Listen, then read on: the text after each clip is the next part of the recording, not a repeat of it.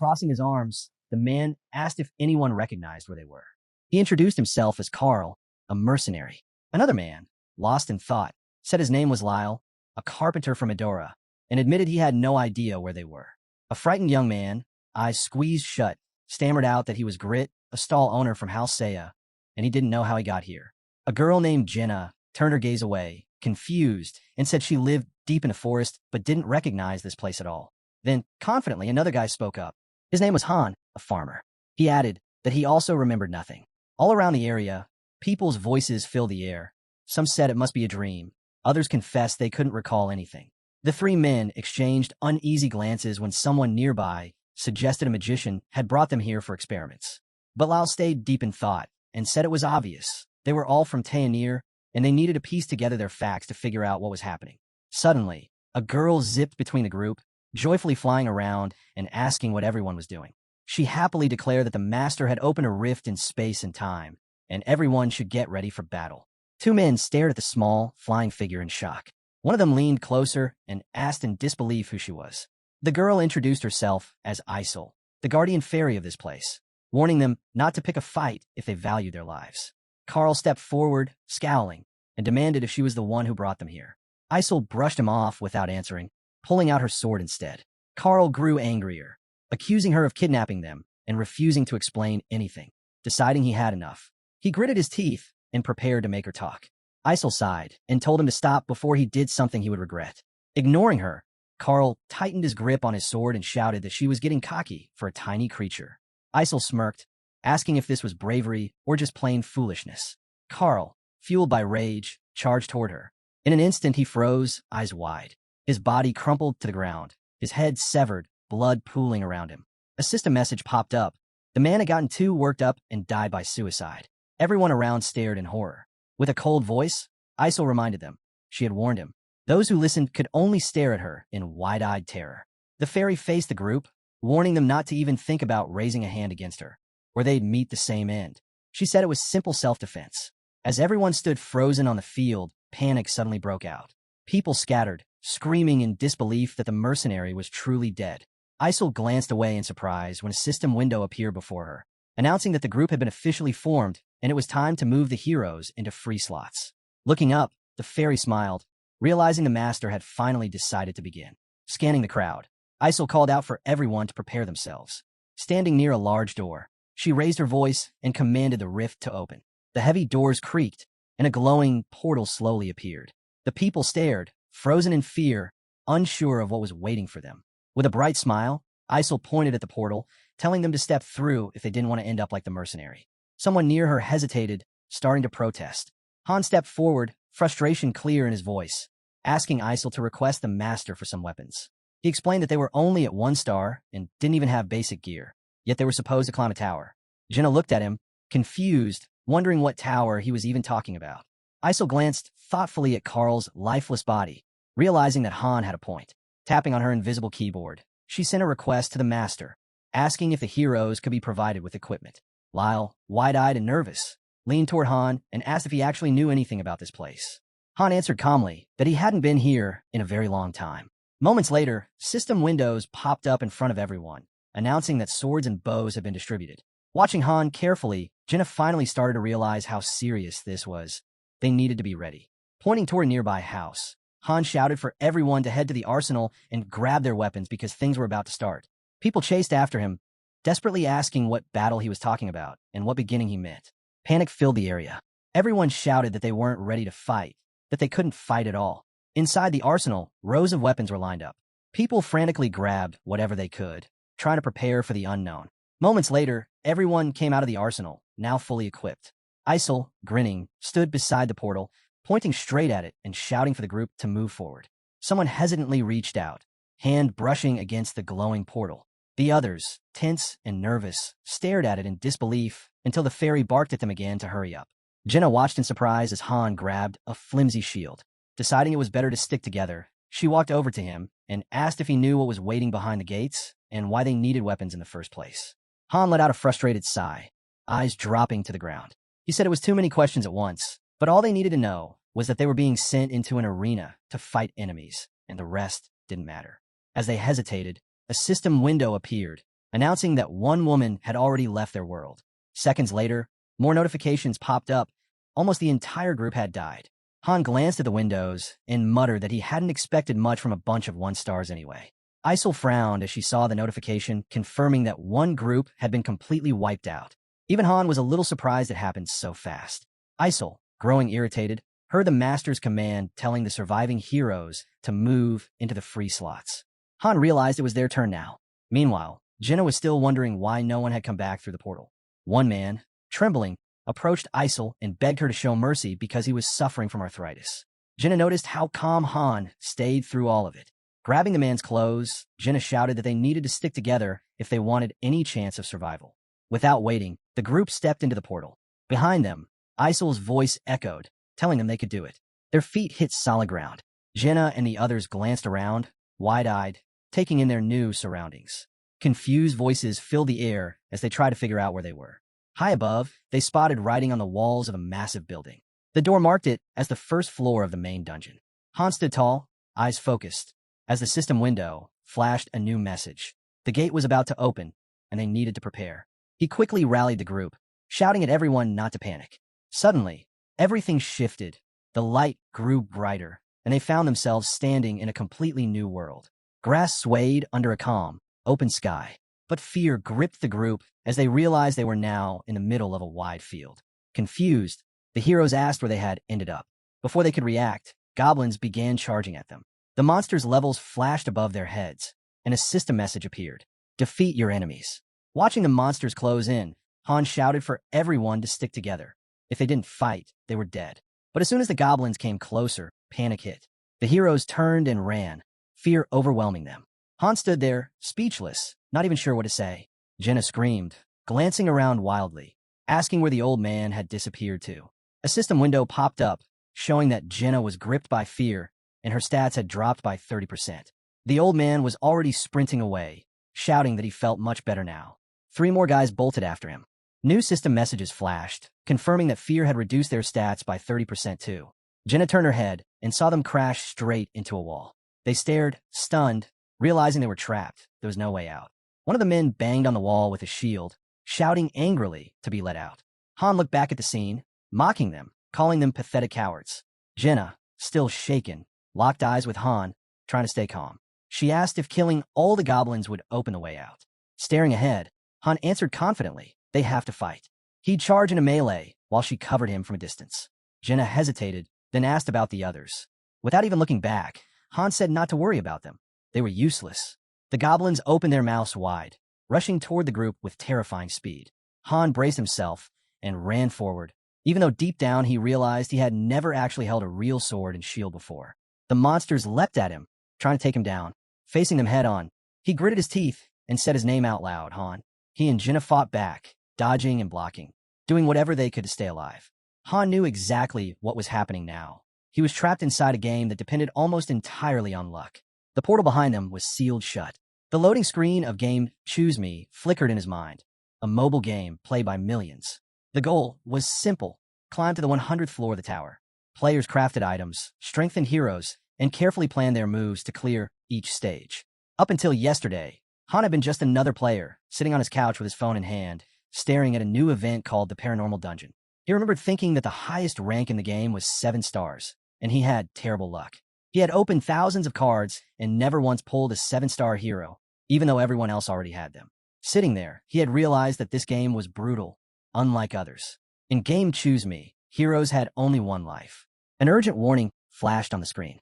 Clutching his phone tightly, Han couldn't understand why his players were all panicking, each one marked with the fear status. Watching calmly, Han noticed his own fighter trembling in fear. Then, out of nowhere, a boss with a level of 999 appeared and started wiping out his players one after another. Confused, Han stared at the phone, thinking it must just be some glitch. Before he could react, the level 999 monster attacked so fast that his players were dead before he even saw the full attack. Suddenly, a dark shadow burst out from the phone, roaring that it had finally found him. Han froze, fear creeping up his spine. This couldn't be happening. The game had just ended, hadn't it?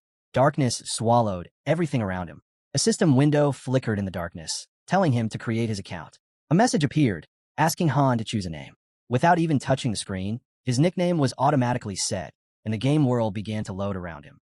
One system window after another welcomed him into the game. Then a new message popped up asking if he wanted to start his training. If he accepted, there would be a reward. Standing there, sword in hand, Han looked into the distance, heart pounding. The system's voice echoed, explaining that in a small, unremarkable town lived a boy named Han. Hayam territory, it said, was a region where people lived side by side with slaves.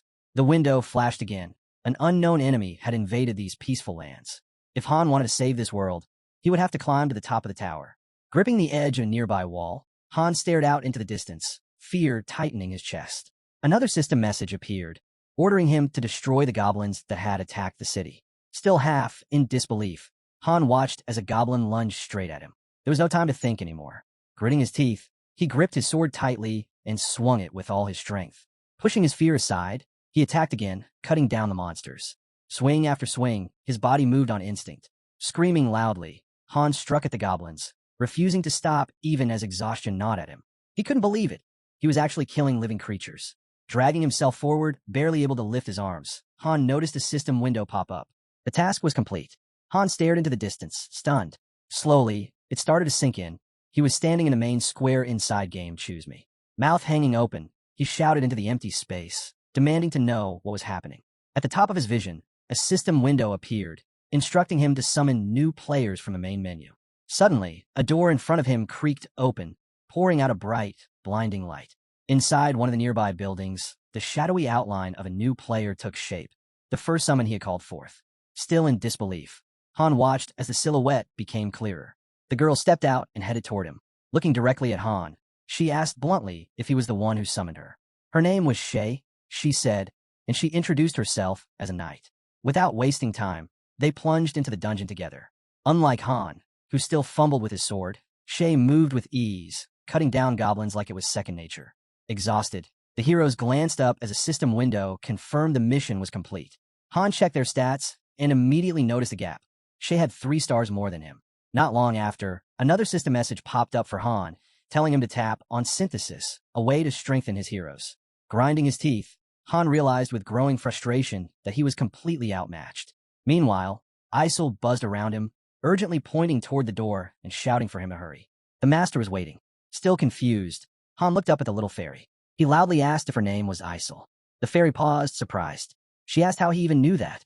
Standing near her, Han calmly introduced himself. But as she scanned through the player cards in the system, her frown deepened. There was no record of anyone by his name. Glaring at him, Isol snapped that he didn't seem like a player at all. Han stayed calm and explained that he was Han, from Seoul, not Taenir. The moment she heard he was from Earth, Isol's face twisted in anger. Flying up, she yelled that this was insane, that it shouldn't even be possible. They started to argue, Han shouting back that he wasn't going through that door because he would die if he did. Ignoring him completely, Isol shoved him forward and screamed for him to get inside. Shay, standing beside the man, calmly explained that he had barged in loudly, and now his hands were absorbing magic. Han stared at his body in horror, muttering that this was the start of a synthesis. In this brutal process, one hero sacrifices themselves to empower another. As realization dawned, he looked away bitterly. Shay was a 4-star hero. He was only a 1-star. No sane player would ever choose to sacrifice someone like her for someone like him. The knight silently stood off to the side, eyes closed, head lowered, jaw clenched. Han shut his eyes as well, frustrated, knowing what was coming. He was about to be absorbed. But then, a system notification flashed before him. Synthesis complete. His eyes flew open in shock. Shay's form began to dissolve into radiant light. As Han looked on, stunned, he asked her why she was vanishing. She lowered her head, voice steady. This was her fate. The system had chosen him. Smiling softly, Shay gave him her final words. Good luck. Moments later, he was left completely alone. He stared ahead, unable to grasp what had just happened. Grit suddenly let out a furious scream, and from a distance, Han's voice rang out as he fought alongside Jenna. Don't lose focus. If we run, the monsters will catch us.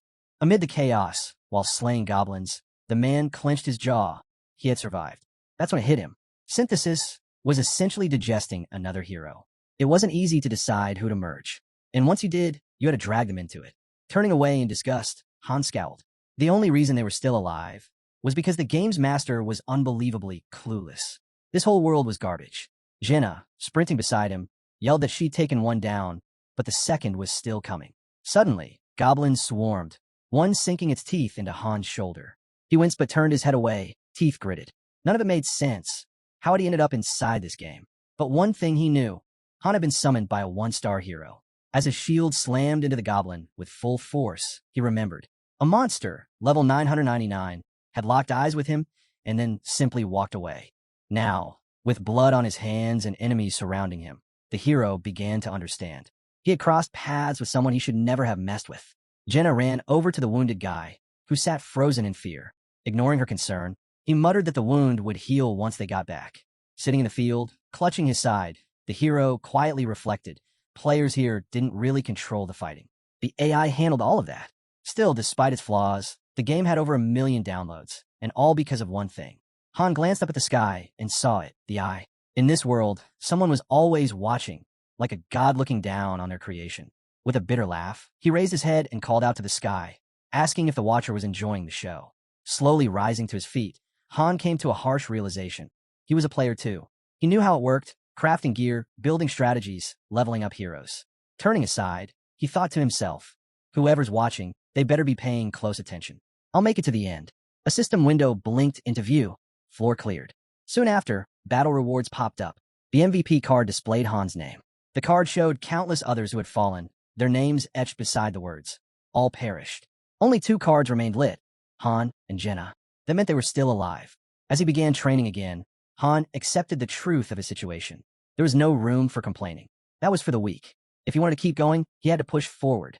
While running, one thing was clear. This world wasn't real, but he was living in it as a one-star hero. Yelling off into the distance, he reminded himself. In this place, there were only 2 ways to die. On the battlefield, or through synthesis. 1-stars had no value. They were throwaways. But Han wasn't ready to be discarded. Weak stats and slow progression? Worthless. If he stayed like this, he'd be used up and tossed aside. Clenching his jaw, he looked out over the horizon. He needed power, not just to survive, but to take revenge, and one day return home. As he kept running, his mind raced. He had no idea what the future held, but if he couldn't adapt, he was done for, swallowed up by the system. Forgotten. Strengthening his body wasn't enough. He had to build up his resolve too, his willpower. Fighting stuffed training dummies, he pushed through the exhaustion. Somehow he was used to it. He'd grown up this way alone. No one ever looked out for him. And now, nothing had changed. The guy dropped down and started doing push-ups. Watching him in confusion, Jenna asked what he was even trying to do. But when Han snapped back with a rude reply, she calmly said she was just trying to find him. A moment later, she silently picked up her bow. Still facing forward, she told him she'd been thinking all night about their next move. Drawing an arrow, she added that her father had been a hunter. He was the one who taught her archery. She didn't believe anything would change by sitting around and crying. The arrow whistled through the air and hit the scarecrow square in the head. Wiping his face, Han asked how skilled she really was with a bow. Watching her technique, he quickly realized she'd gained 4 stat points the day before. And while she might still be weaker overall, her accuracy was the real deal. No wonder she had no trouble with the goblins during her first fight. He looked at her again, realizing how fast she had bounced back from losing her allies. More than that, she had clear goals and a plan. That was enough for him. He extended his hand. Jenna smiled and took it, saying her father always told her that having strong connections was one of the most important things in life. And for once, he was absolutely right. Han glanced at their joined hands just as a system window appeared. Relationship bonus granted. Then, the hero suddenly glanced around, shouting for Isol. Flying in with an annoyed huff, the fairy snapped that she was busy. Glaring at Han, she said she wasn't answering any questions, and if he needed anything, he should climb the tower himself. Jenna raised an eyebrow as she heard Han ask if he was the only one who could see the pop-up windows. Looking away, Jenna shrugged him off, saying she had no idea what he meant. Staring back at Isol, Han commented that she was level 257. The look on her face confirmed it. She wasn't saying it out loud, but the answer was clear. Only he could see the system messages meant for the master. Curious now, he asked what would happen if the master just stopped playing. As the question hung in the air, he began to piece things together. The synthesis with Shay, it had been a major mistake. He'd absorbed a 4-star hero and wasted her potential. All because the player controlling him had carelessly clicked. The account was tied to a phone. That meant no reset, no do-overs. And last time, the master hadn't even logged in again for a full week. With that realization, the weight of it all began to sink in. The hero stepped closer to the fairy, asking if time flowed differently here than on Earth. But Isol, clearly annoyed, snapped that she wasn't answering anything else. Still grinning, Han studied her reaction. That told him everything. Time here was different. Looking at Isol's irritated face, he understood something more. She couldn't actually stop him. Fairies could only act when directly commanded by the master or in self-defense. That meant he could keep asking questions, digging for answers, and slowly uncover the rules of this world, unless the master shut it all down. Standing beside Jenna, Han explained that their goal was to climb all 100 floors of the tower. Jenna glanced at him, and he waved his hands, adding that all their missions came from the master, relayed through Isol. Whether they liked it or not, they had to follow those orders. But if they could reach the top, then maybe they could escape. To do that, they'd need to train. A lot. And fast. Walking up to him, Jenna asked if it would be just the two of them. Han shook his head. The master had the power to summon more heroes.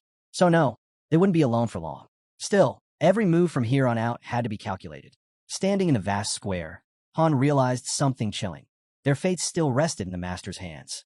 After a full day of non-stop training across the massive grounds, Han made an interesting discovery. Inside the house, he noticed that essentials, food, supplies, were automatically restocked every day. More than that, if you imagine something specific, it would just appear by the fireplace or tucked away in a closet. But it only worked for basic needs. Game-related items like weapons, currency, or gear. No such luck. Still, as training continued, he found something even more surprising. The lessons he was learning here weren't things he ever grasped while playing the game himself. It went deeper. He realized that even among one-star heroes, there were standouts, those who showed raw talent. And yet, their strongest trait wasn't talent. It was relentless effort. While training didn't directly raise levels or stats, it did help unlock new abilities and sharpen hidden skills. And the more battles they went through, the more patterns emerged. Han began to understand how the master judged heroes. First, fortitude, because panic on the battlefield was a death sentence, and Shay had proven that. Second, skill. Higher-ranking heroes came with abilities already unlocked. One-stars had to earn them the hard way. And finally, physical training, which was exactly what he was grinding through now on the third full day of pushing his limits. The moment the master logged in, Han stared into the distance and called out to Jenna, telling her to get ready. The master was back. He quickly checked his status. 2 skills. That was all he had for now, and he knew that was his current limit. As they stood in the square, a system window popped up. The master is initiating a summon. Han immediately understood what that meant. The group was supposed to have 5 members, so 3 more heroes were about to be pulled in. Seconds later, 3 new heroes materialized within the training grounds. Jenna headed straight for the arsenal, shouting for everyone to prepare. The battle was about to begin. At the rift, Isol fluttered beside it, yelling for it to open. She was impatient, as always. Han and Jenna rushed to gear up, knowing they had little time left. But as Han walked toward the portal, he noticed something. There were no fresh weapons for the new arrivals. They were left with whatever the dead heroes had dropped. Toby, one of the new recruits, glanced at Jenna with a scowl and asked bitterly if she was just another one-star like them. Without waiting, Han stepped into the portal and said they'd figure it all out soon enough. Leaving the grumbling newcomers behind, he called back to Jenna not to dwell on it. It wasn't their concern anymore. Moments later, Isol sent the players through the portal. She barked at them to start listening if they didn't want to get hurt. As the door began to close, she gave them one last smirk. "Have fun," she said. Now inside the shielded area, a system window appeared, 2nd floor reached. Han looked over at Jenna with a calm nod, completely ignoring the panic on the faces of the 3 newcomers. Beasts were already creeping around the field, slowly closing in. The 3 new players stood frozen, eyes wide, tears forming. "What is this?" one of them muttered. Han's expression darkened. He turned to Jenna and saw from her system window that she, too, was gripped by fear, so much that her stats had dropped by 30%. Without hesitation, Han slammed his shield into her with full force and barked, "Did you eat enough porridge or what?" Jenna glared back at him, furious. Han simply pointed ahead. "You've got 2 goblins coming your way. I'll handle the wolves." Han glanced at the newcomers from the side, instantly sensing he was of no use to them. The wolves wasted no time. They charged at the man. One of the beasts lunged, jaws stretched wide. But before it could bite down, the hero dashed forward, shouting, and drove his sword deep into its mouth, piercing straight through the snout. Watching the gruesome strike, Han realized the weapon was powerful, but one blow wasn't enough. He whipped his arm around, swinging the sword in all directions, slashing through more wolves. As the battle raged, he gazed out toward the distance and knew this was his limit. Moments later, his blade severed the last wolf's head. Without pausing, Han turned sharply, eyes burning with fury. Another wolf leapt to attack, but Han rammed his shield into its mouth mid-air. Gritting his teeth, he met the beast's eyes. Suddenly, yet another wolf lunged from the side. Without hesitation, Han sprinted toward it, sword ready. The blade struck true, and blood splattered across the battlefield. Still gritting his teeth, Han looked into the distance and asked what was going on with the goblins. Oddly, the monsters all carried weapons. Approaching the goblins, he turned to the girl beside him and asked in disbelief how many times she had shot them. The heroes stared at the pile of corpses, every one of the monsters already defeated. Power surged around them as they stood in silence. Above them, a system message appeared, floor secured. Han and Jenna began walking away while the other 3 heroes followed quietly. Suddenly, the ground rumbled beneath them. Jenna, alarmed, asked what was going on. Han answered that they had cleared the 2nd floor and were now ascending to the 3rd. He watched the 3 players closely, understanding something. The master would always keep climbing. Looking ahead, Han wondered what awaited them on the next floor. Would they clear it right away? Letting out a deep breath, he caught sight of a system message. The master has logged out. Isol, pulling herself up, yelled that she was exhausted. As Han turned to the portal, a thought hit him. They were clearing 1 floor per day. And if time moved 3 times faster here, that meant the master would return in just 3 days. He returned his shield to the arsenal. Han began to realize something. His intelligence had dropped by 1 point, but his strength had gone up by 2. His character stats jumped by 4, and even his leveling speed had increased. In short, he was getting stronger. Lost in thought, he didn't notice the 3 players yelling at Jenna. Instead, he wondered why the master wasn't rushing forward. Constantly pushing upward would only lead to more problems. Watching the group, Han came to a conclusion. 1-star heroes were just regular people. No combat experience, no battlefield instincts. Thinking back to Carl, it became clear why people treated them like cannon fodder. Then his thoughts shifted to Shay and the way she fought. High-ranking heroes didn't hesitate, they acted. Unlike the 1-star types, who panicked when it mattered most. Han glanced at Jenna, wondering if Shay had clued her in on something. Jenna stood beside him and suggested they try to explain things to the others. Han gave her a disapproving look. Why bother, he asked bluntly. Jenna looked at the trio, realizing that maybe, if they explained it all, the others might finally understand, and maybe even fight alongside them. Watching the group closely, Han muttered that they'd probably die soon anyway. Better to see how things played out. Still, he saw they were beginning to adapt, so he finally told them not to freeze up. They'd be fighting together soon. As he walked off, he glanced back at Jenna, his expression unreadable. Then he muttered that he wasn't wasting any more time on her. Suddenly, Toby grabbed him by the shirt. In one swift motion, Han flipped him over and punched him square in the face. Looking down at him, Han said coldly, "While we fight, you hide." Then he threw a sharp look toward Jenna. Happy now. The next day, training resumed. They began sparring with scarecrows. After physical conditioning, they moved on to weapon drills. But calling it training felt like a stretch. Han was just swinging a wooden sword, while Jenna practiced her archery. The trio didn't even show up. They acted like they'd found an exit and had nothing more to learn. Meanwhile, Jenna fired arrow after arrow with growing precision, and Han slashed with increasing speed, teeth clenched in focus. Then it happened. He looked down and saw an arrow lodged in his leg. Jenna ran to him in a panic, asking if he was all right. The wound was already healing. Han assured her that things worked differently here, injuries healed fast. Still clutching his sword, he barked at the group, "Get ready. Fight starts now." Han came to a clear realization. Pain wasn't something to fear. If he could feel it, it meant he was still alive. Suddenly, arrows began slamming into his shield one after another. At that moment, a system notification appeared. The master has returned. Isol glanced around at the group, raising her voice, calling everyone to gather in the square. Jenna stepped forward, stretching her arms, saying her hands were itching for action after all that training. Han raised an eyebrow, surprised at how quickly she was adapting to this world. Meanwhile, the 3 guys stared angrily at the fairy, demanding she send them home. Isol's patience wore thin. With a burst of energy, she flung them into the air, shouting that they were driving her crazy. Han and Jenna stood back, watching the scene unfold in silence. The 3 landed hard, now quiet, while Isol barked at them to get inside. Just then, a system message appeared. 3rd floor initiated. New monsters deployed. Han took his stance, turning to Jenna. "We've gotten stronger," he said firmly. "Let's use what we learned in training." Moments later, he charged into the goblins, cutting through them one by one. Fighting side by side with Jenna, he muttered, "This is starting to get boring." Jenna glanced at the 3 others with visible irritation. They're just standing there. Again, Han looked up and spotted a tip in the system. Send uncooperative fighters to restart. Jenna caught his eye and nodded. They couldn't afford to let their guard down just yet.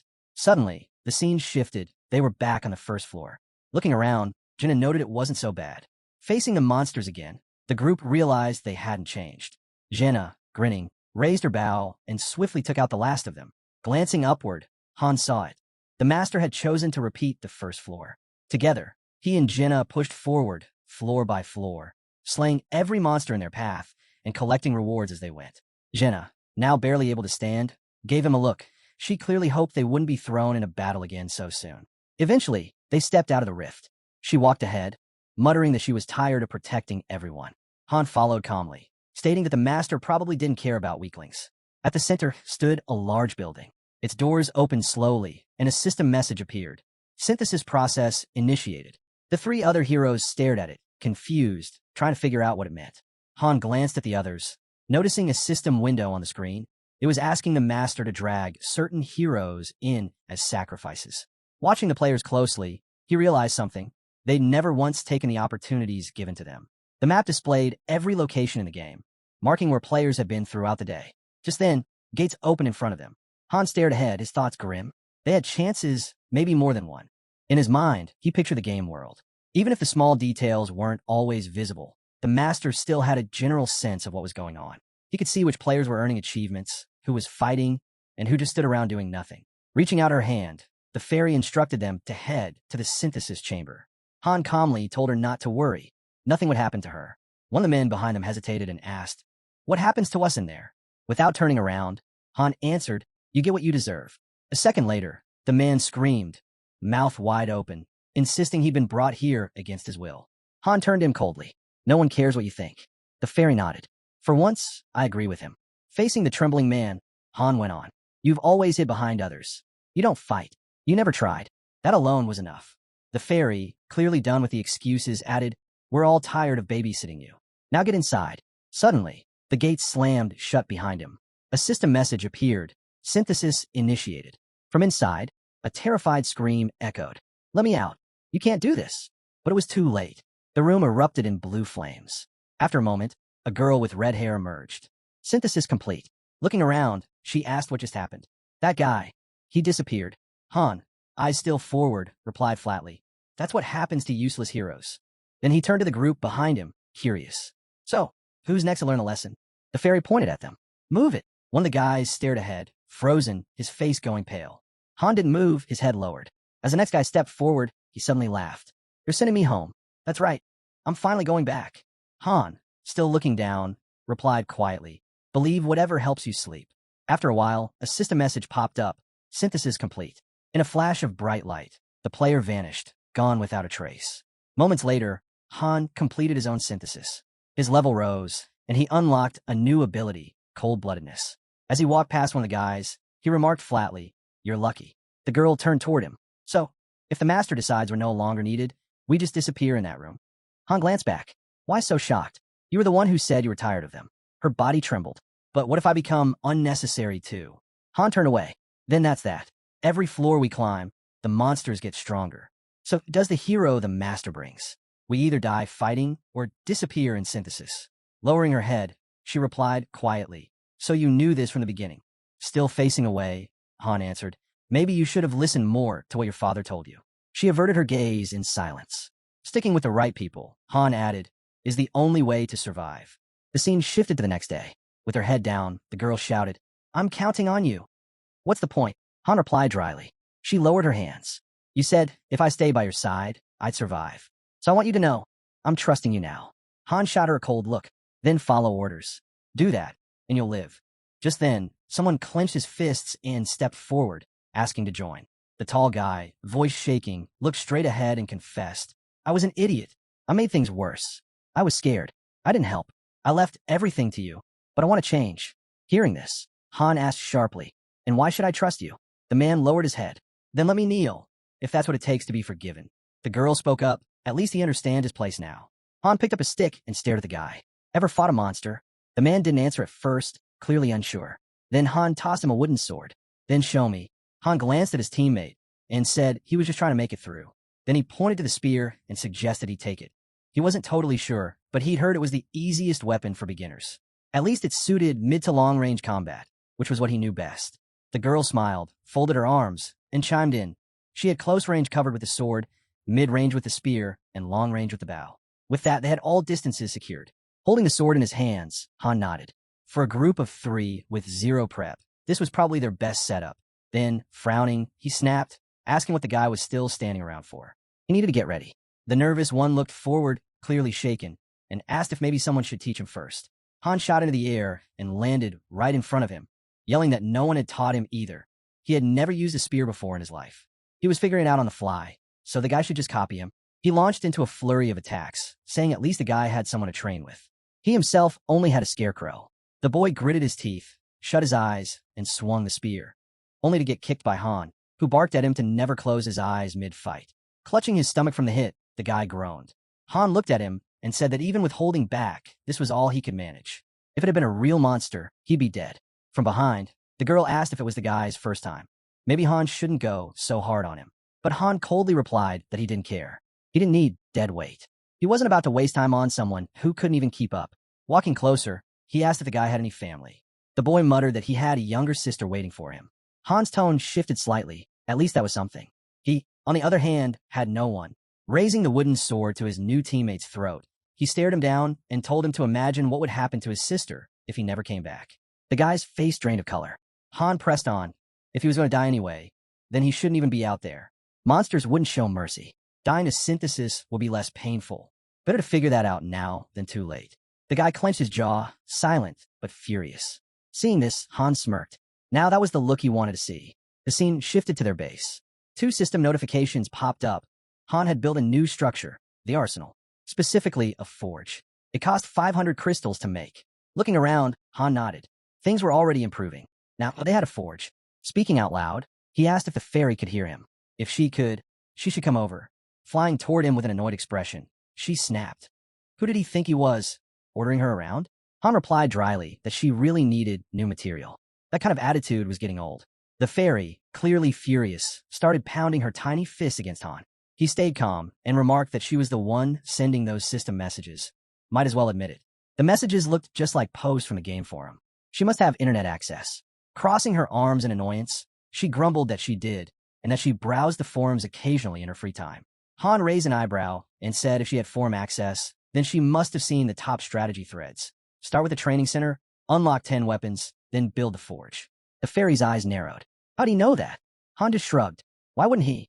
That post was one of the most famous ones on the forum, written by none other than Loki. Her eyes widened. He even knew that. Of course, Han replied. I was a player too. The fairy lit up, smiling now. Loki, the top-tier player. Now, just a low-ranking character stuck on the lower floors. Meanwhile, Mr. Loki himself, master of all masters, god of the game, would be in first place right now if he had even one 7-star hero. Grinning, Han asked what she liked so much about this Loki anyway. She smiled dreamily and said he could make the impossible happen. Then, stretching out her arms, she floated away, muttering to herself how amazing he was. She paused midair, confused, when Han called out and apologized.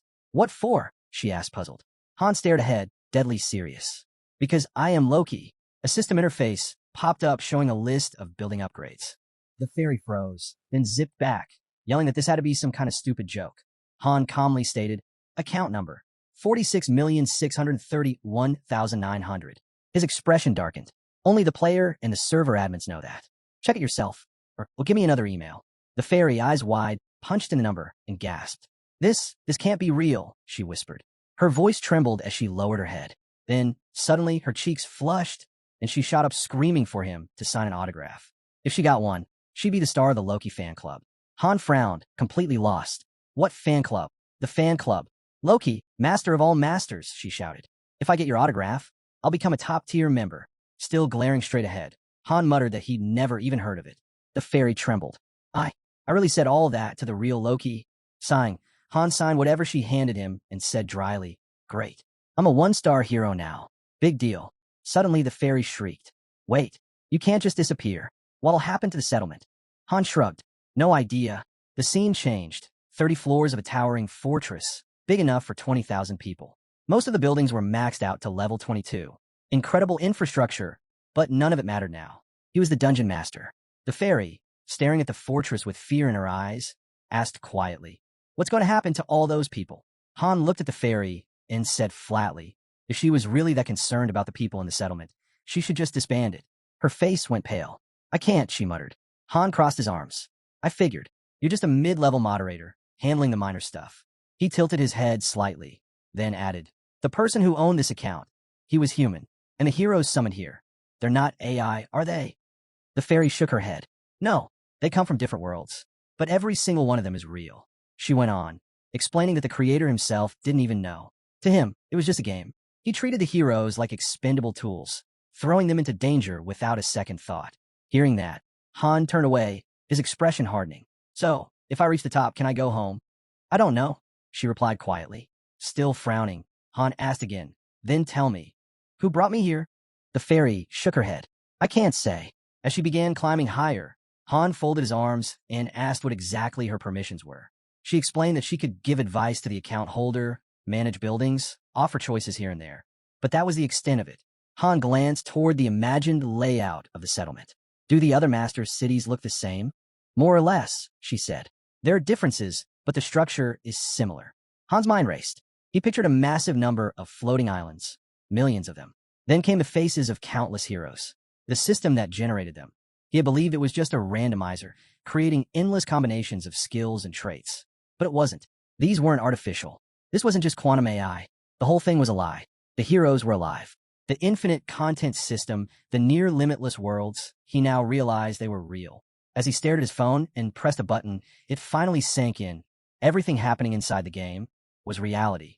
All those careless choices he made before, he'd sent actual people to their deaths. Frustrated, he called the fairy over. When she floated near, he fixed her with a stern look. If you want to make it to the top, then listen carefully. We cut to the mannequin. The girl was swinging her blade with smooth precision. Watching her, Han thought to himself, she was something else. A prodigy. The way she adapted, the speed of her growth, it was far beyond what other heroes at her level could manage. This was her first time holding a dagger, and she was already mastering it. Meanwhile, the tall guy was struggling just to block. Han glanced at him and thought grimly. If this was his best, he wasn't going to last long out there. The girl pointed behind her and said she'd gone easy on him, but it didn't seem to help much. Han didn't let it slide. Don't get cocky, he said. We're moving out. The girl glanced over and asked if something was wrong. Was he really planning to skip training as #1 assistant? Before Han could reply, the fairy suddenly burst into view, shouting indignantly. #1? She's calling herself #1? I'm the top assistant here. She kept yelling, proud and loud, until Han grabbed her mid-rant. It's not time for you to be working, he said bluntly. Even with her arms pinned, she protested. Doesn't matter. I'm still the first assistant. Han looked at her, silently wondering if maybe it was better not to tell her the full truth just yet. He turned away and headed toward the warehouse. Open it, he instructed the fairy. Inside, a message flashed. Han had found iron, leather, and wooden boards. Once they were back outside, he asked her to unlock the forge. As she did, the girl pushed a cart and asked what he was up to. I'm not going to keep swinging this lousy sword forever, Han replied, glancing at the forge. His thoughts drifted. Based on what he'd learned so far, he was part hero, part master. He stepped closer to the furnace. Could he really access areas that were usually reserved for masters? The fairy flew up and asked excitedly, so what'll it be? A Leviathan weapon? Or a brunk? Han answered flatly, not in a place like this. A system message popped up immediately. No building upgrade found. Penalty, no master blacksmith available. Penalty, no blueprint present. Success rate, extremely low. Proceed with crafting? The fairy, still hovering nearby, asked again, what exactly are you trying to make? An item, Han replied. Another system prompt appeared, asking for the difficulty level. The higher the difficulty, the greater the potential reward. Without hesitation, Han said, Extreme hell. The fairy gasped and jumped back. Extreme hell? That comes with triple penalties. Han remained calm. Just watch. As the forging process began, he muttered, this is one of those overlooked systems for masters. Usually skipped, but the payoff's worth it. Another message appeared. You have 3 minutes. The fairy stared into the forging interface, panicked. I can't even tell what shape it's taking. Han stretched out his hand and picked up a small cube. Bowing his head slightly, he said, that's not a problem for me. Then the girl watching gasped as realization hit her. Wait, that's the legendary 1,000 hands technique. Han's hands moved at lightning speed, grabbing and rearranging the cubes. A system message appeared. Absolute success. UC rank, cunning longsword created. The fairy lit up with excitement as she admired his work. Another notification followed. The cunning longsword. Durable, lightweight, and razor-sharp. Mediocre materials, expertly crafted. Han didn't stop there. His hands blurred again, reshaping the cubes with precision. One by one, new system messages popped up. Balanced short bow created. Sharp long spear created. Strong iron shield created. He picked up the shield, inspecting it. Only C rank, he muttered. You could tell from the materials. The fairy, still floating nearby, said sternly, "You're not doing this again." Han nodded. It could draw attention. I don't need the other masters catching on. The scene shifted to the forest. The girl stood with her bow drawn, eyes sharp. With a swift release, the arrow flew, striking its target dead on. The enemy dropped. They were now on the 4th floor. The mission: eliminate all enemies. She looked down at her new weapon, smiling. The draw strength is so much higher. No one's going to try and steal this bow. Han, scanning the area, replied, "Use the personal weapon feature. That'll make sure they can't." Just then, monsters emerged from the trees. Han's eyes narrowed. Only 3 of us, and a master wants us to clear this floor? What's he thinking? They had to take out the harpies. The team moved into formation. The guy began swinging his spear clumsily, trying to hit one of the flying monsters. Han gritted his teeth as he stepped in to block an attack. A system message popped up. Allies affected by fear. All stats minus 30%. He's panicking, Han growled. The guy swung wildly again, trying to land a hit on a harpy. A second later, the girl slammed her fist into his face. "Snap out of it," she shouted. Staring at the blood trickling from his nose, he froze. She didn't stop. "You get it now? Your life is on the line." Han charged forward, cutting through a monster, and called out, "Get it together." The guy raised his spear again, this time with focus. "I got it," he said. All 3 launched a coordinated assault, striking the monsters in unison. A system message appeared. Floor cleared. Rewards: 10,000 gold, iron or leather. The guy stood there breathless, eyes downcast. Then he looked up and muttered, "I was just a burden again. What's going to happen to me now?" Right then, a system message popped up. "You have been added to the master's favorites." Han, looking ahead, replied calmly, "You'll live for now. The master marked you as a favorite." The guy's eyes widened, then his mouth dropped open. Clenching his fists in triumph, he yelled, "I did it." The girl bent down, glancing at Han. "First your number 1 made it. And now number 2's passed to?" Han shot back. "I don't have subordinates." He turned and walked toward the warehouse. His gaze dropped slightly as he thought, if I ever did have a first subordinate, it'd probably be her, my ex.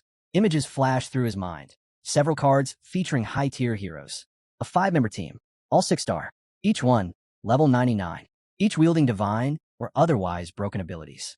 Maybe, just maybe, they were still out there somewhere. Thinking back to his city, Han muttered inwardly, "This is a full kill game." The Vice Master could manage the city just fine, especially since she was covered. Those 2, they were so sharp, sometimes he questioned whether they were even AI at all. Then an image of a tower filled his mind. The truth hit him again. They weren't programs. They were real. We cut to the tower. A girl looked at her companion and asked, "You're really leaving?" Her friend replied, "Every minute matters now." Clad in white, the girl said quietly that she wouldn't be able to help with this part, so the research was in her hands now. There was a pause. Then, watching her friend walk away, she added softly, "I hope you find the master." Back at the house, a system message appeared. Living area upgraded to level 2. Hero limit increased. Dining room completed. Higher quality meals now available. We jumped to the training ground. Training area upgraded to level 2. Training efficiency increased. Next, near a smaller building, another message popped up. The forge, carpenter's workshop, and metalworking station have merged into one structure, equipment workshop. Finally, settlement territory upgraded to level 2. Watching all this unfold, the girl stared with her mouth hanging open. "What is happening?" The guy next to her added, "This master's some kind of wizard. How's any of this even possible?" Han glanced around and casually said he'd just invested some money. Seemed like he really enjoyed the game. Staring at the new building, he admired how lively the heroes acted and how realistic the battles looked. To him, it wasn't just animations. The characters felt like actual people. Then he mentioned that the higher they climbed, the better their living conditions would get. Eyeing the fairy, he commented that the user played only at set times, probably someone with a day job. Not only did that player explore the game, but they also spent money on it. His girlfriend chimed in, saying they were lucky it wasn't some broke college student.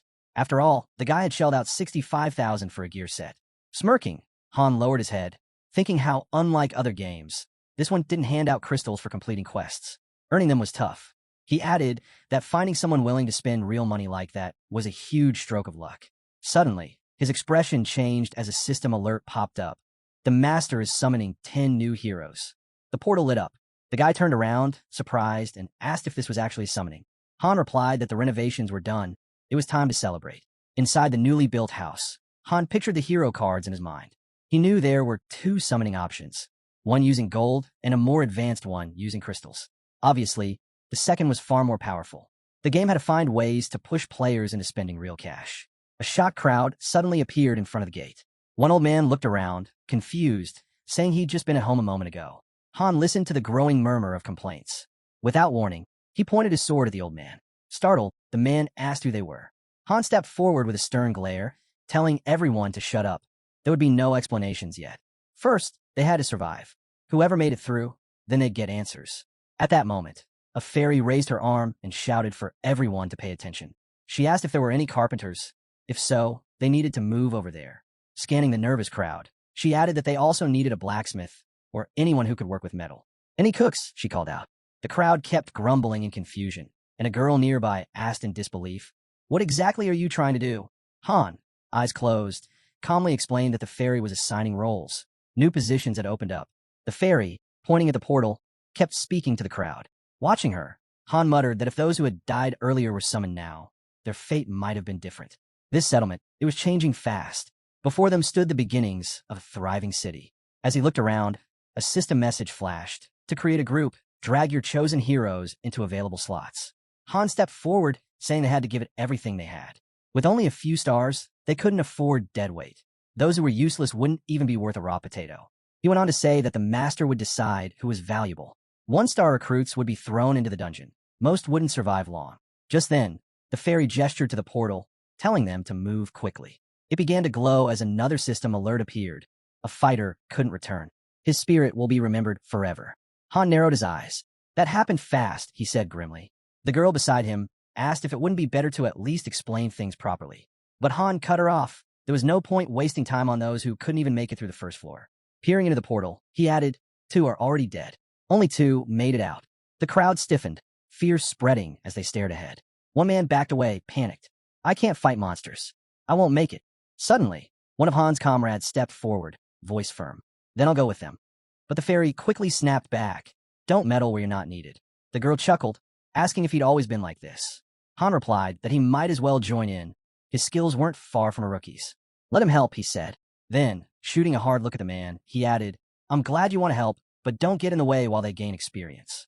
The girl, throwing her hands up, blurted out that she just wanted to go home and eat a real meal. All they'd been fed lately were potatoes.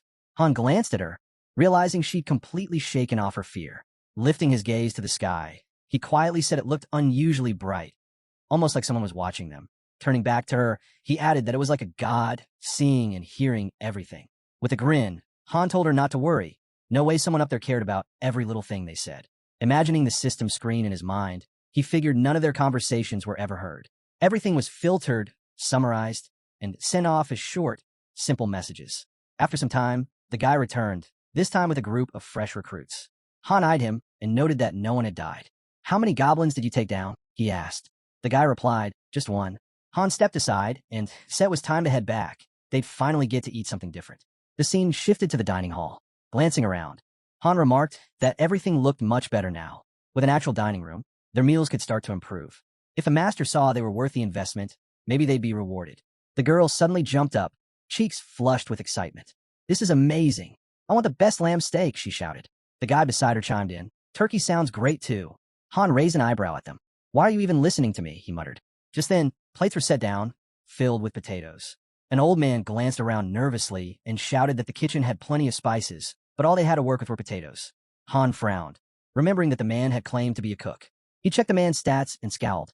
No cooking skills at all. Turning to the man, he walked away, visibly annoyed. Maybe someone else has the skill, he thought. He looked at the girl and asked for her name. You're the new cook, he told her flatly. The girl dropped her gaze, clearly nervous. The man, hearing this, shouted desperately that he could try making something else. Han looked at him and said he was quick to adapt, but if he was going to lie, he'd better know he'd be caught easily. Then, after a short pause, he added, I'll let it slide this once. Soon after, the table was filled with a spread of dishes. The girl took a bite and gasped. This is incredible. I had no idea you could make so many things from potatoes. She explained that the kitchen had tons of spices, and that made all the difference. Han stabbed a piece of potato with his fork. Eat and listen up, he said sternly. I'm not repeating this. He closed his eyes and added that the newcomers needed to hear the same message. Their survival depended on it. Night fell, and a group of people gathered, eyes wide with disbelief. Is this really true? Someone asked. The girl smiled and said, I'd never fought before coming here. So don't worry. You can handle it too. The fat man, staring forward with a hard look, asked what would happen to them now. Just because he'd been made a cook, did that mean he couldn't help in other ways?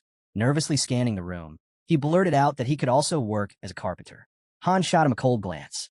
If you lie again, he said, you'll be the first one up for synthesis. Honestly, you'd be perfect for it. He turned to face everyone at the table. Jobs in the settlement are safer, yes, but don't get too comfortable. Space is limited. If someone with better skills shows up, you'll be replaced and sent into combat.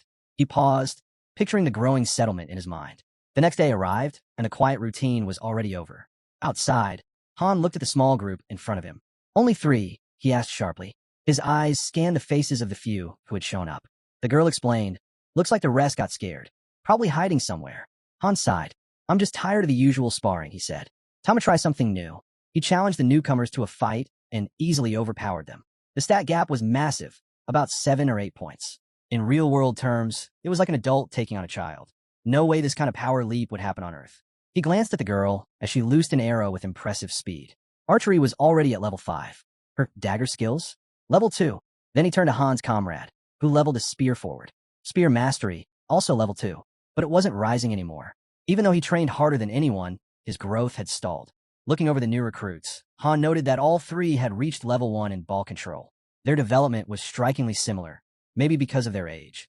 Still, they were way ahead of the ones too afraid to leave their homes. Not long after, the master summoned 10 more heroes. This time, Han's comrade and the others handled everything without needing help. The girl, watching the new arrivals, smiled. There are more and more of them, she said. Han nodded. This is just the beginning. He thought to himself. Only 1 person had died during this last wave. A solid outcome. Then the girl turned and asked, why hasn't the master sent us to the 5th floor yet? It's been a while since the last cleanup. Han stared into the distance, his gaze sharp. He considered the question. The 5th floor was bound to bring a brutal spike in difficulty. Because he's not an idiot, he finally said. He hasn't decided who's ready to go. In his mind, the image of a massive tower began to take shape. He continued thinking. Every 5th floor brought a huge spike in difficulty, like facing a boss battle. Even he couldn't guarantee survival in those conditions. The image of a storm looming over the city filled his mind. No matter how much they trained or screened recruits, many would still die. And just how steep the difficulty climb would be, even his girlfriend had no idea. Cards of combat heroes flashed before us, all marked with just 1 star. Then came the support hero cards. The scene shifted to the 4th floor. The heroes stood ready in formation. Watching them, Han said, right now they're just shields. No need for them to charge ahead. We've got spears and bows backing them up. With a shout, the team charged forward. One guy blocked a harpy's attack. Someone yelled, even weaklings have their own path to victory. Another knight parried a blow from a monster. A voice called out, this only works if you fight as a team. A spearman slipped to the side and lunged, landing a hit. More shouts followed. It's not about being the strongest. Combine your strength. Han, watching from behind, thought to himself, he could clear this floor on his own, but then they'd learn nothing. They needed to grow as a team. A system message popped up, battle begun. Reward, 2,000 gold, iron ore, and leather. The team members grinned, shaking hands, proud of their progress. Han watched them, wondering what the 5th floor might throw at them. Among all the possibilities, there might be one mission even he couldn't complete solo. He pulled his comrades into a hug, smiling. So what do you guys think? The girl smiled back. You all did great. Yeah, he said. I agree. The scene moved to the armory. The master had started logging in less often. From his second batch of 10 heroes, he had summoned a blacksmith, a tanner, and a carpenter. They worked non-stop in the workshop, forging mostly E-rank swords and shields for the new recruits, gear that noticeably boosted their survival. The main team, meanwhile, received higher-grade equipment. Looking over the player map, Han noticed 3 heroes marked for synthesis. They had skipped training, claiming they'd run at the first sign of danger. One of them was the guy who had lied about being a cook. A few days passed. The guy looked at his shield, surprised. We're heading back to the 4th floor today, he asked. I want to go higher. Han stared straight ahead, his tone sharp.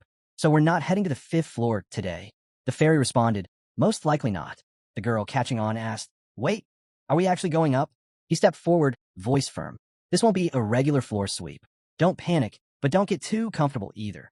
One of the guys shouted, got it, just as a blinding light engulfed them. Suddenly, they were standing in a ruined structure, broken walls, debris everywhere.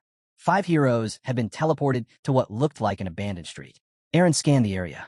No monsters in sight, he said. Form up, Han ordered. We're heading for the center of the city. Looking around, he noted how eerily quiet it was. No people, no monsters. This isn't a regular clearing. Then Aaron let out a yell. Han, over there. A skeleton lay on the ground nearby. He glanced back and added, this whole place, it's completely empty. The girl walked past slowly. There's only dried blood. This place is nothing like the last floor.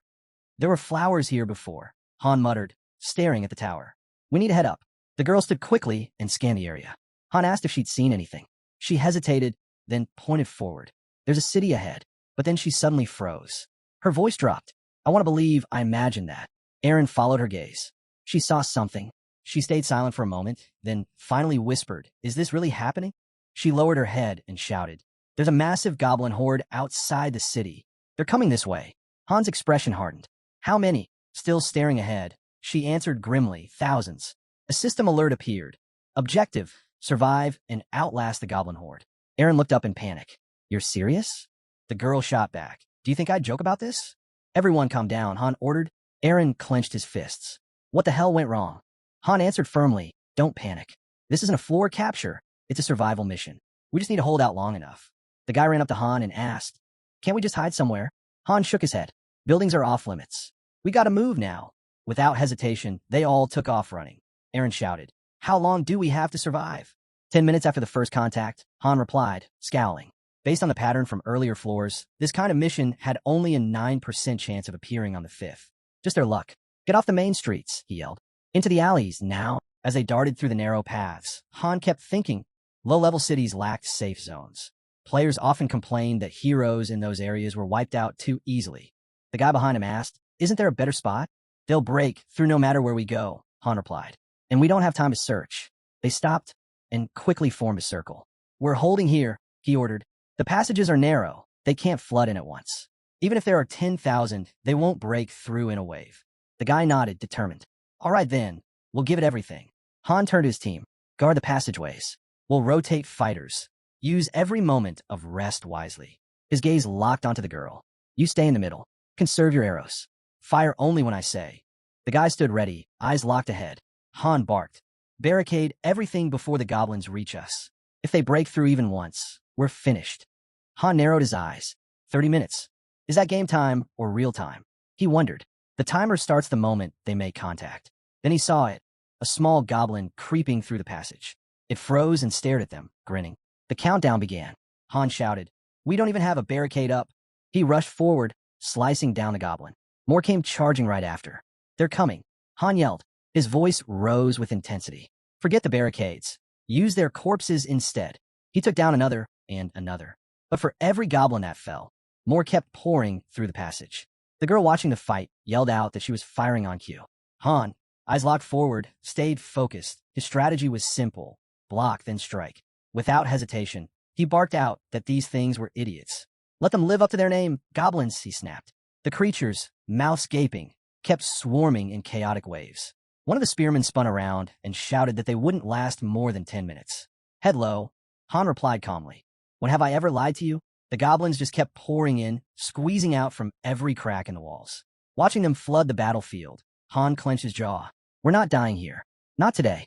As the first light of dawn crept in, one goblin charged, jaws wide, only to have a blade sink deep into its neck. Han didn't even flinch, just stared ahead and shouted, Ed, rotate out. Ed let out a long sigh and said he could still fight. Han snapped at him, just shut up and move. Still watching the front, Han thought to himself, he was running out of stamina. Then his eyes landed on a soldier barely standing. It's not just about level, their form is sloppy. He's burning out too fast. One hit was all it took. Sword drawn, Han reminded himself. One strike, one kill. That's the fastest way. Block, strike, repeat. These are just like the weaklings on the first floor, he shouted, cutting through another wave. Still, they just kept coming. The battlefield was teeming with them. Someone yelled if these things even knew fear. They just kept charging, reckless and wild. Han turned again and commanded another rotation. His comrade, eyes ahead, nodded firmly. Got it. Han, surveying the field, spotted a flaw. This is our weakest point, he thought, then turned to the girl. Shift position. Try intercepting with their own arrows. She didn't hesitate. Spinning around, she loosed an arrow and yelled, I'm done waiting. It flew straight into a goblin's eye before it could break through. Aaron raised his arm mid-swing and shouted. Han said 10 minutes. Han, unwavering, responded, "We've only held for 5. Just then a goblin lunged, jaw snapping, but something knocked it back hard. The girl had smashed it with her knee and yelled, "Quit crawling at us." Suddenly, one of the men let out a bone-rattling scream. A system message flashed. One of the squad members was bleeding, and his health would keep dropping. Han scowled and yelled for him to be swapped out. "Forget him. Take his spot. Stop the goblins." The injured soldier tried to protest, but Han turned with a glare and barked, "Quit whining. You'll recover once you're out." The soldier collapsed to the ground, trembling. Another system message appeared. He was afflicted with fear. All his stats had dropped by 30%. Han slashed through a goblin with full force, then kicked another one away. He shouted at the wounded soldier, "Get it together. You want to die here." The soldier mumbled an apology, and Han called out to the girl, "Stop his bleeding." She knelt down without hesitation and started bandaging him. Han yelled again, voice sharp, "If you don't start fighting, your friend's going to die." Suddenly, a goblin came at Han from behind, but he spun around just in time, slashing it down. He stomped on another's head and roared, "Get lost." Still, the goblins kept swarming. One of the fighters cried out that his sword had gone dull. His comrade gritted his teeth, forced himself to his feet, and grabbed the weapon. "I can still fight." Seeing the battered blade, the first guy looked uncertain. Han shouted, "You want to live? Then fix it." Cutting down another monster, he thought this was bound to happen. Better than F rank, sure, but still just a basic iron sword. He yelled, "Goblins die just fine with or without a sword." He bashed one in the head with a shield. "No sword? Use your shield." Then he spun to Aaron, ordering, "Switch out." The man turned and replied, "I'm good to keep going." From behind, the girl sliced through another goblin and said, "You should rest while you can. Don't be stubborn." Han growled, 3 minutes left. Just hold for 3 more. He thought to himself, why does half an hour feel like a lifetime? Then he barked at Aaron again, "Move forward." The girl stared ahead, afraid. He turned to her and said calmly, 10 seconds. That's all we need. He signaled the switch, then looked at her again. "Cover us with arrows." But then his eyes landed on her quiver. Only 4 arrows left. He frowned. "Not nearly enough." "Don't hold back," he shouted. "If they break through, it's over anyway." Drawing back her bowstring, the girl responded firmly, "Got it." She loosed 2 arrows, both flying straight at a goblin. But then, one of the creatures lunged forward, eyes wide, clutching a jagged stick. It broke through their defenses. On the ground, the injured soldier was barely clinging to consciousness. Suddenly, the goblin stabbed him deep in the gut. Blood poured from his mouth. The girl immediately fired, taking the goblin down. Her eyes fell to the wounded comrade. He was sprawled out, blood pooling beneath him. A system message appeared, "Critical condition. Life at risk." Seeing it, Han snapped. He charged forward, cutting through everything in his path. Jenna froze, staring at the dying ally. Panic gripped her. Should I try to save him? But if I move now... Meanwhile, on the front lines, one of the fighters raised his shield and called out, "Hide! Can you cover me? Just 30 seconds?" A powerful monster surged toward him. Its strike came fast, but Han deflected it, using his body to block the blow with perfect timing. Then Han roared forward, tearing through the enemy ranks. He reached the fallen soldier's position. "Left flank, go now," he shouted. The boy hesitated, glancing around. "What about Hyde? He's resting. We move now." Just then, a system message popped up. "The fallen warrior has returned to the arms of the Lord. His spirit will be honored forever." The soldier bowed his head, then turned back and rejoined the battle, cutting down the next wave. Han looked to Jenna. "We can't help them anymore," he said. "Forget them. If you fall, we all die." Gritting her teeth, she nodded. "Understood." Han bashed away another goblin with a shield. Nearby, Jenna continued fighting, blades flashing. "How many are left?" she called out. A system message appeared. Basic dagger skill, level 3. New skill acquired. Fast movement. Han lifted his sword in a sharp signal. "Throw everything you've got at them," he said. "If you want to ask about time, make it count." Right after, another system update flashed. Heroic Awakening triggered. Sword and shield technique, level 5. Pain threshold, level 2. Cold-bloodedness, level 3. While fending off another goblin with a shield, Han couldn't help but wonder, what's the point of this if they're all going to die here anyway? Just then, one of the warriors let out a sharp scream. He'd been hit. A system message appeared. Bleeding. Health will decrease over time. Surrounded by crazed goblins, the wounded soldier raised a trembling hand and cried out, "Han, help me. I don't want to die." Tears welled in his eyes, fear written all over him. Hearing his name, Han clenched his teeth, face tight with frustration, but he didn't turn back. The goblins began to close in on the helpless boy, who kept begging for someone to save him. Han didn't stop. He veered away and barked at Jenna and Aaron, "Follow me." Jenna glanced back, her mind flooded with memories of their fallen allies. Han said coldly, I'll mourn them when we get out of here. The group sprinted through a crumbling alley in the ruined city. As they ran, a system notification flashed. Your companion has returned to the arms of God. His spirit will be honored to the end of time. Jenna halted and stared ahead. Are we going to die too? Don't talk like that. Their leader shot back. He turned sharply and pointed behind her. Climb that wall. She looked where he was pointing. You want me to run by myself? We're right behind you, he said. Then, as the goblins came rushing in, he added, we'll have to cut through a few first. He raised his sword. One monster per strike won't cut it anymore. Then he charged, slashing through multiple enemies with one powerful swing. From above, Jenna shouted, I'm up. Hurry. Without wasting a second, Han leapt up and grabbed the edge of the rooftop. Get up here, he ordered Aaron. Jenna reached down, take my hand. Aaron didn't hesitate. He grabbed her arm and started climbing. But then, a cry of agony. A goblin had driven a blade into Aaron's leg. Han jumped down in an instant, cutting the creature down. Jenna, don't let go, he shouted, eyes fierce. Then, blade in hand, he turned and faced the next wave. There's no time, Han muttered. I have to cut the leg. Without hesitation, he brought down his blade. His ally screamed in agony as pain surged through him. A system message popped up. Bleeding, health will gradually decrease. Helping support him, Han turned to Jenna. Lift him now. Another notification flashed. Critical condition. Life at risk. They looked down, and what they saw was terrifying. A mass of furious goblins, climbing on top of each other like a living ladder. They're using each other to climb, one of the boys shouted, panic creeping into his voice. It's smart, too simple but smart. Eyes wide with fear, he suddenly shouted, you have to kill Aaron with a spear now. Jenna didn't question it. She thrust the spear down while trying to hold off the incoming horde. We can't let him get back up, Han growled. We've got nowhere else to go. But then Jenna's grip failed, and the spear slipped from her hands. It's gone. What now? Kick them. Han snapped. As more hands reached up for them, Jenna cried out, how much longer? There's too many. We can't keep this up. 30 seconds, the boy shouted. His ally gritted his teeth. Feels like an hour already. I'm serious. We don't have much time. Still swinging his blade, Han focused his thoughts. Just a little longer, just until that timer shows up. And then, it appeared. A system message flashed with a countdown ticking down the final seconds. Suddenly, a goblin lunged, its hand snapping forward and grabbing Han's shield. With a vicious pull, it yanked it down. Han didn't flinch. He raised his sword, ready to strike. But another goblin plunged a blade straight into his stomach. The creature grinned, sly and smug, its eyes locked on him. Han's body trembled. He clenched his jaw and growled, you bastard. Then the goblin twisted the blade and yanked it free. Pain shot through him like fire. He screamed, barely staying upright. His vision blurred. A system message appeared. Bleeding, health will gradually decrease. Nearby, Jenna had also been struck. Another notification. Bleeding, health will gradually decrease. They were both on the brink. Kneeling amidst a sea of snarling goblins, the boy stared blankly, defeated. So this is it, he thought. This is how it ends. Dying on the 5th floor, such a pathetic place to fall. His head dropped. Why?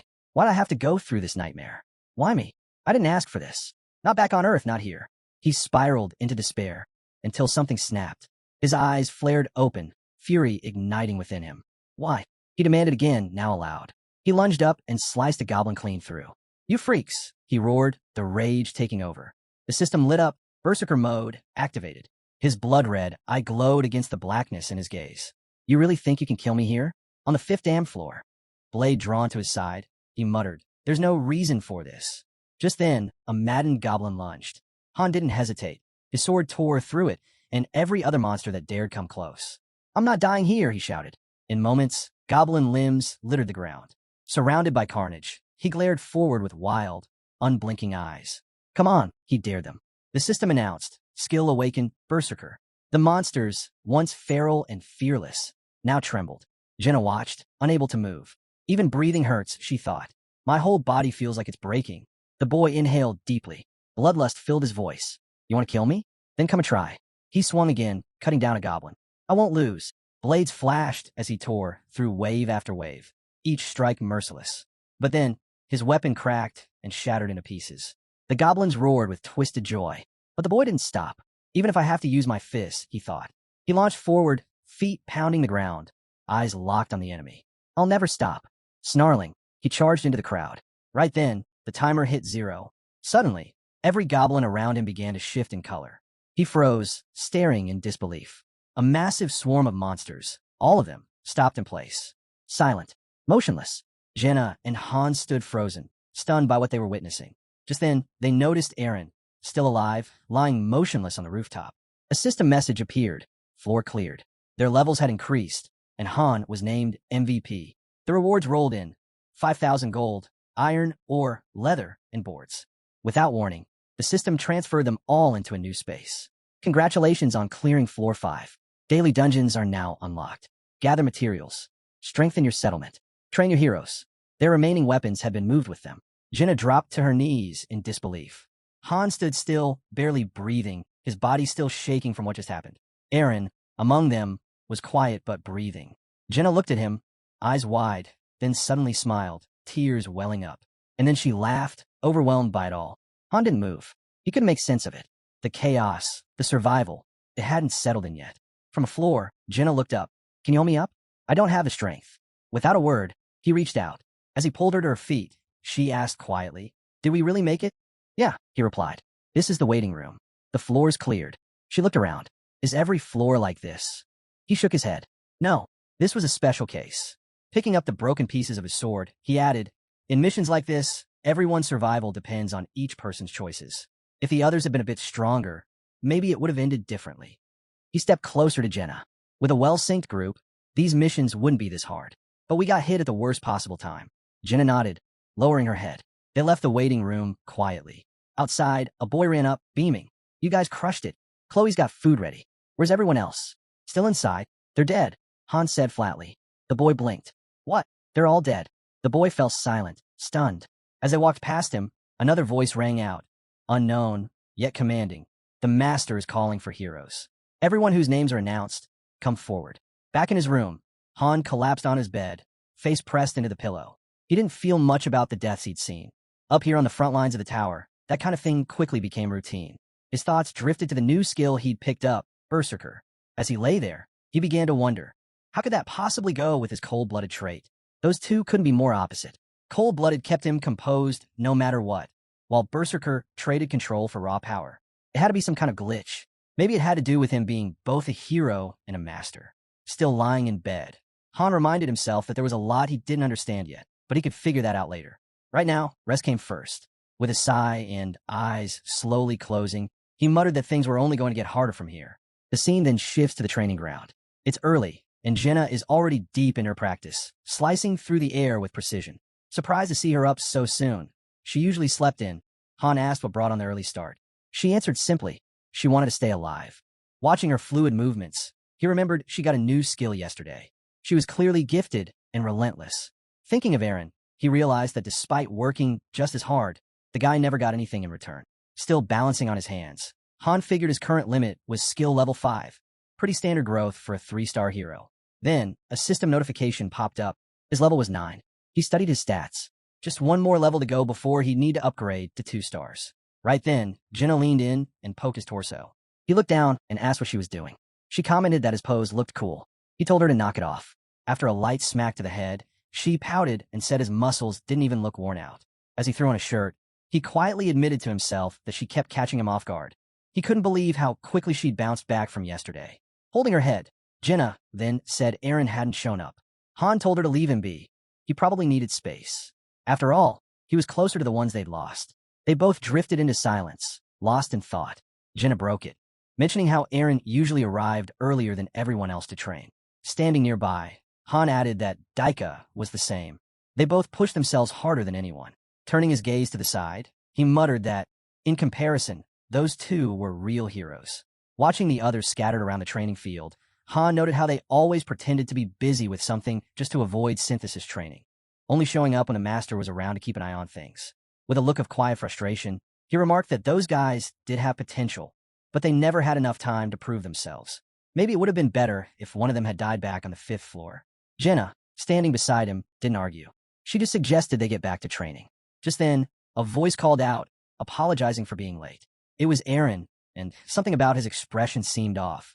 Concerned, Han asked what was wrong. Aaron replied that if he'd been just a bit stronger, maybe things wouldn't have ended the way they did for those two. Han met his eyes with a flat look and said plainly they died because they were weak. Nothing more, nothing less. From a distance, Han looked around the base camp, thinking that it had already been a month since he arrived. Though in the real world, only about 10 days had passed.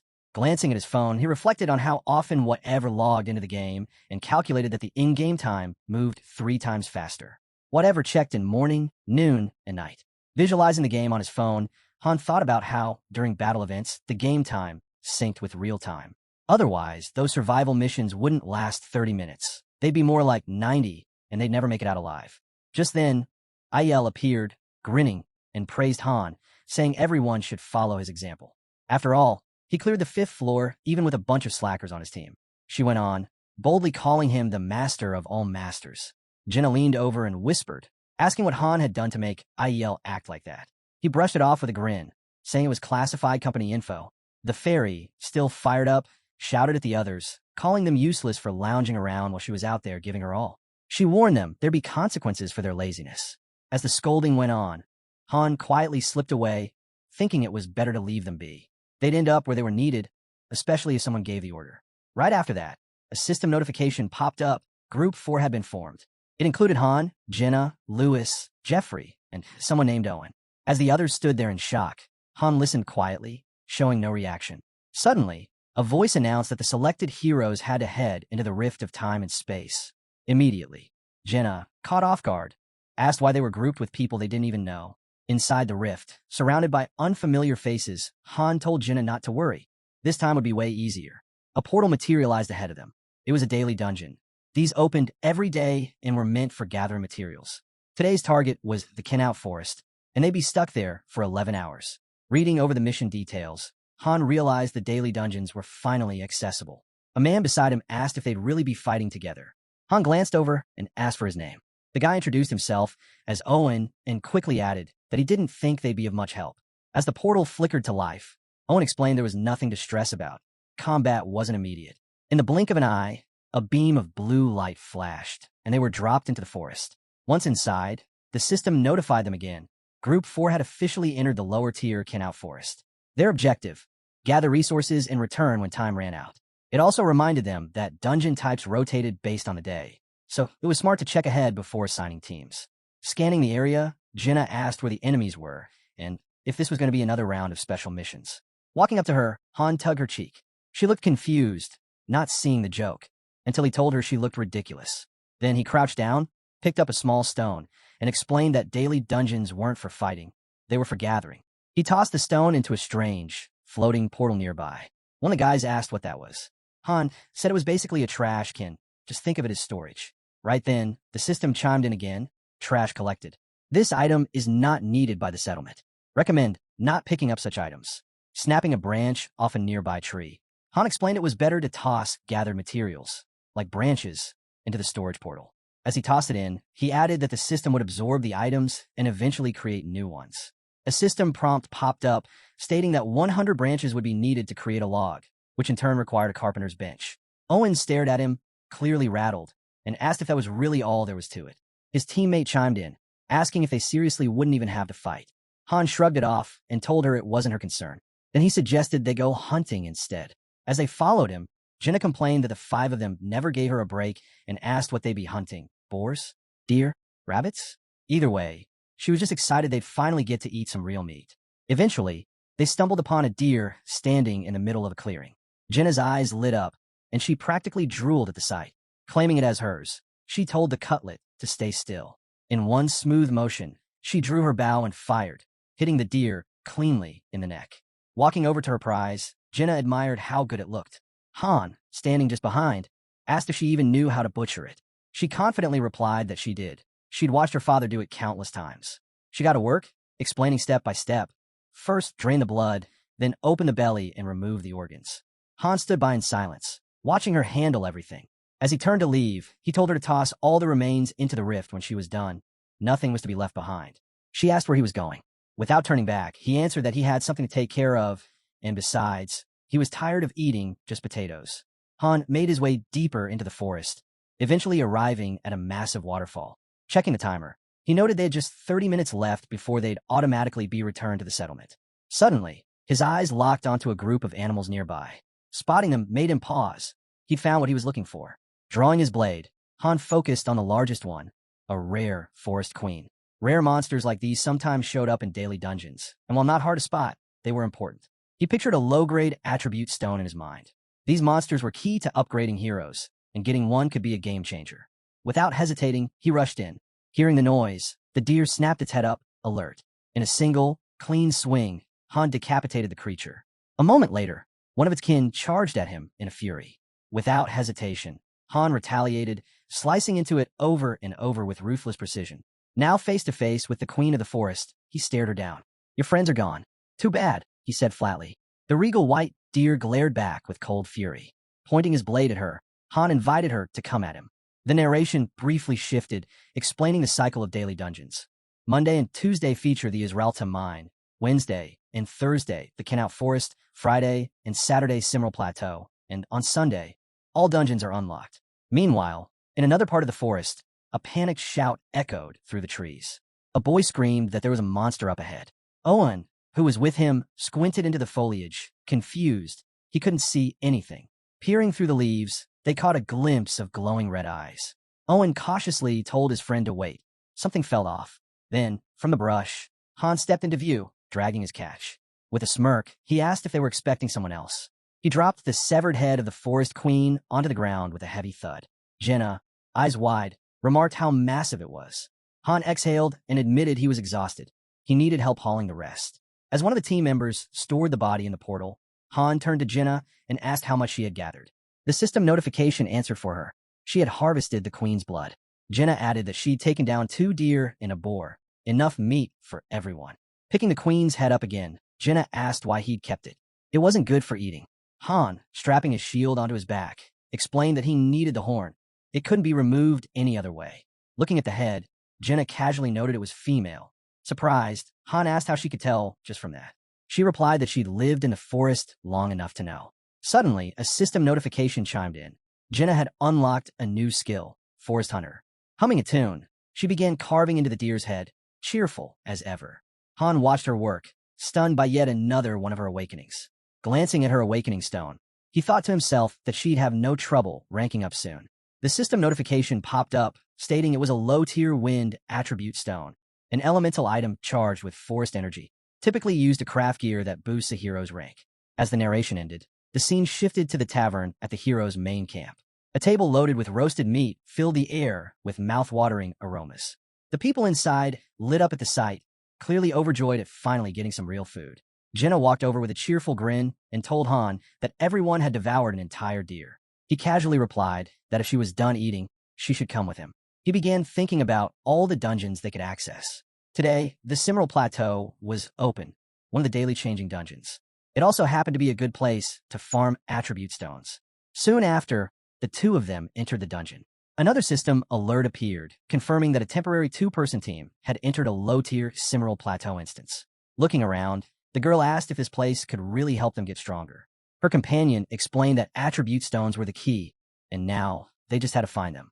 Jenna stepped slowly toward the cliff's edge, gazing out at the stunning landscape. The breeze swirled gently around her. Just then, Han spotted something, clusters of live flowers growing near the edge. That caught him off guard. He stared at them, certain he'd seen them before. They were the base ingredient for health potions. He made a mental note to collect some later. Suddenly, the sound of combat echoed across the plateau. The pair were now locked in battle with a massive wolf. After a fierce fight, they managed to bring it down hard. Watching their victory, Jenna smiled and said one wolf wasn't much of a challenge. As he slid his sword back into its sheath, Han warned her that more beasts might come, drawn by the scent of blood. Jenna nodded and quickly began dissecting the wolf. She asked what to do with the fangs and claws, and he told her to cut them out. While he examined a low-tier water attribute stone, the system pinged again, identifying it as a water-type skill stone charged with plateau energy, another ingredient for crafting and ranking up. Still working, Jenna remarked how peaceful it was here. Han shot her a look and told her to save that kind of talk for her after he was done draining the blood. Jenna smiled and said if things could always be this simple, just hunting and gathering, they'd have plenty to eat and a safe place to stay. It would have been paradise if not for the master. Her words caught Han off guard. He suddenly remembered that he used to think the same way when he played this role. She quietly wished the master would never return. As he glanced at her, Han wondered if the people of Nibelheim also thought better of him without the master's shadow looming over them. Holding a low-grade attribute stone, the girl explained she didn't see the point in fighting forever. The threat of synthesis was gone. Closing her eyes, she asked what he would rather do for her. Something quieter, perhaps? Han admitted it was possible, but everything still depended on the situation back at the settlement. Then Jenna asked him directly, why suggest something peaceful if he had no plans to step away from the front lines himself? Her words left him speechless. He simply closed his eyes and gave a soft smile. The story then jumped ahead a few days. Deep in a forest, the group was teleported again. A system alert confirmed they were now on the 6th floor, and their task was reconnaissance, scouting an unfamiliar area. The system also notified them that Daika had joined Group 1. With confidence, he declared they could count on him. Aaron, clearly uneasy, pointed out this wasn't one of the usual daily dungeons. The group leader noted that recon missions were rarely typical. Scanning the area, Aaron commented that things seemed quiet, too quiet, like on the 5th floor. But he was quickly hushed. No talking, no peeking out, came the firm reply. Following that, the whole team dropped to the ground in silence. One confused teammate whispered that lying flat wasn't necessary, but Han looked over at Aaron and calmly explained that things were different here. If they followed instructions, they could get through it smoothly. Aaron nodded and followed his lead. A while later, they spotted 3 goblins, each level 8. They figured the enemies wouldn't be a problem, but then Han noticed something, a horn hanging from one of the goblins' belts. That meant reinforcements weren't far off. Looking up at Jenna perched on a branch, he asked if she saw anything. She confirmed there was a goblin settlement up ahead. As she descended, she added there were a lot, about 100 of them. The moment he heard that, Han realized it was a setup. If they engaged, they'd be surrounded in no time. Analyzing the battlefield, Han quickly issued orders. Jenna was to take out the goblin on the right, while Aaron would go for the second one once they were distracted. Aaron gave a quick nod, ready to strike. Turning to Daika, Han drew his blade and instructed him to cover them if anything went wrong. Daika agreed without hesitation. In the next instant, Jenna loosed her arrow. It pierced straight through the goblin's forehead. At the same time, Aaron leapt out of the bushes, driving his weapon clean through his target with a swift thrust. Seeing his comrades fall, the last goblin reached for the horn at his waist, but Han was already there. He told the creature it was too late for help, then cleanly decapitated it with one smooth strike. The system flashed with a notification. The floor had been cleared. MVP Han. He was rewarded with 5,000 gold. Moments later, the group was teleported out. Daika, surprised by how quickly it ended, asked if that was really it. But Han replied that it wasn't over yet. They still needed to scout the area. Taking off in a sprint, he thought to himself that there had to be clues about the next floor. Recon missions often offered hints about what was coming. While most events were randomized, subtle patterns could still be uncovered. Eventually, he reached the fortified goblin settlement. Inside, goblins were keeping wolves chained up. Peering through the fence, he was struck by the sheer size of the village. Suddenly, a goblin turned towards something odd, only to see a faint trail of vanishing blue particles. Just then, the entire group was pulled into the waiting room. Standing beside him, Jenna asked why he had suddenly bolted. He explained he'd just been scouting ahead. Lost in thought, he began piecing things together. Main dungeons often dropped subtle hints, and recon was just the beginning of a chain of quests known as the Flow. Whether those clues meant anything depended entirely on the master's awareness. He didn't know if the others had seen what he did, and that uncertainty gnawed at him. The pace of events was picking up, faster than he had expected. That's when Chloe ran up, breathless. She warned him of a problem. Strangers had appeared, she said, and they weren't just any travelers. They were armed, and something about them felt off. The moment Han heard this, his expression shifted. He understood immediately. In his mind, he pictured high-ranking heroes. Right after, system notifications appeared one after another. A mercenary group, called the Wolves of Destruction, had arrived. The alert also indicated a powerful link between 5 summoned individuals. It was a rare event. When summoned heroes shared a connection, their strength increased dramatically when fighting as a team. Han turned to Isel as she appeared and asked if their master had made another investment. Beaming, she replied that he had purchased a beginner's set for 50,000. Han immediately calculated. That translated to 25,000 crystals and 50,000 gold. Glancing at Chloe, who stood frozen with fear beside him, Han could tell right away they were high-ranking heroes. If it were him, he'd have summoned them just to help clear the 5th floor. He then told Chloe to head back to the kitchen, reassuring her that nothing would happen to her. These people were just different. As Aaron passed by, he casually remarked that their group could take it easy for now, but in the grand scheme, nothing would really change, even with new arrivals. The scene shifted to a nearby building, where a stunning black-haired girl stood. Jenna, spotting her, hurried over and greeted her enthusiastically. Taken aback, the stranger returned the greeting and asked her name. Introducing herself as Edith, she hesitated slightly before returning the question. Jenna, meanwhile, imagined the striking man behind Edith as Han.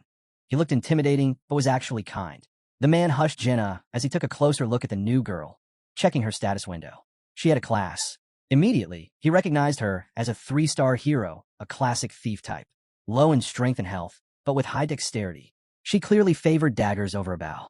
Staring her down, Han asked again for her name and whether they could talk in private. They moved into the tavern, and Jenna brought them water. Edith then asked if he truly knew anything about this place. He replied that he knew a bit, but not everything, and turned the question back on her. When he asked if she remembered how she got here, she looked down, somber. She didn't recall much, only that she had been summoned to fight, and any attempt to remember more gave her a headache. Intrigued, Han asked what she knew about synthesis. The moment the word left his mouth, Edith's expression darkened. She explained, synthesis was the act of growing stronger by absorbing others. That revelation made Han think. Knowledge clearly varied by rank. Judging by her gear, he figured she had once worked as a mercenary. Propping her head on one hand, Edith quietly revealed she had been part of the Wolves of Destruction. Jenna beside her perked up, saying the name sounded pretty cool. Edith added that the last thing she remembered was being on a job in Halsea. Then she woke up here. While running through the different character cards in his mind, Han quickly realized something.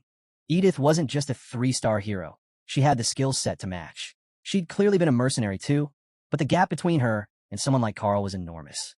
Jenna, intrigued by Edith's story, commented that it sounded really interesting. Edith hesitated, unsure if Jenna truly meant it. Then, turning her gaze away, she quietly muttered that things had changed now. Suddenly, a voice rang out, someone from the fair calling out for Diego, Jack, Kevin, Dirk, and Edith, telling them to come outside. The master was calling.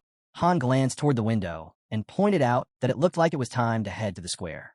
Just then, a burly man emerged from his room, clearly annoyed. "Who called me?" he grumbled. Edith stood from her seat and calmly said that the master really needed them. It was time. Jack, chewing on a chunk of meat, grumbled that it had been a while since he'd had a proper bite, and muttered that he should have known what kind of master this guy was. Then he slammed the door and stomped outside. Chloe came rushing into the hall, visibly shaken. She said the man had demanded meat, then hoarded so much it could have fed 5 people. Furious, Jenna snapped that they needed to make him give it back. Han, rising from his chair, simply said they needed to get to the square. At the same time, the newcomers gathered and agreed on something big. They would rename Group 5 to Wolves of Destruction.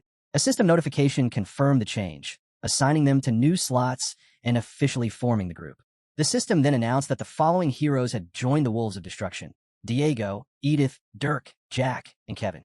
Diego was designated the group's leader. As they all stood side by side in the square, a man observed them and muttered that something about the situation felt off. They even had a gun. The boy next to him said he had one too. The man began fumbling for another excuse, but Han pointed out the obvious. They gave off the vibe of dangerous people. No denying it. Just then, Isel ushered the newcomers inside, saying the master was waiting. The man nodded in approval, thinking to himself that their fear made sense. Those folks didn't look friendly, and they were definitely strong. Han suddenly turned to Jenna, who stood behind him, and asked what she thought of the newcomers. She replied that Edith seemed normal enough, but the rest? Hard to say. Then, turning to the group, Han asked what exactly they wanted from him. Was it really protection? They nodded. With a smirk, he challenged them. Was that all they were after? Protection for nothing?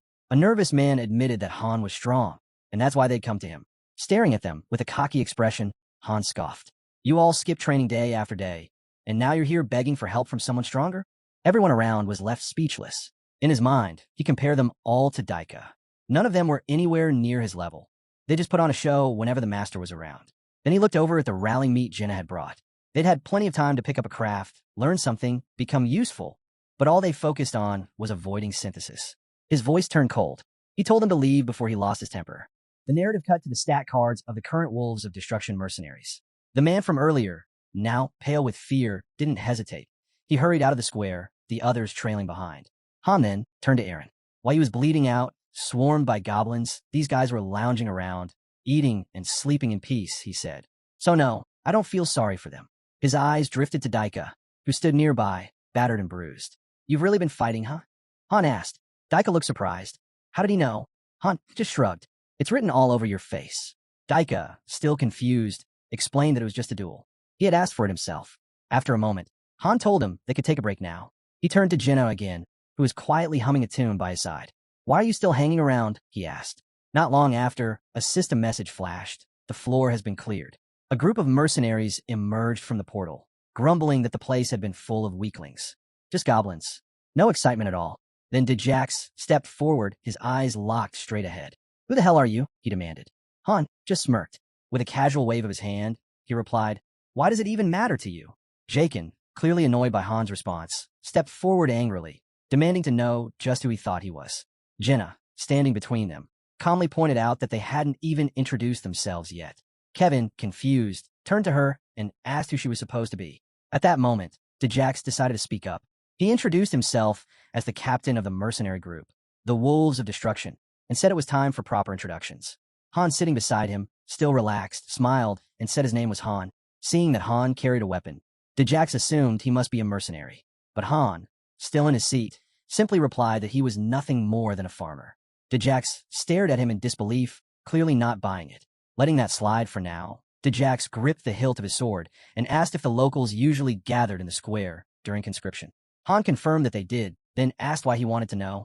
The mercenary captain didn't answer directly. His glare made it clear he understood the situation all too well. Suddenly, the system issued a notification. The master is summoning 10 heroes. They all waited to see who it would be. Han was surprised. 10 regular summons at once? He couldn't help but wonder what the master was planning. As the gates opened, another message flashed. The master has begun synthesis. Heroes must be moved to free slots to proceed. Once used in synthesis, they will be lost. A group of bewildered people stepped out of the portal, looking around in panic, having no clue where they were or what was going on. The fair, watching this unfold, sighed and said the master had summoned yet another batch of nobodies. Isel stepped forward, calling out several names and ordering them into the synthesis room. The newcomers, terrified, had no idea who she was or how she knew their names. She silenced them coldly, saying the master gave the order and they were to follow it. Suddenly, Jakin stormed over to one of the new arrivals and grabbed him by the neck, accusing him of being the one responsible. In a strange twist, the man's value started to rise. Jenna, watching in horror, muttered that this couldn't be happening. Her ally next to her simply replied that anything was possible. After all, they had just arrived. Meanwhile, Djax reminded his subordinate not to forget about the second target. The subordinate, still stunned, asked who was next, mouth hanging open. Once he located the last person, he dragged both of them toward the synthesis gate. Watching it unfold, Han couldn't wrap his head around it. Was this how all heroes summoned with real money ended up? Beside him, Jenna muttered that it was all wrong. They weren't even given a chance. Han stayed quiet, but he knew she was right, and was making a huge mistake. He couldn't help but think. Even among all the one-star trash, there were hidden gems. But the master didn't bother to check. He just threw them all into synthesis.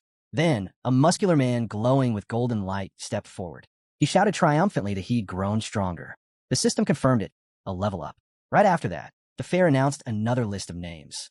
Screams rang out across the square.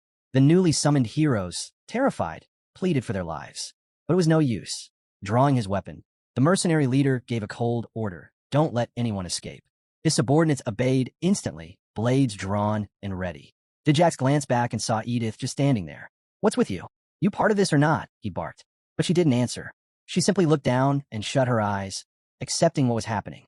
Then, in silence, the black-haired thief pulled her dagger from its sheath. That's when Han spoke up. He told Isel to send a message to the master. A suggestion. Don't throw heroes into synthesis without even checking them.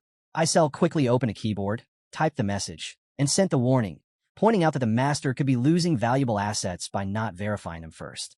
Han closed his eyes, his thoughts drifting. Since arriving here, everything had changed. This really was a new life. Jakin, now fuming, stormed over to him. You better stay out of this, he growled. Still smiling, Han replied calmly, I'm not interfering. I just gave the master a little advice. With a smirk, he turned to the glowing warrior nearby. Doesn't feel so amusing now, does it? That hit a nerve. Enraged, the warrior ripped out his axe and swung it furiously. You damn bastard, he shouted. Just then, an arrow whistled past Jakin's head, stopping just short of hitting him. Joanna stood ready, bow drawn. The next one's going between your eyes, she warned. Jakin clenched his teeth in fury. You scum. Djax raised his sword, pointing it directly at them. Did you just attack us? He demanded. Edith quickly stepped forward, urging him to stop and just talk it out. But Djax brushed her aside and barked at her to stay quiet. Turning his blade toward Han, he demanded, Do you even know who we are? Han didn't flinch. Of course I do, he said calmly. Then, with a smirk, he looked up at them and declared, You're just trash. Right then, a system notification popped up. Hostility detected toward 4 heroes of the Wolves of Destruction. Feud status has been triggered. Monitor inter-hero relations closely. The mercenaries all turned toward him, eyes sharp, ready to strike. But before anyone could move, the fairy flew in and raised her hand to stop them. Heroes aren't allowed to fight each other, she warned. Unless you want the master to punish you. Han looked at her coolly. There's no rule like that. The fairy hesitated. She couldn't argue. Han's tone turned serious. Let's stop pretending, he said, facing the group. You call yourselves mercenaries? Djax narrowed his eyes. That's exactly what we are. Just regular mercs doing a job for a reward. Han laughed coldly. No, what I see is a bunch of bandits. Djax's expression darkened. I've shown you patience, he growled. And that's how you repay me? You really looking to die? Han ignored the threat and looked up at Isel, who was still floating nearby. These so-called heroes? They'll just drag us down. Rank means nothing without character. They'll stir up trouble and ruin everything. Deadweight. Isel stared at him, stunned and speechless. Then, with a sly grin, Han raised his hand and said, let's start with a duel. Then, a system notification popped up. Han had issued a duel challenge to Djax. It explained that duels were a formal way for heroes to settle disputes, and that special terms could be added. Djax's commander, the mercenary leader, looked at him in disbelief and asked if he'd lost his mind and what had gotten into him. But Han, staring him down, said he could think of him like a wild dog biting anyone in sight. Recalling their past actions, Han said he'd seen enough to know exactly what kind of people they were. He asked if all the residents were gathered in the square. Once the mercenaries realized there weren't any real powerhouses in the settlement, their fear vanished completely. With his hand moving to the side and his eyes closed, Han muttered that the new recruits wouldn't be enough to stop them. Djax raised an eyebrow and asked what he meant. From behind Han, Jenna looked confused, unable to make sense of his words. Han clarified. If he wins, he absorbs Djax. If Djax wins, the same happens in reverse. That was the deal. The mercenary leader let out a wicked grin. Right then, another system message popped up. Djax had accepted the duel. Both heroes agreed to the special condition, synthesis. The system asked if they were ready to begin. Han, envisioning a blade forming before him, smirked. This was going to be fun. As the duel setup screen displayed the agreement button, Han reached out, ready to press it. Djax, clearly enjoying the moment, unsheathed his sword without hesitation. Before confirming, Han asked if Djax was nervous. Feeling the weight of protecting the townspeople, he turned to Jenna and asked her to evacuate everyone to safety. She blinked, surprised, and asked if he could really handle it all on his own. Without answering directly, Han began stretching, prepping for the fight. Catching Jenna's uncertain gaze, he asked if she was actually worried about him. And with that, the button was pressed. The duel was officially on. The two fighters locked eyes, coming to a clear understanding. The duel would only end when one of them admitted defeat. Djax knew he needed his opponent alive, not dead, to accomplish his plans. Han turned to Isel, asking her to make sure no one interfered. But before the request had even settled in the air, Djax lunged forward in an aggressive strike, frustrated that Han hadn't even drawn his weapon yet. Han quickly assessed the threat.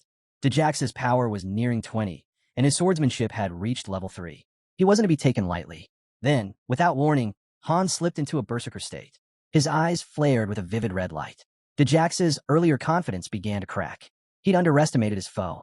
Han dodged with precise, effortless movements, appearing behind Djax in an instant.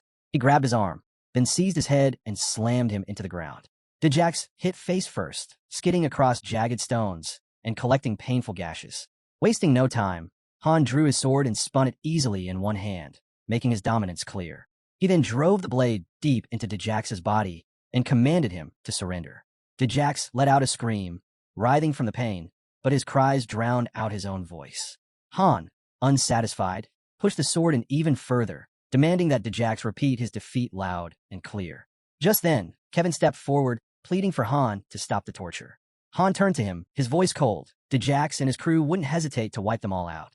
This wasn't some harmless conflict. Kevin hesitated, thrown off by Han's unwavering stance. He believed both sides shared similar goals. Han didn't back down. His icy tone held no room for doubt. If he said it, then that was the truth. Djax, now bloodied and broken, looked down at the ground. Tears streamed from his eyes. His voice shook as he asked why. Why Han hated him so much. They had agreed to the duel. Wasn't it up to them how it ended? Before Djax could get the words of surrender out, Han suddenly clamped a hand over his mouth, cutting him off.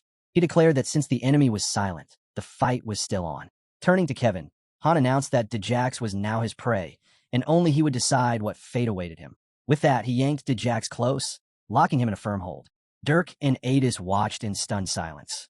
unable to hide their discomfort at the sight of their comrades' humiliation. One of Djax's allies shouted a warning at Han, promising that this wouldn't be forgotten. He reminded Han exactly who they were and threatened that he'd regret every bit of this. But Han didn't flinch. He tightened his grip on Djax, ignoring the threats completely. Then his gaze shifted to Adis. Calmly, he asked if it was true they were mercenaries. She couldn't even meet his eyes and gave a faint nod, admitting it was true.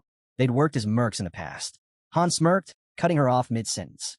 To him, they weren't mercenaries, they were bandits, plain and simple, even robbing the ones who paid them.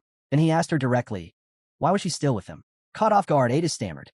She said she only stayed because her father had asked her to, and urged Han not to be so quick to judge. Still holding Djax down, Han looked her straight in the eye.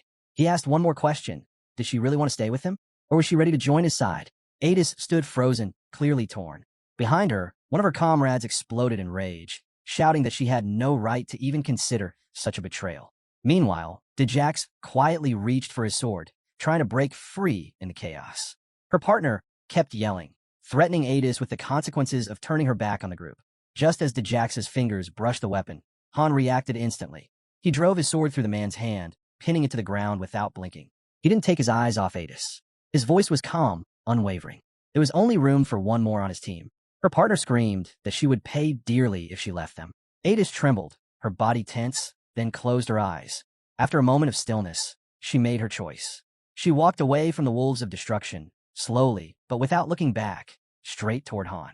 Han felt a deep sense of satisfaction. Adis's decision had shifted the balance. This was the turning point. Her former comrades burned with fury, their faces twisted in anger and betrayal. But Adis stood firm, unmoved by their emotions. She told them to disappear, brushing off their threats like they meant nothing. Meanwhile, Han tightened his hold on Djax, forcing him harder into the dirt. Djax gasped, struggling to breathe, tried to squeeze out a surrender. But Han wasn't buying it. He asked if Djax truly meant it, or if it was just a ploy to escape a final, humiliating defeat. Djax snapped back with venom, saying Han would regret everything. Then he screamed for help, calling out to his allies. That was the trigger. Adis's former team charged at Han in a blind rage. But before they could reach him, Isel materialized in their path. Her eyes glinted with cold authority as she warned them. The duel was still underway. No one had the right to interfere, but they didn't care. Blinded by fury, they barked at her to step aside and kept moving, ready to tear Han apart. Han noticed them charging and simply chuckled to himself. He knew Isel wouldn't stand by and let them break the rules. Her eyes gleamed with a wild light. She stared down the attackers and said one last time that they had been warned. In an instant, the air filled with screams. Bodies were flung in all directions like ragdolls. Blood splattered midair, and Isel, calm and composed, lowered her hand without a flicker of emotion. She stood amidst the chaos and reminded them she had given them fair warning. Now their fate was sealed. They had returned to the hands of death. Djax watched in horror. His body shook, eyes wide, realizing he was caught between two overwhelming forces. Isel floated back to Han, as serene as ever, and asked if she'd done the right thing. Han, clearly pleased, praised her without hesitation. She handled everything perfectly. At that moment, Djax finally broke. In a faint whisper, he admitted defeat. Han heard it, and at the same time, the glowing symbol in the air shifted, signaling the end of his berserker mode. His hair swayed gently in the breeze. Han felt a faint throb in his head and quickly realized using that mode again just wasn't worth the strain. He made a mental note to be more cautious the next time he activated it. Turning to Djax with a slight smirk, he remarked that if his opponent truly understood the system and the consequences of this duel, he would have never gone through with it. Floating above them, Isel issued a warning. The master had been tapping the screen repeatedly, clearly irritated by how things were unfolding. Just then, a glowing card flashed before Han's eyes.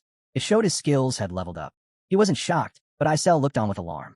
She feared the master, frustrated by the events, might abandon the game entirely, especially after spending a hefty amount on a hero he'd barely used.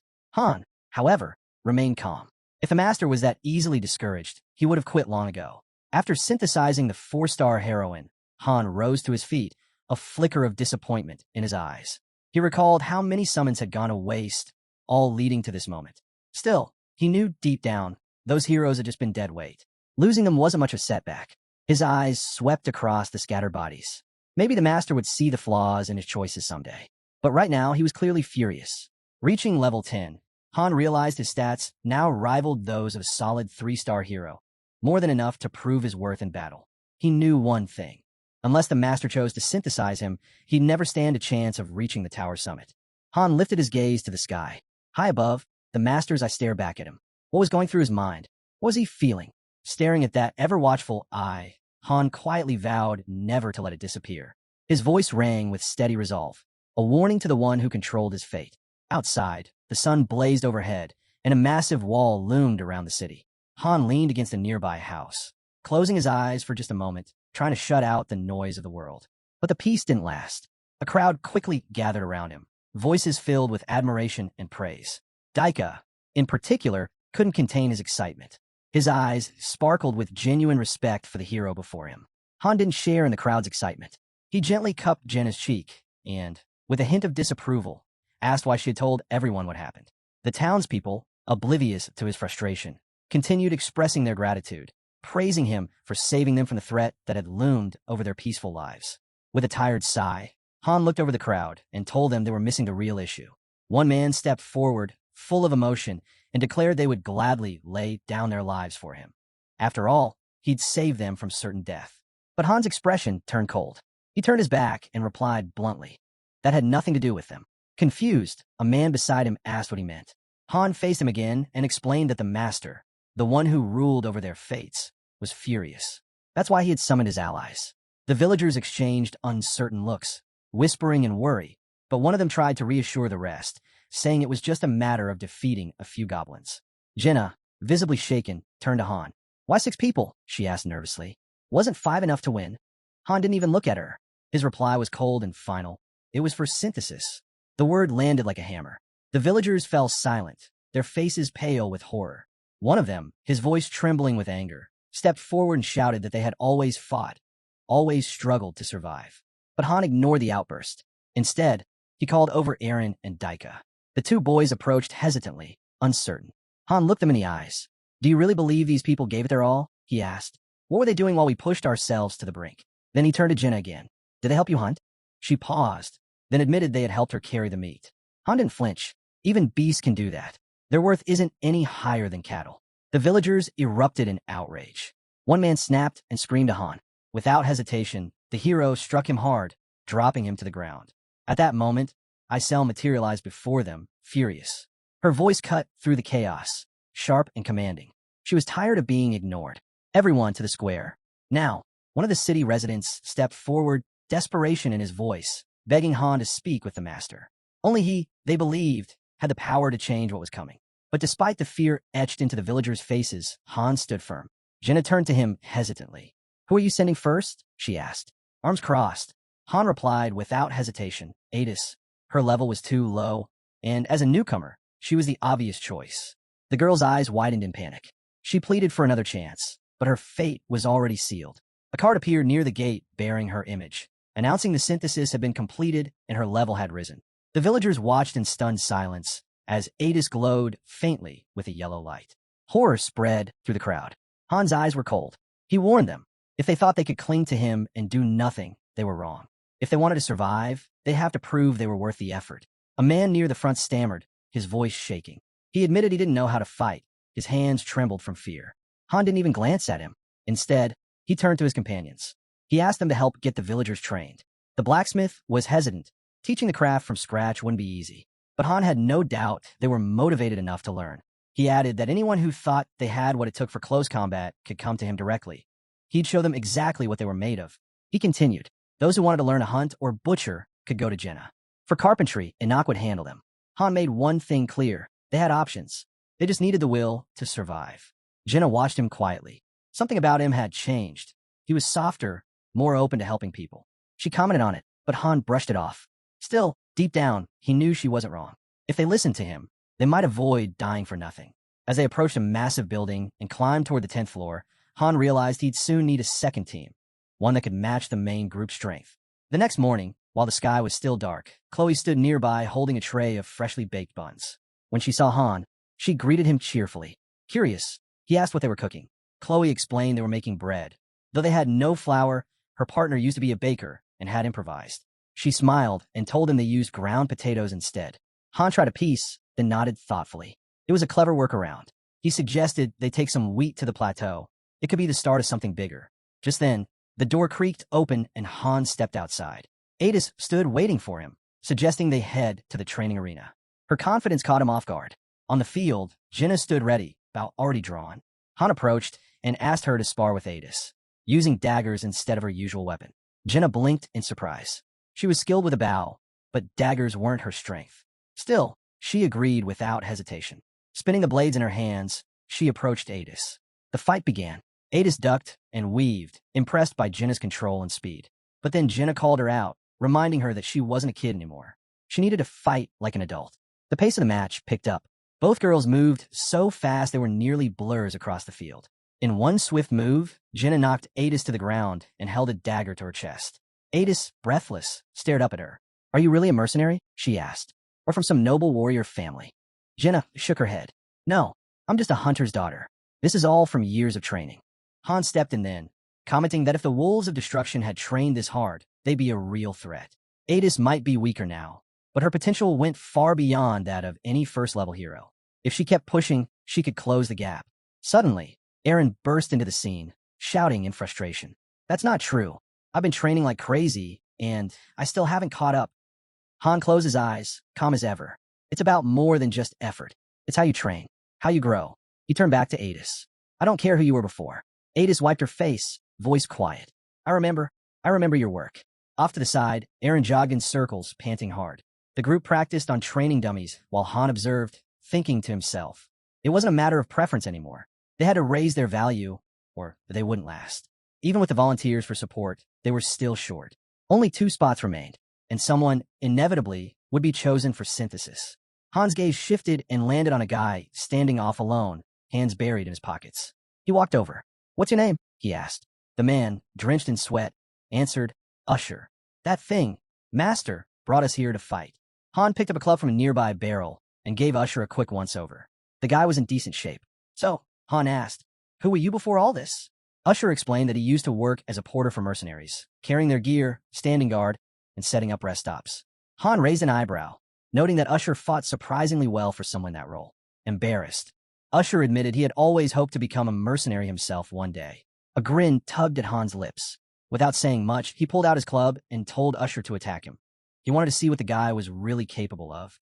Nearby, 2 angelic figures were carved into a stone, a symbol marking the beginning of the weeding process for the new recruits.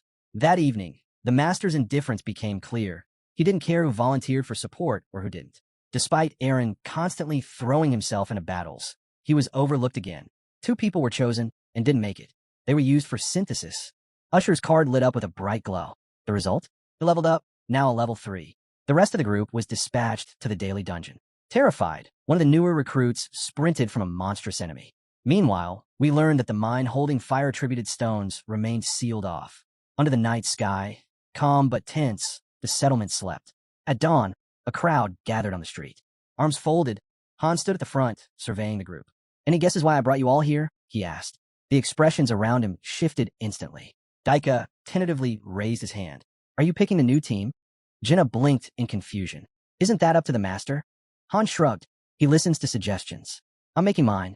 Holding up a glass filled with folded slips, he announced, "We're drawing lots." The group murmured in surprise.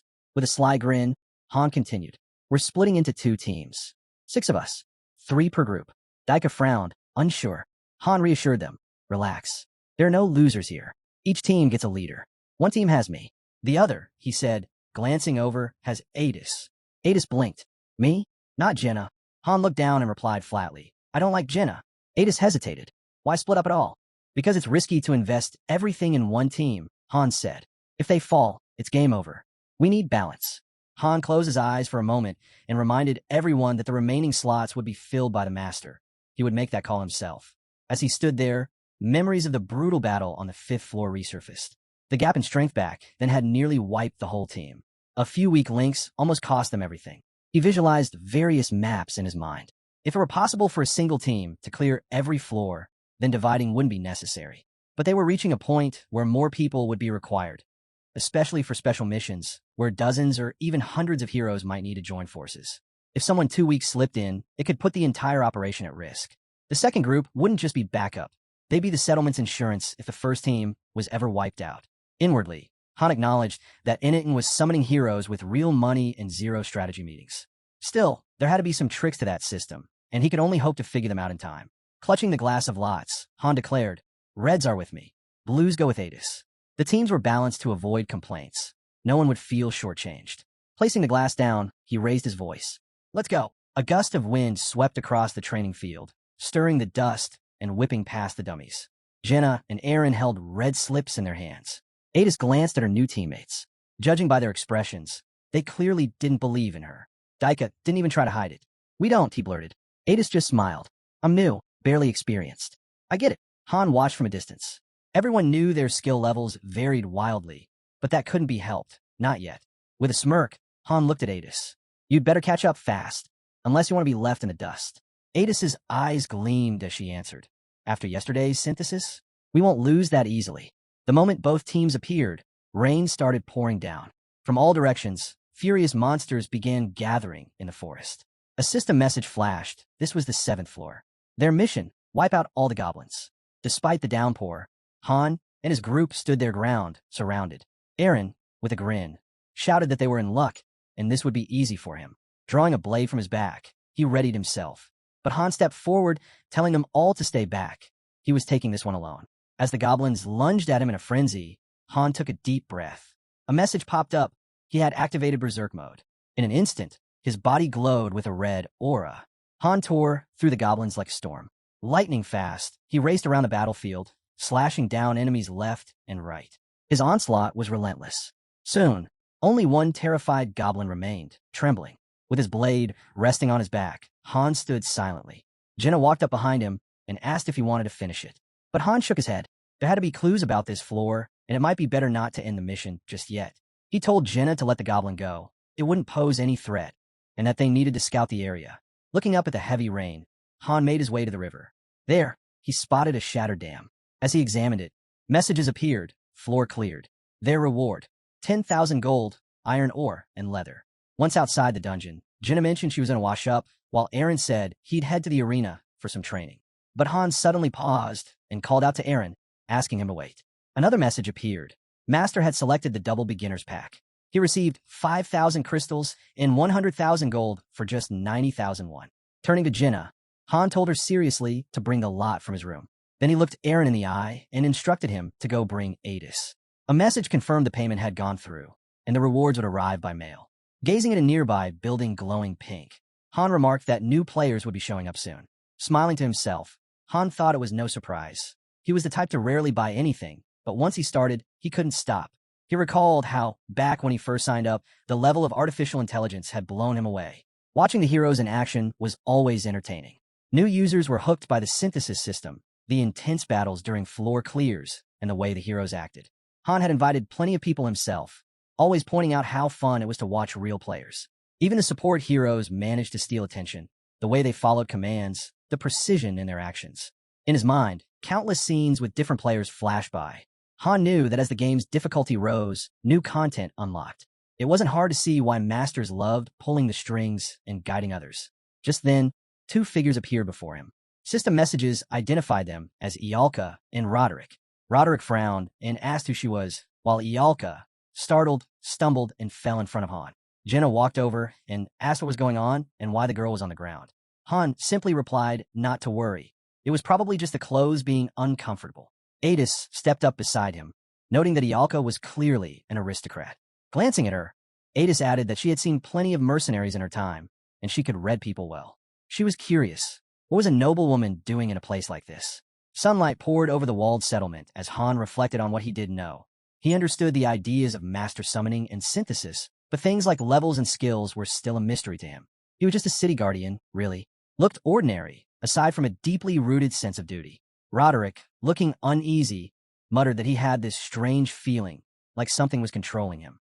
It was as if an enemy was standing right in front of him, and he couldn't shake the urge to act. Han nodded, and he promised to explain it all after the draw. He and Adis were about to begin the lot selection. As the drawing started, Han observed Blue had chosen the old man, Red had picked the girl. Seeing both newcomers, he mused to himself, a seasoned guard versus a young noblewoman. It was clear who had the edge. Jenna rushed over, holding glass. Setting it on the ground, she said it was time to choose lots. Han took off running, hand outstretched toward the glass. He had already decided. He wanted the left one. Ialka kept her eyes on them the whole time. Just then, something caught Han off guard. His mind raced. Was that fire magic? Adis and Han each grab a lot, their hands meeting in the middle. They locked eyes, both asking the same thing. Who's letting go? Turning back toward Ialka, Han asked if she was a mage. She stood there, holding a glowing ball of fire. Ialka replied calmly that it should be enough for an introduction. Neither Adis nor Han had any intention of backing down. They both wanted that lot. Watching Ialka silently, Han thought to himself, warriors, thieves, and others could be recruited in countless ways. But mages? They were a whole different story, extremely rare, only available through donation summons, and even then, the odds were dismal. Ialka, confused and visibly overwhelmed, asked why they were treating her like this, as if she'd done something wrong. Suddenly, Jenna exploded. She realized they'd peeked at the lot and shouted that it was cheating. Grabbing the glass from them, she yelled that this kind of thing should come down to luck alone. Ialka, bewildered, asked what they were doing. Han replied they were simply deciding who would get her, pointing out she had moved slower than the old man. Still stunned, Ialka asked how she was supposed to understand anything. It all happened so fast. Roderick told her to think carefully, then turned to her and asked if she had claimed the lot. Covering her mouth, Ialka said the whole thing was disgusting. Jenna, arms crossed, said this time, no more tricks. It had to be fair and square. Han looked at Adis and said it was time to draw properly. No hard feelings. The boys picked their lots. Holding them up, Han grinned and declared it settled. He turned to Ialka and told her she'd be in his party, sending her the invitation. Just then, a hand grabbed the other guy. Isel dragged him away. Looking back, the guy gave Han a frightened stare, saying they promised no harm would come if they worked hard. Han looked at him and calmly said he just couldn't handle support skills. Then he turned to Ialka and warned her. If she didn't want the same outcome, she should listen to Isel. Han's expression hardened. Ialka's card lit up, and messages popped up. Synthesis complete. Her level had increased. With eyes closed, Han said this would happen to her too, if she didn't keep up. Watching Isel take the others away, Han muttered that synthesis was unavoidable in this case. Better to stay on track than be forced into it. Standing beside Roderick, Han told him he'd be up next, casually noting that the others were just synthesis material. As he scanned the settlement, a message popped up. Roderick had leveled up.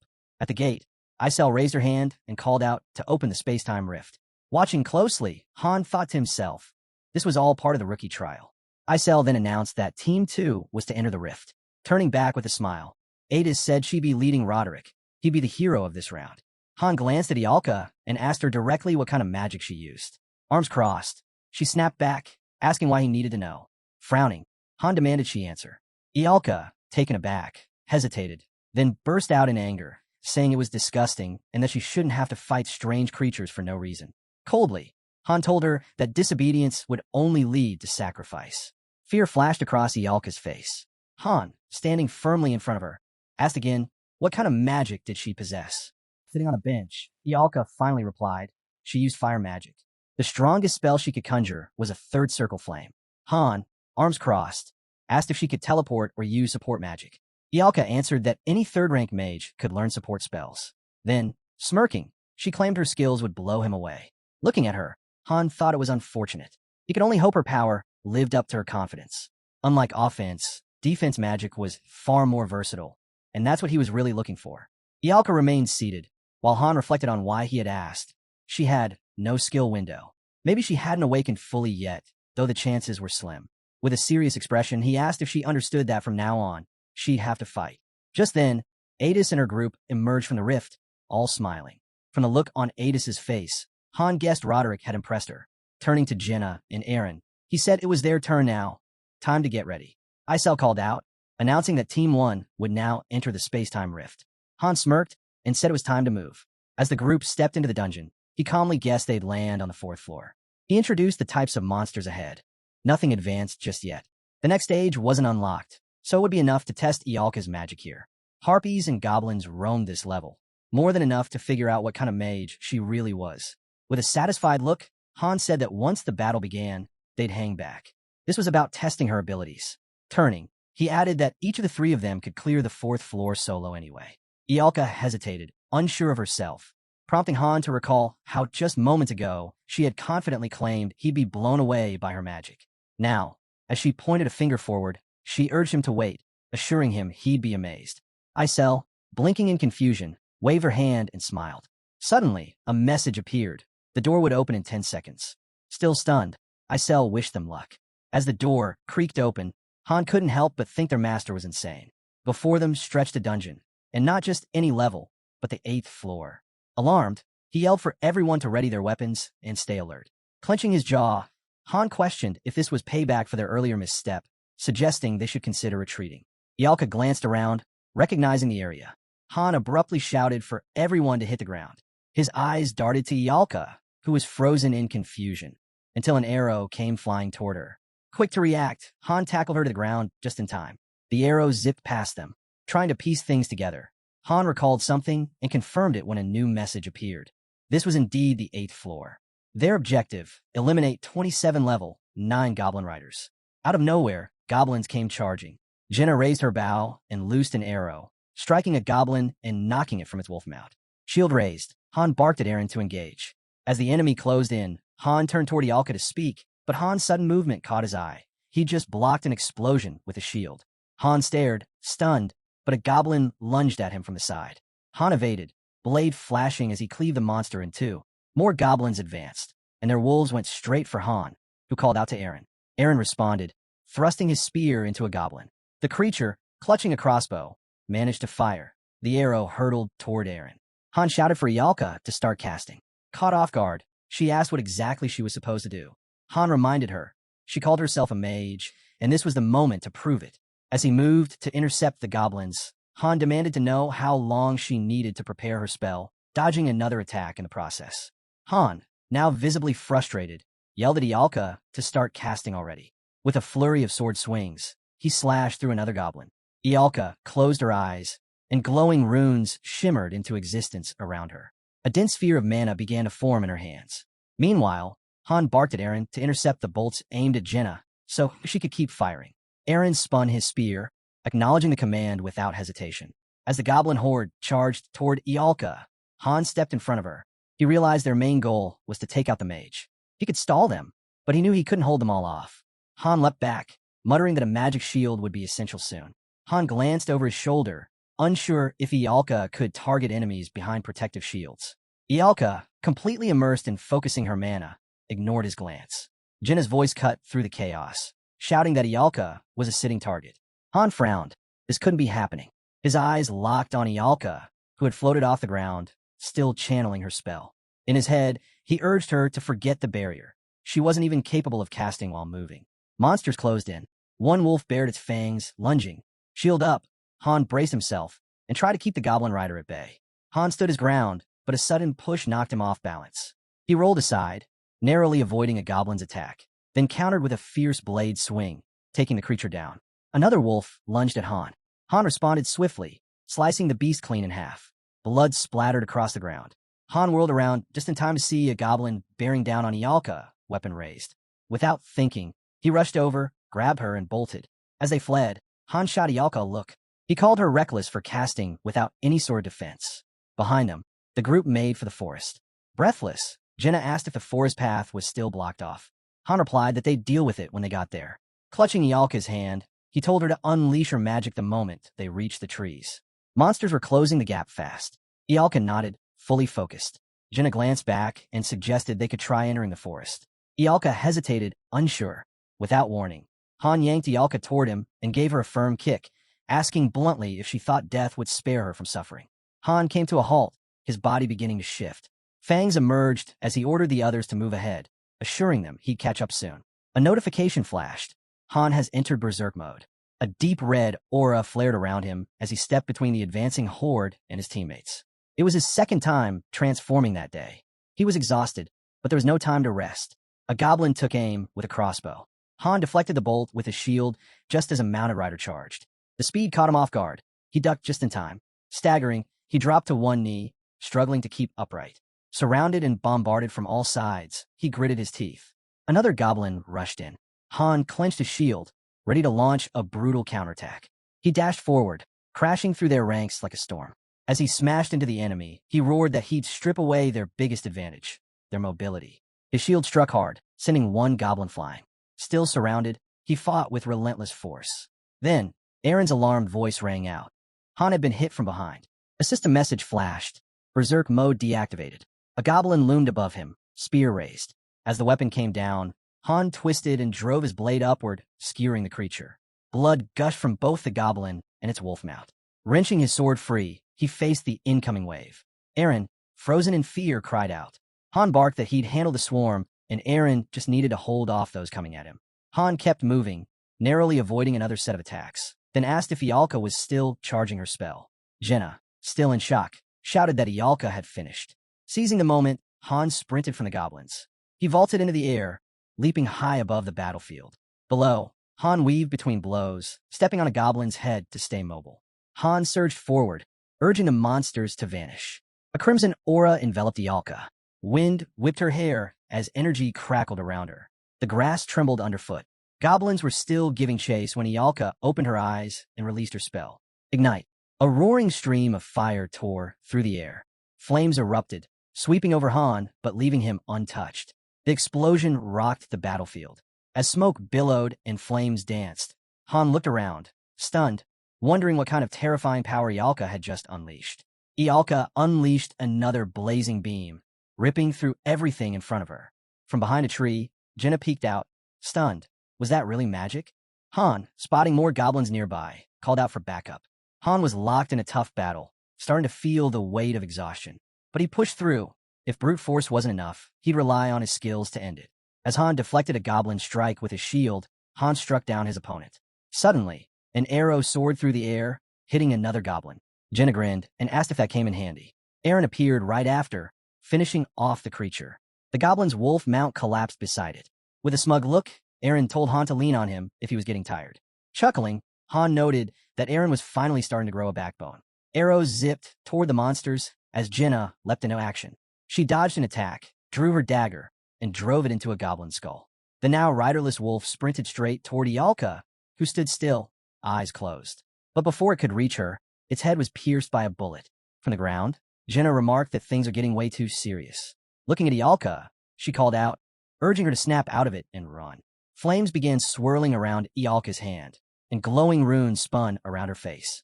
Panic rising, Jenna screamed for the team to retreat. Ialka's spell wasn't ready yet. Ialka slowly opened her eyes. As Han and Eren pulled back, Ialka clenched her fist and muttered that the goblins would burn. Suddenly, the ground beneath the enemies began to scorch. A massive explosion followed, sending a searing gust across the battlefield. Han shielded himself, thinking they might get caught in the blast too if this continued. When the smoke started to clear, the area was unrecognizable. Han looked around and asked if it was finally over, only to be cut off as more goblin riders burst through the flames. Raising her hands, Ialka whispered, "Go beyond." Ascent. A swirling firestorm erupted around her. The vortex tore through the remaining enemies, devouring them in an inferno. Jenna clung to a nearby tree to keep from being swept away by the force. The flames spread, engulfing the entire area. Ialka remained still as everything around her burned. Han stared at her wide-eyed. Her final strike had carved a massive crater into the earth. A message appeared in front of them. Floor cleared. Rewards listed: 20,000 gold, iron, or wolfskin. And the MVP, Ialka, stunned and silent. The group left the floor behind. Eren pointed out that over 20 goblin riders had been wiped out in a single blast. Laughing, Ialka proudly declared that this was the might of the Great Fire. She added that if she ever unleashed her true abilities, they'd all be left speechless. Placing a hand over her chest, she revealed that she carried the soul of the Rivel Witch. Suddenly, blood dripped from her nose, and she collapsed. Han checked on her and reported that her energy had dropped to 0. As Han looked at her unconscious face, he figured she wouldn't be able to cast any spells for at least a full minute. That meant the rest of the group would need to protect her in the meantime. He pictured Ialka's character card. She couldn't use support magic, and her strength, stamina, and agility were all on par with a 1-star unit. Back when he led as a master, he had many mages under him and knew how to deploy them, but he had never come across someone like her before. Not that they didn't exist, but such mages were incredibly rare. Han pictured her like a walking tank, one without armor or safety features, built entirely for destruction. No defense, just pure firepower. A weapon designed solely for war. Jenna slung Ialka over her back with a grin. Watching them, Han quietly noted that raw power like hers was worth serious attention. They exited the portal, spirits high. Han remarked that it might not be long before he was no longer the one taking center stage. The view panned out to reveal the growing city. 3 buildings near the training grounds had merged to form a new complex. the magic hall. Sweating and frustrated, Ialka protested. She ran ahead of the group, eyes squeezed shut, demanding to know why someone with her ranking had to go through these ridiculous training sessions. After all, she insisted her weapon was her brain. Han realized that more than anything, she needed to improve her dodging skills, even when casting spells. Meanwhile, Han began pulling ahead, calling out for her to pick up the pace. He teased her for talking too much and reminded her that stamina was key in real battles, especially with weapons like swords and spears. Running ahead, he glanced back and said it was way better seeing her in training gear than in that stiff dress. Han brought up that the dress in question was custom-made by her family. It wasn't just any dress. It was a magical item that boosted fire-based powers. Han kept running, calling out that even though this was called endurance training, it was barely anything, just 3 laps without weights and at a slow pace. Compared to his own training, this was easy. With a grin, he sprinted forward and joked that she must want potatoes for dinner. He'd make sure to tell someone. Then he turned to the guy, watching from the side, chuckling that he was just standing there doing nothing but observing. The scene shifted to Han introducing the city's magic hall and a map of Ialka. The building was a lucky break. They'd managed to get a mage on their team just as they neared the 10th dungeon floor. He checked the dungeon access map, thinking how the newly opened Israelita mines let them gather all the materials from 3 weekly dungeons in one sweep. He pictured a dark room, imagining all the loot now sitting in their storage, ready to be used. It was time to start crafting consumables, things like potions. Just then, a system notification popped up, ending as logged out. Jenna, still running, raised her hands with a smile and encouraged Ialka to push through. Han explained that potions were usually made by top-tier pharmacists and alchemists, but just like gear, anyone could craft them using a minigame. Han stood in the middle of the magic hall, thinking about his own avatar. It looked like he was holding a book, though he couldn't read it.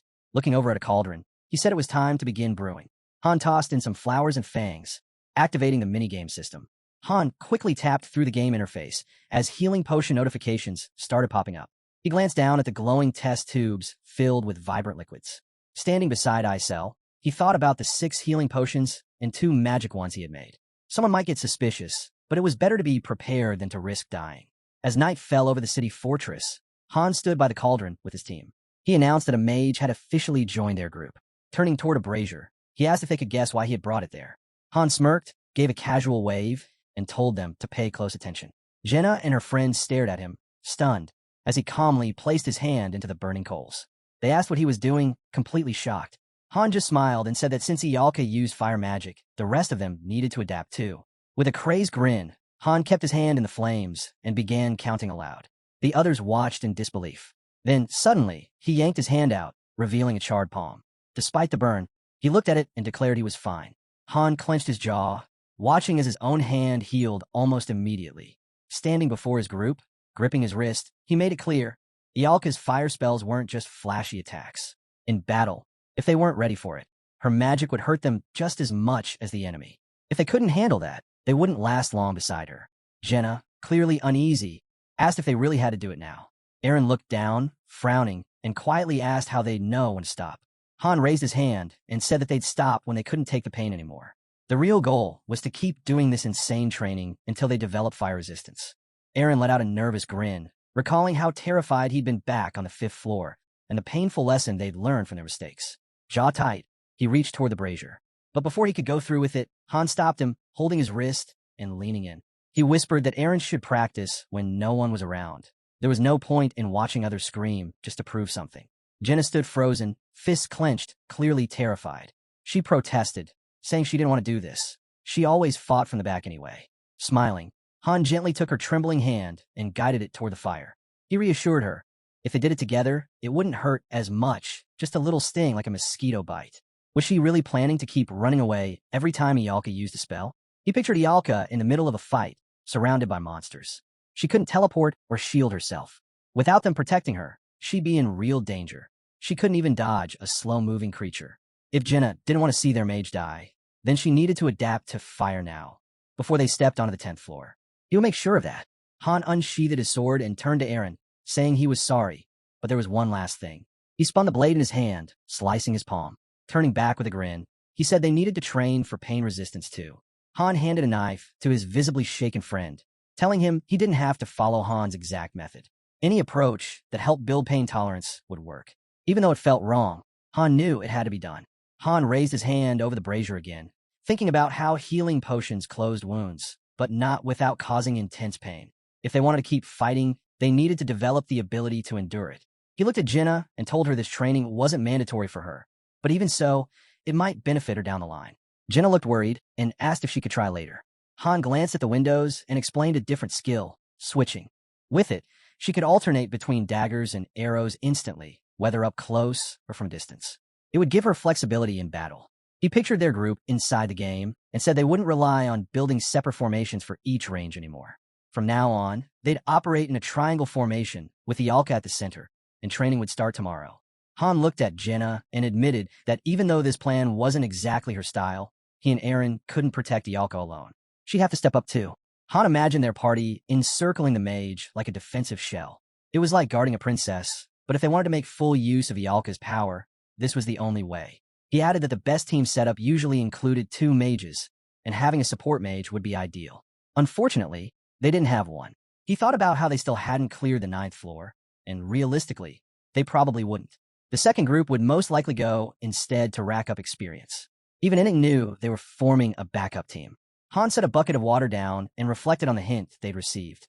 Words like subjugation, survival, guard, breakthrough, execution, defense, siege, pursuit, and escape. He laid out the team strategy cards for the 10th floor and considered the implications. This mission clearly required at least 2 active groups. Han lit a match and tossed it into the brazier, thinking to himself that with this being a joint mission, the risk was on a whole different level than anything they'd faced before. Han stuck his hand into the flames, frowning. He knew they had to be fully prepared this time. Smoke began filling the room, and he started coughing. The scene shifted to a small house glowing with light, and a notification appeared. Han had unlocked the fire-resistant skill. He then stood in front of Ialka, who looked stunned. He told her bluntly that in her current state, she was useless. If she planned to lower the attack power of her spells, she needed to cast faster and cut down her mana usage. Staring at her sharply, he asked if she was willing to do that. Startled, Ialka hiccuped and quickly ran ahead, saying she'd follow his instructions. Han pictured Ialka in battle, launching bursts of fire and explosions. He explained that she used 3 categories of magic: ignition, flaring explosive flames, and focus blasts, each with their own variants. The stronger the spell, the more mana it drained. As he approached Jenna with a sword in hand, he thought about how powerful her magic really was. But to make the most of it, they needed to ramp up the burn rate in training. He reminded himself they were inching closer to the 10th floor with every passing moment. From now on, their training would need to be far more intense. Jenna let out a confident smile and fired an arrow, saying she was ready. The guy swung his sword and deflected it, thinking how normal sparring used to be just dodging arrows. But now he tossed his shield aside and added new challenges. Jenna gave him a wink and a grin, saying he was improving fast. His growth rate was impressive, but Han stared at the tip of the arrow with a serious expression, saying they weren't here for compliments. They were training. He sliced the arrow in midair, and a notification popped up. He had gained a projectile defense skill. The system also reported that his fencing basics and shield basics had reached level 6. Suddenly, Jenna charged at him with her knife. He leaned back and dodged. She reached into her quiver with a focused look, drew another arrow, and activated the switch skill mid-motion. Han raised his sword between them, watching her carefully. He thought about how she started out as a 1-star player, but her potential was massive. Her ability to learn was far above average. Without his own gaming experience, she probably would have stayed underdeveloped. Smiling, Jenna pressed a finger to her lips and teased, asking who was the one muttering about not needing compliments during training. Han grabbed his friend by the cheeks and grinned, declaring that one day people would be asking where she got her battle scars. Turning toward the door, he shifted focus to Eren, describing him as your typical 1-star. Right now, he had barely reached level 3 with the spear. For a while, he'd stopped showing up to training, locking himself away and trying to build pain immunity on his own. Meanwhile, Ialka stood in the middle of blazing flames, training at a special facility inside the magic hall. Even when suppressing her power, her magic was still overwhelming. Unless absolutely necessary, she should stick to using only first-class spells. Han glanced toward a group sitting near the wall and mentioned how a bunch of random 1-stars were struggling in the corner. Not one of them was useful enough to form a full team, not even close. With a cap of 5 fighters per party, they needed real talent, and it didn't seem like Enning was planning to summon any reinforcements. Han looked down, tense, wondering if maybe Enning was thinking of forcing these weaklings into their group. The next day, the story shifted. Adis's squad returned after clearing the 9th floor. Injured players stepped out of the portal, arms crossed. Han averted his gaze and noted how some of them seemed to be missing limbs. He asked bluntly what the mission had been. Ada stood in front of him, eyes closed, and explained that their task was to take over a goblin village, around 50 of them. He pressed her to recall anything unusual. Lowering her head, Adis replied quietly. She remembered fighting monsters on wet, slippery ground. It was like it had been raining there for days. Walking away, she said that nothing else really stood out.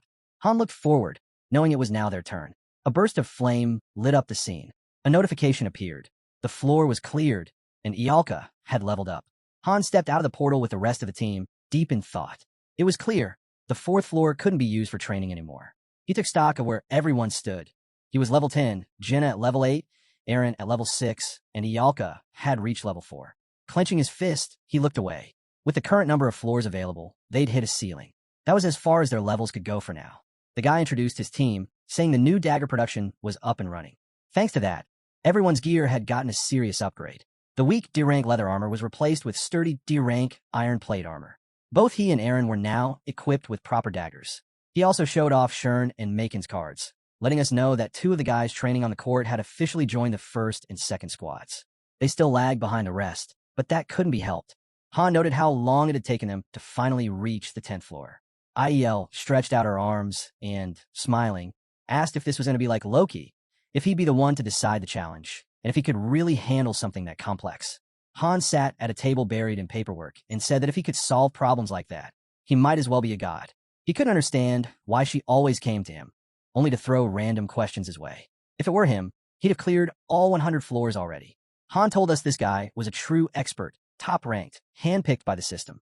But even with all that, it had taken him 2 years just to reach the 88th floor. Dozens of teams have been wiped out because of how unpredictable the game's traps and mechanics were. Resting his cheek on his hand, he thought about how the master of Choose Me only grew stronger with his team's failures. But Ink had yet to experience failure. In his mind, the guy pictured the city and realized that, in this game, their first real failure might only come when he dies. Out on the street, a crowd of guys stood facing the guards.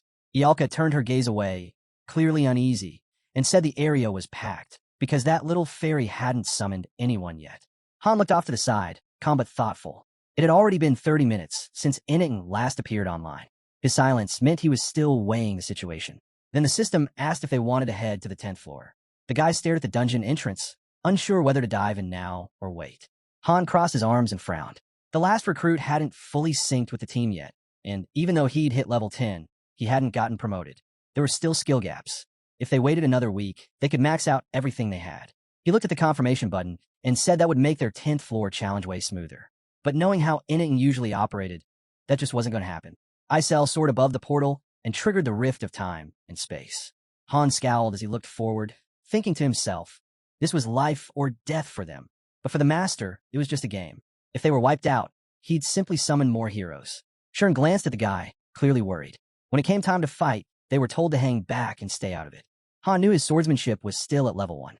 At his current level, just 3, he'd only slow everyone down. He figured it would have been smarter to join the team a week earlier. Then the system chimed in. This was a critical mission. 2 full groups were required. If they didn't have enough people, reinforcements could be summoned for free. And with tactical stations available, heroes could be assigned specific tasks before the mission started. Han stared at the wall, thinking that he probably didn't even know how to operate those tactical stations. They were way too complex for someone just starting out.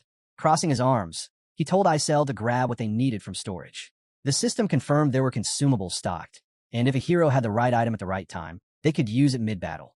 The guy recalled that they had 6 healing potions, 3 for each group. Adis grinned, holding the potions up proudly and saying everything was ready. Han pointed out that the magic potions were reserved for Ialka. He stood before her with his arms crossed, reminding her they'd likely be split across different areas once inside. If that happened, they'd need to regroup fast. He instructed her to head toward the center of the area. If she couldn't figure out where that was right away, she should climb high and get a better view. Icel, clearly annoyed, extended her hand and shouted that no one should get in Han's way. She'd be watching him. Han told her not to bother. Then he turned and smiled, saying the fairy didn't need to worry. He would climb that tower. A flash of light burst around them. Suddenly, a man was kneeling in a yard, clutching his head and sobbing. He kept repeating that they were all going to die, that there was no way to win, that no one would be spared. Han responded by kicking the panic man aside. The stranger sat there on the ground, confused turning around to ask who they were. Jenna watched him with concern and said it looked like he couldn't see them at all. She asked if he could see them and wondered if maybe he was just an NPC. Han stood outside near the panicked man, thinking to himself, NPCs showing up during missions wasn't unusual. Sure, interacting with them could be glitchy, but that was just part of the game. He turned around, scanning the nearby buildings, and remarked that the city looked oddly familiar. Aaron stood nearby, tense, and said he recognized this place too. It wasn't exactly the same, but something about it felt familiar, more Western in style. Han gave Aaron a surprised look, thinking that couldn't be right. But then the guy pointed toward one of the buildings and said it made sense. They had been here before. Looking at the crowd gathered in the streets, he added that this was the ruined city they saw on the 5th floor. Only now it wasn't destroyed yet. Han imagined leaves blowing over the rooftops. That was the key difference. It hadn't fallen to ruin yet. The girl noted that the timeline fell off. Han stepped in front of Jenna, who looked visibly anxious, and said this wasn't the only strange thing going on. They'd go over the details later. He faced the team with arms crossed and reminded them. They'd already been summoned, and surviving meant completing the mission. One of the guys spoke up, pointing out that the battle hadn't started yet. They still had a bit of time. It'd be smart to use it to gather intel. Han agreed and looked around at the others, saying they had 5 minutes to scout the area. They were to regroup here. Anyone late would be left behind. Dark clouds loomed above the tower. Han stood by a window inside, thinking this was probably the best spot to watch everything unfold. He furrowed his brows as he observed the soldiers. Their morale was clearly crumbling. Down in the streets, an army marched. He figured there had to be thousands of goblins coming from a northern forest. Maybe they'd set up an assault ladder. Thankfully, there weren't any battering rams, at least not yet. He stared at the enraged monsters ahead and recalled the Eastern River, just like what they saw on the 7th floor. There were thousands of goblins, but no siege engines in sight. Then he looked toward the defensive line. Han eyed the knights, forming ranks outside the castle. Less than half of them were actual humans. The rest weren't. The guy ran the numbers in his head, 10-1 odds. Even if things looked manageable at first, this was shaping up to be a worst-case scenario. Han descended the stairs, thinking that since the mission hadn't officially started yet, that actually played to their advantage. If survival was the objective, their odds just got a little better. Han imagined himself shouting orders and figured that if the task was to hold out for a set amount of time, this floor might actually be easier than the 5th. He remembered the packed crowd from before, Ialka's laughter echoing, and thought about how the abundance of NPCs could be used as distractions. Plus, they had a mage whose main focus would be defending the territory. As the team gathered in front of him, he silently watched, knowing the wheel of fate was about to spin again. Then he froze. 3 notifications lit up in front of him. Triple notification. That could only mean one thing: top-tier difficulty. The system displayed the city layout and delivered the mission: prevent the city from falling. Han pictured lines of knights facing down the goblin horde. Even after combining the first and second teams, they only had 10 players. Including groups 3 with 350 NPCs, there were around 360 soldiers total. And they were up against thousands of goblins. With a grim look, the boy said once they finished sharing what they'd found, they need to go over mission strategy and assign roles. Jenna, still perched on a man's backpack, recalled trying to talk to the townspeople. But none of them responded. They could be seen and touched, but not heard, not acknowledged. Aaron stepped forward and unrolled a map. Goblins were advancing from the north and east gates. The south and west had no exits. There was no way out. If the outer wall was breached, everyone inside would be wiped out. Adis's arms were folded as she scowled and asked what they were supposed to do. Han lowered his head. Their only goal now was to defend. Then, standing firm with arms crossed, he laid it out clearly. Their mission was to hold the line. The enemy couldn't be allowed through. In short, they had to eliminate every last one of them. Adis stared at him, eyes wide. That's impossible, she said, shaken. Roderick raised his hand calmly. We'll be pulled back. If we leave the city, we can observe from the outside and launch guerrilla strikes. Han lowered his gaze, brows furrowed. Maybe, but I think the only way to complete this mission is to crush the invading army. If we don't, we fail. He turned toward the central tower. Han's eyes landed on the glowing statue inside. He knew the twin goddesses only appeared during certain missions, key events. Han turned away, alert. Doesn't matter if we kill the goblins or not. If that statue's destroyed, we lose everything. Roderick folded his arms, closing his eyes. That's ridiculous. Do we really have to protect it by fighting off wave after wave? Han mirrored his stance. Yeah, that's exactly what we have to do. He glanced at his team, seeing their concern. If we don't, we're all dead. Roderick stepped in front of Han. There's no escape, no matter where we run. That's the rule. A bead of sweat trailed down Han's cheek. He knew the mission's demands were absurd, but they were still in a game, and that meant there had to be a strategy. Clenching his jaw, He spread out a map. There's a ton of goblins, but their siege gear's limited to ladders. And it's just this one army on the server. If we play it smart, we can buy time. Han scowled. Ada's squad will head to the north wall. Back up the soldiers there. Focus everything on stopping those ladders from hooking onto the walls. Adis looked at him, serious. There's only 5 of us. Even adding us to the 300 here, that's not enough to hold this city. Han understood her doubt. Still, with the second group's reinforcements, they made roughly 50 more fighters. Frowning, he added, and the goblins don't have any battering rams or other siege gear yet. Han pictured the city wall. Ladders, that's all they got to scale the defenses. If we dig in at the most vulnerable spots, our defense will hold out a lot better.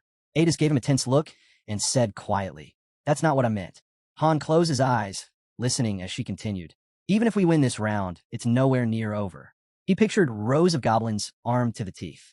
Even with both teams fighting side by side, the result wouldn't change. They might hold out longer, but eventually the goblins would push through. The sheer numbers made it impossible.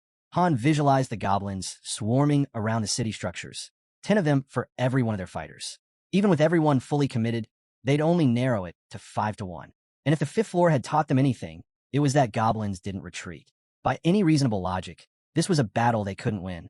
Then, one of the guys stepped up to Jenna, who looked startled. "There's a river east of the city," he said. "Same one we saw on the 7th floor." He remembered standing in those rising waters, rain pouring down.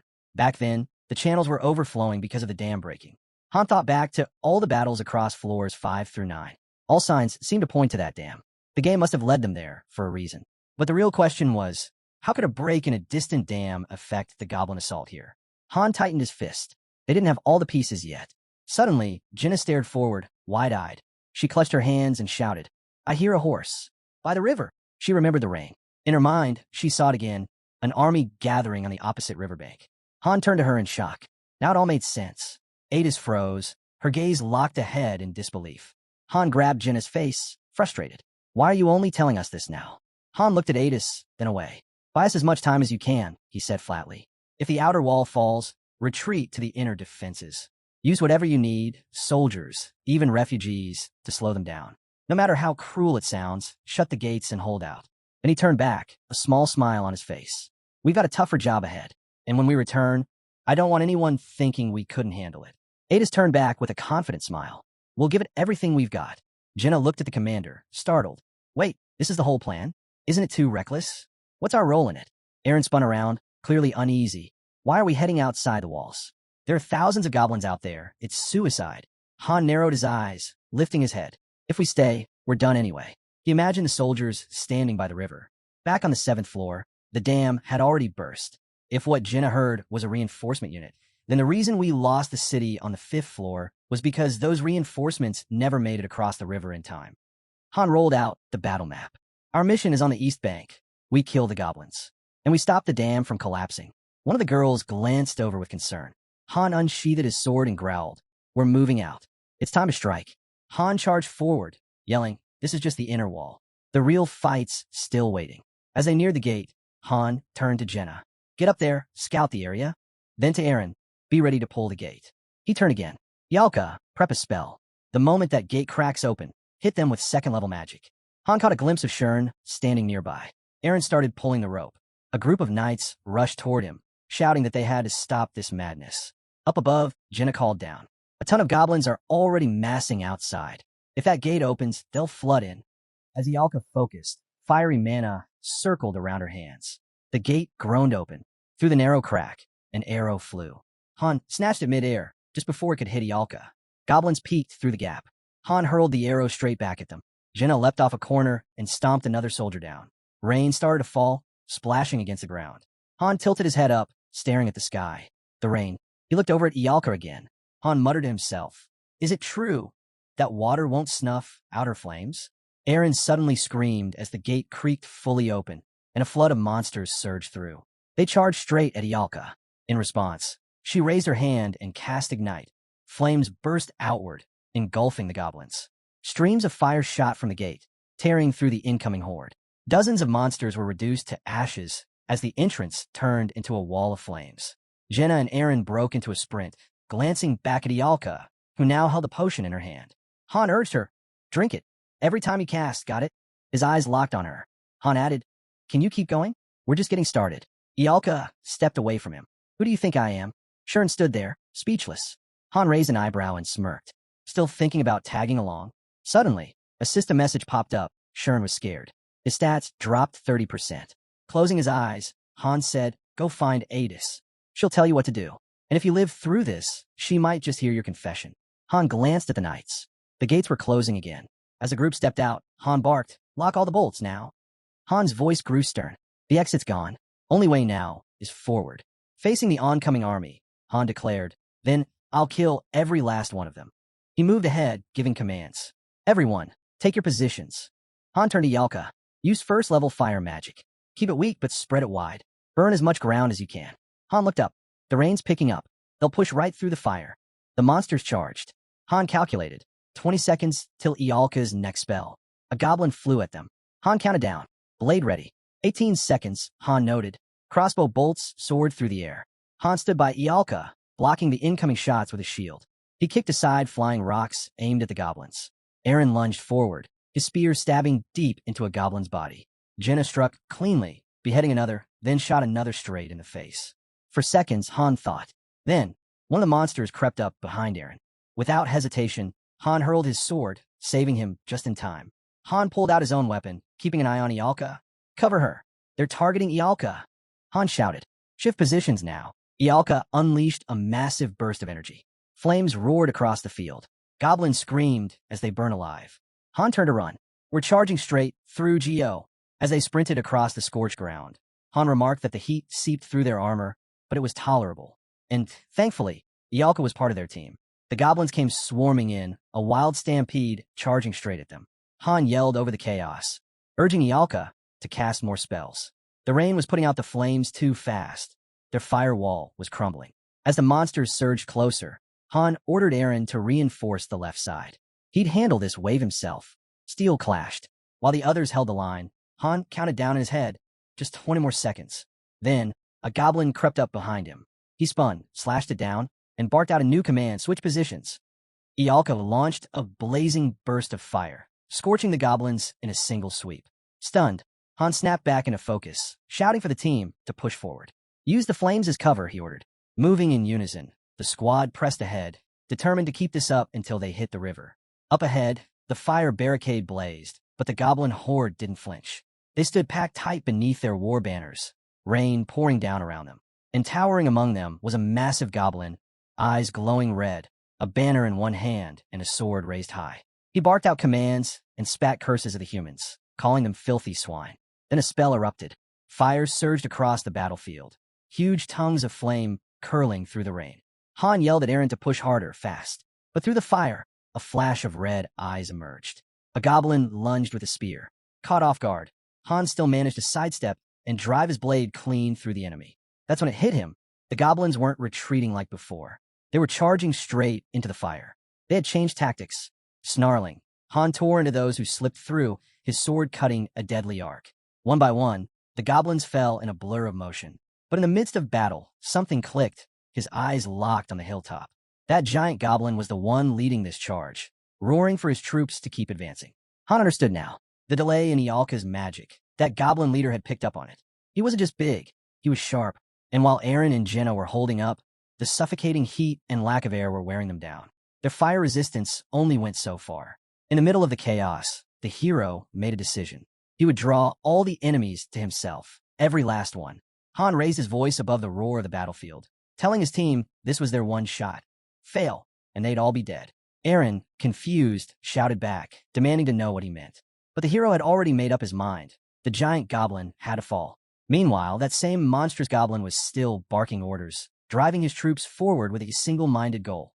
Kill the mage, no matter the cost. Surrounded by a sea of goblins and encased in a dwindling fire barrier, one enemy tried to push through. But the moment he did, a crushing blow sent him flying, blood spraying from his mouth as one of his fangs flew out with it. Arrows followed, raining down, but Han wasn't paying attention to that. His only concern was whether Ialka was still casting. He called out for her to unleash everything she had. At once, flames exploded outward, bathing the battlefield in blinding light. A beam of fire tore across the field, but even as the goblins burned, their leader kept screaming for more aggression. The wave didn't stop. Rage twisted their faces as they surged ahead. Han clenched his fists. One blast wouldn't be enough, not for this. But he wasn't giving up.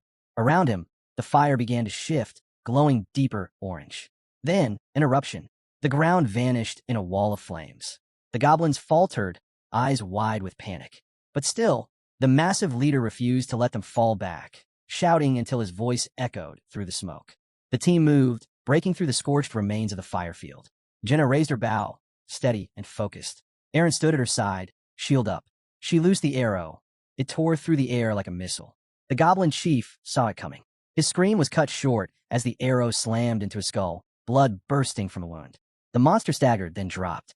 But just as they struck the blow, Ialka collapsed. Han caught her by the shoulder, just in time.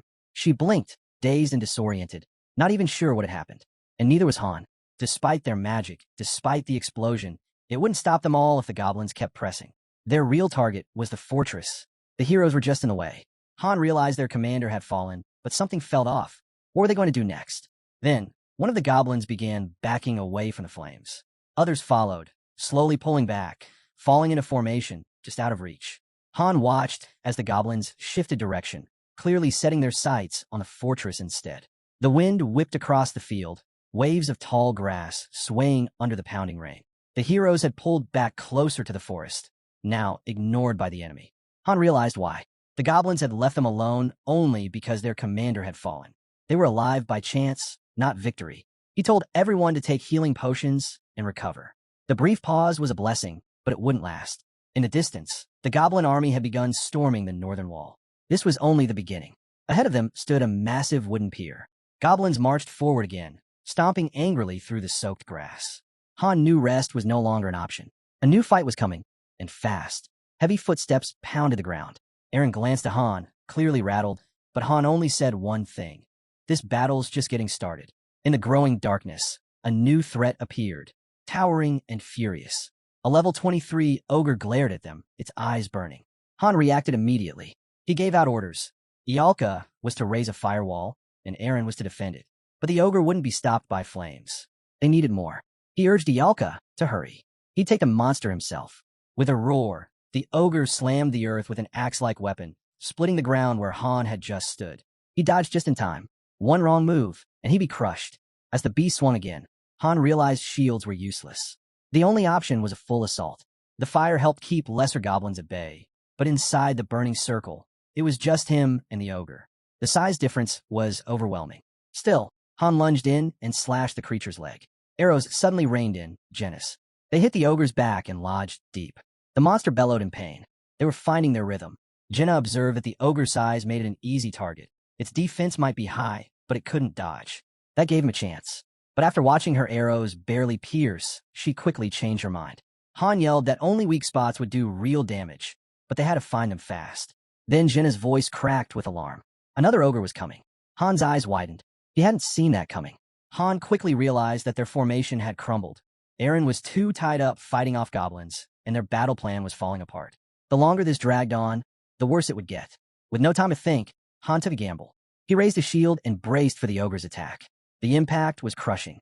The force slammed into him, nearly knocking him off his feet, but he didn't back down.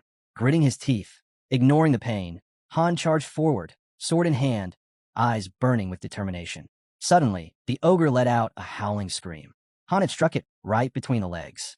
That reaction told him everything. He found another weak spot. Furious, the ogre began smashing the ground in a frenzy, but Han was already on the move. He leapt up, climbed the monster's body, and drove his sword into its neck. The blade didn't sink deep enough yet. Without hesitation, he used his shield as a battering ram, slamming it against the hilt and forcing the sword in deeper. Blood poured out as the weapon carved into flesh. Finally, the beast toppled dead. One down. Han turned to face the second ogre, who was already charging. He barked for Jenna to get its attention. She loosed her arrows immediately.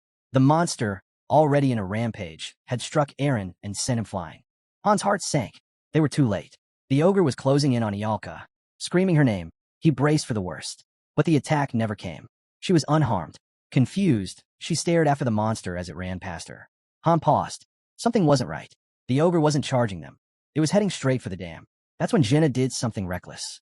She jumped onto the creature's back, climbing up to its neck. They shouted for her to stop, but it was too late. With one hard thrust, She buried her blade into its throat, forcing a scream from the beast. Han didn't hesitate. He sprinted forward to help, slashing alongside her with powerful strikes. Together, they cut through muscle and bone, until the ogre, thrashing in pain, stumbled toward the river. With one final roar, the creature threw its massive body into the water. Blood spread across the current in thick waves. Han stood there soaked and gasping. They'd made it, but just barely. Suddenly, the water stirred, and the ogre's massive hand shot out with a deafening roar. Han froze, heart racing, unsure of what was happening. Before anyone could react, the beast slammed its colossal fist into the dam, shattering it in one crushing blow. The structure gave way instantly. A torrent of water burst through, flooding the field in seconds. Eren ran up, reporting that all the goblins had been defeated and waited for new orders. But Han just stood there, silent, his expression heavy with regret. He finally spoke, just a few words, and they stung. "We messed up. There were supposed to be backup forces waiting behind the dam. Now, with it destroyed, those reinforcements were cut off. And that meant a handful of exhausted fighters would be left to face over 3,000 goblins alone." The others tried calling to him, desperate for direction, but Han didn't respond. He clutched his sword, still in shock. Someone placed a hand on his shoulder, trying to ground him. After a pause, he muttered that they'd have to retreat and come up with a new plan, if there even was one. But just as he turned to go, Ialka stepped forward. She raised her hand, charging her bracelet with a glowing purple light. She murmured a spell as the energy swirled and wrapped around a massive boulder. With a fierce motion, she launched the stone through the air. It crashed into the broken dam, fitting perfectly into the gap. The flood stopped instantly. Han stared, stunned. He hadn't seen that coming. Ialka explained calmly. Telekinesis was one of the fundamentals of magic. He turned to her, both impressed and exasperated. "You could have told me that sooner." She blinked. "I thought you knew. It's basic magic." He couldn't help it. He reached out and squished her cheeks. "Don't keep the good stuff to yourself." Ialka huffed, but he smiled. "We're only still standing because of you." Just as the team started to regroup, Jinna's voice rang out. A scream. The goblins were back. And this time, they brought backup. One of them lunged straight at Han with a spear. He twisted, dodging the attack, and countered with a sharp slash that cut the enemy down. Still, his thoughts churned. There was no sign of help coming. None at all. And in the middle of the chaos, a worrying thought took root in his mind. What if he'd been wrong about everything? Suddenly, it hit them. There was never any real backup to begin with. The hero, desperate, told Ialka to down every last potion they had and use whatever magic she could muster. But before she could react, a goblin sprang from the mob, lunging straight at her. Han's heart dropped. He shouted her name in panic. Just as the goblin's claws nearly reached her, a man wearing a lion-shaped mask appeared from nowhere. In one swift move, he cut the creature down and charged in on horseback, hooves pounding against the soaked ground. Even so, the goblins weren't backing off. They snarled, ready to strike again. Han exhaled, barely believing what he saw. On the horse sat a warrior clad in armor, his blade drenched in blood. Han stared in shock. The goblins remained aggressive, but the masked rider wasn't alone. He shouted for his cavalry to show their strength, and the order to charge echoed like thunder. Han was stunned. It was actually a cavalry unit. From the darkness, shadows took shape. Armored warriors atop horses emerged, slicing through the gloom. The rider commanded Eren and Jinna to get to Ialka, while the cavalry swept forward, closing in on the front lines. Around 500 riders surged toward the battlefield.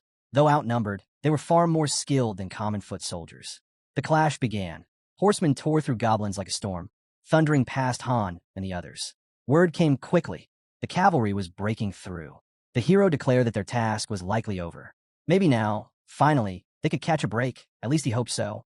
Turning to his allies, Han asked if any of them knew how to ride. He decided then and there he'd learn on the spot. Though the master couldn't take part in battle directly, he could still lend support. He requested a skill book, horse riding. It cost him 500 crystals. Normally, the hero couldn't acquire non-combat skills, but with the right book, he could unlock basic abilities. And just like that, he learned it. Without wasting a second, Han jumped onto a horse. They joined the charge, thundering across the field. The hero felt a flicker of hope. Finally, real reinforcements. The cavalry wasted no time. They were already at the siege lines. At last, it was time to strike back. Han, riding fast, quickly assessed the situation. The goblins were massing to the north. They weren't a major problem, yet, as long as the gates held. He pictured the layout of the city, his thoughts sharp. The biggest threat came from the north, where goblins were climbing siege ladders. Thankfully, the cavalry saw this too and redirected that way. Then, a sudden realization struck Han. If he stuck close to the cavalry, they might just succeed in completing this mission. But he knew better than to relax. This cursed game never made things that simple. Spinning his horse around, Han yelled that the plan had changed. They had to split up. A nearby spearman, confused, asked if they weren't supposed to defend the northern gate.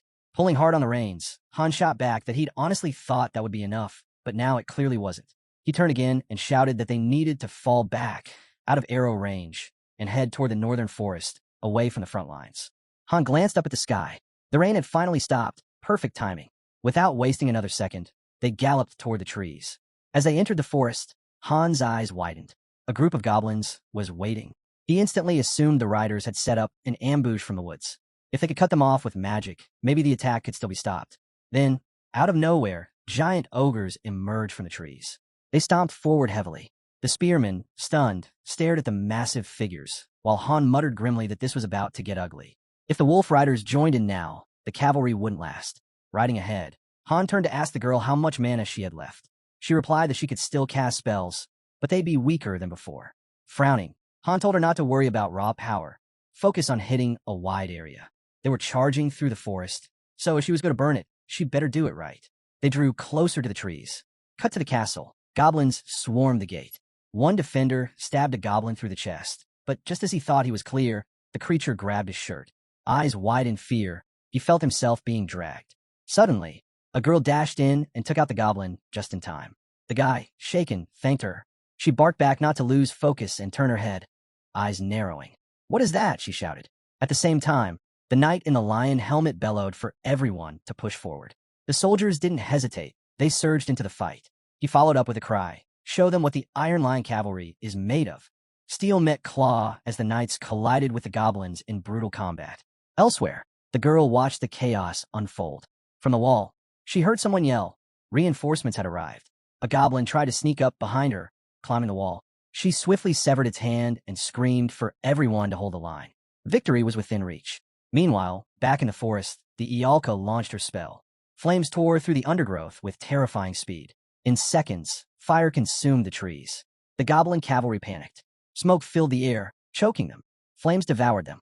Their mounts collapsed, unable to escape the blaze. Ialka kept casting, unleashing more fire. Watching her, Han realized this was her limit. One more spell, and her mana would burn out completely. And if she pushed any harder, the entire forest might turn to ash. As Han turned in his saddle, a thought crossed his mind. This was actually better. The forest had long been a breeding ground for goblins. Now, the fire would purge it all. A brutal but necessary cleansing. Back at the wall, the battle raged on. A goblin managed to strike down a knight, but the defense held strong. Around 100 soldiers remained on the northern wall.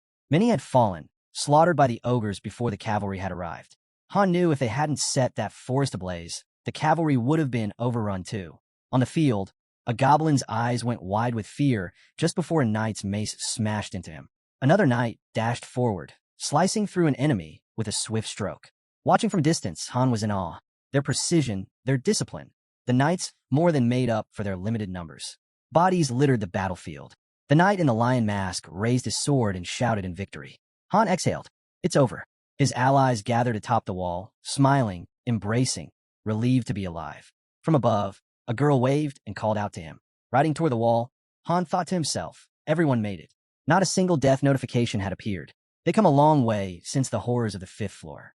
Behind him, one of his friends chimed in, saying they weren't the same people they were back then. She smiled and asked why they hadn't left yet. Wasn't the mission complete? Suddenly, Han's smile faded. His eyes widened. He whipped his head forward, then spun around again. A memory hit him. He'd crushed a massive goblin. His companion had set the woods ablaze. He pictured all the fallen enemies, the victorious knights. But there was still no system message. No notification. No confirmation. No sign that the floor had been cleared. His chest tightened. Wasn't it over? His thoughts spiraled. There's nothing left to do here, right? But something was off. Then time stopped. Everything froze. And then a system notification popped up. Loading. Han clenched his jaw, spun around. On the knight's shoulder, another message appeared. System recovery. Confused, he looked around. Another warning blinked into view. Error. Disconnected from server. He turned to look at the smiling girl nearby, but she was still, frozen mid-movement. He glanced at his comrades. No one moved. His blood ran cold. And then, he heard a voice behind him. Turn around. Han turned around slowly, his breath catching. In the distance, a shadowy silhouette stood still, its shape barely visible through the haze. And then he saw it. A max-level creature, cloaked in a sinister dark aura, stood before him. Han froze. That face, it was burned into his memory. He'd seen it before, back when he used to play. His eyes locked on the terrifying figure. Dread crept in. It's him, he thought grimly. The same bastard. The scene shifted. Elsewhere, a team of elite 6-star characters appeared in a settlement. They were legends. The first in Korea to conquer the 88th floor, ranked 5th in the world. Now, Han was logging back into the game, mind racing. It was always a mix of luck, strategy, and raw combat. He could issue commands, sure, but the characters made the final calls. They chose which skills to unleash. Many times, they failed, not because of weakness, but because something simply didn't align. He visualized their cards, running through scenarios in his head. Still, if fate alone decided everything, he never would have made it this far. It wasn't just luck anymore. This game had gripped him entirely, his progress, his fate, tied to it. If he had the skill, even hell couldn't stop him. Back in the present, he stared at the looming dark creature. It's him, he thought again. What level is this monster? Even if a creature reached 7 stars, it shouldn't have appeared here. Clenching his teeth, Han suddenly found himself standing in what looked like a store. Another figure materialized beside the dark creature, cloaked and unreadable. Text floated above him. Level 15, Dark Apostle. With a grin, the figure looked straight at him. I'll be waiting, he said. Han's eyes widened. The apostle turned and began walking away, slowly fading alongside the beast into nothingness. Then, reality flickered. The world around him began to return to normal. A system notification appeared. System recovery complete. As the connection re-established, the girl turned to him, panic rising in her voice. What was that? Before she could finish, Han snapped out of it.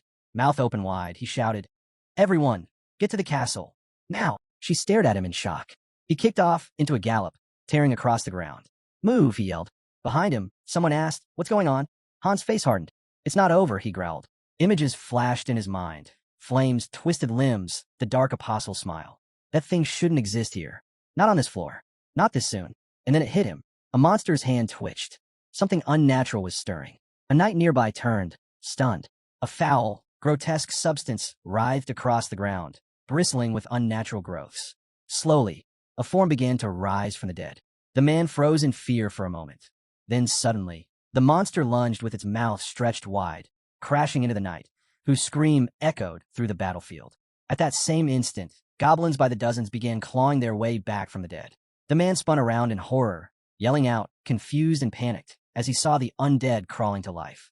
Han, watching it unfold, shouted not to panic, to let the resurrected creatures return the way they came. Clenching his jaw, he realized something chilling. These monsters could revive corpses under certain conditions. As zombies tore through the nights, he thought grimly, they won't stop until they smash their skulls in. Up on the castle wall, a girl screamed for someone to open the gate. As it creaked open, Han raced through with her, thinking, this isn't the kind of creature that should exist on the 10th floor. The horse skidded to a stop inside. The girl glanced back, startled. Han grabbed the sorceress, told her she was staying behind, then added firmly that they needed to protect the goddess statue. Everything would hold if they could just lock the gate. They only had to endure until he got back. The girl called out in confusion, asking what he meant. Another man, his voice shaking, asked what they were supposed to do about the monsters. Han suddenly stopped, his eyes narrowing. Get it together, he ordered, staring down the advancing horde. He's coming back with me alive, or we both get eaten. The man silently looked ahead, teeth clenched, then gave a sharp nod. I'll bring him back. The girl, eyes fixed on the battlefield, asked softly, are you really coming back? Han gave a small smile, turned toward her, and broke into a run. Of course I am. As he disappeared into the chaos, she shouted after him, then don't you dare die. He turned his head slightly and called back, same goes for you. Step by step, he advanced. Gripping his sword, his gaze locked onto the undead. Disgusted by their appearance, he told himself it wouldn't be hard. Charging forward, he struck the first one, splitting its head open. He'd take them down one at a time. If they all rushed him, it'd be over. Just then, an ogre lifted its massive club and slammed it into the gate with crushing force. As he turned, Han realized the massive enemy had risen again. If that was the case, the gate wouldn't hold for long. Just then, undead wolves charged straight at him, baring their teeth and leaping for the horse. But before they could land, arrows flew through the air, striking the beasts dead. For a moment, the archer stood silent, eyes locked ahead. When she turned back, Han met her gaze with a brief smile. Meanwhile, the knights trembled as the ogre slammed its mace into the gate again. Fear gripped them. Then, a thunderous blast shattered the entrance, flinging the gates open. They could only watch, frozen in terror, as a swarm of furious undead poured through. Turning back, Han muttered in frustration. The gate's already down. No time to waste. He pushed forward, focused on his real target, the Apostle. Picturing him slipping away into the glowing forest, Han thought, that's where he'll be. Waiting, jaw tight, sword swinging, he carved through the undead. Once, just once, and he's dead. Suddenly, another explosion rocked the ground. Han's mind raced. There were only two ways this could go. Glancing at the knights, he thought, first, if they destroy the goddess statue, it's over. Watching the defense crumble, another thought struck him. Second, they give in to their hunger. Their thirst for flesh dulls all the skills and power they had in life. He surged ahead with relentless speed, noting how much stronger the undead had become. Their hunger made them monstrous, 10 times more dangerous. The more powerful they had been in life, the worse they were now. Slicing through a pack in a single strike, he thought, a single mistake could cost us everything.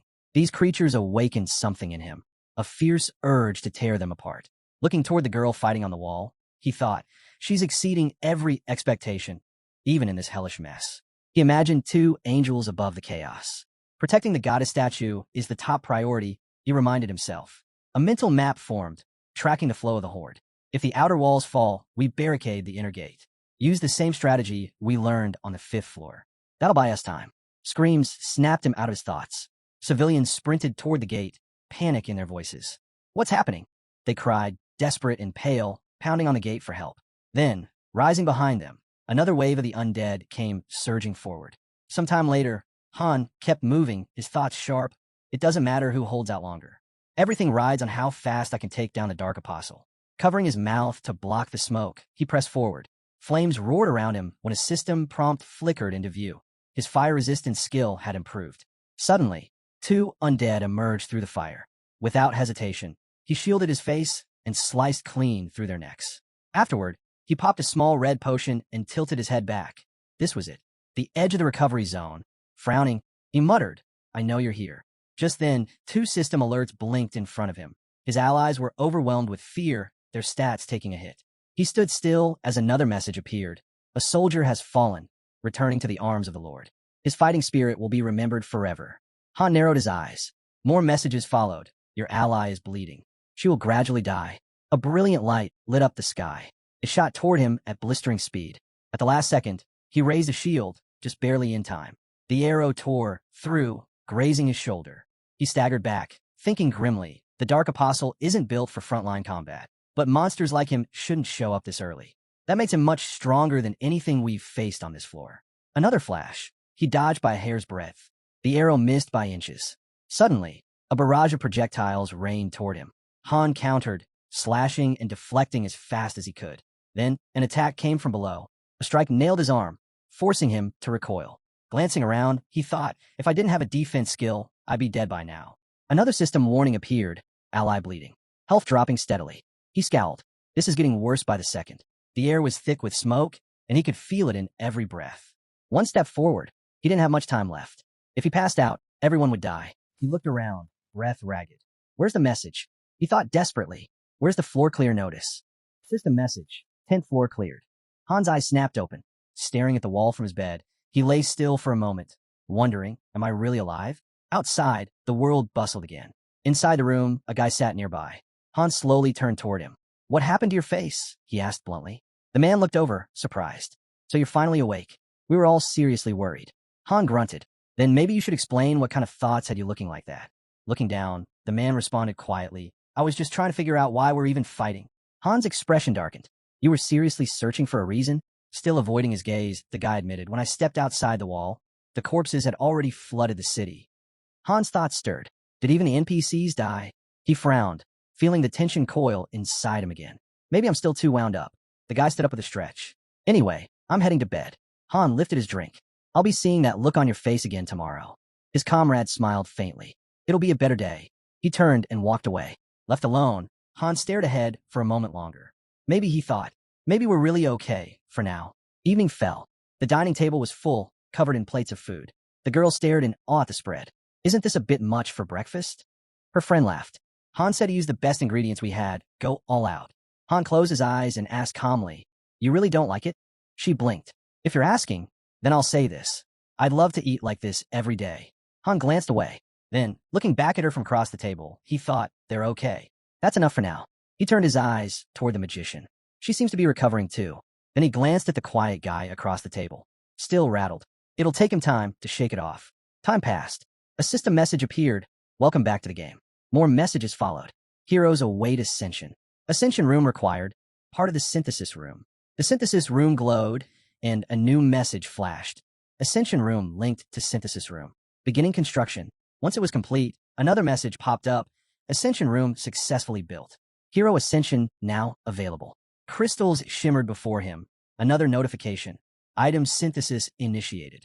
The crystals lit up in brilliant light, and in the center, a fairy hovered, now cradling a fully formed, glowing crystal in her hands. Then, soaring up to him with a grin, the fairy told him he'd now surpassed the first star. She encouraged him to keep pushing. His path was toward the seventh, and the tower was his to conquer. Han hesitated, unsure if he could really reach that far. The fairy laughed, teasing him. If not him, then who? If it were that easy, Sirius would already be a 7-star by now. Imagining himself as a 7-star character, Han dropped his head. All the effort he'd poured into this, and still no 7-star. There had to be some hidden requirement.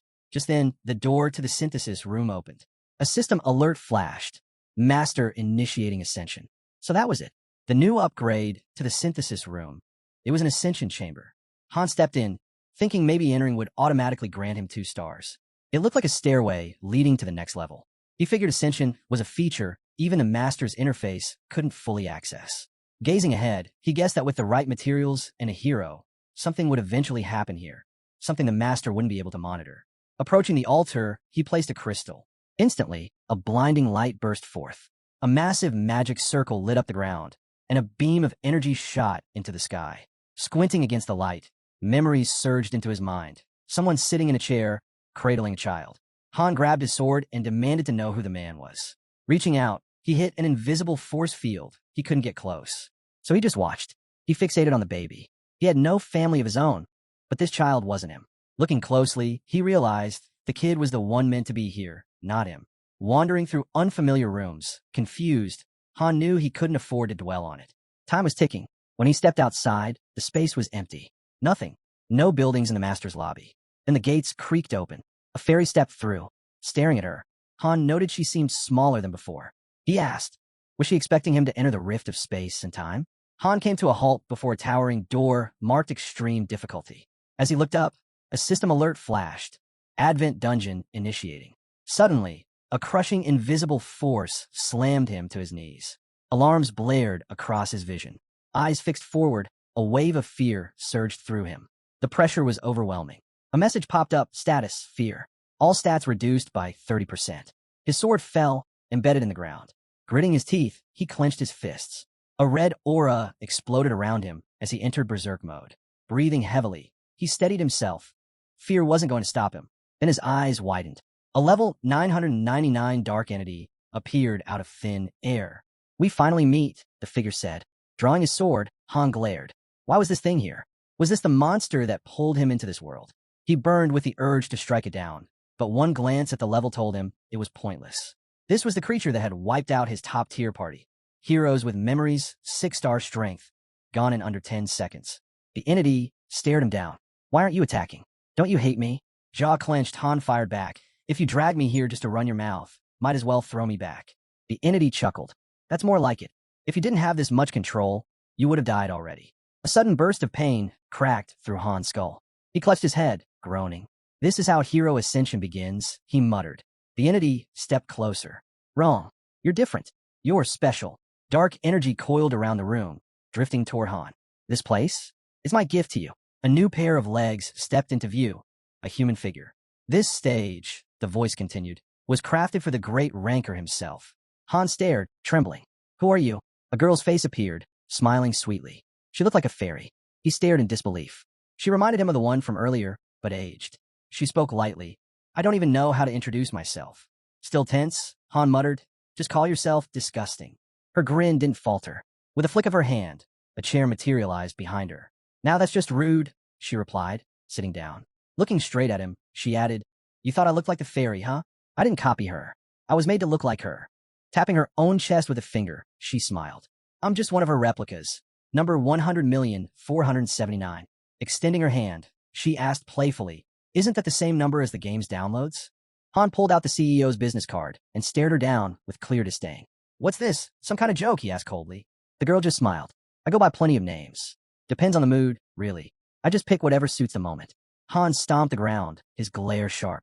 She let out a chuckle. That was a bit bold, wasn't it? His voice turned icy. You're one of the ones who dragged me into this mess, aren't you? Still smiling, she nodded. You really do hate me. Funny thing is, I never meant for you to get pulled in. Total accident. Like hell I care, Han snapped. Send me back. Now, or you'll regret it. The girl tilted her head and grinned. Are you threatening me? You're just a weak little one-star. Han's eyes burned with intensity. That won't last much longer. Her expression darkened. She splashed her foot into a puddle and muttered, maybe I should have just killed you when I had the chance. Without warning, she launched a magical projectile. It slammed into him, cracking his armor, then froze in place, hovering inches from his chest. The girl snapped her fingers. Didn't even flinch when the spear hit your heart. You've got nerve, but that doesn't mean you're invincible. Han slid his sword back into place. So what do you really want? He realized something. She'd had plenty of chances to finish him off, but didn't. That meant she had another reason. She stepped closer. It's nothing dramatic. I just want to talk. Then she looked him straight in the eye. You're Loki, right? The indomitable, unbreakable, fifth-ranked master. I'm a fan. She smiled, almost fondly. You don't know how many times I was blown away watching your plays from headquarters. We even had surveillance on your city. How could I not come meet you? Her smile deepened. I came to tell you the truth about this world. She paused. Tell me, what do you really think of the game story? Her gaze dropped slightly. Most players don't care about the story in gacha games. It's all about the content. She raised her hand and added, the plot? It's cliché, flat, predictable. A snap of her fingers, and the space behind her warped. Most masters forget about the open world stuff once they climb a few floors, she continued. Take a good look. You know this place, don't you? Han glanced around, realization dawning. Arms crossed. Han replied flatly, I don't even want to know. The girl glanced away, then said with a shrug, sorry, I tend to get carried away. She pointed at the distorted space around them. This was the city on the peninsula, the same one we passed through on the 10th floor. But now it was nothing but ruins. Scene after scene unfolded, shattered cities, collapsed castles, entire regions left in wreckage. This is what's left of everything, she continued.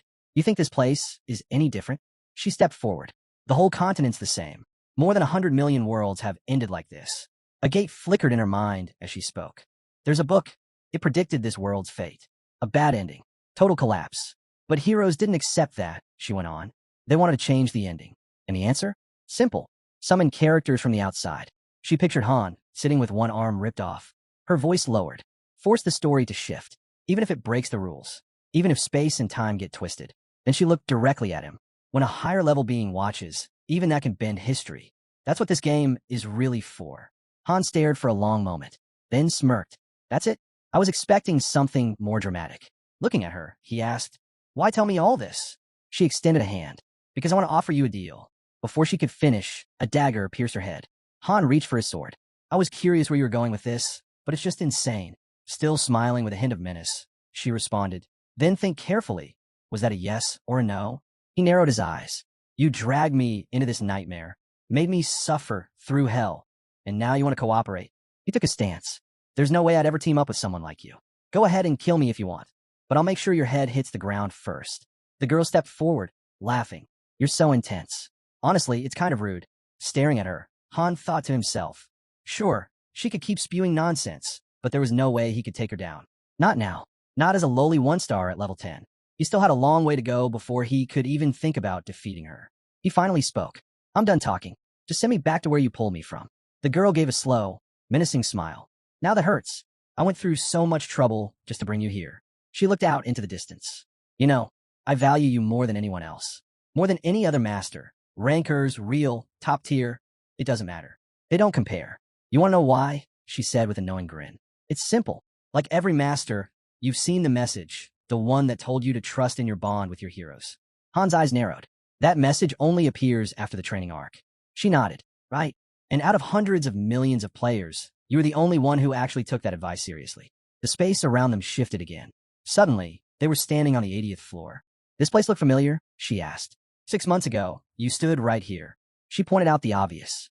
Only 5 masters, including you, have the strength to protect this floor. That's why everyone below 6th rank is stuck waiting on the 79th. Han looked around and thought, yeah, this is the one that made me tear my hair out. He turned to her. So why show me this? With a wave of her hand, 2 chairs appeared. She sat in one and motioned for him to do the same. Simple, she said. Before anything else, I want you to see what happened. There's no truth standing on your feet. Sit down. Smiling, she looked ahead. Now tell me, how does it feel seeing in person instead of just watching a screen? Isn't it something else? As lava spread across the floor, Han stared grimly. The 80th floor, he remembered now. It was the first of the conquest-type stages. No fixed goal, no clear order. Its difficulty shifted on a whim. Every ranker who reached it had failed badly. The community had nicknamed it the Executioner's Wall. He frowned. I already know how to clear this floor. So what's the point of showing me a replay? The girl smiled and told him it wasn't about what he thought, just to keep watching, and it would all make sense.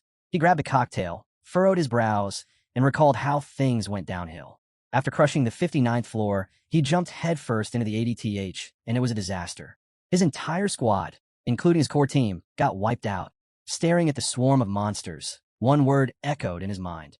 Hell, that's what this place was. The 80th floor wasn't just tough, it was a death trap. Then came the chaos, 2,755 monsters at level 113. Following that, shards of despair crawled in, 3,164 of them, each at level 108. Right next to them stood the shards of hatred, 2348 strong, sitting at level 121. Sha narrowed his eyes. So these shards are the reason this floor's brutal. The girl nodded, still smiling. Exactly. You're in the game now. Everything, the floor difficulty, even your summoning odds, depends on your account. His eyes widened. She was saying the reason he never pulled a 5-star hero wasn't bad luck. It was built in. She pointed at the chaos crystals. Massive, pulsing at level 322. There's a reason. In your world, there are no heroes left to summon. Then she turned toward a monstrous, one-eyed beast. Even though the system decides the difficulty, she said, your account, your world, it had S-rank heroes. But it was cursed in every other way. Sha lowered his head, silent. And yet she continued, no one knows how you managed to climb all the way to the 88th floor. Suddenly, a bright light flashed on the island. He looked up, startled. Figures began to materialize, people, heroes. He wondered, were these the legendary 5? But before he could process it, monsters closed in on the island at lightning speed. The girl didn't move, just stood there as system messages flickered to life. Tactical command effect applied. All item levels maxed out. A tactical map appeared. Heroes could be rearranged by simply dragging their icons. Then they moved. Heroes leapt from island to island, fast and precise, ready for war. Han set up multiple defense points with precision. The girl watched him, a faint smile on her face. That's the same tactic you used to clear the 10th floor, she said. It's fascinating, capturing support nodes to push an assault. It's complicated, but the objective is simple. She gestured toward the island. Pay attention to what they do next. As they moved into position, she added, look closely. See what you are to them. Haynes studied the path ahead, their expressions focused. That's why you're their one and only master, she said. From the front line, heroes echoed her words.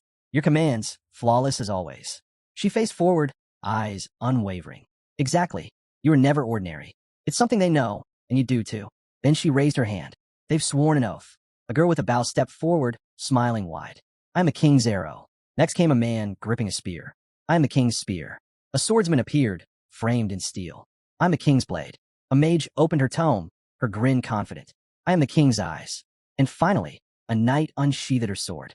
I am the king's flame. In the blink of an eye, the battle started. Monsters surged forward. The knight swung her blade. Fire erupted, incinerating dozens in an instant. The girl let out a laugh. Tell me that's not incredible. They pledged themselves to you? Fully, she said, eyes closed. They're known across the server as the 6 stars. No one, not even the 7, can defeat them.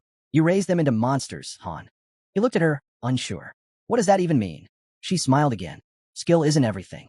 What matters is how they see their master. She paused, then said, picture a tower. Now imagine those heroes learning the truth and losing all hope. Who would stay loyal to someone who sees them as toys or tools? Her gaze sharpened. But you're not like that. You're the only one who truly led them. You were their king. She lowered her eyes. Even now, they're out there, searching. They know you're here somewhere. She looked at the tiny ferry nearby. Think, Han, what kind of hero would search the world for months just because their master vanished? He shook his head. No one in the other lobbies would ever do that. You're different, she said. Your strategies, they're rigid, detailed, and completely your own. I could have never come up with them. Then, as if seeing a tower herself, she added, what surprised me most, you never even used synthesis. Hearing her words, Han's expression darkened. He went on, picturing the desperate faces of heroes. That's how most players manage their forces. When someone's weak or disobedient, the masters just erase them. No second chances. It keeps the rest in line through fear. Han's thoughts drifted to a memory, a powerful hero, full of potential, but not yet polished. He knew the truth. Even promising low-rank heroes were often sacrificed, just a prey for higher-tier ones. He never had a 5-star. In his mind, he saw the deck. Only one 4-star card. Just one. Everyone said his account was trash. They told him to quit, but he didn't. He had long grown used to unfairness. He remembered himself as a child, standing alone on the street. A man laughed with his son, but when he looked forward, his expression shifted, cold, sharp. That memory stuck with him. No, Han muttered. I didn't treat them like that. Maybe I use synthesis, but rarely. Almost never. She smiled at that. Others used it constantly, daily even, but not you. That says everything. She paused. It's the same with how you treat others. I've seen the way most masters operate. They treat heroes like disposable toys. Toss them out once they're bored. But you, Han pictured the companions he fought beside. He'd never thrown them away. Not if they showed potential. A lobby ruled by fear, he thought. That's a dead end. He remembered how he led, rewarding those who earned it, punishing only when necessary. The girl looked at him. Do you even realize what you've done? Smiling, she said, all of these heroes, they're alive. Real. She turned to face him completely. I don't know how, but there's no way you came up with these methods without knowing that. Her eyes widened, not in fear, but in clarity. That's the only conclusion I could reach. Han stood from his seat, stunned. From across the room, she called out to him, do you know something? She glanced his way, smiling. Every hero here, they're real people. She repeated it. No one could play the way you do without knowing that. He turned, disbelief in his eyes. She looked at him coolly and said, that's just my theory. Han pulled out a sleek electronic device, his eyes narrowing as he studied the so-called heroes of this world. He recalled how hard it had been at first to believe their actions were scripted. But even then, each one responded differently to the same command, executing it in their own distinct way. That part still amazed him.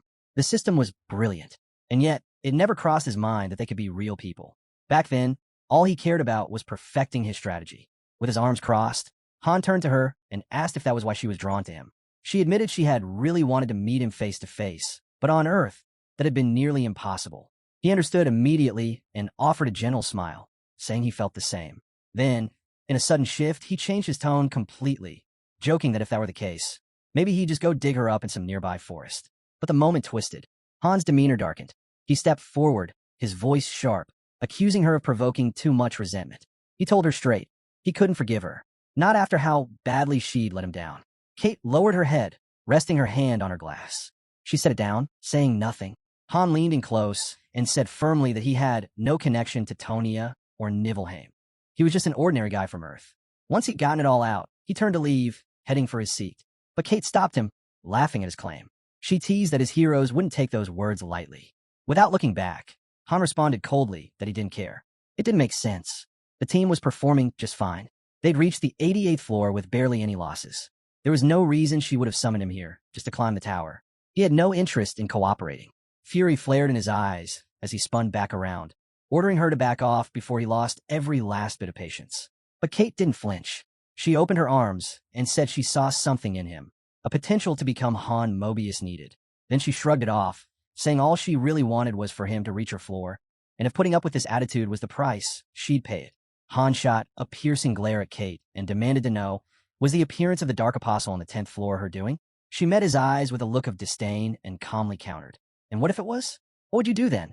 Crossing her legs, she tried to ease the tension, asking him not to be upset. She claimed she had planned to stop interfering after the 15th floor anyway. According to her, Tonia would have welcomed him warmly without her involvement. Leaning her head in her palm, Kate gazed at him and remarked that this place was just as tough as Nibelheim. No matter what he did, she said, there was a 90% chance the master would abandon everything. But if he accepted her help, that could all change.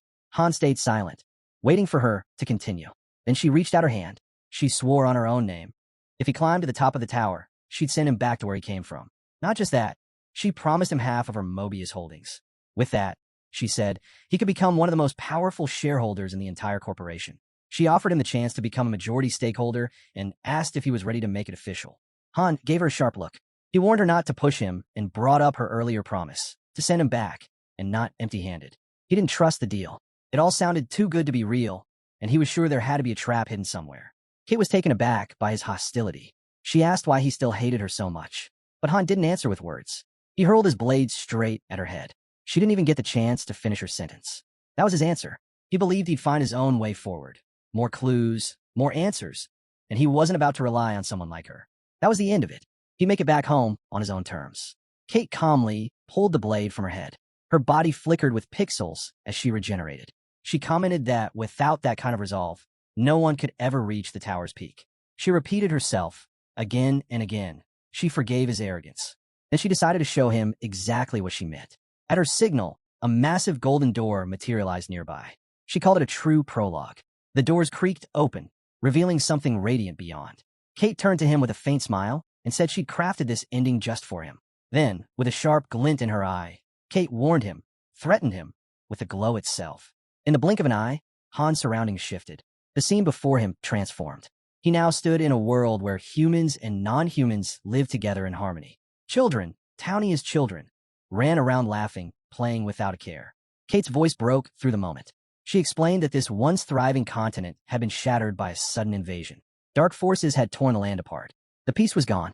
She turned to Han and asked if he understood why this ending was so difficult. The truth, she said, was that this war had already been lost. To fix it would mean changing the very course of fate. But even now, she insisted there was still a sliver of hope. Kate pointed to the Master and told Han that if he wanted to save this world, he had to conquer the tower. Word was, many heroes would stand with him. He just had to trust in the bonds he'd forge along the way. She reminded him that the future of this entire world rested in his hands.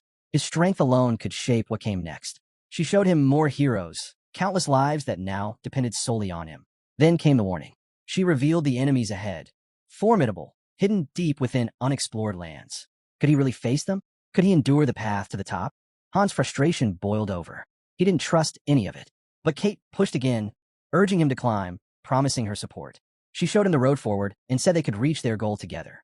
She vowed to wait for him at the summit. Han turned away and told her to leave him alone. Just then, a message appeared before him. He had awakened memories of his forgotten hero self.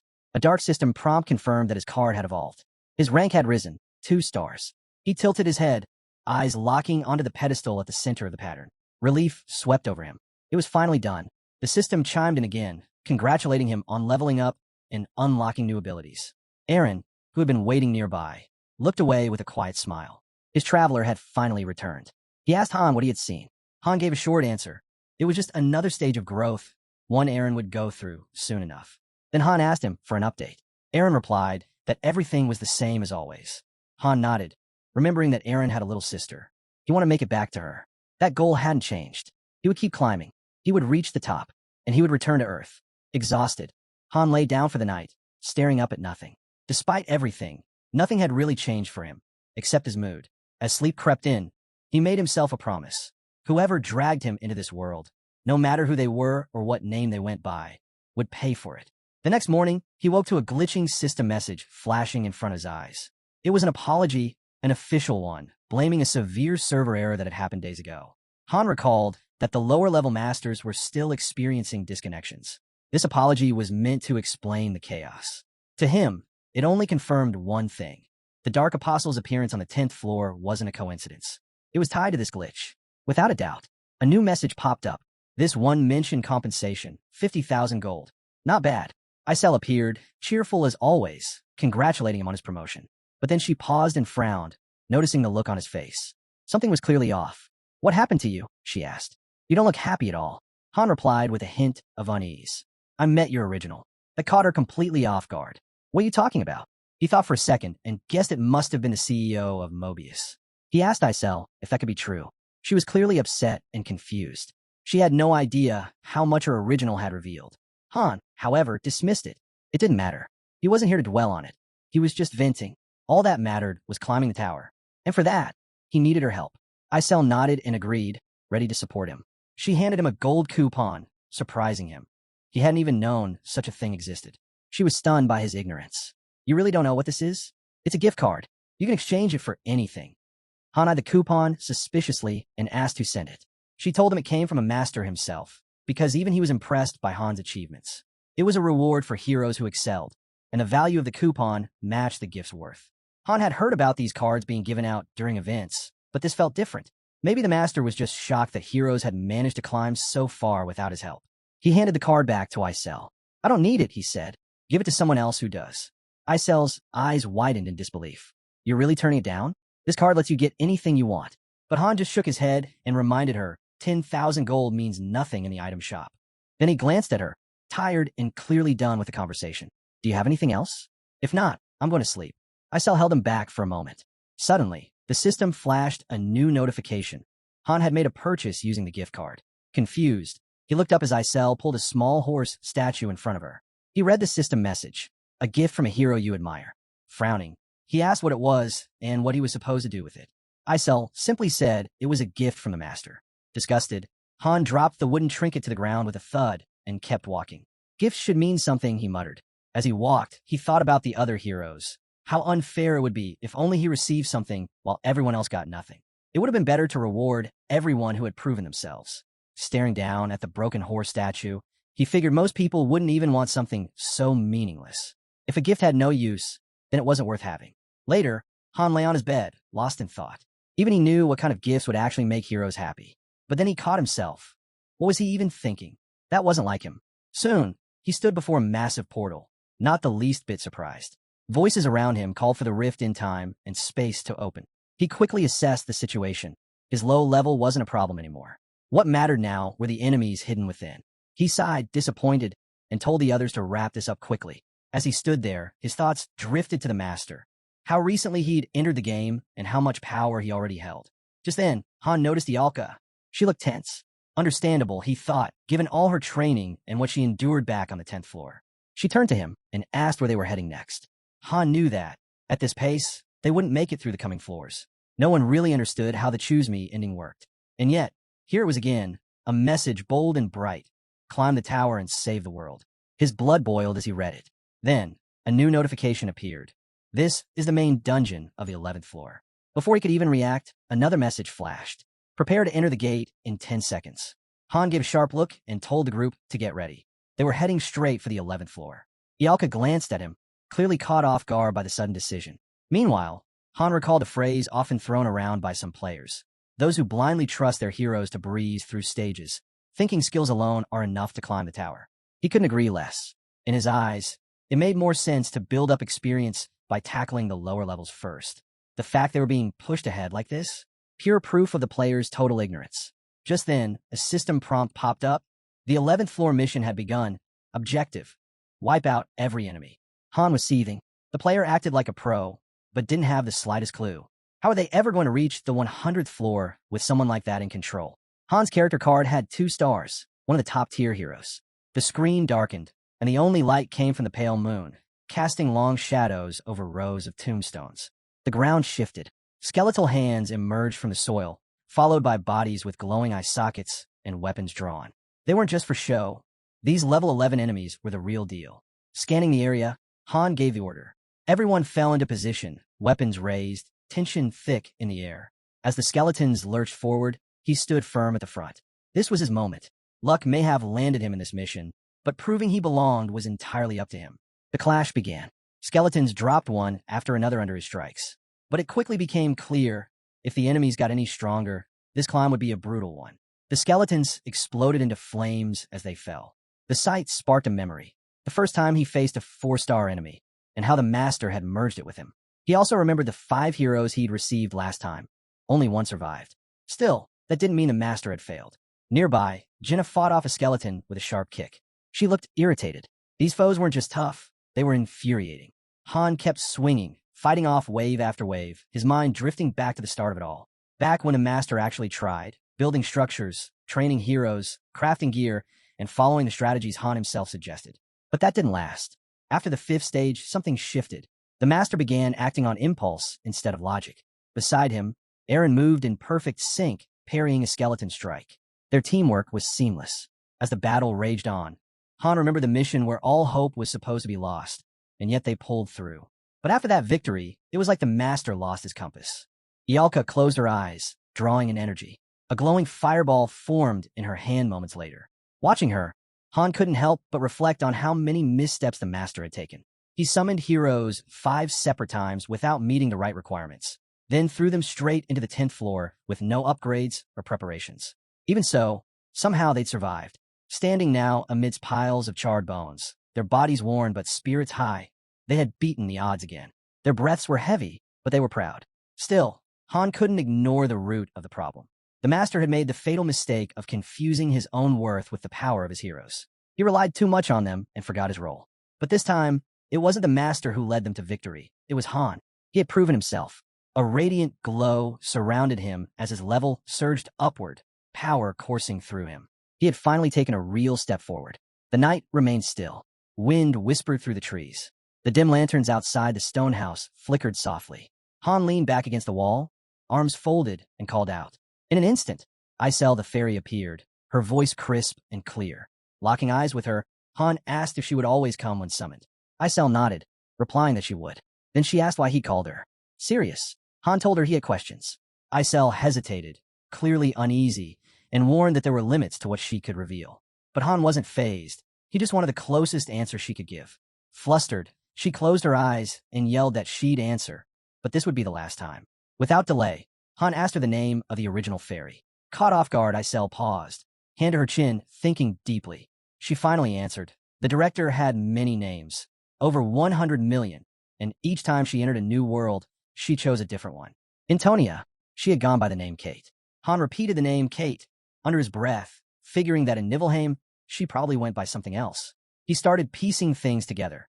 After clearing the 10th floor, each master is assigned a personalized lobby, and the world's name shifts with each rating. If what Isel said was true, then the destiny of every world hinged on its master. And with over hundreds of millions of worlds already in existence, and growing, that truth was staggering. He moved on to his next question. What is Mobius? He asked. Isel paused, looking unsure, and asked him to be more specific. Han clarified. He wasn't talking about a company. He meant the spiral galaxy, the one said to hold an infinite chain of worlds. Listening closely, Isel eventually confirmed that each master is indeed given a unique world, one that never repeats, even among heroes. Looking her in the eye, Han said he knew Kate. He wanted to know who she really was. And did she ever hurt the master? That's what he truly wanted to understand. Isel responded carefully. No one could become a master unless they had once lived on Earth. But that wasn't the part Han cared about. What mattered to him was whether Kate had ever wronged the master. Isel fell silent, unable to give a straight answer. But her hesitation spoke louder than any words. Hearing Han press the issue, she grew visibly upset. The idea that someone like Kate could have caused harm clearly bothered her. She told him to wait while she checked the information and vanished. Alone now, Han lay back on the bed, hands behind his head, staring at the ceiling. He knew chasing answers about Mobius or its problems wouldn't change anything right now. The fire in the hearth crackled, occasional sparks dancing in the air. He let himself relax. Eventually, Isel returned. She stood tall and declared that the master was just a regular user, nothing more. There was no danger. Han, still unsure, asked again if she was absolutely certain. She nodded, saying she had confirmed it with another director. Everything was fine, but she also added that such interference carried serious risk and had to meet strict conditions. Han leaned back, sinking into the pillow. He understood now. The wind howled outside. Nearby, training dummies stood against the wall. Usher shouted, calling for the duel to start. As the fight began, Han landed the first hit. In that moment, he knew. The master's failures weren't some grand mystery. They were simply the outcome of poor choices. Just then, Roderick's weapon came flying at him, but Han dodged in time. The attack confirmed his suspicion. His teammate was going all in, but Han was ready. He raised a shield to block the next blow. That's when it hit him. The master was infected, blinded by the delusion that he was the best. Usher launched into a flurry of attacks, moving faster with every strike, but Han kept evading. Still, he could tell, if the symptoms of that arrogance grew worse, things would spiral out of control. Another strike came in, Usher again, but Han blocked it just in time. Then Adis appeared behind him, her daggers flashing. One of them sliced across his face. 3-on-1. No way to win fairly. But Han wasn't just thinking about the fight. He knew the master's condition was still in its early stages. If they acted quickly, there was a chance to reverse it. Another enemy approached, and now Jenna and Aaron moved toward him with purpose. Heroes clashed, attacking, defending, testing each other's limits. Amid the chaos, Han realized the truth. To cure the master, they had to eliminate the one hero he leaned on most. And that hero was him. With that, Han charged forward to rejoin the battle. Later, the sun cast its glow across the city. Han and his companions walked down a quiet road. Jinna turned to Aaron, asking if she'd heard right, that they were heading straight to the 12th floor. It felt like they were rushing. Aaron, a little uneasy, admitted he thought it was too soon. From Han's spot behind them, he couldn't believe it himself. They'd cleared the 11th floor just yesterday, and by Earth's time, not even a full day had passed. Suddenly, Isel appeared in front of them and requested that a rift in space-time be opened. The gateway to the next level began to materialize. If they pushed forward now, they'd be clearing more than 2 levels in a single day. Jinna stopped in front of the glowing entrance and turned to Han. "You coming?" He closed his eyes, then looked toward the ferry. "Which floor did the master choose?" Isel hesitated before answering. "The 12th. Han narrowed his eyes. "I figured." His companions looked at him in confusion. Han knew they had a choice. They could speak their minds or ask the master directly for guidance. But he made up his mind. Arms crossed, he turned to the ferry and said, "I'm not going." Isel froze, clearly stunned by Han's refusal. But he met her gaze, cold and unflinching. "I'm not joking," he said. "Not when it's something this serious." Jinna stared at him, baffled. "Wait, we can actually refuse?" she asked. "I thought we had no choice, that we had to follow orders." Han looked around at his team. "There's always a choice," he said calmly. "But you've got to be ready to face the fallout." Jinna frowned, remembering stories of those who tried to resist being forced in. Didn't others get dragged in any way? "They just didn't know the rules," Han replied. Isel, clearly irritated now, raised her voice. "You need to reconsider. This is dangerous." Han cut her off. "Dangerous?" he asked. "Throwing us into the dungeon without a second thought. That's not dangerous." The fairy tried to argue, but Han didn't let her finish. "I already know what you're going to say." A brilliant blue light pulsed from the gate. Han understood the line he couldn't cross. Refusing to enter was one thing, but he couldn't reject synthesis. If the master got angry, he could easily sacrifice him to a more obedient hero. Still, Han stood firm. "I'm not going," he said again, this time with finality. Ialka's voice rang out, angry and hurt. "So you're just leaving us? Making us fight on our own?" "That's your decision," Han replied. "I won't stop you." The team stared at him in disbelief. Aaron gripped his spear tighter. "If he's not going," he said, nodding at Jinna, "then I'm out too." Jinna stretched, her voice cool. "I'm disappointed in you, Han. You could have told us we had this choice sooner." She stepped back. "I'm not going either." Her partner looked shocked. Then Ialka, now nervous about being left alone, followed suit. "I am not going either," she stammered. A glowing message appeared before them. "Group deployment denied." Sometimes, heroes may refuse to obey. The master may choose to listen or to punish. Han stared at the message, then smirked. "Let them try." Isel was completely shaken. This isn't in the script," she whispered. Jinna turned to Han. "So what now?" He looked away at first, silent. Then a small smile tugged at his lips. "Now we wait." A massive eye opened above them, the player watching. "And see how he reacts," Han finished. Heroes lifted their eyes to the sky, where the all-seeing gaze of the master loomed above. In that moment, Han realized something critical. The master likely had no clue that his creations could choose not to obey. It seemed just as likely he'd never even read the manual, and that oversight had brought them all to this point. Sensing the heavy mood, Isel summoned the rest of the team. Han's allies soon gathered. Adis glanced at them with interest and asked why they'd been called over. One of the guys replied simply, they weren't going on the mission. Adis blinked in surprise. Why not? Outside, the sky was cloudless and the sun beamed down. Han sat calmly on a bench, responding to Adis's questions without flinching. She grew frustrated, quickly grasping the danger they were now in. If Han couldn't prove his worth, there'd be consequences. Still composed, the guy admitted he understood the risks, and that his decision might cost him his life. Their talk went on. Adis voiced her doubts, warning that the player probably wouldn't take kindly to Han defying commands. Han narrowed his eyes and fired back. Would she just follow every order the master gave without question? He reminded her that they weren't fighting to serve, they were fighting to survive. His words struck a chord. Adis turned to her teammates, trying to make them understand. Han watched silently, the truth dawning on him. Loyalty wasn't what kept them together. It was survival. Adis turned to Han and told Aaron they were going ahead anyway. They needed to get stronger. She added that she had no desire to be synthesized. The group moved toward the portal, leaving Han and Jenna behind on the bench. Jenna sat beside him and quietly asked what would happen to them now. Han gave it to her straight. He didn't know. Everything depended on the master. If he ended up synthesized, he told her to surrender, to save herself. Jenna stared at him with quiet pride. You'll outlast all of us, she said. Aaron agreed, and Ialka added that if nothing else, Han had more resolve than anyone. Han closed his eyes with a faint smile. His friends had come a long way, grown stronger, wiser. Then, suddenly, a message flashed in front of him. One of his partners was bleeding out. Another alert appeared, then another. Each one carried the same warning. The 12th floor was a different beast. From the gate, his allies emerged, battered, barely standing. Wounded and weak, they leaned on each other as they stumbled toward him. Han turned to Adis and asked how she was feeling. She stayed silent for a moment, then quietly said his name. Her gaze shifted to the others, sharp and direct. How can you just ignore an order like that? Han grinned. Simple. You just do. Right then, a new notification popped up. Adis had officially declined the mission, and because of that, the second group could no longer be deployed. Adis's team stood barely upright, leaning on one another for support. Watching it unfold, Isel was stunned. Panic began to creep in. Things were spiraling fast. But Han only gave a short laugh. He pointed out that with both primary teams now inactive, the Master wouldn't be able to enter either the main weekly or the exploration dungeon. He turned to his allies and calmly said they'd keep training like nothing had happened. No reason to tip the Master off that they were resisting. They needed to restock potions, and Jenna and Aaron could start soloing daily dungeons to level up. He'd join them there. Isel was furious. If you keep this up, the Master might just leave for good. Han looked up, unbothered. Then he was never going to make it to the top anyway. Isel, trembling, shouted that the player could decide to synthesize him. But Han shrugged. I'd take a clean death over that. Besides, if anyone gets synthesized, it'll be the one who stirred up this rebellion. Isel lowered her head, hair falling over her face as she struggled to hold back tears. Han kept going.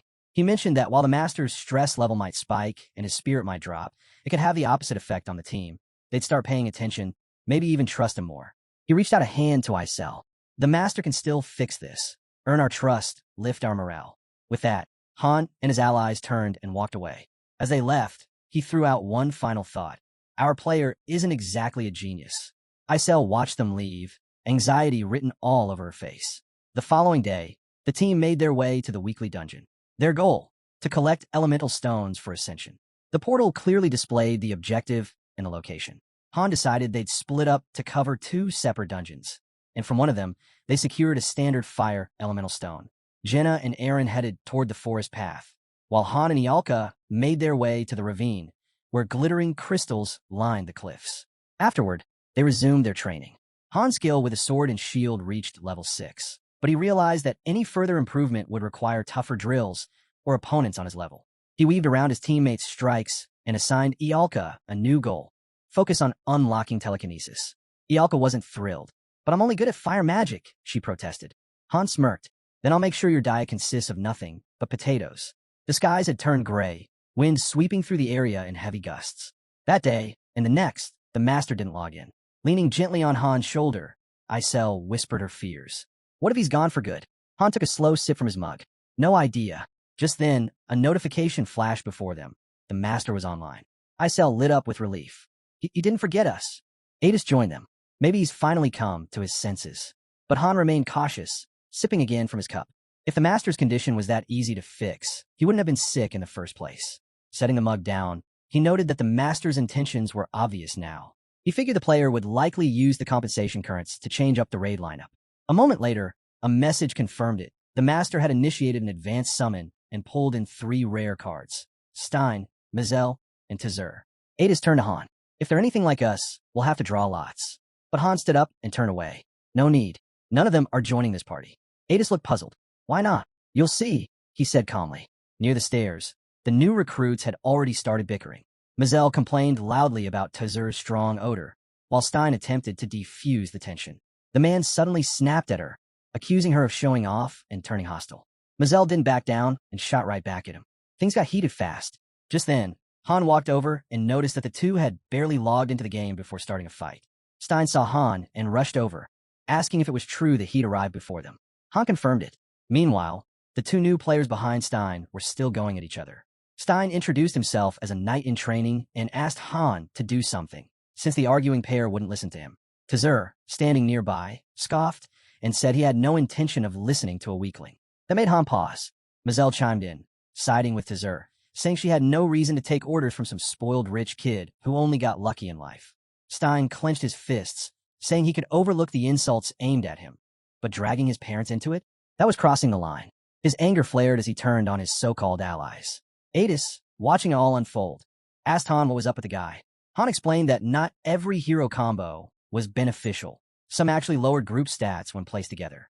Then, Stein couldn't hold back anymore and charged at them with his sword. Han had seen players lose control before, but this was next level. These characters were full-on brawling with weapons right outside the summoning gate. Tzur jumped in too, shouting that he'd teach Stein a lesson, and hurled knives at him. Stein blocked them just in time with his shield. Isel had had enough. She stepped forward and shouted that they were out of their minds and had a death wish. Tzur froze, startled by the sudden appearance of the fairy. He asked who she was. Isel placed a hand over her chest and declared herself the master's confidant, warning them all that she was far stronger than the rest of them combined. Stein just facepalmed in disbelief. Then, Isel folded her arms and gave a final warning. The fighting ends now. She let it slide this time, but there wouldn't be a next. Mazel glared at Isel and pointed at the two troublemakers, demanding that she get rid of them. She said she couldn't work with those two, or even breathe the same air. Then she turned her sword toward Han and declared that if she had to be in a party, she'd rather join a real hero. Isel met her gaze and firmly replied that party selection wasn't up to any of them. The master was the only one who could make that call. Just then, a new team assignment screen popped up in front of them, and a time rift portal began to open. Adis noticed Han heading out and asked where he was going. Without even slowing down, Han replied that he was going to sleep. He looked at her briefly and added that those new characters weren't coming back. He flopped onto the bed. As he lay back, notifications began popping up. Tzur had entered a state of madness and was launching an attack. Han just laced his hands behind his head, eyes shut, ignoring the alerts. More messages popped up, warning about health losses. The blaring notifications wouldn't stop, making it impossible for Han to fall asleep. Annoyed, he rolled onto his side and leaned on one hand. Eventually, another message came in. All three characters had died in battle. The master had lost. Up above, Isel hovered silently. A system prompt appeared, asking if the master really wanted to exit the game. When the system said goodbye, she threw her hands forward and screamed. Flying just above Han, she asked what they were supposed to do if he never logged back in. Han answered bluntly, it could happen. The fairy tugged on his hair and demanded to know what would become of her and everyone else. She reminded him that if he didn't log in for 6 months, his account would be deleted, and he knew that. She pleaded with him, saying users couldn't just abandon them. Han responded quietly, saying that during those 6 months in the real world, a year and a half would pass for them inside the game. Isel's voice trembled.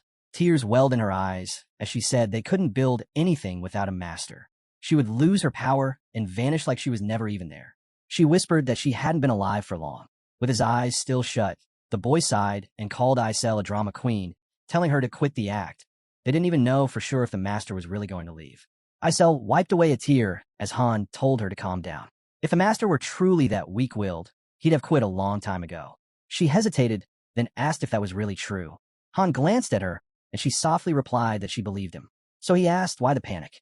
Was it really that serious? Would she actually die if they didn't climb the tower? The boy's eyes narrowed as Isel, wings fluttering behind her, quietly said yes, she would disappear. Han froze for a moment, staring ahead as a bead of sweat formed on his face.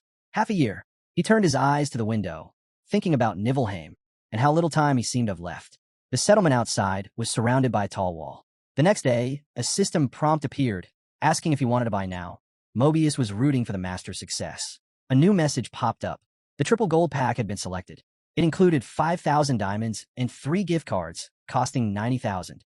Another window asked if he wanted to proceed with a 90,000 deduction. A blonde man appeared before Han, just as a message declared that an advanced summoning had begun, and the master was eager to see which hero would arrive. A burst of light flashed, thunder echoed through the building, and Noken grinned as he looked around, asking where they were and noting that there were girls here. The system announced, rare hero obtained. A bearded man stepped forward, staring ahead. He said this place seemed interesting, but first they needed food. The system confirmed, rare hero obtained. A gray-haired man looked forward and asked who the leader was, then told him to take them to the shelter. Another message, rare hero obtained. Han looked over at the blonde newcomer and said the fresh recruits needed to be taught a lesson. He asked the guy if he wanted to handle it. The blonde just replied, no. Noken, standing behind Han, stepped up and asked who those people were and if they were looking to die. Han turned to him and said he was talking way too much. Now, he should shut up and listen. At the training ground, the red-haired girl glanced over at Adis, just as Han announced she was on standby. Jenna commented that this situation was way more delicate than when her own team was summoned. Noken pointed his sword at Han, demanding to know how he dared speak to him like that. Han stood there, bangs covering his forehead, while someone nearby muttered that this had nothing to do with the new recruits. It was about how he was acting. Han answered with his fists, landing a series of punches right to Noken's face. Nearby, the dark-haired girl threw a punch herself, frustrated by the guy's terrible spinning streak. 3 in a row, and a failed strategy once again. It felt like he was trying to throw together a group of weak 1-stars just to fill space. Adis joined in, hitting the player while Han held him still, thinking how some masters managed to mix low-level and high-level heroes, but it always required balancing ambition with reality. Sometimes it was better to just blow through 5 spins at once. A system notification popped up. Noken, Winard, Jelen, Robeal, and Jian have joined Group 3. Han placed a hand on his belt, welcomed the team, and apologized that they'd have to figure things out as they went. Their first real battle was starting in just a few seconds. A glow filled the hall as the rift of time and space responded to the command and opened. The bruised-up heroes stepped through the gate one after another. Someone noted it was a relief that the 3 didn't end up killing each other. Even though one of them was badly hurt, they'd made it through the trial. Isel handed out the reward, congratulating them, and announcing that it was a gift from the master. Someone quietly observed that the rookies had gotten a solid grasp on their roles. The wooden dummies swayed in the wind. A few days passed. Jenna trailed behind Han, asking if he thought they were really in danger. He shot the question right back at her. Heroes had taken down the guys earlier, and she explained it was because of those new recruits. If they kept causing trouble, the group could lose its standing. Noken looked away, sweat beading on his face when his eyes met Han's. The blonde turned to face the other heroes. Jenna stood behind Han, who told her to step back. Noken moved in front of his teammates. Someone mentioned that time was running out, and while they still didn't have a mage, the group was balanced enough. Group 3 was growing steadily, and for now, they hadn't lost a single member. It looked like the master's plan was working. The blonde crossed his arms and asked if anyone knew why those guys weren't going on missions. Then he answered his own question. It was because their master had abandoned them. His teammates sat around the table as he added that if they just leveled up a bit more, they'd easily surpass the others, except for the mage, since their team actually needed her. Jelen asked if they weren't already at full capacity. The bearded man responded with a grunt, saying there were 2 useless freeloaders on the team, and they could just toss one out. Noken's mouth dropped open in shock. Han calmly commented that it was an interesting way to look at things. The blonde stood behind Han and asked what brought him here. Han replied that he just came for a drink of water, and then casually suggested they keep talking and not hold back. Noken grumbled that there hadn't been much talking, and it was time for him to get some sleep. Han watched him leave, thinking to himself that these guys had no clue what teamwork even meant. They didn't see their teammates as people, just numbers on a roster. Yet somehow, their master was satisfied. His mind wandered to a tall tower, floor after floor, stacked above each other. He remembered how their team had clawed their way through the 14th floor, not without problems. Surprisingly, the 13th and 14th levels were manageable. The 12th, though, that one was brutal. Maybe they just gotten lucky. He raised his arms slightly, deep in thought. No one in Group 3 had even reached level 10, yet the masters still kept sending them up. Once they cleared the 15th floor, their team would be eligible for synthesis. Jenna came running behind him, asking if they were seriously going to keep going in circles. She said they'd be caught soon if this kept up. With her eyes shut, she admitted she didn't know what else to do anymore, and that all her hopes were riding on him. Han simply replied that he was doing what needed to be done, and if she wanted to switch to Group 3, he wouldn't stop her. He bent his leg mid-stride as Jenna quickly answered that she had no intention of joining them. She didn't like them one bit. Han smiled and told her to wait. It wasn't their time yet. He dashed ahead and turned back to ask if she'd mastered telekinesis yet. Jenna confirmed, then tossed back. Who do you think I am? She curled one finger, and a wave of purple energy wrapped around nearby objects. Sweat ran down her face as she said it was easy. Han nodded, impressed, saying that was solid progress. In his mind, he thought, if she was already casting without verbal cues, she had to be at least beginner level. A faint blue barrier shimmered above them as Han realized something. Despite everything, the master wasn't making any real progress. He pictured the city from above. The lobby had its charm, plenty of nice buildings, but it was packed with heroes. Ever since clearing the 10th floor, new construction slots had become available, and it was time to start building the 3rd-tier structures. Yet there was no sign of master plan to do any of it. Heroes were too busy fighting each other anyway. Han narrowed his focus to Group 3. Sunlight streamed into the room as he considered how the preparations for the 15th floor raid were shaping up.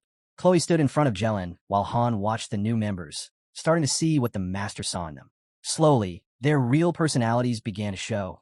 So far, just minor stuff like complaining for extra meat or stealing a sofa from the dining room. But if they cleared the 15th floor, things might get messy. Suddenly, A voice echoed across the settlement, ordering Group 3 to gather in the square. Noken and Jelen exchanged smug grins. Finally, one of them said, "This'll be easy." A system notification appeared. Third group members have been given basic health potions. Han and Jenna sat quietly on a bench. She muttered that they'd worked so hard, and now the master was handing the rewards to another group. It felt unfair. Han calmly replied, saying they could always restock later. Nervous sweat dotted the onlookers' faces. Someone mumbled that when they first reached the 10th floor, the square had been empty. Now it was packed with people watching. Another replied that it was a good thing. A radiant glow lit up the space in front of the gate as a voice commanded the rift of time and space to open. The blonde pointed forward and addressed the spectators, calling them arrogant bastards. He warned them that when they returned, he'd ask the master to personally give them a good beating, so they'd better wait for it. Ada stood just behind Han, teasing that he sure was popular. Han thought to himself, if Noka made it back alive, then yeah, he just might do it. Then someone asked the question lingering in everyone's mind. What happens if they actually complete the mission? Jenna looked away, her face tight with worry. Han answered flatly. If they made it past the 15th floor, they'd have no choice but to follow the master's commands. Otherwise, it was game over for all of them.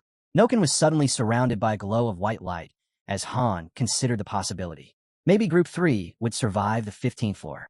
There were moments where it looked like a guaranteed wipe. Yet heroes always came back. And if they did it this time, the master's confidence would skyrocket, and the rest of them would be pushed further into the background. Han turned to his teammates and told them straight. If Group 3 return alive, follow the master's lead. No fighting it. The group shimmered in blue light as they were teleported away, and Han realized what that meant. He was going to be tossed straight into synthesis the moment they succeeded. Noken's voice rang out, sharp and eager. Time to kill. A structure rose behind heroes as they disappeared, and Han thought about the stakes. Either they cleared this level or were crushed by it. It was a constant gamble. The blonde stared ahead, fear spreading across his face as he understood where they'd landed. The dark-haired man stood still, arms crossed. Jenna sat in front of Aaron, clearly uneasy. Ada stood with a few others close by. Another blonde folded his arms. Han stood with his arms crossed as well, thinking it had already been 5 minutes. No alerts. Maybe that was a good sign. Then his eyes widened. A system message flashed across his vision. Mission failed. Group eliminated. Noken, Winard, Jelen, Robiel, and Jian have returned to the embrace of God. Their fighting spirit will be remembered until the end of time. Han stared blankly. Winged beings loomed near the gate. He wondered, did everyone in Group 3 just die? Another message answered him. Group 3 has been destroyed. The master has failed. Han froze, stunned. This had been a special mission. It hadn't even lasted 5 minutes. Jenna stood beside him, eyes wide. What's going on? She asked. A new prompt blinked into view. Does the master wish to exit the game? Icel's voice cracked with panic as she reported. The master. Through the phone. Then came the system's cold farewell. Goodbye, user. Icel yanked at Han's clothes, eyes wide with fear. This is bad. What do we do? Han, still calm despite everything, looked around and said, everyone's watching. Let me go. Han stood up beside Jenna and suggested they head back. There was nothing left to see here. Jenna hesitated, then asked about Group 3. They're gone, he answered plainly. Aaron glanced at Han as Jenna quietly said they had just entered. Han thought to himself that the team had been wiped out before the real fight even began. They hadn't scored a single point for that floor. Then he added out loud, just proves how weak they really were. Night fell over the settlement.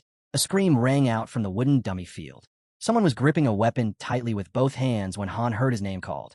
Icel stood behind him and asked, what are we supposed to do now? What should we do? Han didn't look back.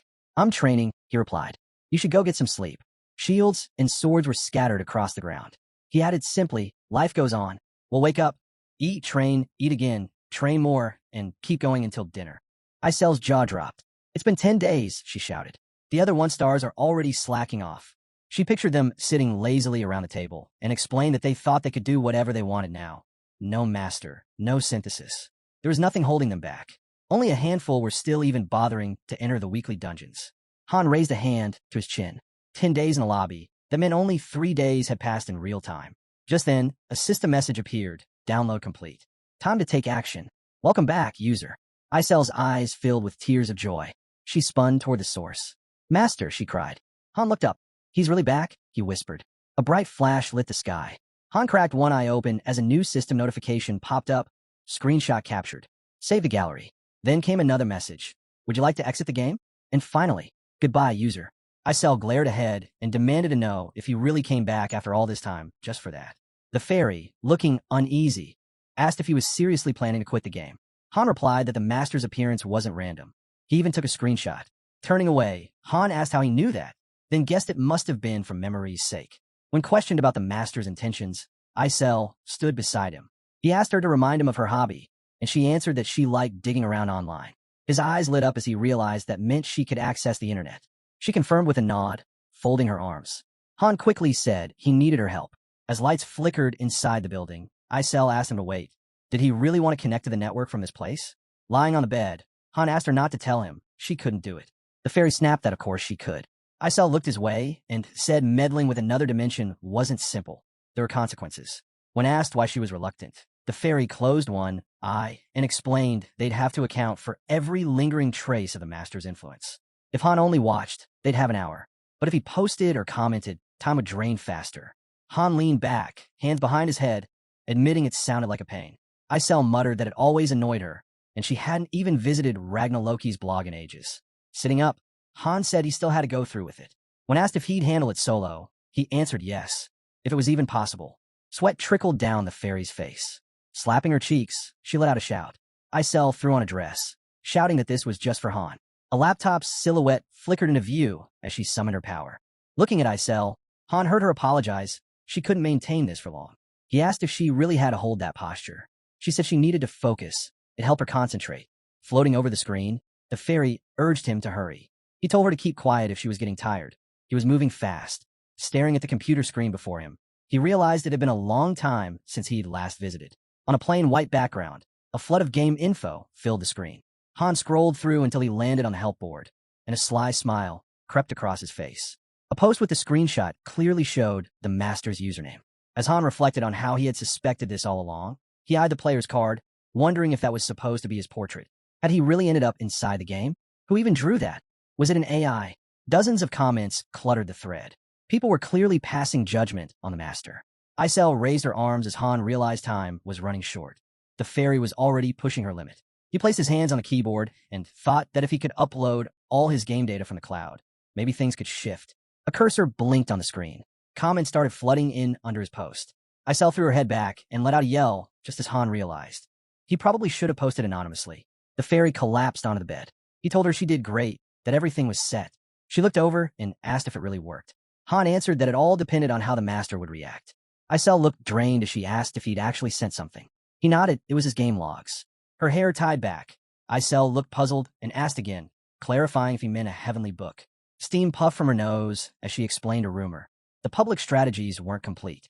Locke, it was said, had hidden the real raid guide, and the book supposedly held all the game's secrets. She then asked if he just handed that over to the master. Han asked her to give him a break. Sitting behind the fairy, he admitted she was partly right. What he sent was 2 years' worth of playthroughs and deep analysis. It was practically a thesis. Isel's eyes lit up as she declared the book was real. Flames roared in the cauldron as Han clarified. It didn't hold everything, but it did contain everything he'd documented. Pages spilled from a slot while he wondered if the master would even bother to read it. The volume was massive and never meant for outside eyes. Reflections shimmered in the window as he thought. If the master actually reads and understands it, this could get very interesting. A sly grin tugged at Han's lips. The lights in the house windows glowed as he wondered. Would the master lose interest and disappear for good? Or would he return and try again? The settlement sat protected behind a wall when a system notification popped up. Download complete. Tap to proceed. As he reached out, the system greeted him. A dagger twirled midair. Han sat calmly, hands before him, thinking he was finally back. A fairy appeared, floating in front of him, holding a small horse statue. She said it was a gift from the master. Another system alert blinked. Battle Comrade statue purchased for 5,000 gold, granted to the user. The boy held out his palm and asked for it. She hesitated. Was he going to break it again?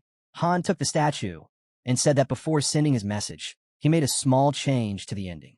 Gazing at the horse with contentment, he explained. He'd added a note suggesting the master gift the Battle Comrade to a hero he truly favored. A new system notification followed. The user was pleased with the gift, and the bond had deepened.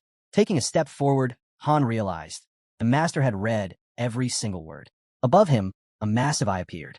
Han thought to himself, he didn't need a careless master. If this one really intended to reach the tower's peak, then he had to be equal to him, or better. Anything less, and control would be impossible. Clutching the statue, Han wondered if the master even grasped the full depth of what he'd shared. Facing his allies, he declared, if the master had true resolve, he would become his guiding star. Another system message appeared. First group loyalty restored. A statue of the horse stood near the fountain when someone asked, what if the master never changed? Behind the fountain stood a building. Han replied that it was unlikely. Looking up at the windows on the roof, he wondered aloud when the next opportunity would come. Then came the question, was he talking about going online again? The answer, it all depended on how fast the interference points piled up. Han bent down to adjust his shoes and asked what was going on. As he slipped on his jacket, the fairy explained, it was how the main office kept a connection to cause, effect, and the game's core mechanics. When the master was active and online, interference points would build up. Leveling up would only make those points stack even faster. Icel grinned ear to ear and excitedly added that there were also diamonds, the physical forms of the glasses. They were precious gems infused with the power of creation. With his back turned, Han asked if that was the same power tied to spending real money. The fairy answered that human cash carried enormous weight. Virtual currency was fine, but actual money? That was way more potent. Plus, if you deposited real money, the system gave a 1% bonus. Han took a step and scoffed, just 1%? Sounded pretty stingy to him. His teammates turned to look as he told them to stretch their limbs. Their joints were probably stiff with dust by now. Walking ahead, he declared they were taking back their refusal to fight. System notifications popped up. The first group was now available, and the master was impressive for shifting Hero's outlook. Jenna and Aaron followed behind. Jenna shrugged and said she didn't really care, but at least they weren't stuck in limbo anymore. Someone asked if she wasn't fired up. Ialka quickly chimed in. She absolutely wasn't. Then, flustered, sweat dotting her face, she blurted that she was fired up and had been waiting for this. Aaron turned to Han and pointed out that even if the master had changed, they were still one short. There were only 4 of them. Han told him not to worry. The dark-haired girl looked away as someone said the master had instructed her to temporarily join the first group. Adis came down the stairs and asked if they'd seriously canceled their refusal. Han told her to see for herself. Adis then asked about the master. She was told she'd find out soon enough. Another system alert came through. The second group was now available. Adis smiled and said that if he said so, that was good enough for her. A final message appeared. She had officially joined the first group. Then, in front of them, a white light burst into view as the rift through time and space began to open. Adis told the group not to expect her to stick around for too long. Han replied that he never asked her to, and reminded her that she'd be leading the second team again once they made it past the 15th floor. Suddenly, a system alert flashed in front of them. It announced that the current challenge was on the 8th floor. The gate would open in 10 seconds.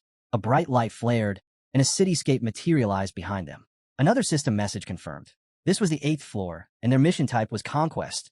Wipe out every enemy. Aaron echoed the obvious. 8th floor, huh? Han answered, time to show what our training's done. Then, a monstrous beast stepped forward, planting its paws firmly on the ground. A wave of goblin riders charged, shouting as they charged. Ialka raised her hand and gave a command. Spin them. The goblins responded with wide, open jaws as the air filled with their shrieks. A wave of mud surged ahead of them. Jenna lifted her bow. Arrows flew and struck their targets. Ialka thrust both hands forward and activated Ignite. Flames roared to life, engulfing the monsters. Han shielded his eyes from the heat, thinking about how she once took 40 seconds to cast that spell. Now, it took only 10. This is it, the final stage, he yelled, slashing through the enemies with ease as blood splashed in every direction. Adis, now smeared with gore, asked him why he even bothered calling her in. A notification popped up. The floor was cleared. Aaron and Ialka leveled up, and the team earned 5,000 gold along with some leather as a reward.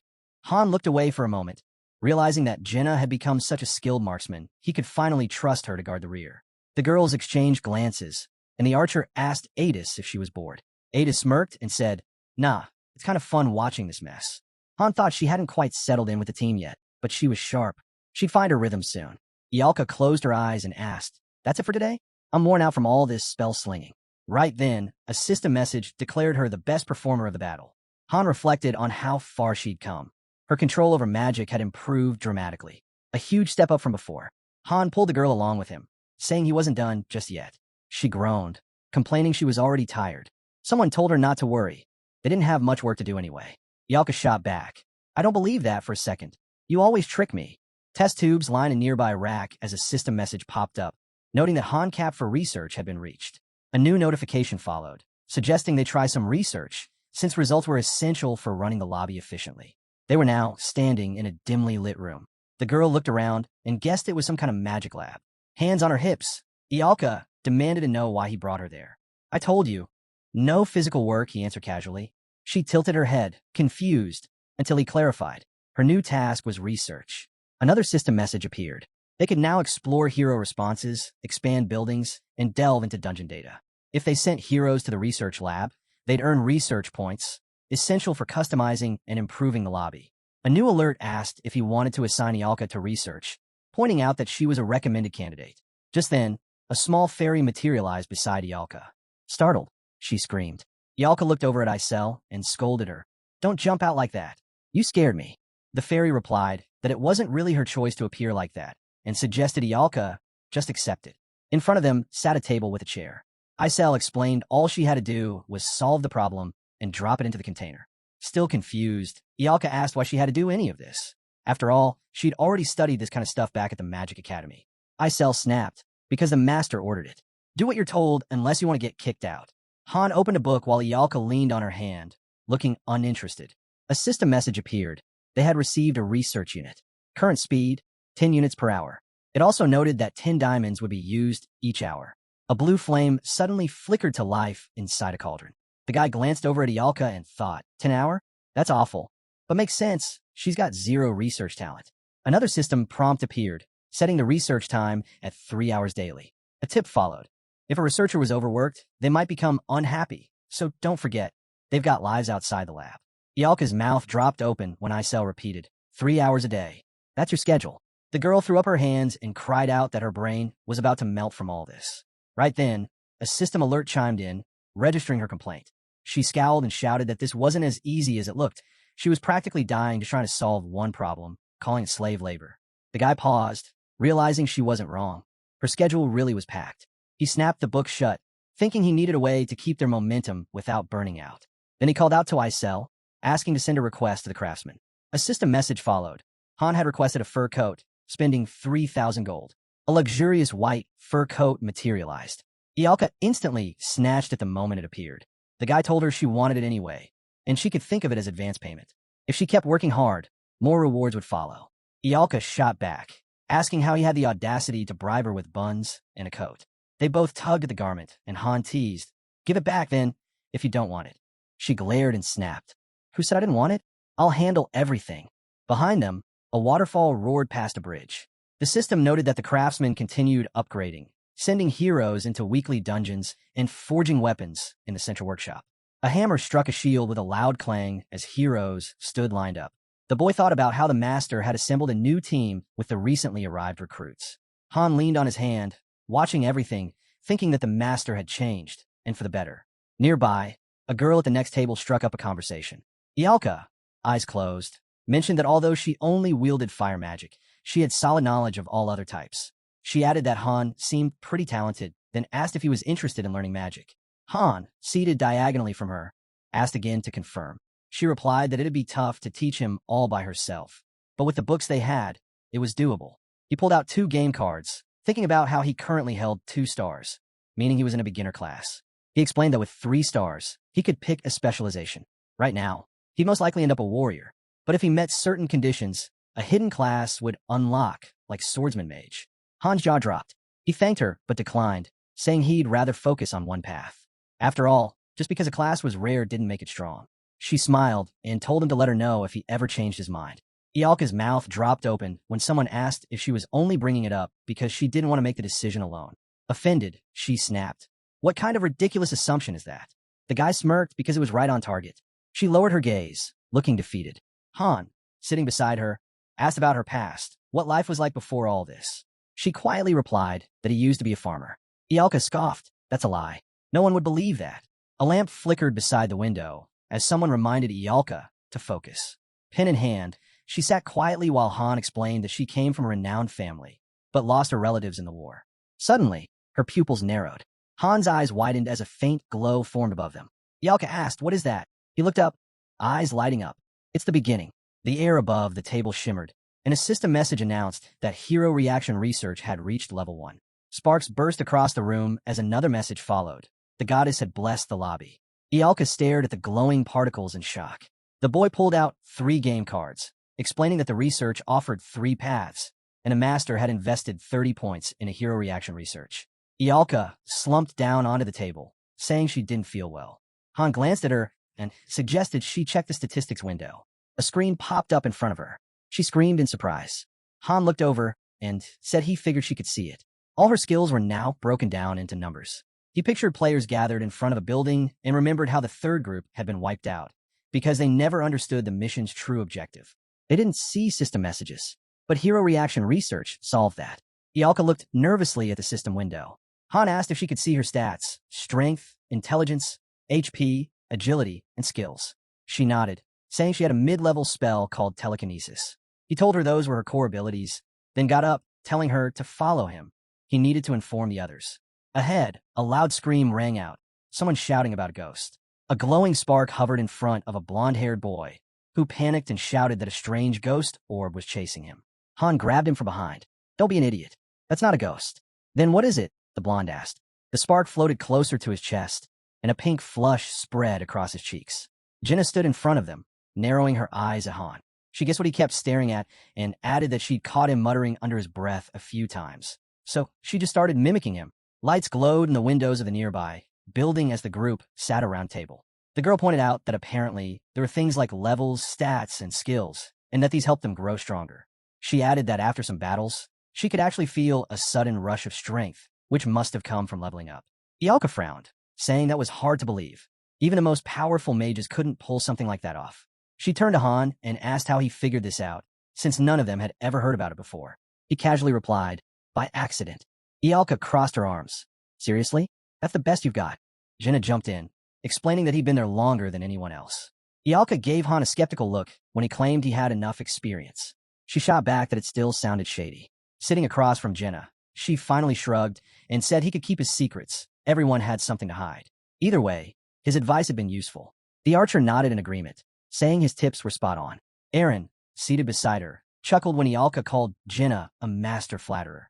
Jenna grinned and said, "It's called survival." Han sat between them, silently thinking that if they could hold on until the very end, he'd tell them everything. After all, they'd already been through so much together. He smiled softly, eyes closed, realizing that when the time came, it'd also be the moment to say goodbye. The next day, morning light spilled over the building as news of the stat window spread across the lobby. System screens appeared in front of heroes, although most could only see fragments of their stats, likely because of the low research level. Some couldn't access them at all. On the training grounds, shadowy figures moved through drills. A hand gripped about tightly as Jenna fired shots. Han deflected them with fluid swings of his sword. Jenna held up an empty quiver and asked, "Is deflecting all of that really a skill?" He tossed her a fresh quiver and answered, "It is." She sighed. "That's not fair. I can't even block one." Han smirked and asked, "Well, did you ever think, if there's a skill for reflecting attacks, maybe there's also one to counter it?" The girl turned her gaze, startled, and asked him again. The guy suddenly leapt, landing behind Jenna. She swiftly sidestepped his strike and shouted, demanding to know if he was trying to kill her. Han grinned, mouth wide, and told her not to worry. He wasn't aiming to kill with one hit. After all, they were still in the lobby. He added that they wouldn't get stronger unless their training got tougher. When Jenna was told to act more decisively, she spun away, dodging another strike. She raised her bow defensively when someone questioned whether their old training wasn't thrilling anymore, especially now that they were using real weapons and fighting without any rules. Han fastened a shield to his arm and raised his sword, announcing that from now on, their training would push them to the edge, literally. They'd fight until someone was nearly beaten unconscious. A sharp sound rang out near the wooden dummies. The men nearby turned to watch, marveling at the guy's power. One of them wondered aloud if the rumors were true. Had he really been a farmer? A fierce fight played out before the onlookers. Another voice dismissed the rumor as nonsense. Jenna crouched low, touching the ground, and asked what kind of training this even was. Han looked ahead, determined, and asked if she was giving up already. Then he added that Aaron was waiting. Han thought about the idea of training them all together. The blonde stood beside the girl and reassured her he'd be patient. She nodded, saying she'd give it another shot. Jenna glanced around quickly. Han charged forward, shouting, "Here I come." A dagger's tip flashed toward his eye. He parried it with a quick swing of his blade. The girl bent her arm in front of her, a glowing red mark appearing in her eye. She let an arrow fly. A system alert popped up, skill acquired, exposure weakness. Han blocked the incoming arrows with difficulty. The girl across from him dropped to the ground, exhilarated, and cried out how amazing it was. Someone asked her how she even managed to learn it. The archer gave a light smile and said she just wanted it badly enough. He'd mentioned there was a skill that could counter his defense, so she simply focused on it, and it came to her. The guy stared ahead, puzzled but impressed. Had she really mastered skill just by wishing for it? It was strange, but interesting. He asked if she wanted to go another round.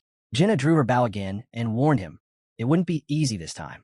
As Han dodged her shots, the girl began thinking strategically. Make him evade the first arrow, then aim the next one, or the third, at a weak spot. Maybe throw in a few fakes. A glowing mark returned to her eye. She focused on how deception and archery could make dodging far harder. Han's pupils narrowed just as a system alert popped up. Jenna's basic archery skill increased to level 6. A flurry of arrows tore through the air. Han, caught off guard, asked if her skill had really leveled up mid-fight. Han batted away the arrows, noticing how rapidly she was improving. The girl with the glowing mark smiled while he silently questioned if this was the moment he'd actually lose. The spectators looked on, stunned. One of them asked if they were even human. Another nodded, saying both the guy and Jenna were insane in their own ways. Sweat dripped from Han's face. Aaron turned away, saying it was incredible, and that Han had real potential. The veins on Aaron's arm stood out as he clenched his teeth, frustration bubbling up. His hand trembled. Nearby, the wooden dummies stood untouched. Jenna loosed another arrow. Han swung his sword to counter, struggling to close the gap. Han raised his blade, deciding the shield would be his last resort. After all, this was about pushing boundaries, about unlocking new abilities. As he dodged, he realized tracking a target wasn't enough. He needed to go beyond. Arrows kept flying. One of them glowed with a red aura.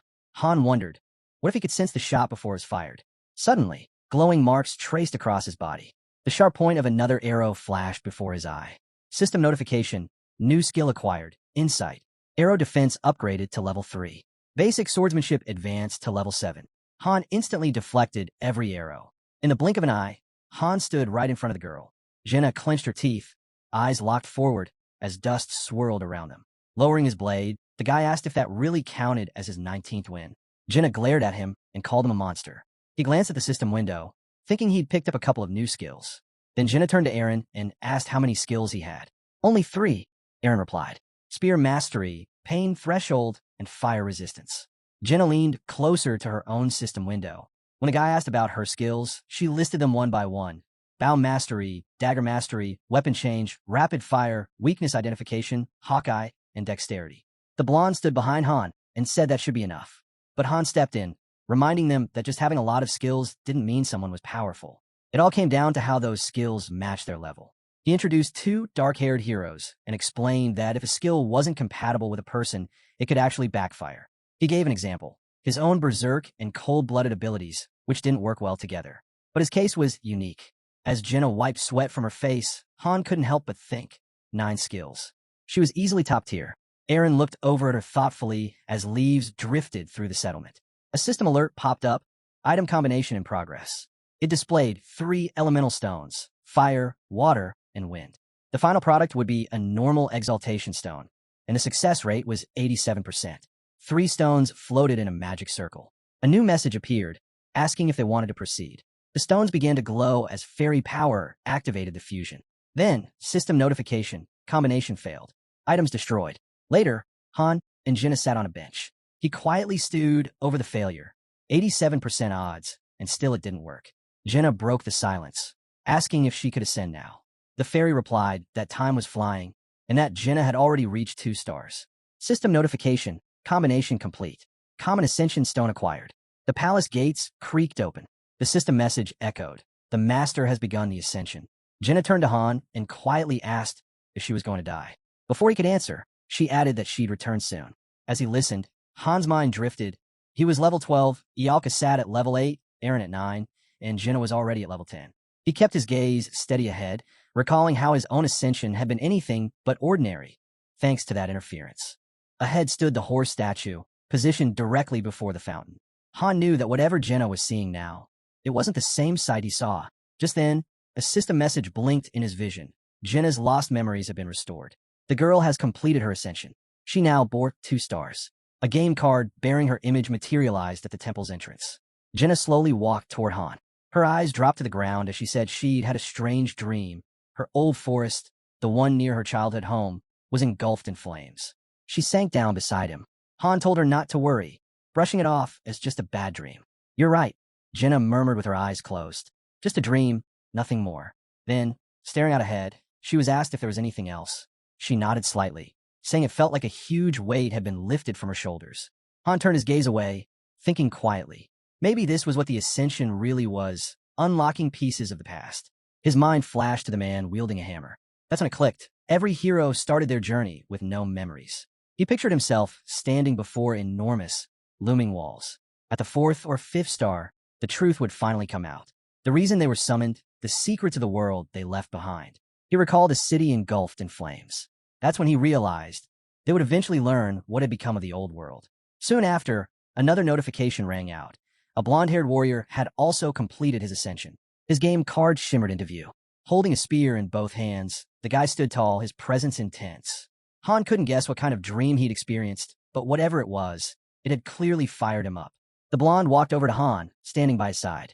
You really not leaving yet? He asked. Han shook his head. I've still got things to handle. Facing each other, Aaron stepped in with a jab, saying Han was grinding harder than him lately. He challenged him to keep it up, but warned that pushing too hard could wreck his body. Then added, it's just how Han was built. Sweat streamed down Han's face. His eyes turned crimson as the system alerted. Berserk mode activated. He lashed out, landing hit after hit on the training dummy. Aaron quietly turned his gaze aside, eyes low. Then, without another word, the blonde turned and began walking away. Standing before the training dummy, Han clenched his fists. He knew he'd gotten stronger, no doubt about that, but the power inside him still wouldn't go where he needed it to. His mind flipped through the icons of his skills. Sure, Berserk made him stronger, but it dulled his precision and wrecked his focus. The trade-off was frustrating. He then pictured the icons for his weapons, thinking how strange it was that they hadn't achieved synergy yet. If they had, they'd have fused long ago, just like the foundational sword and shield skill. After all, when two compatible skills aligned, they merged into one. Leaning against the wall nearby, Adis watched quietly. Still at this late? She asked. Han looked over. What brings you out here? She walked up to him, stopping just short. I wanted to ask something before we reached the 12th floor. Her gaze was sharp. Is it true your group started out with zero combat experience? Jenna was a forester, Aaron a hunter, and you a farmer? She folded her arms. I don't buy it. Han nodded. Yeah, that's true. Adis's expression tightened. Have you ever killed someone? Han averted his gaze. Your group already hit floor 12, huh? I guess you want to know how far we're willing to go. Her eyes sparked. Exactly. Survival depends on it. He stared ahead, voice flat. I'm standing here because others aren't. 3 people were fused with me. Adis's eyes widened in shock. He continued. Now you've got your answer. She lowered her head. So it's true. You're the one who wiped out the wolf mercenaries. He turned and started walking. What?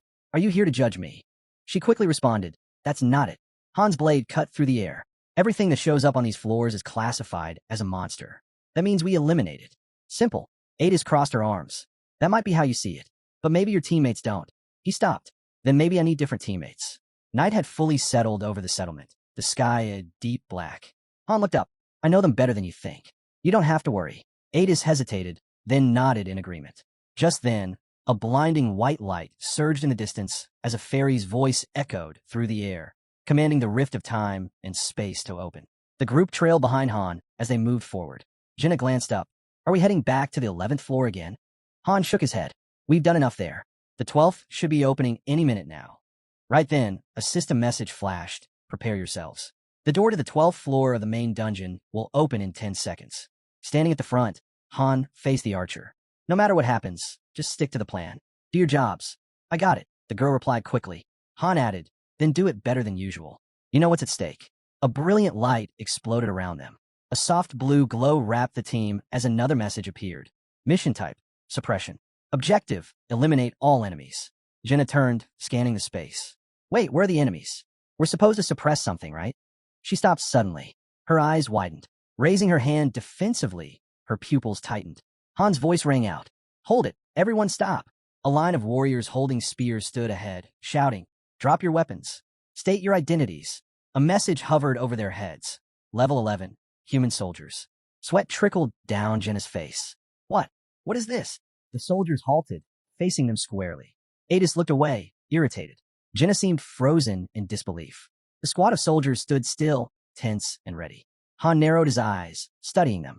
His team's focus shifted, all eyes on the standoff. Eren finally blurted, "They're not monsters. They're people." Standing behind Han, the blonde leaned forward. "You're not planning to fight them, are you?" "I didn't say that," Eren answered. "But we should at least try to talk." From the back, Ialka nodded. "He's right. Maybe they know something. We can't just start attacking blindly." Han turned toward her. "You really think that?" She nodded again. "We should avoid pointless bloodshed if we can." Han turned to Jenna. "What about you?" She stayed quiet, her expression uncertain. Images of armored warriors flashed through her mind. These weren't like NPCs. They could see them. That could only mean one thing. These humans were their enemies. Eren stepped closer to Han. "So, what do we do?" Han's eyes darkened. "Raise your weapons." He unsheathed his sword, the steel catching the blue light. "If any of you don't want to fight, then stop me yourselves." He faced them with his blade ready. Han's gaze was firm. Ialka stood still, uncertain. Adis's eyes stayed locked forward. Jenna bit her lip, uneasy. Eren gritted his teeth, fists clenched. Han exhaled slowly and looked away. Then he muttered, "Do what you want." Eren closed his eyes and gave a quiet nod. "Thanks," he said, stepping forward. "I'll try to talk to them." He approached the soldiers, raising his voice. "I'm Eren. Can we talk this out?" The soldier in the helmet stepped forward. "Fine. We're listening. We were dragged here out of nowhere." Eren stopped a few paces away. "What do you mean?" "It's complicated," the soldier replied. "Hard to explain like this." "Come closer." As Eren moved, 3 warriors raised their spears, clearly uneasy. "Drop your weapon," one of them ordered. "We're just being cautious." Eren hesitated, his fingers tightening around the spear. The soldier added, "We don't want to fight. We just want to go home." After a moment, Eren placed his weapon gently on the ground. Just then, Han placed a firm hand on Eren's shoulder. "Are you insane?" he asked sharply. "Doing exactly what they tell you." Then, turning to the soldiers, he shouted, "If you want to talk, then you come here, without weapons." The helmeted soldier hesitated. "That might be a problem." Han stepped forward. "Oh, really? So we drop our weapons, and you keep yours? That sound fair to you?" After a tense silence, a few soldiers moved forward, planting their spears into the ground. "3 of us will go," one of them said. The leader extended his hand. "We've disarmed. Now it's your turn." Han let out a breath and tossed his weapon down. "Fine. That good enough?" The armored soldier nodded. "Now we talk." Eren stayed still, eyes sharp. One of the soldiers stepped closer. "Do you hear it?" he asked, eyes twitching. The voice, it won't stop. Another, bearded and shaking, muttered, "It's talking to me." Even now, Han gave a half smile. "And what's it saying?" Black veins suddenly spread across the soldier's face as his expression twisted. "It's telling me." Before he could finish, the armored warrior jerked back, hand flying to his blade. "Kill them," he screamed, eyes wild. In one motion, a hand shot under a cloak, another soldier raised a crossbow, and the sound of steel whirled through the air. Han's mind flashed back to what he had seen once before, back when he was a master. Han tightened his grip on the hilt of his blade. One truth echoed in his mind. Heroes who hesitate to fight don't make it out alive. Without a moment's pause, he drove his sword straight through a soldier's neck. Jenna's eyes went wide in shock. A heartbeat later, Han hurled a dagger at another enemy. The second soldier's head snapped back from the impact. He slashed through the next attacker without slowing down. There's no room for compromise, he thought grimly. His blade tore clean through the soldier's torso. It doesn't matter who or what they are. A crossbow was raised toward him, but before the soldier could pull the trigger, another dagger found its mark, burying itself in his skull. Adis lowered her hand, her stance sharp and ready. All around them, fallen soldiers littered the ground. Eren stood frozen, sweat running down his face. Han turned to him, eyes piercing. "Well," he asked, "still think we can talk our way out of this?" Eren stared ahead, stunned. Then slowly, he gripped his spear with both hands. "I'll fight," he said. Adis blinked in surprise. Jenna was already reaching for an arrow. "What about you?" someone asked. She nodded. "If we don't strike first, they'll take us out anyway." A glowing mark lit up in her eye. "It's fine. I'm ready." Her arrows flew, tearing through enemy lines. Ialka stepped forward, hands glowing with energy. "I'm starting the spell." Ada smiled faintly. "Guess I didn't need to worry after all." "Told you," Han replied, steady and calm. He drew his blade again. "Monster or man, it doesn't matter. An enemy's an enemy." As soldiers with glowing red eyes charged at them, Han reflected. "When I picked my team, I didn't choose them for power or skill. I chose those with the right mindset, the will to survive, no matter what." Behind him, his party stood firm. They're not just allies. They're beasts in human skin. He turned to face the enemy. "Get ready. This one's going to be a brawl." The soldiers dropped into formation, spears raised. Adis slashed with her dagger, voice sharp. "Something's off." Han's eyes glinted. "I feel it too." Without hesitation, Hanes launched themselves forward. Han called out to Yalka as he swung his sword. Eren yelled, teeth clenched, pushing through the front lines. Yalka's eyes blazed red as she activated Ignite, and a wave of fire exploded from her hands. Jenna's bow snapped. Her arrows ripped through their enemies. Eren's spear struck true, skewering a soldier mid-charge. The real battle had begun. Han weaved past the enemy's attack and retaliated with a swift slash, his sword cutting into the soldier's side. They're weak, he thought mid-swing. Their armor's solid, but they're sloppy. No tactics, no formation. Another soldier rushed in, but halted before striking. Han observed him silently. They've got the gear, but no discipline. His eyes sharpened. One of the enemies collapsed to the ground, dropping his weapon. Please, he gasped. My wife, my daughter, they're waiting for me. I need to go back. Han stood over him, expression unreadable. Go back, he asked coldly. How are you planning to do that? The soldier's eyes were bloodshot, his face pale. He clutched at his head, trembling. Then he began coughing, choking on thick, black liquid that poured from his mouth. The warrior collapsed at the feet of the man, while Ialka stood behind Adis, commenting on how bizarre these people seemed. Adis nodded, replying that they looked brainwashed. She'd encountered this kind of thing before, but never in such large numbers. Han glanced at her and asked if these were the same ones from before. Adis confirmed it, saying she was sure she'd already killed them. Nearby, a hand lay in a pool of thick, black blood. The guy knelt down, remembering Kate's expression when she bled the same way. He dipped his fingers into the dark liquid, lost in thought. Han cut in, saying it was still too early to draw any conclusions. The evidence was thin. Suddenly, a system notification popped up. The floor had been cleared. Jenna and Adis had both leveled up. They were awarded 3,500 gold and some leather. Han's game card appeared next, as the system declared him the top player. Han turned back, telling his teammates they'd better start getting used to this, just like he was. The others stood behind him as Eren asked if that meant they should treat killing humans like any other enemy. Han nodded, saying there was no difference between people and monsters. The armored warriors held their spears tight. Han thought about how the 14th and 15th floors were also crawling with humanoid enemies. Their armor, faces, and strategies might differ, but one thing didn't: their hostility. As he pictured the first wave charging toward them, he felt a twisted relief. It made it easier to strike them down without hesitation. The team walked across a field of grass. The boy reflected on how fighting human-like monsters drained their mental energy far more than regular beasts. Their master must have sensed it too. He'd given them a full day to recover. Han looked at their updated game cards, thinking how their level had climbed high enough to face the 15th floor. But Ialka and Adis had started with higher ranks, which slowed their leveling. It was one downside of having a high starting point. Just then, a bag appeared in front of their house. Han explained that the equipment workshop was also working around the clock. Thanks to the new leather pouches, he could now carry much more. Inside the test tube was a red liquid. Just then, system notifications popped up. Han had equipped a basic health potion. Isel stood nearby, warning him not to drop it since it was pricey. The fairy's eyes followed the falling test tube. Too late. The red potion splashed across the floor. The system chimed in, noting the potion had shattered and reminding him that items could sometimes break during handling. Han looked away sharply, repeating that the fairy had just said it was expensive. Isel quickly backtracked, saying it actually wasn't and claiming she didn't know. Then she shifted the blame, saying it was the master's fault she was stuck recycling things. The rest of the first group turned to look in the same direction. Han glanced at Isel and asked what she meant. She faced the team and told them plainly, if they wanted to survive, they had to listen to Han. No slacking off. If they started acting out, things would get messy fast. Standing before the passage that marked the end of the 14th floor, Han thought about how they'd finally reached the 15th. He had no clue what kind of mission awaited them, but he was sure it wouldn't be a story mission like the one on the 10th. He turned to the team and told them they'd be fine, as long as they kept doing what they always did. Jenna agreed, saying that was true as long as they followed his lead. The guy asked them not to depend on him too much. Adis replied that he was dependable and that his orders were always clear. A system window showing his stats popped up. He noted he only had 107 points, about the same as a Season 3-star hero. Then it hit him. 2 months had passed since he arrived, and he hadn't taken a single break. Another system alert appeared, this time about the recording feature. It said he could now record floor runs and replay them anytime. But first, he had to purchase the function.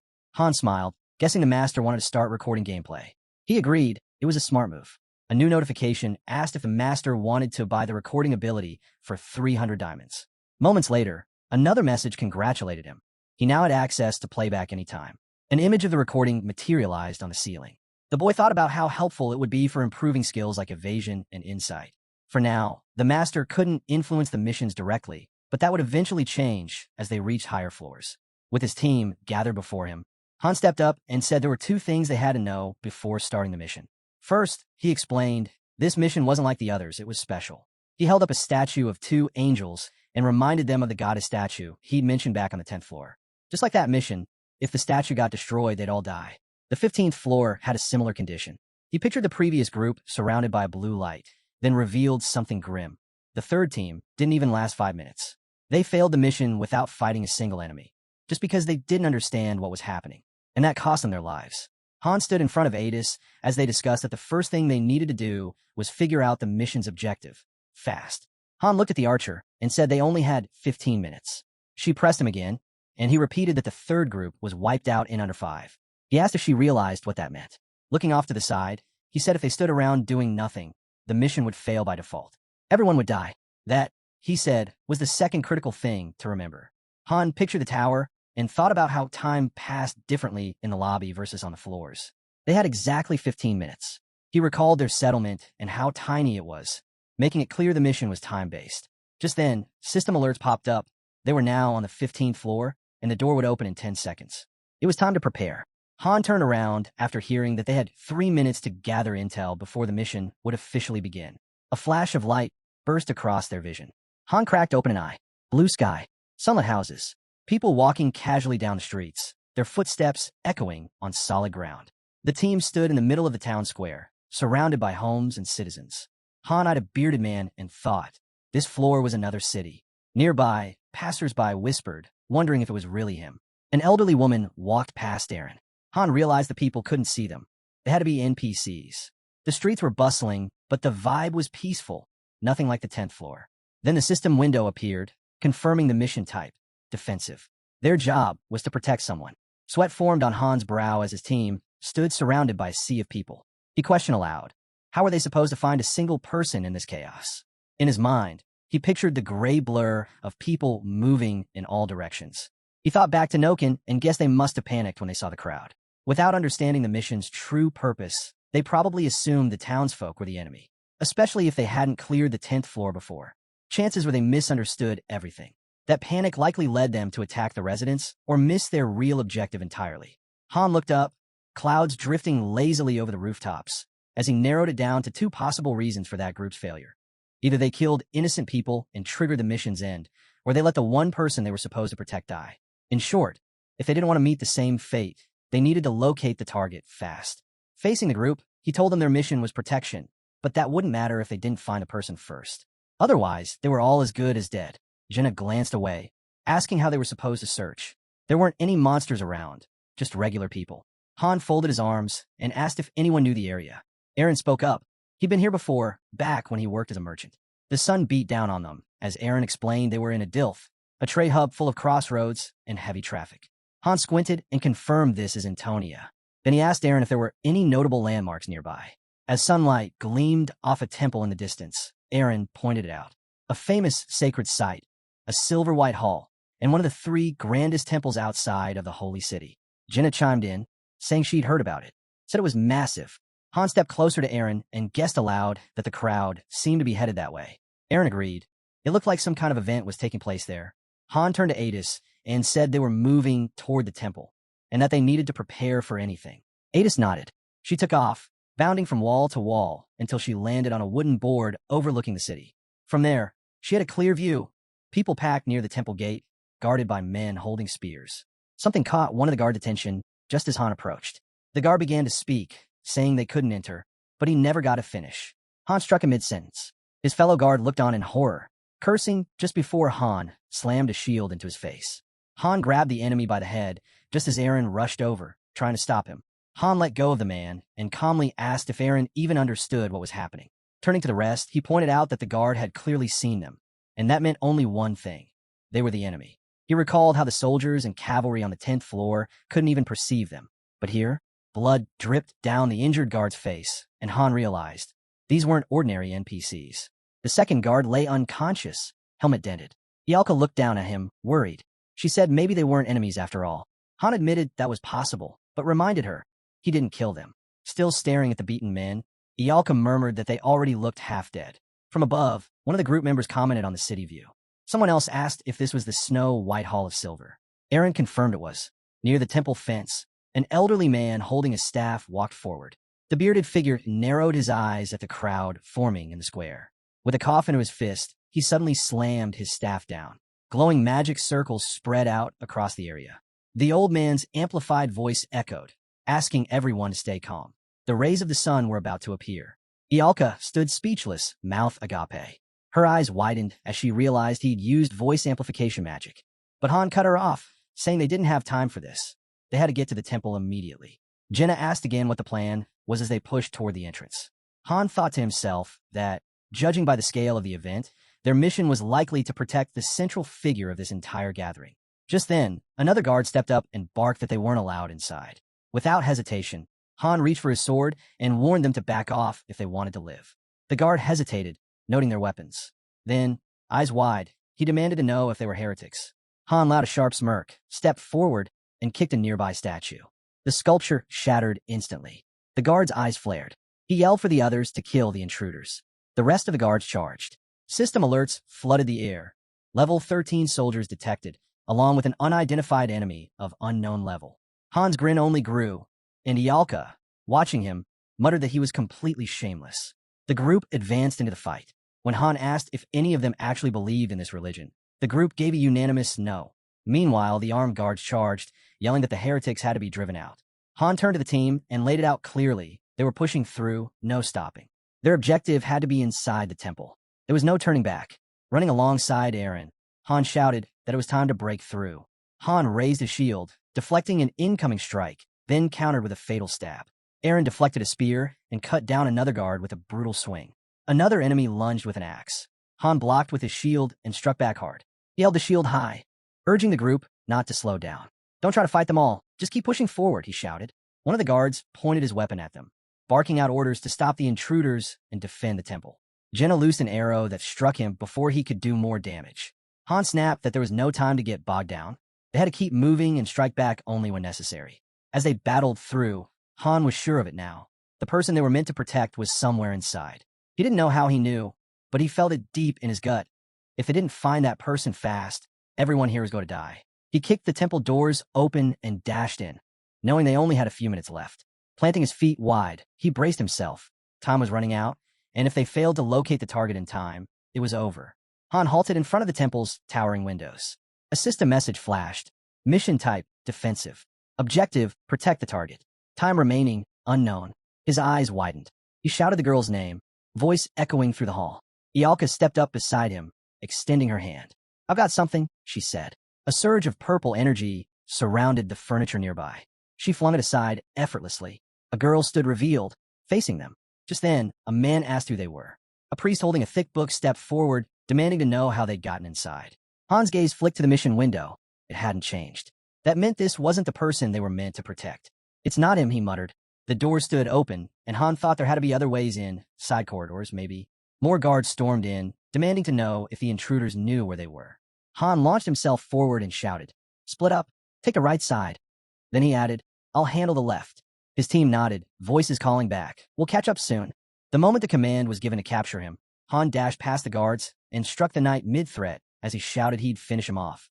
With the corridor door left wide open, Han bolted down the stairs, mind racing. Where was the real target? Flashes of memory struck him. It wasn't the old man. It couldn't be. No, the true target had to be the rays of the sun. Just then, a shadow filled the doorway. A knight raised his sword, declaring himself as Kyle, a holy knight, vowing to deliver divine punishment. But Han didn't even flinch. He sped right past. "Hey, I'm not done introducing myself," the guard barked, stunned. But there was no time. Han charged down the corridor, kicking the next door, searching desperately. He flung open another door, shield in hand. A garden stretched out before him, flowers blooming under the sun. Sweat dripped from his face as he came to a stop. The sunlight lit up the plants. His eyes locked onto the door. Shadows moved behind the glass. A figure stepped forward. Han's eyes sharpened. The armor of another guard came into view. A different knight turned away as the rest raised their swords. One of them pressed the blade to his forehead and coldly pronounced, "The heretic must die." Sunlight poured through the glass. A girl stood with her back to it when someone spoke her name. An old man appeared behind her, mentioning the townspeople had gathered in the square. Friases turned and asked if something had gone wrong in the garden. The bearded man scowled, replying that intruders had entered but would soon be dealt with. No reason for concern. Back in the garden, Han raised a shield just in time to deflect a blow. He clenched his teeth as blood stained the flowers around him. He was up against 3 guards now, skilled ones, far stronger than the ones he'd fought earlier. He stepped on one of their feet and drove his blade into the enemy's shin. The knight staggered. Without wasting a second, Han broke free and dashed away from the clash. Han swung his sword with brutal force, severing the enemy's head in one clean strike. Gritting his teeth, he blocked an incoming attack and then hurled his shield straight into the knight's face. Without pause, he lunged forward, driving his blade into the guard's skull. Another knight charged at him, intercepting with a sharp counter. The two clashed, steel against steel, as the enemy unleashed a flurry of strikes. Han, jaw clenched, absorbed the hits and retaliated. His sword slashed through the air, locking again with the knight's blade. Sparks flew.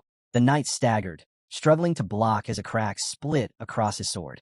Han pulled his arm back, teeth bared, and with a swift swing of his second sword, he beheaded the knight. The body dropped. Meanwhile, a girl stood before a gathered crowd.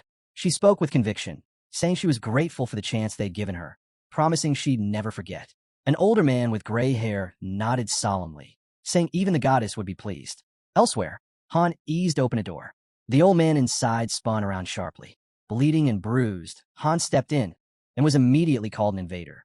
The bearded elder grabbed his staff, demanding to know how Han had slipped past the guards. With a furious swing, he launched an attack. Han flinched, startled, as the gray-haired man roared a death spell. Friases turned her head at the commotion. The old man's staff was pointed not at Han, but at her. In a flash, Han darted forward. The gray-haired man twisted to react, but it was too late. Han's blade came down hard, severing his head. He stood over the lifeless body, the staff still clutched in its hands. A red beam of energy burst out from the balcony above. Chaos erupted. People screamed and scattered. Han, sword and shield in hand, thought to himself. He hadn't come to harm a heretic. He turned and saw the girl, terrified. It was her. She was the one they needed to protect. He stepped in front of Friases as she asked who he was. He answered simply. She didn't need to know. She tried to understand, asking if he had come to kill her. Before he could respond, the blonde screamed. Han raised his shield, blocking an attack as arrow shards scattered across the floor. She looked up at him, confused, asking what was happening. He told her to stay down. Across from them, assassins stood perched on the rooftop. More enemies advanced toward them. A hooded figure hurled something. Han's eyes caught it midair. A coney. Friases watched the blades closing in, heart pounding. Han shielded her, keeping her behind him. He glanced at the coney and knew instantly. It was laced with poison. As one of the assassins lunged straight for Friases, Han realized without a doubt she was their target. The assassin raised his arms, then was launched backward by the force of blow. On the rooftop, a girl stood poised with a bow. Without hesitating, Han surged forward, his blade piercing clean through his enemy. Another assassin thrust his hand out. Something shot from his sleeve. Han raised his shield just in time, blocking the projectile, then swiftly ended him with a sharp strike. Behind him, Adis landed with a thud. That wall was insane, she muttered, brushing herself off. Took forever to climb. She glanced over at the girl and added, there were 2 more, handled. Then her eyes narrowed as she stared at Friases. Wait, who's the kid? She looks kind of familiar. The blonde's eyes widened. Who are you people? You can't just barge in like this. This is a noble's estate, not a place for commoners. An arrow zipped past her, making her flinch. Just go back the way you came. Han leaned down toward her. You sure? He asked calmly. If we leave, you're dead. Confused and panicked, she tried to make sense of the situation. Another assassin reached for an arrow. Han didn't wait. Come with us if you want to live. Stay and you die. Your choice. He looked at her with a faint smirk. So what's it gonna be? Sweat beaded on her face. She closed her eyes. All right, I'm coming. A system notification flashed. Mission complete. Special NPC has joined the party. They stood together on the balcony, surrounded by fallen enemies. A new prompt appeared. Mission objective updated. Escape. Escort the NPC out of the city. Han gritted his teeth. Of course it wouldn't be that easy. He picked up a crossbow and turned to Adis. Get ready, we're heading down. He took aim as the others shouted that they were out of time. Soldiers were already closing in. Han gave a half grin. Look at her face. Remember it. She's the one we're protecting. I'm not a child. Friases snapped. He chuckled, and she hates being called one. Ialka pointed toward the blonde. Jenna blinked in disbelief. I never thought we'd run into her here. Friases frowned. Who even are you? How do you know me? Han, loading another bolt into the crossbow, replied flatly, doesn't matter. Adis knotted a rope and secured it. We're going down this way. It's the safest route. She glanced over her shoulder. Left side's got the fewest guards. It's a tough climb, but perfect for staying hidden. We'll follow right behind, the guy answered quickly. Han scanned the group and laid out the plan. We move in order. Ada's first, then Aaron. I'll go next with Friasis. Ialka and Jenna follow behind. He turned to Ialka. Put up a wall of flame. We need to cut them off. He then ordered, Adis, Aaron, get down there and make sure no one messes with our descent. Flames burst up as Ialka cast the spell, and guards scrambled away, shouting to take out the mage first. Adis swung herself over the edge. I'm heading down, she called. Aaron grabbed the rope and started climbing. Han looked at Friasis. You're with me. Stay close. They began their descent, Han holding the rope firmly. Don't let go. Hold on tight. Arrows flew past, and Friasis squeezed her eyes shut. Han, gripping the rope, told her off now. We're almost clear. He glanced up at Ialka and urged her to hurry. On the ground, Aaron fended off guards with his spear, roaring as he fought. Then he staggered. A blade had pierced his side. Friasis' eyes widened. The guards, faces twisted with pain, pushed through the fire. System alerts flashed. Aaron is bleeding. Aaron is poisoned. Health will decline over time. Han looked over stunned. Aaron, he shouted. I'm fine. Aaron grunted, refusing to fall. Flames lit up the space around them. He clung to the rope, panting. Han uncorked the potion, silently noting that Ialka's barrier wouldn't hold for long. Their pursuers would catch up soon, and if they got boxed in, things would turn ugly. Ialka clutched the flask tightly. The hero added that if she could push her magic to tier 3, they'd be able to move forward. Their mission still had a shot, as long as there was an emergency escape. Han turned to Aaron and asked about his injury. Aaron gave a crooked grin and muttered something noncommittal. The hero didn't look convinced. His eyes locked on Aaron's hand, still pressed against the wound. Aaron admitted that the pain hadn't eased even after taking the potion. Jenna asked if there was any way to heal him. Aaron looked down in silence. A voice then asked Friasis if she had any useful skills. When she asked what kind, the reply came. Healing would be ideal. Some NPCs have rare traits. If she had anything like that, she dropped her gaze and apologized. Han stared at her for a moment, then sighed and said it was all right. Everyone turned toward Aaron. Adis wrung her hands. Jenna's eyes widened. Ialka pressed her lips together. Han lowered his head, deep in thought. A chilling realization struck him. This wasn't a regular wound. It was poison. Standard potions wouldn't work. Aaron probably had 10 minutes of mobility left, if that. They had no antidotes, and there were no NPCs nearby who could help. Aaron trembled as he spoke. If he couldn't keep pace, he'd leave. And now, it seemed that moment had come. He stood and said he'd buy them time. They had to move on without him. Johann covered his mouth in disbelief. Jenna, her voice laced with fear, pleaded for them to escape together. Aaron shook his head. There was no way. A flash of memory crossed the hero's mind, something blurring past him. Jenna pulled back her bowstring, a faint smile on her face. Aaron's body trembled. He clenched his jaw, swallowed hard, and shut his eyes. I'm just not strong enough, he admitted. Han looked to Ialka for guidance. She averted her eyes and said quietly that it was his call. If they wanted to go with the most logical choice, they'd have to leave Aaron behind. Han stared at the ground. Their target couldn't fight, and carrying Aaron wasn't an option. Protecting one injured person was already a stretch. Protecting two was nearly impossible. The hero shut his eyes, then suddenly popped open the flask. He took a long drink and handed it to Aaron. Aaron hesitated, holding the flask. What's this? Drink it, Han said. Aaron shook his head. Potions won't help me. They won't fix it, the hero replied. But they'll stop it from getting worse. He turned to the others. Get the supplies ready. One of them held a bag. Han added, 1 dose every 10 minutes. Aaron stared at the bag. That's a waste. I've made my choice, the hero said firmly. Then the voice chimed in. They have to split up. Han nodded. Group 1 will be me, Adis, and Friasis. We'll get her out of here. He continued. Group 2, Ialka, Jenna, and Aaron. Protect him until Friasis is clear. Jenna's voice cut in. So we're just helping Aaron? Han's expression hardened. They're after Friasis. If we draw them away from her, she has a real shot. Aaron's voice broke. Wait, quiet, Han snapped. Adis turned to him, concerned. That route's going to be packed with soldiers. Reaching the exit like this will be nearly impossible. Han shook his head. We're changing tactics. The voice asked, what do you mean new tactics? He began explaining. Originally, our goal here was to locate the target, rescue them, and escape. Now, our mission is just one thing. Make sure the target escapes. He paused, then muttered, fine. They won't let us come. Someone mentioned waiting for nightfall. A thought crossed Han's mind. The team had lost combat strength by splitting up, so fighting their way out was off the table. But there was a benefit. Smaller groups meant stealth. If we don't fight, he reasoned, we won't need a mage. Fire magic will just draw too much attention. That meant Ialka couldn't go with them. Jenna and Aaron, however, will be able to adapt and think fast if trouble came. Han told them to head for the outskirts. Search teams would be combing the area all night. There was no time to hesitate. Just take Aaron and run. Aaron hung his head. I'm sorry, he muttered. Don't fool yourself, someone told him. We're not saving you for your sake. Then Han looked at the girls. If it comes to a point where you can't protect Aaron anymore, leave him. No second thoughts. Your lives come first. That was the end of the break. Group right. We'll go left, Han ordered. The girls guided Aaron in one direction while the rest headed off the other way. As they walked, Han brought up shelters. Adis answered, saying there were a few, mostly hidden among the winding park alleys. Some buildings could be entered too. Did you already try those? He asked. I checked earlier, she replied. As she walked, Adis noted how different this floor was from the fifth. Not necessarily worse, just unfamiliar. They passed a man sitting blankly on the pavement. Adis averted her eyes, keeping her pace steady. Friasis glanced back. The man reached toward her. Are you lost, little one? She flinched, letting out a startled hiccup. He rambled. Ran away from home. Didn't you? I'll walk you back. Adis shoved him down by his legs. A sharp yell followed. She turned briefly to the collapsed man. These slums reek, she muttered, but it's a good place to hide. Twisting streets, too many buildings, perfect. She moved forward again. I'll scout ahead. Find a hiding spot. A mission tip floated to mind. Long missions could include hidden dungeons, stretching the objective. Even if the master logs off, Haynes keep going. Han thought about that. Long missions meant downtime, something a master wouldn't enjoy watching. But this girl, scared as she looked, kept a steady head. She clearly understood that things weren't so simple. If she were just a normal kid, she would have refused to go with them. But she hadn't.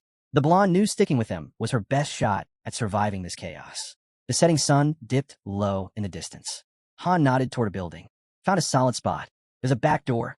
Good in case we need to bail fast. Ada scowled. We'll stay hidden here until night. I'm setting a trap by the entrance. Tell them to tread lightly. Friasis let out a breath. So we just wait now? Adis glanced back. I'll be right back. Han asked if she was heading out again. With a smirk, she replied that she had her own responsibilities, and that he alone was more than capable of keeping her safe. She promised to find them a way out. As she left, Han sank into a chair, wondering if Jenna might have been a better fit for his role. In this situation, he felt powerless. Suddenly, someone called out Friasis' name. Han turned toward the voice. She repeated herself, clarifying that it was indeed her name, and that she was second in line for the imperial throne. He asked again, not sure he'd heard right. She confirmed it, then added that he clearly didn't care. Her gaze lingered on him as she asked where he was from. Han shut his eyes and answered flatly. It wasn't her concern. Friasis pointed out that she'd shared her identity, so he could at least return the favor. But he replied that even if he told her, she wouldn't understand. She asked if he was being serious. Was he saying they came from a place she couldn't even imagine? Maybe, Hans said. Friasis nodded slowly. That might be true. Then she added something else. She believed they were the same squad that had saved Nelsa. Yes, Nelsa, that city on the 10th floor. She remembered overhearing the NPCs talk about it. Adjusting her crown, Friasis said it all felt familiar, like something she'd seen in her dreams. Han's expression shifted. Dreams? She explained that she'd dreamed of soldiers fighting desperately to defend a city. Their faces were blurred, but she was sure it was them. As she removed her ceremonial headdress, Friasis went on. Survivors from Nelsa had said a certain squad saved them. If not for that group, the city would have been lost. But none of them had seen their rescuers clearly either. Looking down, Friasis admitted that she'd been having eerie dreams for nearly a year now, visions filled with dread. In them, everything around her seemed to be awaiting destruction. The Empire, the city of the 4 founding families. Every town and village across the continent, consumed by fire. These dreams convinced her that disaster was approaching. Soon, the entire continent could fall. She looked at him seriously. Do you know what's happening on Earth? She asked. Strange illnesses, parasites, monsters, all growing stronger. Then she added something chilling. She believed the invasion of Nelsa was just a part of something far bigger. After all, monsters normally don't cross into human lands. Han asked why she was telling him all this. Friasis looked at him and said plainly, because she needed power. Power, he echoed. Power to save the world, she replied, her eyes flashing. Han raised an eyebrow. So you want my help? She nodded. Yes, I do. He leaned back. But why me? Don't you have endless resources? Shouldn't knights be lining up to serve you? Friasis looked down. I'm nothing more than a figurehead, she said quietly. Just a princess in title. That's all. She bit her lip, voice growing bitter. No one listens. No one follows. Han folded his arms behind his head. You've got money. Hire mercenaries. I'll pay you whatever you want, she said immediately. Maybe I'm a puppet, but I have the funds. I still closed, Han replied. No thanks. There are plenty of others who'd take your money. She clutched her crown tightly. But no one takes me seriously. They dismiss my dreams as fairy tales. Her voice softened. But you didn't laugh. She gave a small smile. That's why I want to hire you. Han frowned. Inwardly, he thought how irritating this all was. If what he'd learned about the game was accurate, then this floor was just a reflection of Kate's past. According to her, they were supposed to force the story to shift, even if that meant breaking the logic of the world, even if time and space got twisted. Even if he wanted to help, nothing would truly change. Birds soared overhead. This girl, just an NPC. Once the mission ends, there'd be no connection between them. Friases asked again, so is that a no? Han replied, I have my reasons. She pressed him, what reasons? He smiled. You'll probably laugh. Her eyes widened in surprise. He answered, we're from another world. She asked what was different about that. Well, he said, glancing at the sky. There's not much to do before sunset. No harm in talking a bit. He gave a small grin. It's a pretty messed up place. In our world, we're given missions. Fail them, and we die. Han said that this time, their mission was to protect a specific person. They didn't know who it was at first, but eventually, they realized it was her. He looked directly at her. If we fail to protect you, we die. Friases paused. Wait, so you and your team came from another world just to complete this mission? Yeah, Han nodded. Once it's done, we're pulled back to our world. That's why I can't stay to help you after. She raised an eyebrow, her tone a mix of amusement and doubt. Another world? That's quite the excuse. Are you lying just to turn me down? Han shrugged. Believe whatever you want. Doesn't matter to me. But to his surprise, she smiled. No, I believe you. You're warriors from another world. Han met her eyes. Friases added softly, I won't doubt your story. You didn't mock mine. I'm sure you have your own reasons. She looked away. I won't try to convince you anymore. You've got your mission. I've got mine. Han asked, and what exactly is your mission? She frowned. Isn't it obvious? I won't let my dreams come true. He studied her for a moment. So, you're the one who gathered everyone in the square? She tilted her head. You mean the Hall of White Silver? He nodded. Yes, she confirmed. I'm giving a speech there. Why? To gain more influence, she replied. Right now, I'm nothing compared to my brother. Han thought about it. This girl, who would already be dead without their help, was trying to rally power. If these choose me missions had meaning, then maybe it was this. Friases was an NPC worth saving. He turned his gaze to the distance, then stepped out of the room. My name's Han, he said. Friases' eyes widened slightly. Han. A soft smile appeared as she repeated it again. Han. Thanks, she said. If it weren't for you, I wouldn't be alive right now. We're not done yet, he replied. I understand. Do you have any idea who wants you dead? He asked. She shook her head. No clue. Han handed her something. She blinked, surprised. You stand out too much, he told her. Like a walking notice board. Notice board? She asked, picking up the clothes he gave her. She looked at them, confused. You want me to wear these? And what about what I'm wearing now? Han told her to toss her old clothes. There was a trash can right outside. He asked, What, you don't want to? Friases hesitated. No, that's what I thought at first. Then she quietly asked if she could be alone for a bit. Han looked a bit taken aback. Then he frowned and turned away. As he walked off, his thoughts lingered. She was crying. Even if it was just words, she was still a princess. Probably around 15. It was no wonder she was struggling to accept everything happening to her now. She changed into the new clothes and remarked that the fabric felt strange. Han picked up her old clothes. Yeah, probably because the fleas love them, he said. The girl let out a furious scream. He tossed the clothes in the trash and added, I was joking. That was a horrible joke. Friases shouted. Han dropped into a chair. We're moving in 2 or 3 hours. Get some sleep. She didn't respond, just turned away in silence. If something happened to Eren, Han knew the system would notify him. For now, they still had some time. Hopefully, Eren could hold out. The moon hung quietly in the sky. Friases closed her eyes and drifted off to sleep. Han sat quietly, watching her. He let out a long breath. Maybe he'd said too much. Just then, Ada stepped into the room. She's out cold, she said. What about the exit? Han asked. I found one, she said. But there's a small problem. There's a level 21 knight stationed in the square. Plus regular human soldiers, level 11. Han's thoughts raced. Over 24. That was too many for their group to handle. Try another gate, she offered. He shook his head. We just waste time. It's probably the same there. He looked over at Friases and considered something. He could try breaking through himself, but he wouldn't be able to keep her safe at the same time. And the mission would only count as a success if she made it through the wall. He glanced again toward the square. That knight was at least 5 levels higher than any he'd fought before. He was running out of options. Turning to Adis, he asked, Do you know where Eren's group is? She shook her head. No. Han pressed on. Do you at least know the city layout? She nodded. He met her eyes. Then go back to the shelter. You'll find a dress and a crown there. Find Jenna. Make her wear them. His expression darkened. We're using her as bait, he said. Based on Adis's intel, there was no other way out. If they had more time, they could have analyzed the situation better. But with Eren barely holding on, they couldn't afford the luxury. The voice suggested that if Jenna showed up dressed as a princess and stirred up some trouble, some of the soldiers might be drawn away. Jenna snapped back, saying fine, she'd go. Han figured he'd have to ditch the shield. The shine might give them away. He told her they had less than an hour, no later. She needed to stay put until he gave the signal. Friasis blurted out that he could get hurt. He replied calmly, even if it cost him his life. She turned, hesitated, and said this might be their last moments together. He gave her a quiet smile and agreed. It probably was. Their eyes met in silence. Suddenly, something darted past. The windows had long gone dark. Eren wiped blood from his mouth. Ialka asked in a shaky voice how much longer they had. At this rate, he wouldn't make it. Jenna bared her teeth, called out to Han, and told him to hurry. He knew right then they couldn't wait anymore.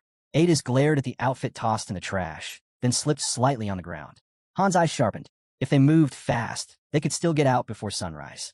Houses loomed like ghosts in the ruins. The girl panted heavily, her head hanging low. The guard didn't move. Han peeked out from behind a plank, sword gripped tight. He realized Jenna and Friasis had similar builds. It'd be hard to tell who was who in this kind of darkness. Then the shock hit. Eren had been poisoned. And not just any poison, but something lethal. Han surged forward. A notification flashed. His health would drop for a while.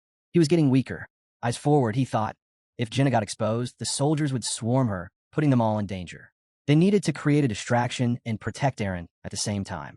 It was risky, but there was no other choice. His vision burned with resolve. If he didn't act now, it'd be too late. Suddenly, a system alert blinked. His skill had awakened. Han had unlocked stealth movement. The guard stood still, torch in hand. Blood had been wiped from the guy's face. The girl glanced at him and asked how much longer they had. At this rate, he'd fade away. Clenching her jaw, she muttered, "Please." Just then, someone stepped up beside her, holding out a dress. She told him to change into it. Sitting against the wall, Han thought this kind of skill, usually it's thieves who master it. Still, luck seemed to be on his side today. Eyeing the guard, he counted 22 enemies. He had no clue how many would follow once Jenna began her act. His eyes flared blue. Worst case, I'll have to take them all on. For now, he'd wait for the signal. He glanced to the side. A massive typhoon had formed beyond the fortress. Looking up, a man shouted, asking what was going on. A knight ran over, pointing off in the distance. "We found her," he said. "White dress, gold crown, just like you said." The captain raised his sword high and yelled, "We're moving out. Give her cover." The knights thundered behind him, charging in formation. Han watched them go. 2, 3, 4, 10, 15, 18. For left. He spotted a knight still stationed there. That could be trouble. Still, the odds were better than he expected. He broke into a sprint. One guard glanced up in surprise. Too late. Han's blade sliced clean through. Another knight raised his weapon, but Han struck before he could react. The guard's eyes widened, then more heads rolled. Standing among them, Han stepped forward. "Back off, and I'll spare you," he said calmly. But the last guard didn't budge. He grabbed his weapon instead. Han frowned. "This won't work. Not with my current strength." His blade couldn't pierce that armor. He'd have to aim for the gaps. But those were few and narrow. Suddenly, he dashed forward. His eyes lit up, no time to think. A countdown appeared, 20 seconds. He focused on the knight's hand. The guard blocked his first strike. Han followed up with a powerful slash. Light burst from the impact. Blow after blow rained down, but the knight parried every single one. Han jumped back, gritting his teeth. Eyes locked ahead, he muttered, "This bastard." He noticed something strange. The guard wasn't attacking.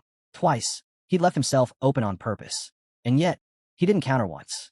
Resting his sword on his shoulder, Han muttered, "That freak knows he doesn't need to win.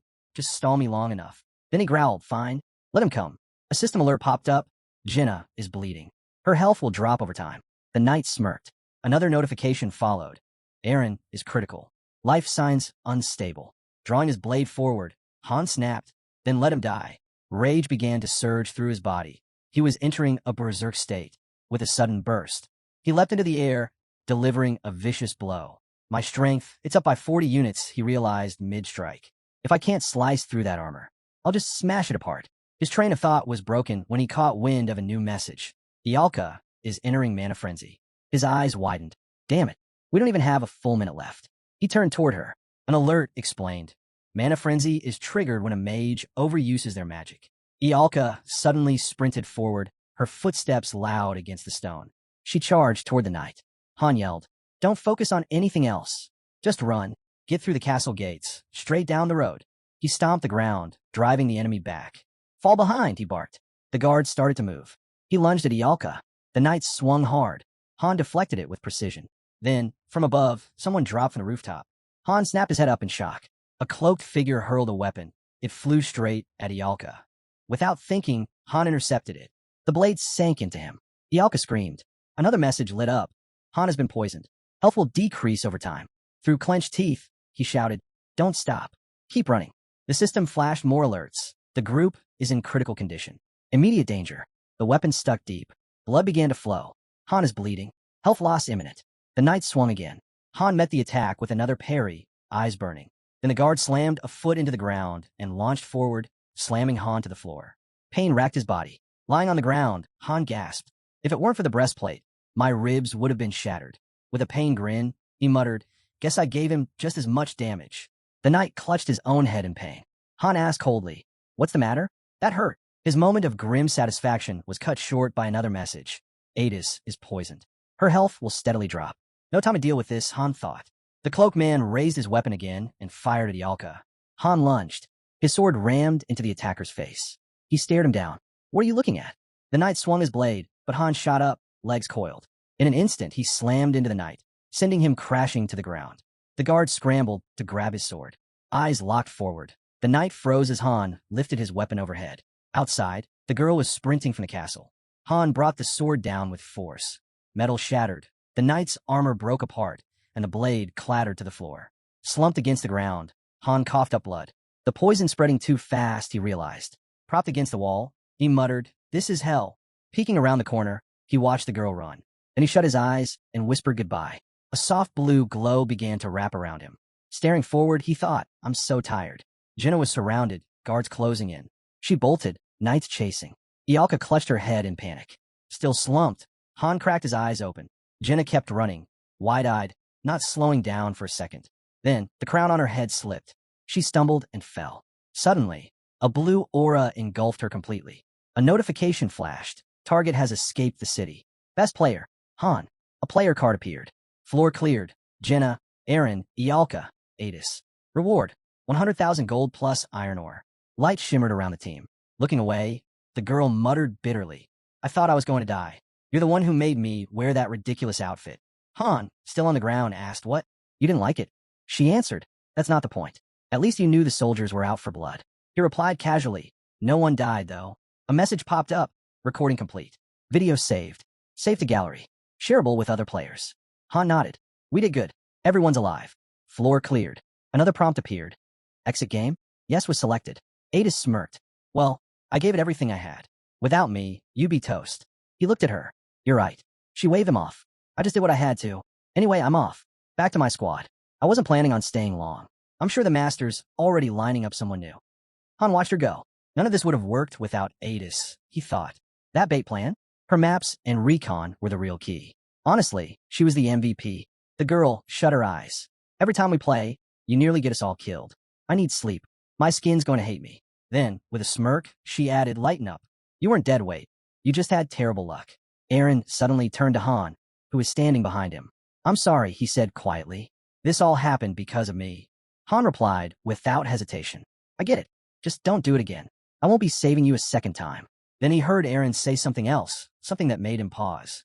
"There's no guarantee it won't happen again." "What the hell are you talking about?" Han shot back. Aaron stood still. "You're dragging me all the way to the top of this cursed tower," he muttered through clenched teeth. "But no matter how hard I try, I don't think I can keep up. It feels like the gap between us gets wider every single day." A projection flickered to life, a portrait of a girl. "Ialka," Aaron whispered. Off to the side, Jenna was firing arrows, and Aaron said her name too. Red particles swirled around Han. You're something else," Aaron mumbled. "What?" Han squinted, but Aaron just shook his head.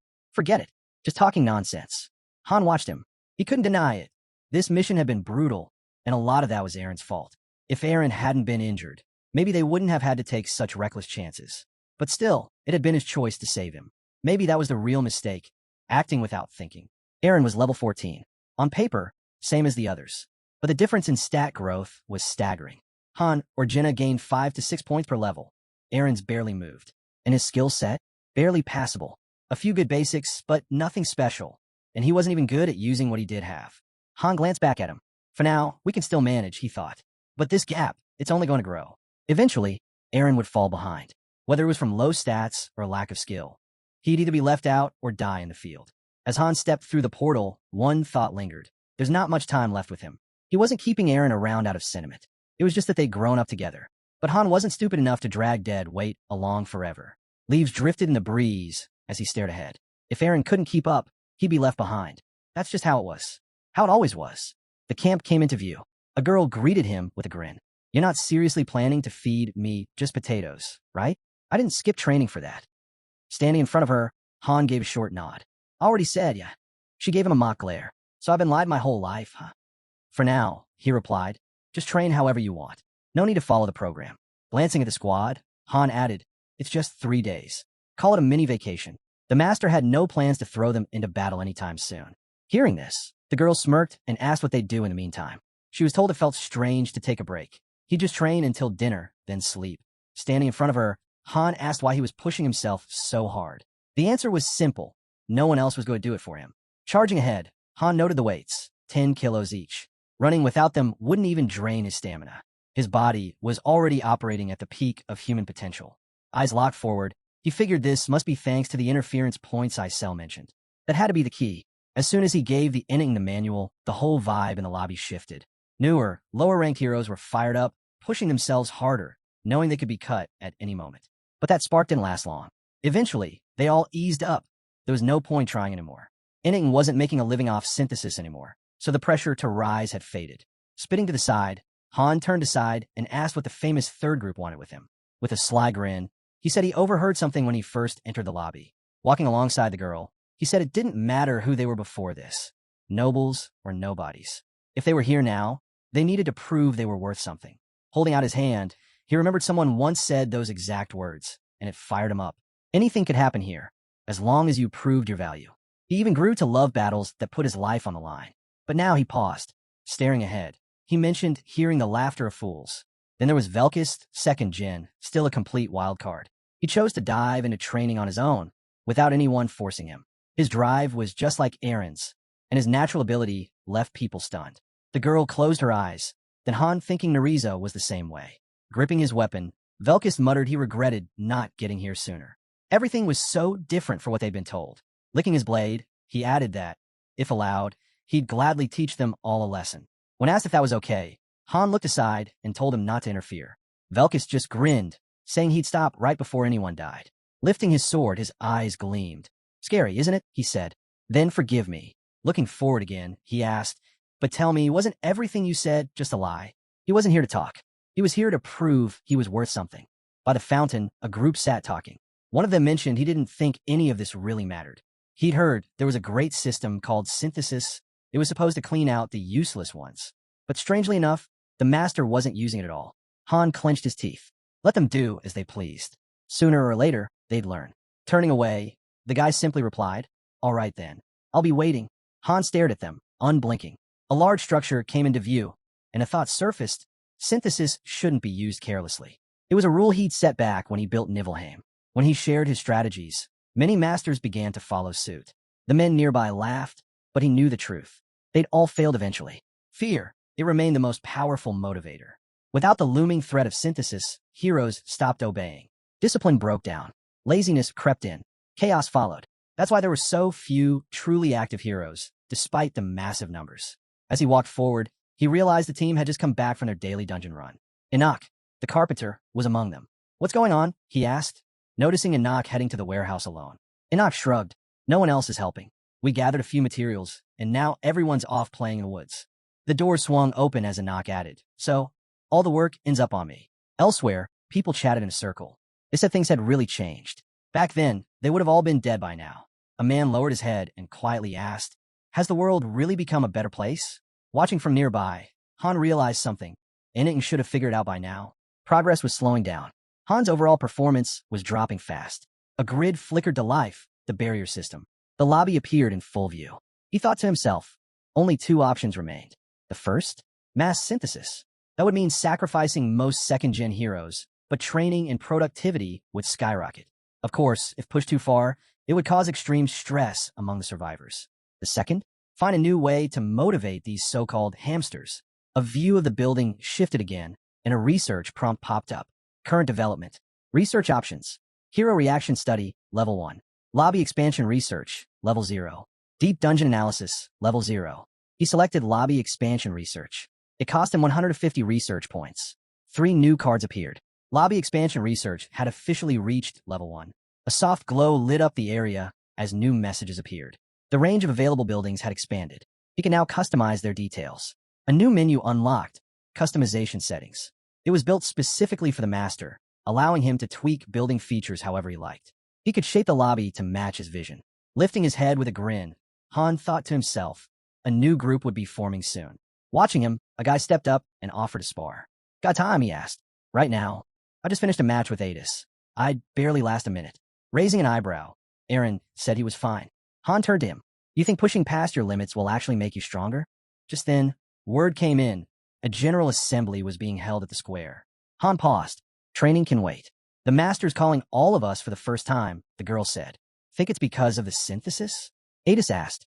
Looking ahead, Isel asked if everyone had arrived. She floated upward, scanning the area. Anyone still missing? Aside from the ones stuck in the dungeon. If they're skipping this, they're in trouble, someone muttered. The girl looked around and nodded. Everyone's here. Perfect, Fairy replied. Then let's head to the warehouse. The warehouse building came into view. A man glanced at Isel. What's going on? If you get swept away, you'll disappear, she warned. Swept away by what? He asked. Raising a finger toward the sky, Isel said simply, renovation starts now. Everyone's eyes widened. A message appeared. The lobby lit up. Construction has begun. Select the type of building you want to place. A warm glow filled the room. Another message popped up. Dwelling number 3 selected. He chose to expand it. Training center number 3, expansion in progress. The girl raised her finger again. We've done this before. We got more people now. Time to scale up. Another message. Dwellings are now level 3. Hero capacity increased. Adis looked at her. Renovation, huh? She shrugged. I figured. The master adds new stuff to the lobby sometimes. It'd be great if he made something like a bathhouse. With hot water. As if on cue, a new notification popped up. Bathhouse selected. Construction continues. The guy glanced sideways. So what do you think we'll get this time? The system chimed in with an update. Work had begun on expanding both the recreation area and the cafeteria. Han, watching everything unfold, commented vaguely. Who knows? Suddenly, a bright light flashed in the lobby. Another message popped up. Great news. The area is evolving to level 3. Someone nearby muttered. Well, that was unexpected. Aaron glanced over and asked again. Han's eyes lit up as he said with a smile, let's see. A girl nearby reassured everyone. Relax, he's just constructing more buildings for us. She reminded them of the miserable huts they started out with. When someone asked what she meant, she explained, the master's upgrading everything. The guy nodded, raising his eyebrows. That's awesome. My bed sucked anyway. Another chimed in, hopeful. So, does that mean the menu's getting an upgrade too? Off to the side, Isel confirmed. The rearrangement's complete. We can head out now. Eyes widened as the boys stepped outside. She's right. Everything's different. Another message appeared. Amazing. The locked lobby is evolving to level 2. The new lobby appeared before them, now with 2-story buildings. Where does that staircase lead? Someone asked. It was clear this was their new home. Way more space now. A sweeping view of the island stretched before them. A message said the floor count had increased, giving him access to new areas. External cartographic data confirmed that building locations had shifted. Fresh structures dotted the cityscape. Another message followed. A bathhouse has been built. Han's satisfaction with the facilities had gone up. A recreation area is now available. Heroes will recover faster. The cafeteria has reached level 2. Better food is now being served. The girl leapt up, excited. A bathhouse. Adis echoed. No way. Aaron grinned. Let's go check it all out. A new residential building had appeared, this time fully furnished. Glancing toward the lobby, one of the guys asked, wait, what about the sofas? No decorations? No carpets? He looked puzzled. Even the fireplaces are gone. They walked into an empty room. There aren't any beds either, someone said. Are we supposed to sleep on the floor? Jenna placed her hand on her face, frustrated. What now? Han just grinned. Sure we can. A staircase appeared again. See that? We got a second floor now. Let's go check it out, he said. The girl let out a cheer and ran ahead. A new room came into view. Unlike the ones before, this one was clearly much nicer. It was so appealing that everyone immediately wanted to stay there.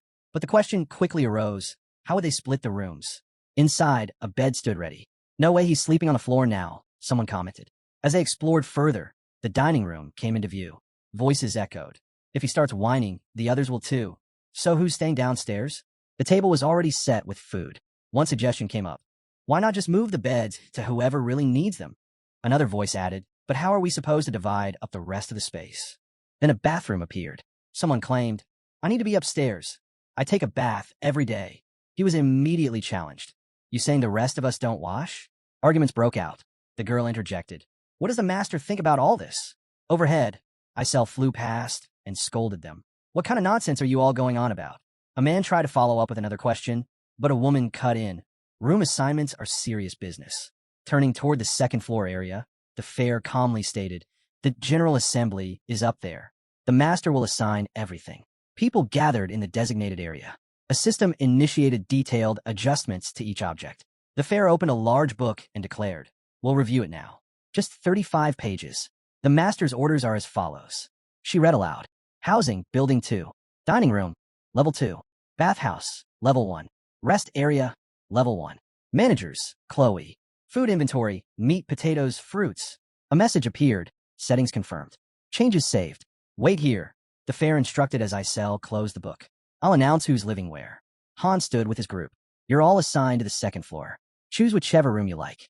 Looking over, a man smirked. Knew it. Mr. Han's definitely on the second. The guy smiled back. The same rule applied to the second group. Plenty of rooms for them to pick from. The girl grinned when she heard they were on the second floor too. Then Isel extended her hand and added, the rest of you are assigned to the first floor. Confused murmurs filled the room. What? Wait, what does that mean? We don't agree with this. Velkus groaned. What meeting did we miss? We were out hunting. Someone told him flatly, doesn't matter. The master already made the decision. The girl glanced at Han. What is going on? Everything's getting weird. He replied calmly, no, this is what normal looks like now. A display of room assignments appeared. 13 people per floor, she announced. Looking ahead, one of the guys asked, so, the third group is downstairs too? The crowd erupted. There are so many rooms upstairs. Why shove everyone below? What a waste. Until now, things had always been equal among heroes. Everyone received the same, no matter their effort. But clearly, that was starting to change. The fairy clenched her jaw the moment she heard the complaints. There's room for at least 30 people on the second floor, she muttered. This kind of management works fine when there are only a few heroes and the master uses synthesis, but if he wants them to grow stronger, he has to split them up. Jenna raised her hand. Do we really need to divide them like this? Isn't there another way? The answer came fast. It's simple. Nobles and peasants. Fanning herself casually, another girl chimed in. It's the easiest method if the master wants full control. I don't like how they've been acting anyway. This setup is for the best. Hearing that, another girl echoed. Nobles and peasants, huh? Han's teeth clenched. He should rethink this. She wakes up at dawn, trains nonstop, fights in dungeons daily, and still helps on missions. Jenna smiled slightly, hearing the truth. More than half the meat everyone eats? She's the one who hunts it. The people protested loudly. And what about us? Staring directly at them, the girl said coldly. You've done nothing. She's been pulling the weight alone. Simpleton, someone muttered. Gritting his teeth, Adis demanded. What's going on here? Instead of synthesis, now we've got a ranking system. People were shouting in frustration over the room assignments. How are we supposed to sleep without beds? Our backs are going to snap. At the beginning, building customization had been just a fun way to make the lobby look nice.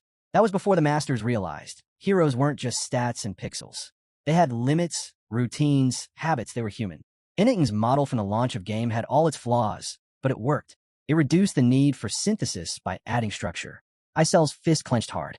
They tricked me, she growled, and slammed her hand into the ground. A man clenched his teeth as she screamed. Do they even realize what they're doing? A month ago, they should have all been synthesized. Her voice rose to a furious pitch. Do they even know how lucky they are? A guy tried to push back, but she snapped. What? No. You want to find out what my nuclear strikes feel like? Everyone fell silent. The fairy, voice sharp, yelled, enough whining. Let's move on.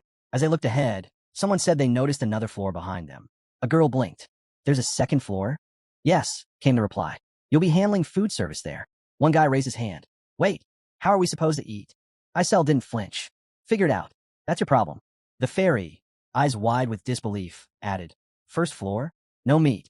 You've got potatoes in the pantry. Fry those or something. The man, glaring, snapped. That's it? That's all we get. The fairy nodded. Yes, there are some issues. His voice rose in anger. So you're telling us to sleep on the floor and survive on potatoes? Clenching his jaw, he growled. I didn't even want to come here, and now I got to put up with this? The girl stared at him calmly. So what are you going to do about it? He glared, his voice shaking with rage. You want to know what I'll do? Then he lunged forward, shouting, die. The fairy raised her arms to defend. His eyes went wide. Suddenly, someone grabbed his arm mid-strike. Isel's voice cut through the air, sharp and furious. What the hell do you think you're doing? Velkist, now holding the attacker's arm, smirked. Relax. As long as nobody dies, it's all good. A house appeared in the background. A voice echoed through the air, cool and firm. I don't care who you used to be, aristocrat or nobody. It makes no difference now. The man sat at a table, his tone cold. If you want to stay alive here, prove your value. That's what matters. He added with a smirk. That's exactly what Mr. Han said. Raising a finger, he warned, better play by the rules if you want to stick around. Don't mess with the first or second groups. They're not just strong. They're monsters. One of the guys rubbed his face, looking worn. I watched their training. They're insane. If they're sparring with each other, maybe I've got shot, Aaron, but he placed a hand on the table and turned to the man. How strong is Han, really? The man replied flatly. Can't say. I was never in his group. The guy frowned. Then where's all this talk coming from? Jenna, the man replied. Unlike the others, she actually shares stuff. Across from him, Velkis leaned forward. You ever seen fusion? No, the man answered. I came here after the master ended that phase. That's probably why I'm still breathing. Hand to his face, the guy muttered, Fusion, with every fight, you gain strength, and your skill set keeps growing. Then, grinning wide, he added, and the one leading this whole place? That's Han. The boy stood up. Got it. Thanks for the info. The man nodded. Name's Alan. If you got more questions. Don't care. Velkis cut in, looking away. The fairy turned her gaze away, unimpressed, and asked, What the hell are you even doing? The boy gave a smug grin. As long as I don't kill the guy, it's fine, he said, raising his sword. I heard all about what the elders went through. Sounds like it was quite the thrill. Shame I showed up late to the fun. The man simply raised a hand in front of him, clearly indifferent to whether the boy proved anything or not. The boy looked off to the side and muttered, From what I've heard, this place had a top-tier garbage disposal system. So why'd the master stop using it? Velkis tossed something toward him, his severed hand. You can have that back. Press it hard enough, it'll grow back. Everyone around gasped in shock. He didn't know that kind of thing was even possible. He'd never been through it himself. Velkis gave a wide grin. Right on time, huh? I kind of like it here, but man, it gets dull. He looked around. Anyone else want to try walking around one-handed? Someone from the crowd muttered that he was clearly a psycho. Velkis just shrugged. Better a psycho than a useless pig. Han locked eyes with him. Why are you even interfering? Velkis gave a flippant wave. Sorry, couldn't help it. The whole thing was just so gross my body acted on its own. Han glanced at the man again. Lucky break. If Velkis hadn't stepped in, Isel would have taken his head clean off. The fairy turned to the guy and asked, What did you hear? He asked about the difference between the first and second floors. The first floor is a dump, he said. The second? Absolute paradise. She nodded. That's all true. Our team's on the first floor too. Velkis smirked. Don't worry. That's gonna change soon. Grinding her teeth, Isel snapped. Let me spell it out for the slow ones. Out of 35 of us, only 13 made it to the second floor. The rest are stuck on the first. They stepped into the lobby, and the rules became clear. Those on the second floor had access to every building. First floor residents?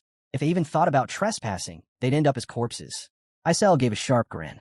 So if you want to survive here, get stronger. That's the only way. Just look at him. Our unbeatable super ACE. Try copying him. Han grabbed her face, interrupting. Isel went on. You all saw what he pulled off on the 15th floor. Those insane moves of his. He looked out over the group. If you want better treatment, then prove you deserve it. The master's watching. Stepping forward, Han addressed everyone. If he thinks you're ready, you'll get your spot on the second floor. The man spoke up, his voice shaking. But this is too cruel. We were dragged here without a choice. Why should we be forced to live like this? Velkis turned his head, visibly confused, while Han clenched his teeth. That's enough, he muttered. The boy let out a mocking laugh. You think you're special? We didn't get a choice either. In fact, we had it even worse. Han turned to the girl. Is that true? She nodded. Yeah, no food. One mistake, and you get fused. The man's eyes widened as the reality set in. They had trained endlessly, not because they wanted to, but because they had no other option. But what does that even mean? He asked, baffled. A faint glow began to surround Han. You expect them to fight like that? Han shut his eyes and responded calmly. At the moment, we don't really need more support or gathering roles. Most of the slots are for combatants, and only a handful will make it to the second floor. Everyone began murmuring. It seemed half of them had come to terms with it, while the other half boiled with resentment. Looking forward, Han mulled it over. They were used to comfort. Trying to drop them straight into the system like this was bound to backfire. It would have been smoother to offer them a free gacha or ease them in gradually. Change sparks resistance, especially when people are used to stability. One man burst out angrily, brow furrowed. You expect me to fight when we're treated like garbage? What kind of twisted system is this? We won't accept it. The boy grinned. Funny, you didn't fight back when life was good, either. A voice shouted from the crowd. Isn't that the truth? More cries followed. We're taking what we're owed. The man smiled wide, but there was something off about it. You think we won't figure out that secret you've been hiding? Han narrowed his eyes. What secret? Looking him dead in the eye, the man said, Tell us, how do we change the master's mind? The fairy stood frozen, shocked. So he knew that monster couldn't harm them. He'd done everything to keep it hidden, but now they were onto him. The man spun around. What's the point of fighting and risking everything just to live the way we used to? Someone confirmed coldly, he's right. People began raising their hands in protest, shouting, We're not fighting. A message blinked into existence. Sidhan has refused to participate. Group 4, inoperative.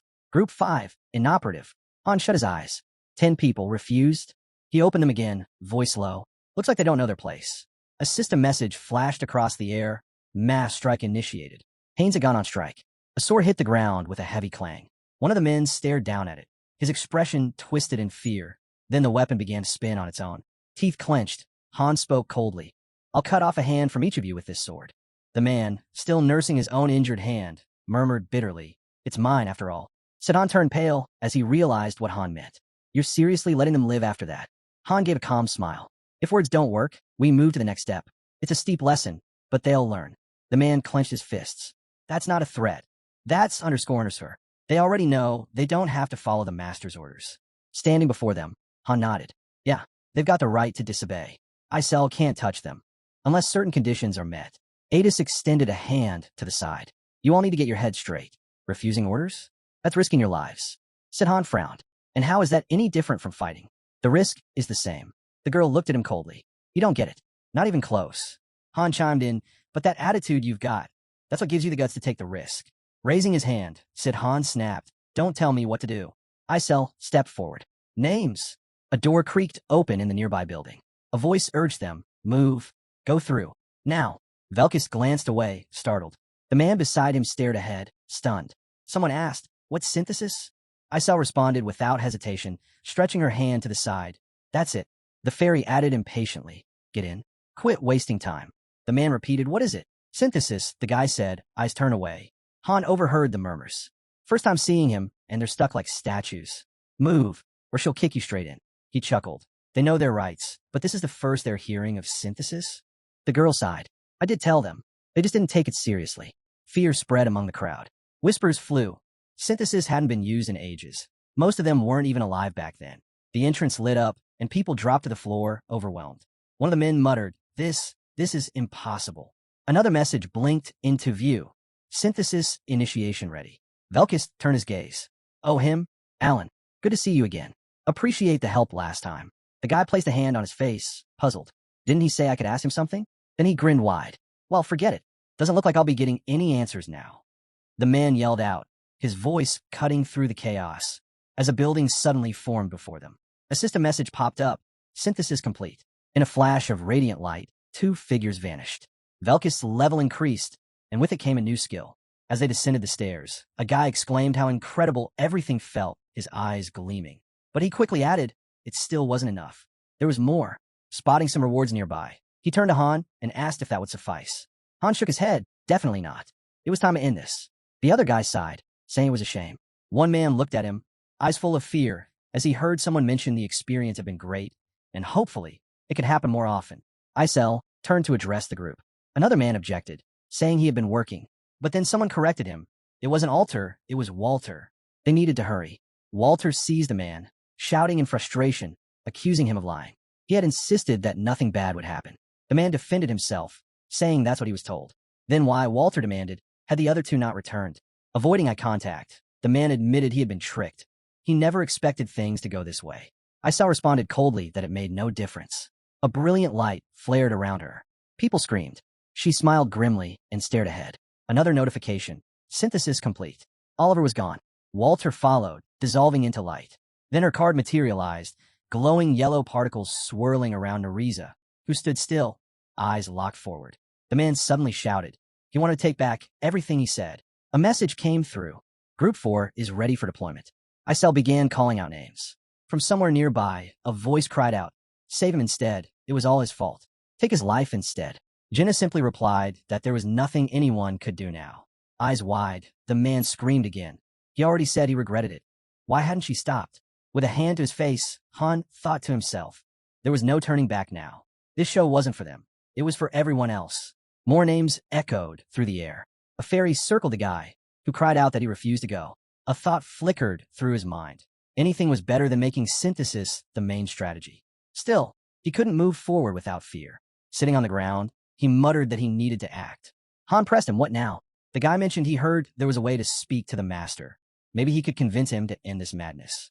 But when he heard the response, he froze. He'd have to cut off his hand first. Stunned, he asked again, hoping he misheard. Han clenched his teeth and asked if none of this could have been avoided, had they not worn those devices. This mistake, it would cost them all. The guy's eyes went wide as he pointed off to the side.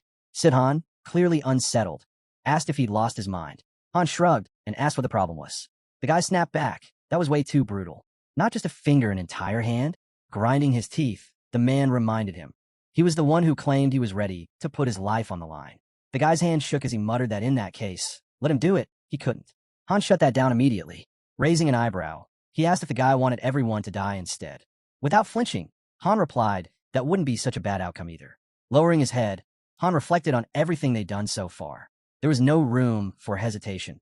Not if they wanted a future, but if even one among them had the resolve to sever their own limb. Maybe that person deserved a chance to survive. It wasn't easy. Many had tried. Most failed. You needed skill, like sword mastery or extreme strength. Without it, you'd end up sawing through yourself. Isel turned toward Han and said Han. Han noted that everyone else had already gone. Only one remained now.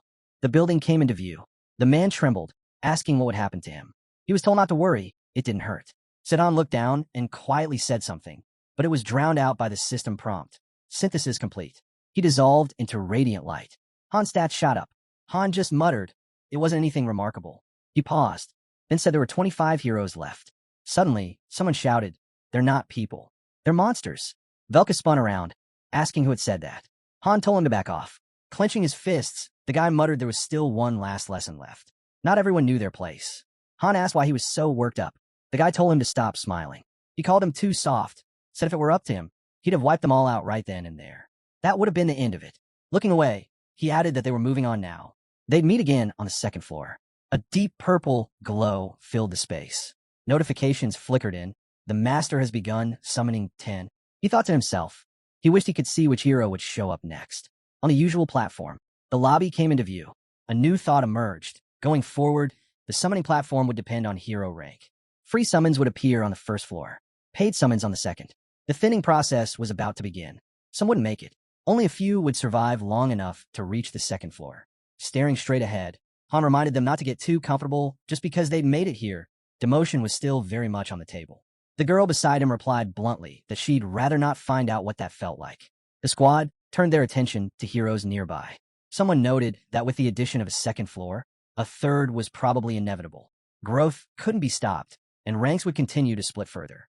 On the second day, the lobby appeared once again. A view of the common room opened up.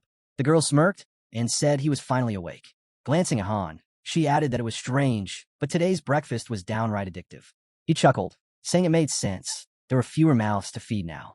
Looking over the meal, Jenna commented on how wild it was that Amarin and Chloe used to cook for 30-something grown warriors every single day.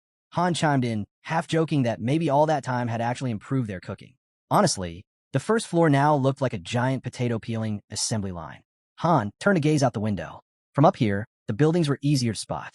And yet, even from any structure, the second floor remained clearly visible. It was designed to push heroes to work harder. The guy beside him muttered that it was already morning. Walking up, Han asked if he'd even slept. The guy replied, just 3 hours. Then he added, this is insane. The biggest upgrade? They now had a dedicated hall for training and dueling. These duel halls could be sealed from the inside, giving them space to safely hone skills like Berserker mode. The hall even reduced regeneration. It was a unique property of the space, making fights feel just like the real thing. If things got too serious, dragging the injured outside would be enough to save them. Han looked forward again, thinking that with upgraded buildings, team structures would have to shift as well. Who would fill the vacant spots in the first and second squads was now the key question. The guy swung his sword, adding a thought, Velkist. The girl followed up with a strike of her own. A realization hit. Nariza and Velkist were still in their barbarian phase. Velkist was fearless, yes, but incredibly skilled too. The ability he unlocked yesterday? It was extremely rare, only a 1% drop chance. a passive that turned negative status effects like rage into raw power. Combine that with the status deviation skill, and you'd have insane energy output. Nariza wasn't quite as strong, but she was smart, composed, and excellent in stealth and recon. She might not have his brute strength, but she had her own kind of potential, just as valuable. Han watched the guy in silence, hand pressed to his face, thinking to himself, there was no hope for the rest of them. Suddenly, Velkus turned toward him with a wide, toothy grin. Han scoffed and called him an arrogant bastard. The battered group nearby averted their eyes. Grinning, the guy strode forward confidently. He asked what Han planned to teach him, adding mockingly that this place was full of nothing but pigs and dogs scared of blades. Standing firm, Han asked if that meant he didn't like pigs and dogs. A glow burst around the guy as he declared that, in his eyes, they were all just animals. Raising his sword high, he said that training meant nothing without real consequences. Han smiled. Velkus' eyes gleamed. Without warning, they clashed. Group 1 had shown up, while Group 3 stood with only 2 members. The guy charged in, swinging his blade fiercely.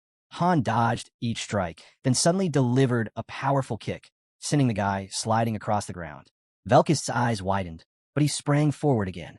Han met him head-on and thought to himself, there was no need to go berserk just yet.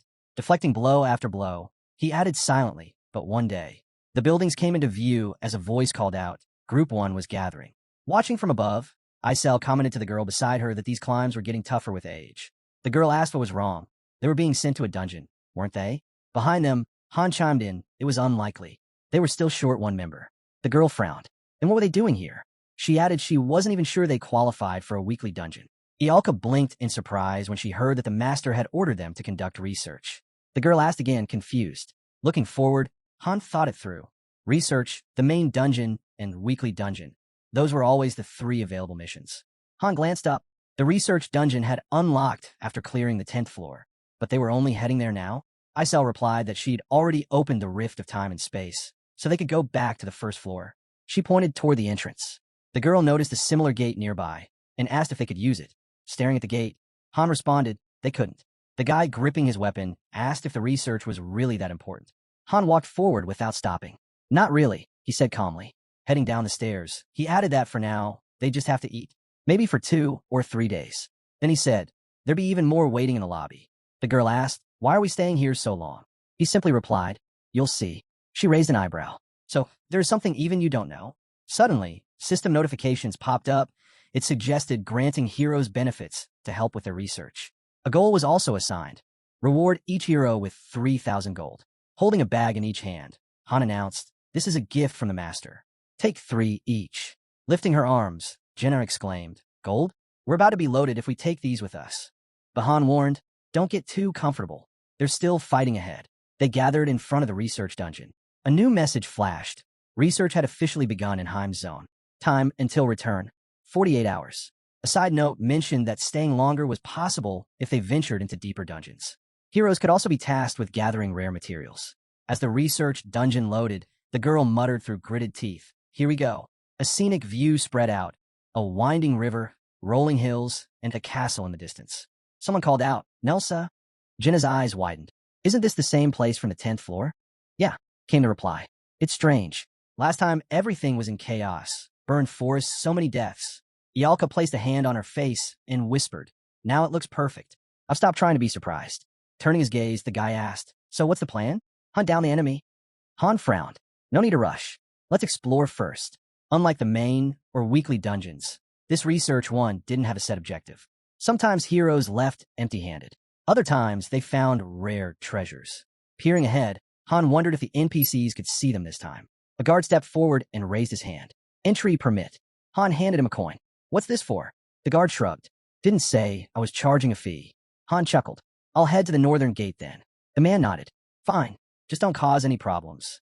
Jenna clenched her teeth. These guys are idiots. He responded flatly. Money's worth more to them than their own mothers.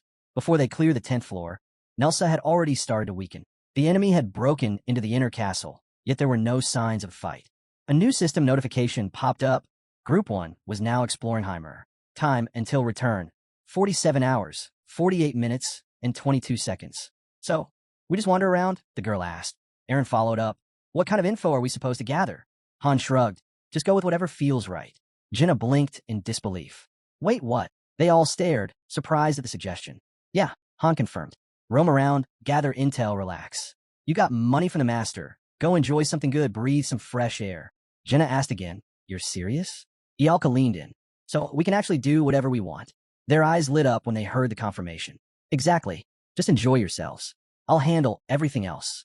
Looking away, one of the girls said she was heading outside the city and warned him not to get in her way. She was going far. Han smirked. Just remember, you're still responsible for your condition.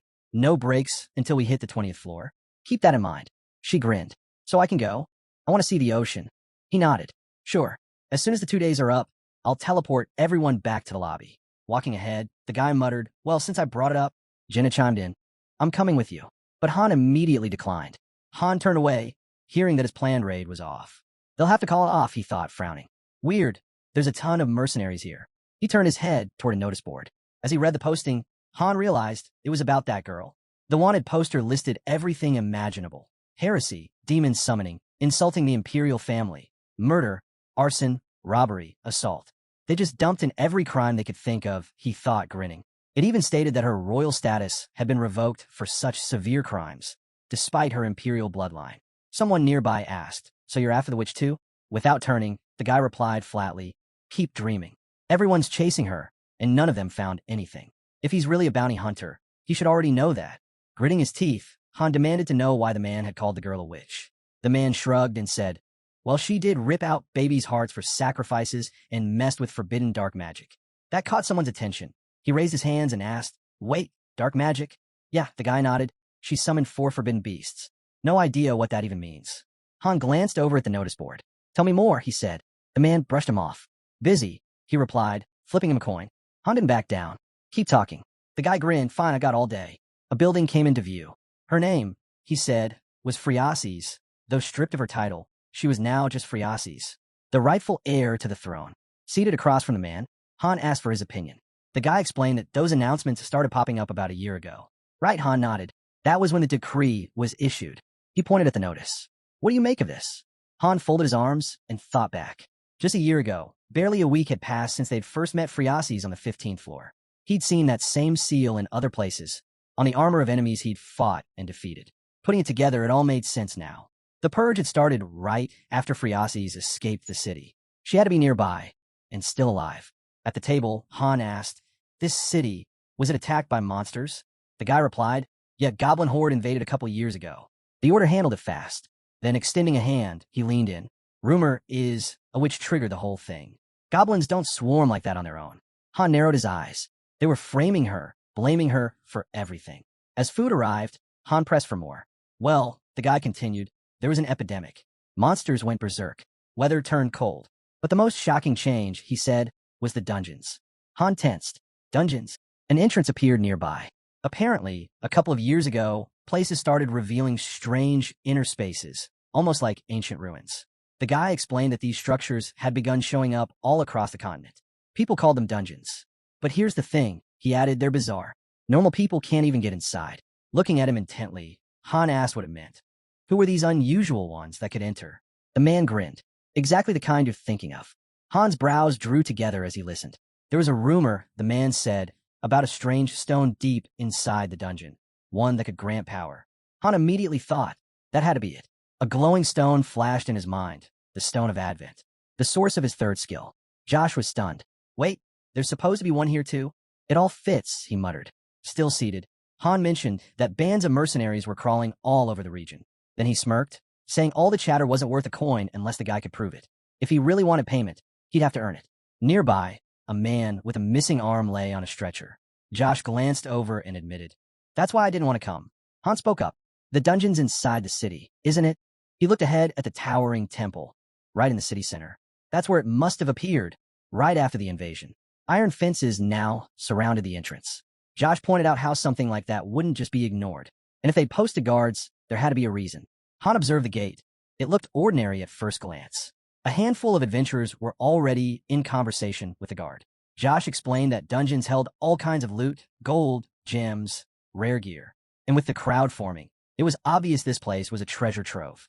But treasure or not, people still died trying to explore it. The guard handed a square tablet to one of the adventurers. Josh added that the Order had full control of the dungeon. They raked in gold by selling entry passes and claimed a cut of anything brought out. Scammers, he muttered, turning away. The guy figured he'd earned his share for the day. If you need me again, he told Han, you'll have to come find me. How will I do that? Han asked. Not my problem, the guy called back, already walking off. But next time, bonuses. Now alone, Han watched the crowd gathered at the dungeon gates. Judging by their gear, they were clearly ready to stay in there for days. Han scowled. He figured he'd check the place out later. Most of his crew had gone to rest, and he had nothing lined up. He noticed how cautious the mercenaries were. They watched the area closely, yet no one dared enter. Those able to pass the barriers stood apart from those who couldn't. It seemed like only a select few had what it took. Han stood, watching the dungeon entrance for a good 30 minutes. Out of the massive crowd, he figured less than 10% actually made it inside. He also noticed something else. If the group leader was granted entry, the rest followed without question. Han crossed his arms, sure of one thing. Nothing was going to keep him out. Clouds drifted slowly overhead as he kept his eyes on the gate. Just then, Josh returned, breathing heavily and clearly winded. You're still here? He asked in disbelief. Han looked at him, equally surprised. I thought you left for good. Josh explained between breaths that he'd run off to appraise the coin Han had tossed him earlier. Turned out, it was worth way more than expected.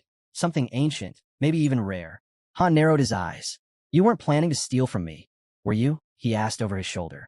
Because you're not getting anything else. Josh threw up his hands, offended. What? No, I wasn't asking for anything. Still tagging along. He then offered Han a free version of those extra services he'd mentioned before. Han didn't even flinch. Not interested. Josh grinned, undeterred. Right. You're worried about the witch. Fine. I'll tell you who spread the lies about her. I know. Han cut him off flatly. Josh blinked, stunned. What? But I had to dig deep for that info. Ignoring the protest, Han glanced up at the rooftops around them. Trying to stay useful, Josh suddenly offered to give him a tour of the city. Said he used to be a guide. I know a few spots with amazing food. Han gave him another sharp look. I said I don't need it. Why do you keep following me? Josh didn't answer right away. Then he shouted after him. You remind me of the younger one. That made Han stop. He turned around slowly. The younger one? Clenching his fists, Josh nodded. You're from the East, right? He went on to explain that among the people he knew back there'd been a kid, small, looked just like Han. Same black hair. Same eyes.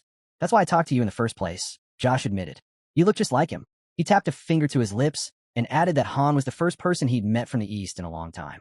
He opened his mouth, about to say a name. Don't. Han cut him off again, turning away. The look on Josh's face froze. Han didn't look back.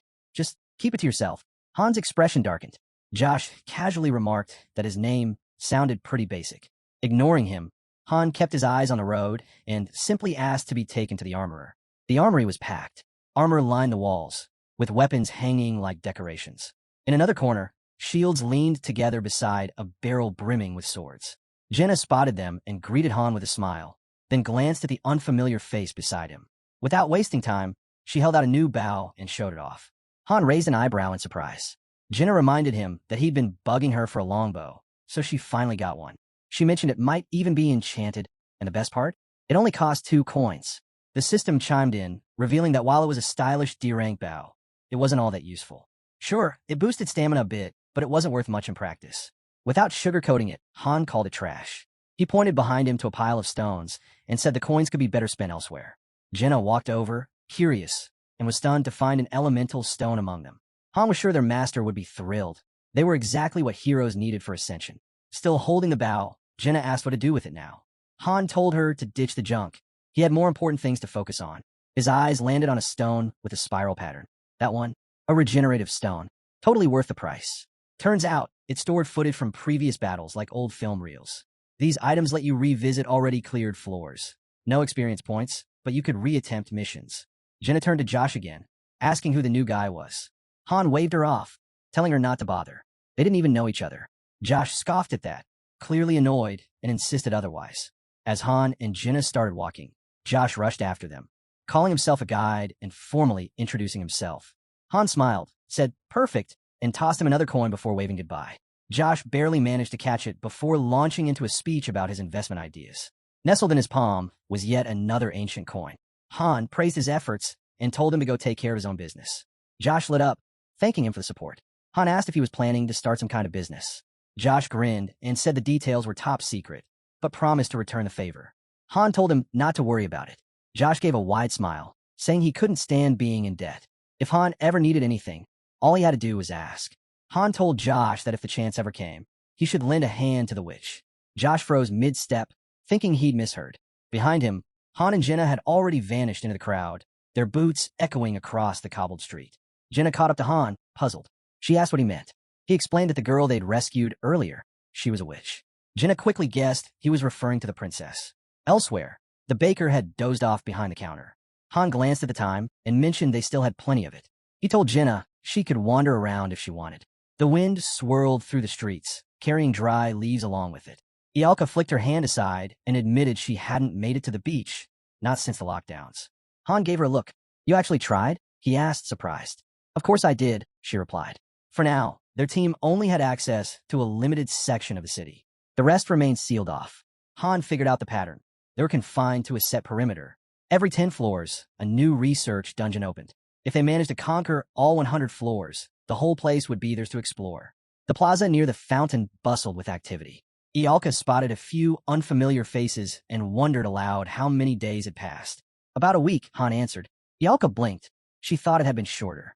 Watching people moving up and down the stairs, she guessed some had already cleared the second floor. She then asked if anyone was helping out in the workshop with the gear. Han gave the girls a nod and told them to take the rest of the day off. Training would resume tomorrow. Ialka didn't seem too thrilled about that. Jenna nudged her, suggesting she go take a nice bath. Just then, Aaron was seen climbing the stairs. Han called out, asking where he thought he was going. Aaron stopped. Han reminded him he was told to rest. Pushing himself too hard would only backfire. Aaron turned to argue, but Han cut him off, repeating that training resumed tomorrow and rest wasn't optional. Han's gaze lingered on the lone figure of the spearman. There had been a few warriors like him in Niflheim, driven, relentless. But most of them didn't make it. He knew now, willpower alone wasn't enough to survive. Han pictured Aaron's spear, stuck alone in the dirt of some forgotten battlefield. In his mind, if someone gave it everything they had and still came up short, then they simply lacked the talent. People like that needed to find another way, or die trying. Night settled over the city, casting shadows beneath a faint protective barrier overhead. From the training grounds, the clang of steel echoed. Usher struggled to keep up as Adis pressed forward, not letting up. Come on, move faster. Adis shouted. I get it. Usher yelled back, trying to defend. I'm just tense. Han stood off to the side, arms folded. Jenna raised an eyebrow. She hadn't expected the second group to be training this hard, especially with real blades. Han watched in silence, scanning the scene. Jenna asked if something was wrong. He replied quietly, Daika wasn't here. Adis, Usher, and Roderick were present, but Daika, who'd been with him from the beginning, was now missing. The image of Daika's back drifted into his mind. His presence felt like a memory now. Just then, 2 new names popped up, Velkist and Neriza. The system announced their removal from Group 3, showing cards for both. At the same time, the nearby building appeared to expand. Along with it, a new alert. Heroes were being relocated. A display showed the updated floor plan and living quarters. After selecting Velkist, the system dragged him forward and detailed the changes to his access. Cafeteria, Level 2. Bathhouse and rest area, Level 1. Han glanced over and noticed the fresh arrivals. Velkist had his hands in his pockets, looking around in awe. Looks amazing, he said. Way better than the first floor. Han sheathed his sword. Time to restock, he muttered. Jenna offered to bring the ones chosen by the lottery, but Han told her to hold off. His eyes lingered on Velkist and Neriza. It seemed clear the master only wanted one elite group. Han crossed his arms again and welcomed the newcomers to the second floor. He thought of Daika and realized he'd been left behind, likely exiled to the first floor. His thoughts darkened. Daika couldn't even bring himself to kill. Adis stiffened, jaw clenched. Han could tell.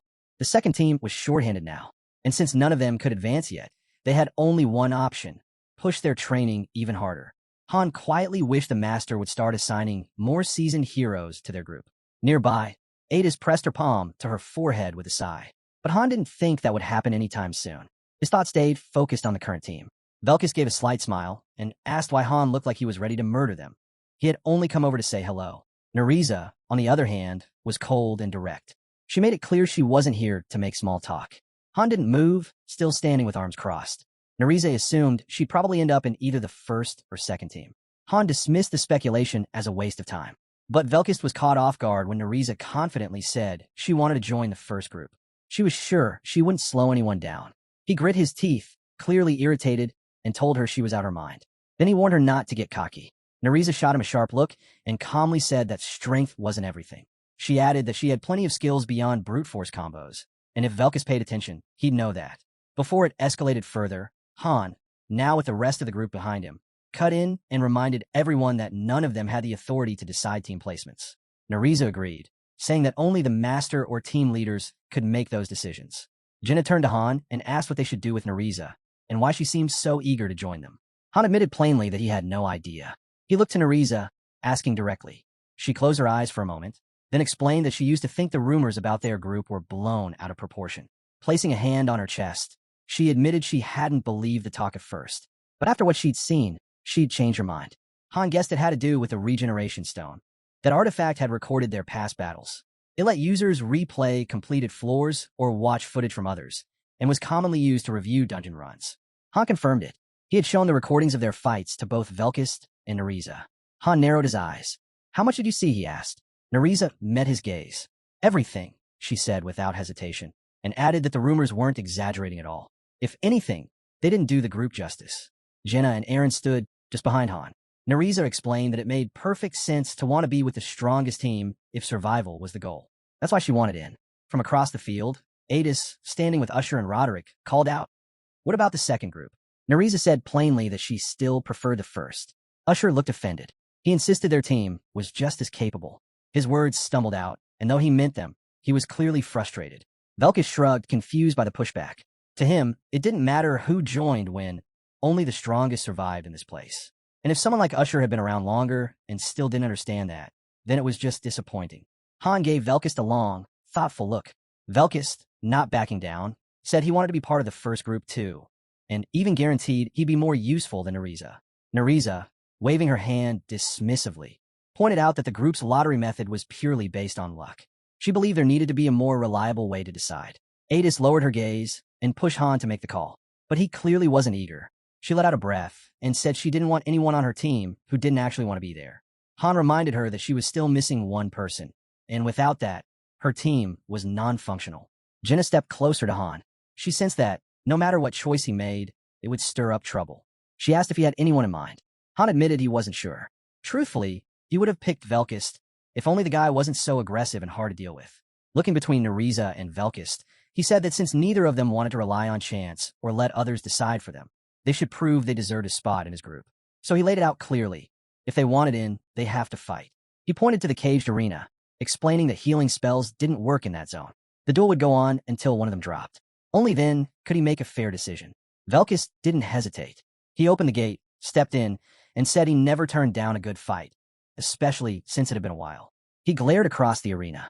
"Can I kill her?" he asked, dead serious. Han didn't flinch. "Only if you can." Velkist grinned like a lunatic and took his place. Facing Nariza, he told her to fight however she wanted. He wanted to see what she was really capable of. Nariza calmly pulled a vial from her bag, clearly not fazed by the threat. Velkist blinked, stunned. "Are you insane?" he asked. Nariza poured a thick, purple liquid onto her blade. She reminded him that she'd been given permission to fight on her own terms. It was a paralysis poison, triggering violent convulsions.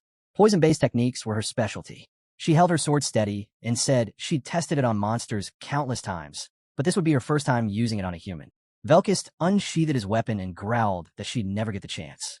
He formally issued a challenge through the system. The duel was accepted. Jenna watched silently from the sidelines. The air between the two was thick with hostility, enough that she could feel it. She had a sinking feeling. One of them might not make it out alive. Han figured the odds of someone dying weren't low. The system prompted confirmation to begin the duel. Han gave a small nod, and the match was on. Velkist sprang forward immediately. Nariza met him with a barrage of rapid jabs. But Velkist, grinning like a madman, slipped past every strike with ease. He countered fast, forcing her onto the defensive. Han and Jenna kept their eyes fixed on the fight, tracking every move. Usher watched too, stunned. This wasn't the same Velkist he'd faced before. Was he holding back? Adis wondered aloud. Jenna and Aaron stood at Han's sides as he told them to pay attention. There was a lot to learn here. Velkist attacked with a wild smile. Han noted that both fighters were using level 4 weapon techniques, like Usher, but their approaches couldn't have been more different. Velkist's blade smashed into the arena wall just inches from Nariza's shoulder. She swung back, but he ducked under her counter with perfect timing. Meanwhile, Ialka had wandered up silently. She noticed the new recruits and quietly admitted they were impressive, especially given their lower levels and limited skills.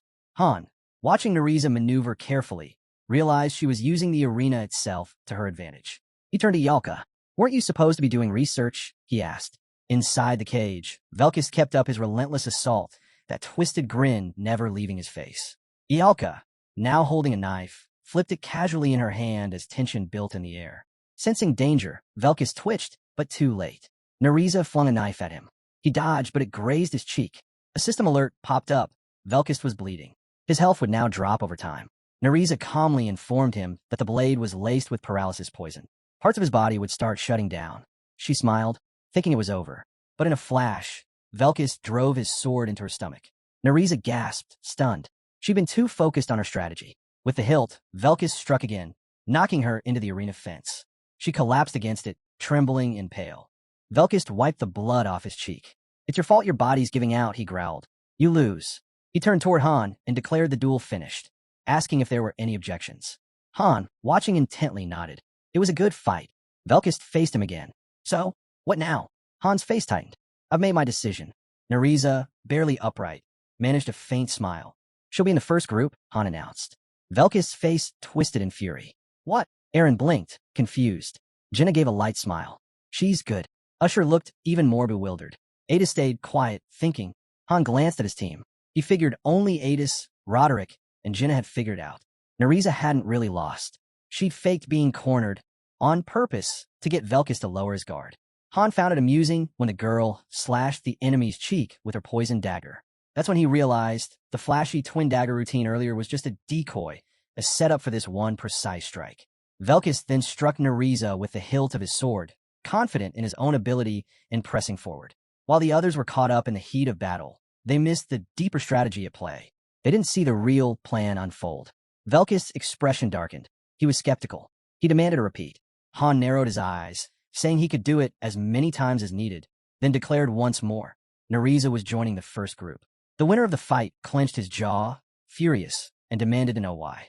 Han remembered their past battles, the way they fought side by side with their squad, each one skilled in their role. A swordsman, a spearman, a mage, and an archer. Every member was laser-focused in combat. Nariza wiped blood from her lips as Han explained they needed someone like her, someone who could adapt fast in the middle of chaos. Through the fence, Han looked at Velkis and admitted he had believed he could bend on this one issue. But now he saw he couldn't. The swordsman was sure that, without cheap tricks, he could have beaten Nariza in under 5 minutes. With arms crossed, Han agreed the guy was talented, but calmly added that their group didn't have a place for Velkis. Han gave a sharp grin, daring Han to a fight.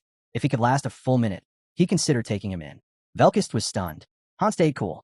Then Han turned to Aaron and brought up the last member of their group. Ialka walked over as he explained the roles of swordsman and spearman. This wasn't about raw power. It was about how the formation worked. Velkis smirked, saying that did make sense, but then turned to Aaron and said bluntly, he wasn't even living up to his role as a spearman.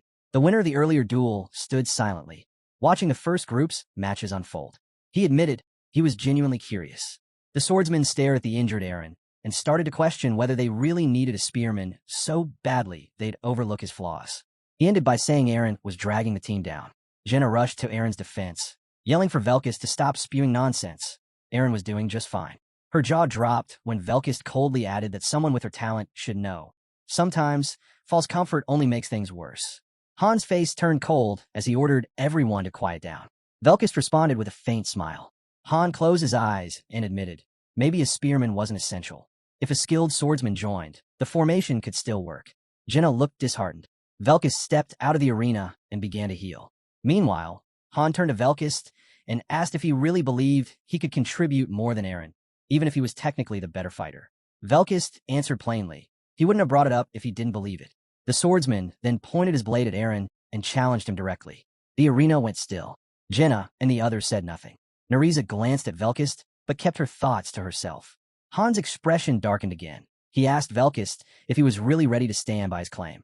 Han stepped up and reminded Velkis that Aaron had been around far longer. But if Velkis was confident enough to challenge him outright, he was willing to reconsider. Velkis gave his word. If he lost, he'd join the second group without complaint. Aaron remained silent. Han told him he didn't have to go through with it. He still had a choice. Han watched Aaron, who asked for a moment to think. He looked up at the sky. Han could sense it. Aaron had been pushing himself hard lately, and he feared it might be too much. Aaron gripped his spear tightly. Even so, Han still believed Aaron brought more to the team. Years of teamwork couldn't be ignored. He admitted Aaron had fallen behind, but insisted he could still carry out his role. Then Aaron straightened up. He agreed to the duel. Han felt it, that spark. It was the push Aaron needed to rise to the challenge. Velkis looked pleased. It was finally happening. The system confirmed. Both fighters had officially challenged each other. Aaron climbed the steps into the arena. Han laid out the condition. Only the winner would remain in the first group. The two duelists gave a firm nod. No backing down now. The system registered their consent. The ring's gate shut behind them. Now, Velkis faced a new opponent. The system turned to Han one last time, asking whether to begin the sanctioned duel. Aaron began to spin his spear. Velkis twirled his sword. Both stared each other down, brimming with confidence. The battle began. Jenna tensed. She hadn't thought Aaron would actually go through with it, even though Han had made it clear he didn't have to. Han stated plainly, the choice was Aaron's to make. Velkis lunged in with full force. The archer understood what was at stake, but dread crept in. Velkis wasn't just confident, he was strong. If Aaron lost, she didn't even want to imagine the outcome. Aaron struck Velkis' guard with a firm blow. Han believed he had a real shot, as long as he executed just like they practiced. For now, they seemed evenly matched. Both fighters had weapon mastery at level 4, though Velkis held a slight edge with a couple of passive skills Aaron didn't have. The swordsman launched forward again, but Han knew. Aaron had one key advantage. Aaron caught the attack, then drove the butt of his spear into Velkis' chin. Experience. That was the difference. Velkis smirked and admitted Aaron was faster than he expected. Aaron adjusted into a stable stance. Usher, fired up from the exchange, silently cheered him on, hoping Aaron would humble the newcomer. Aaron moved with precision. He wasn't just fighting, he was commanding the pace. Han didn't care who Velkis was before showing up. What mattered now was that the guy had zero experience against monsters. Meanwhile, Aaron had survived hundreds of real fights. Boss-level monsters, trained warriors, he'd seen all. Velkis? He hadn't even faced a spearman like Aaron or Roderick, let alone a deadly creature. In battles between seasoned veterans, spearmen like Aaron became something else entirely. Their technique looked almost supernatural. Aaron launched a flurry of jabs. Velkis tried to sidestep, but the spear curved and struck him in the back. Aaron kept the pressure on, slamming down from above. Usher, a little too pleased, started hurling taunts at Velkis, joking that he'd end up washing dishes if he made it into the team. Parchment illustrations lay nearby, records of the spear's long, battle-proven history. Used since ancient times for hunting and war, the spear evolved over generations for one purpose: reach. Longer shafts made them deadlier in open combat. But in one-on-one duels, things were different. Against a swordsman, a spearman's odds dropped fast. A sword offered better agility and tighter spacing. The true range difference? Barely a meter. That edge only helped in rare cases. And when facing someone up close, a dagger user, for instance, the spear lost all advantage. It had neither the precision of a sword nor the distance of a bow. Against the wrong weapon, it became almost useless. Aaron, on the other hand, was steadily overpowering his opponent. These weren't average fighters. They were heroes, pushing well beyond human limits. With a powerful overhead strike, Aaron slammed into Velkis. Normal logic didn't apply here. From the sidelines, Usher shot Velkis the thumbs down, clearly furious, and barked another threat. If he lost, he'd be washing dishes for the team. Aaron kept swinging relentlessly, giving Velkis no breathing room. A sharp thrust landed cleanly. Without letting up, he followed it with another heavy swing. Velkis was rattled. The spearman sliced through the air like a reaper's scythe. Velkis barely dodged by flipping high into the air. Han watched carefully. Even if Velkis had raw talent before entering this world, that meant little now. Becoming a hero changed everything. Han observed Aaron closely. He'd sparred with Han hundreds of times. He knew this guy was trained to go toe-to-toe with beings far stronger than humans, even monsters. Aaron thrust forward, slicing through the air. Han could see it clearly. Swordsmen and spearmen approached combat with completely different strategies. Jenna stood silently, watching with furrowed brows.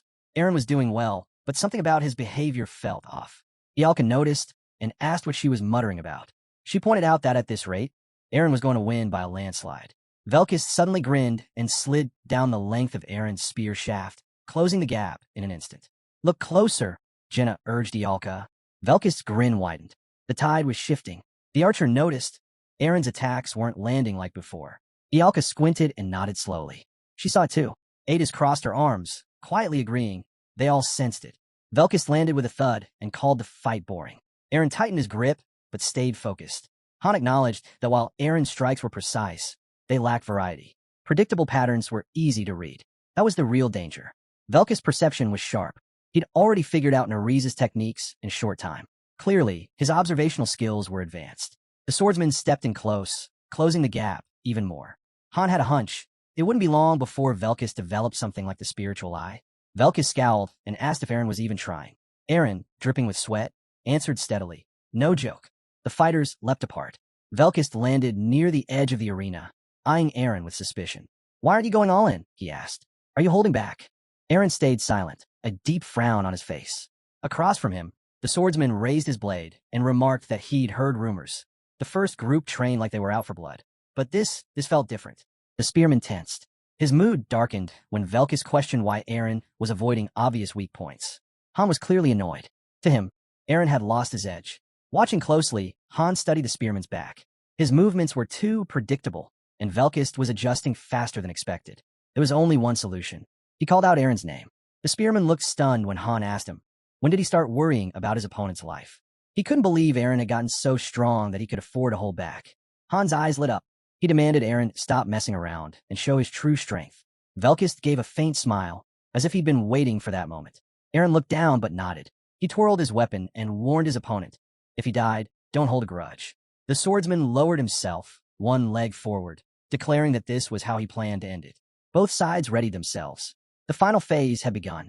Eren tightened his grip and charged. Velkus met him head-on. The spear's tip grazed the swordsman's nose. Eren unleashed a flurry of swings. Velkus clenched his teeth and barely deflected the next hit.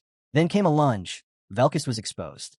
Eren thrust forward, but Velkus dodged just in time, countering with a series of rapid strikes. Still smiling, Velkus weaved through each jab. Eren shifted his stance, lifting his weapon behind his back, and swung with full force. Velkus had to throw himself to the ground. The spear shattered the ring's edge. The clash echoed through the city. Jenna watched anxiously. Usher stood frozen in disbelief. Explosions of sound rocked the arena. Ialka turned her face away. Roderick shut his eyes. Then, one final blow. A silence followed. Blood stained the arena floor. Velkus, bleeding heavily, admitted the blood loss was making him nauseous. Eren collapsed to his knees. The swordsman declared victory. Usher stared, stunned. He couldn't believe it. Eren had the upper hand. He glared at Velkus, accusing him of cheating. There was no way, he said, that this was a clean fight. The swordsman just blinked and said he had no idea what Usher was accusing him of. But Usher wasn't backing down. He leaned forward and called Velkus a liar. Before things could escalate, Roderick stepped in and stopped him. Just then, the system confirmed it. Velkus had won. Ialka frowned, uneasy. It didn't sit right with her. She had been sure Eren would win. Jenna looked just as troubled. She admitted Eren had fought well, but in the end, it all came down to a single strike. Han's expression darkened, agreeing with her. Han studied Velkus back. There was something hard to explain, something more than skill in the way he fought. From the very start, Velkus had picked up on Eren's patterns. That was the truth. And as the fight progressed, he adapted quickly, defending better and shrinking the distance between them. At one point, he even threw himself to the ground, flipping the battle in his favor with one move. No matter how fierce Eren's attacks were, Velkus held firm, waiting for the perfect moment. He looked like a lunatic who knew exactly what it would take to win, just one shot. That was all he needed. He took hit after hit, calculating the timing. And then, when the moment came, he pounced like a mad wolf, seizing his chance without hesitation. Now, Velkus looked at Eren with the cold intensity of a predator. Han summed it up. Velkus wasn't just skilled. He was methodical, sharp, and unervingly patient.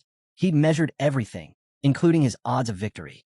As the swordsman passed by Eren, he said it was a real shame, because the match would have been a lot more thrilling if Eren had gone all out from the beginning. Holding his bleeding shoulder, Eren quietly agreed. Narisa crossed her arms, clearly dissatisfied. She didn't think Eren was ready yet. Han's expression hardened slightly, but he stayed true to his word. No one objected. Velkus exited the arena. Han announced he'd be joining the first group. Eren, who remained kneeling on the ground, had been eliminated. The system chimed in, reporting that Han had proposed a new team lineup. Eren's heart sank. The updated first group: Han, Jenna, Ialka, Narisa, and Velkus. Then the system asked, did Han approve of Eren's exclusion? The answer was yes. Eren dropped to his knees, overwhelmed by disappointment. Han explained it clearly. Eren had lost not because of strength, but because of something deeper, and he knew Eren understood that. Usher, however, refused to accept it. He believed Eren had held back to protect the team, not because he wasn't good enough. Han cut through the tension, demanding that everyone stop making excuses. This wasn't about friendship. They weren't here to play nice. Usher's face darkened, but he couldn't argue back. Han stepped in, reminding them all of the brutal truth. They were here to survive and to win. Anyone who didn't understand that would die. Jenna turned to speak, but Han didn't let her. He dismissed everyone. It was late, and they needed rest. Left behind in the now empty arena, Eren sat alone. The system confirmed it. Neriza and Velkist had officially taken his place. The swordsman smiled, clearly amused. Neriza said she was looking forward to working with the new team. Standing before them, Han admitted he was puzzled by one thing. Did they really believe being in group one would make things easier? He warned them. It was the opposite. The missions they'd face were far more dangerous than anything Group 2 would ever see. Velkist, still flashing that unsettling grin, said that's exactly why he wanted in. He was here to grow stronger. As the others began to leave, Han walked over to Eren, who was still in the arena. He told him bluntly, sitting there wouldn't change a thing. Eren admitted he didn't want to leave. Han was now climbing the stairs, watching from above. Eren added that it wasn't anything complicated. He'd just gotten weaker. Han pressed him. Why hadn't he aimed for Velkist's weak spots? Eren slowly stood. Han reminded him. He had the upper hand at the start. So why let Velkist back in? Eren's answer was quiet. They weren't supposed to kill each other. Han turned, staring at his back. Since when did Eren start caring about that? He was sure he hadn't raised someone so soft. Eren lowered his head. He confessed there had been a moment, just one, where he thought Velkist might have chance. And besides, he never saw himself as particularly gifted. In the heat of battle, he was convinced he could beat Velkist. But deep down, he feared something worse. That if he failed, Velkist would return stronger, more dangerous. A wild, unstoppable wolf. Eren's face darkened. He realized he didn't have the right to take out someone who burned brighter than him. Looking at Neriza and Velkist now, it hit him. Everything he'd done, the time, the training, the struggle, none of it mattered. Not when it all came down to talent. Han looked at Eren and asked flatly, was that the reason he handed the fight to Velkist? Eren replied he couldn't hurt his master. He believed both of them were more important than him. He was stuck in a haze that wouldn't lift. He couldn't see in himself what he saw in Han or Jenna. It felt like he was frozen, stuck in place. Han tilted his head slightly. It was clear Eren was cracking. Then, almost offhandedly, he mentioned something unexpected, an open instructor position. Eren's eyes widened. Han shifted his gaze toward the training grounds.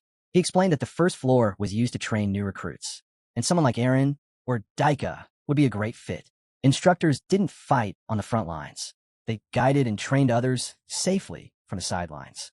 Han added that competition for this role was usually brutal, sometimes dozens of candidates for one slot. But he was ready to recommend Eren and Daika himself. Eren stared at the ground, silent. His shadow stretched across the blood-stained arena floor. Han asked him directly, what was he hesitating for? What was his real goal? He already knew. Eren didn't crave power like Velkist did. He wanted something else. He wanted to go back home. Eren looked at him, eyes searching for words. A lump caught in his throat. Then he moved past Han, paused, and quietly accepted. He would become an instructor. Han scoffed, calling it a stupid choice. Eren turned. Han told him not to do it out of obligation. Not if his heart wasn't in it. He recalled another spearman he'd once known. Someone just as untalented as Eren. That guy only made it to the second rank. He glanced at Eren and asked, did he really want to get stronger? Eren froze, fear flickering across his face. Han turned away, assuming the answer was no. But then Eren collapsed to his knees. He shouted that he didn't want to be this weak anymore. Tears welled up as he confessed. He wanted strength, not out of pride, but because he was tired of thinking like a failure. He didn't want to live in fear of himself anymore. But he didn't know if someone like him could ever reach that kind of strength. Eren finally calmed down after Han told him something and gently wiped his tears. The main character told everyone to hold tight. There was a gate behind the arena, and he said they should wait for the right time. As they moved closer, a faint design started to appear. Looking toward the ring's exit, he told Eren he'd take him to Nibelheim when the time came. The spearman asked where that was. Han gave a knowing smile and said it was a great place. The area fell quiet. Jenna reached out to the newcomers with a friendly gesture, introducing herself. Neriza and Velkist averted their gazes, still uneasy. The protagonist noticed their discomfort and recalled there were some basics every newcomer needed to know. Han broke the silence by saying their group was currently fighting inside fire. He figured Velkist and Neriza already realized this since they'd used the regeneration stone, but he warned them that they'd need to adapt quickly. Neriza clasped her hands behind her back and asked if he was referring to fire resistance. The protagonist confirmed and said it was essential for them to learn this ability fast. He asked if they had any idea how. Velkist responded that it involved grabbing the flames. When the swordsman muttered that it sounded ridiculous, Han just grinned and said, ridiculous or not, it worked. Arms crossed, Velkus declared he'd master it in 4 days, then glanced at Nereza, expecting hesitation. But Nereza replied that if that was the case, she'd do it in 3. Then the protagonist turned to Jenna, saying she'd be taking Aaron's place. She looked puzzled. How could she manage that with a bow? Han turned to Velkus and reminded him they were close-range fighters. He warned him not to overextend and encouraged him to fight where he could rely on backup.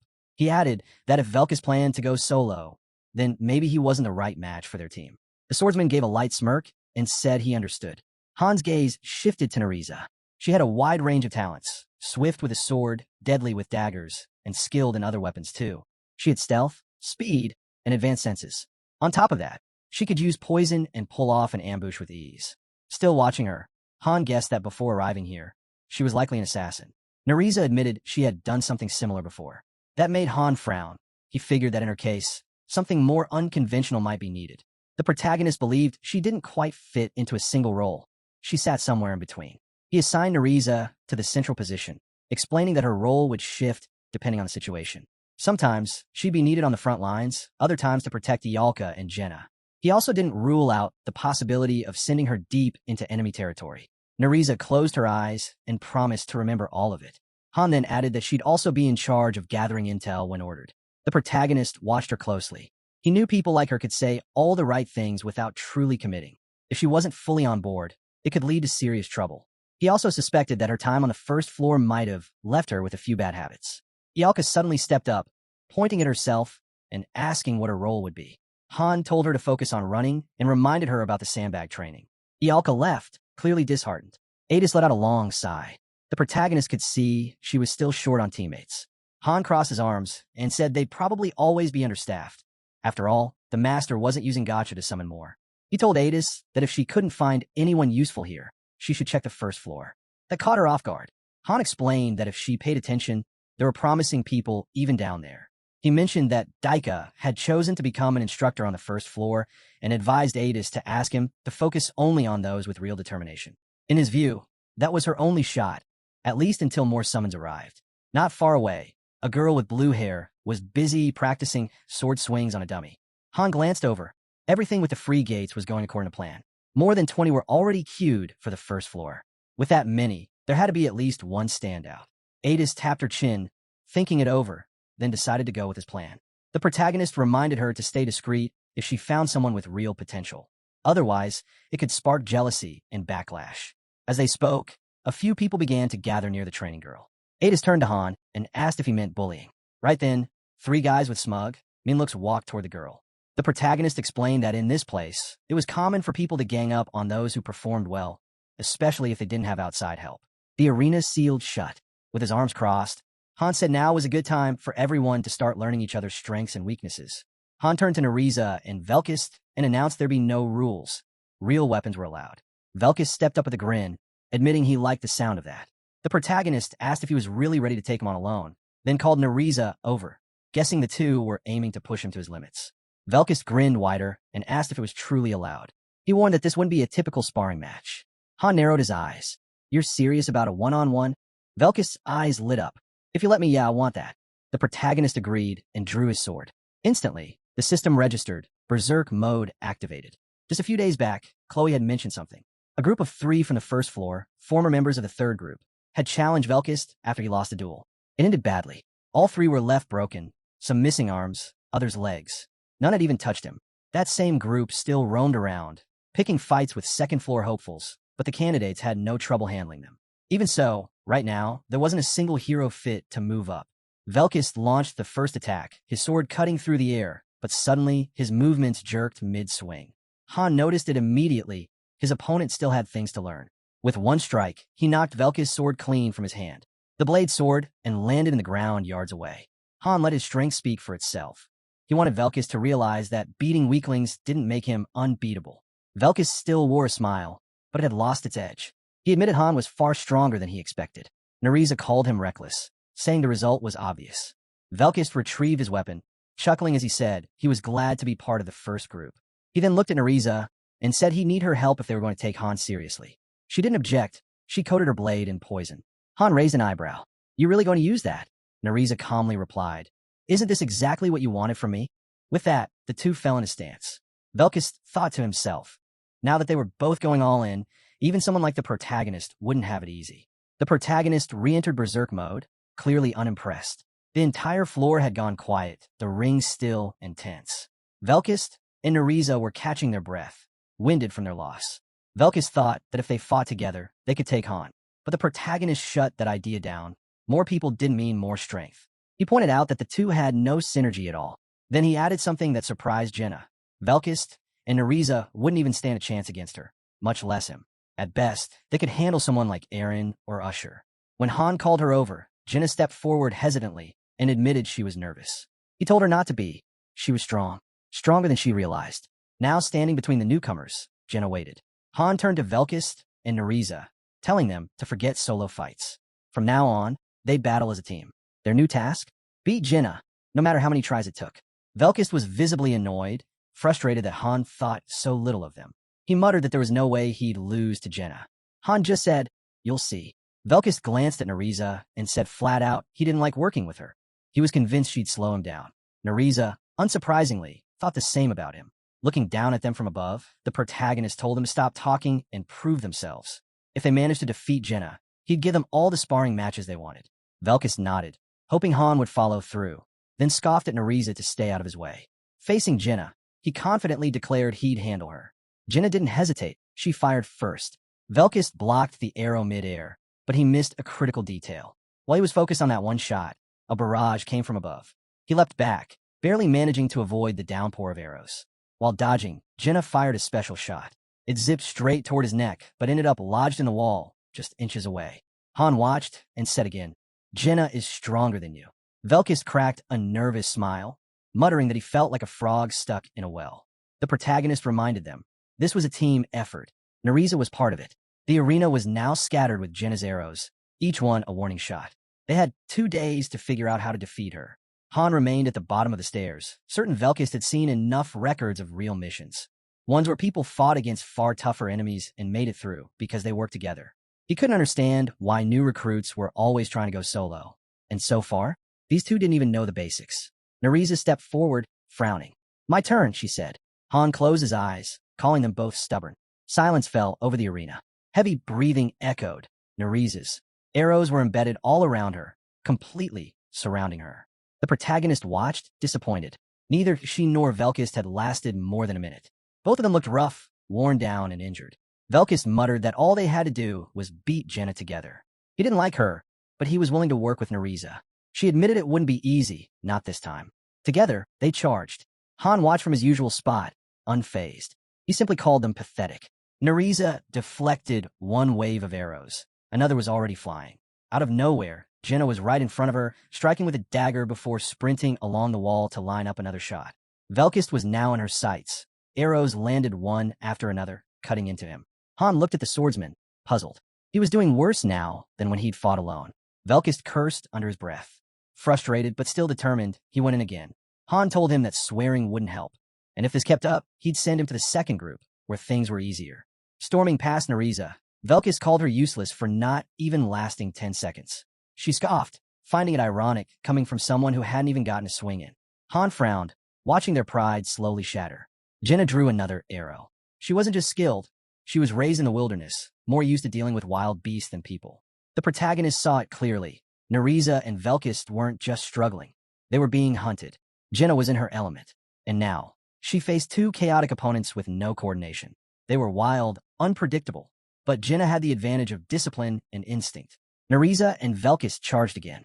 Jenna released. Nariza took an arrow straight to the chest. Velkist caught too. She was pinned to the wall. He was barely able to stay on his feet. Han stared at them through the railing. "Don't waste time," he said flatly. "You'll regenerate once you're out of the arena." Then he added, "Stop trying to be heroes. Just leave." Leaning against the wall outside the training ring, Han took a moment to rest. Ialka walked up and noticed something strange. Those two actually made a surprisingly good pair. Han was confused. Ialka was supposed to be practicing telekinesis, not hanging around here. From a distance, Eren watched the scene quietly. Without hesitation, Han threatened Ialka. Unless she vanished within 10 seconds, he'd tell Chloe everything. He immediately started counting down. Ialka protested but didn't fight it. She turned and left. Velkist flexed his muscles, clearly itching for another round. Jenna wasn't so sure that was a good idea. Meanwhile, Han was gathering arrows and quivers. He called it a day and told everyone to try again tomorrow. Nariza didn't seem too worried. She figured they still had time. Jenna held the flask, visibly frustrated. Han spoke up, saying that thanks to the rookies constantly challenging her, she'd missed out on her own training. She asked them not to waste others' time and made it clear. If Velkist and Nariza couldn't beat Jenna tomorrow, he'd start looking for new teammates. Velkist was stunned. He couldn't believe she meant it. But Han backed her up. It wasn't a bluff.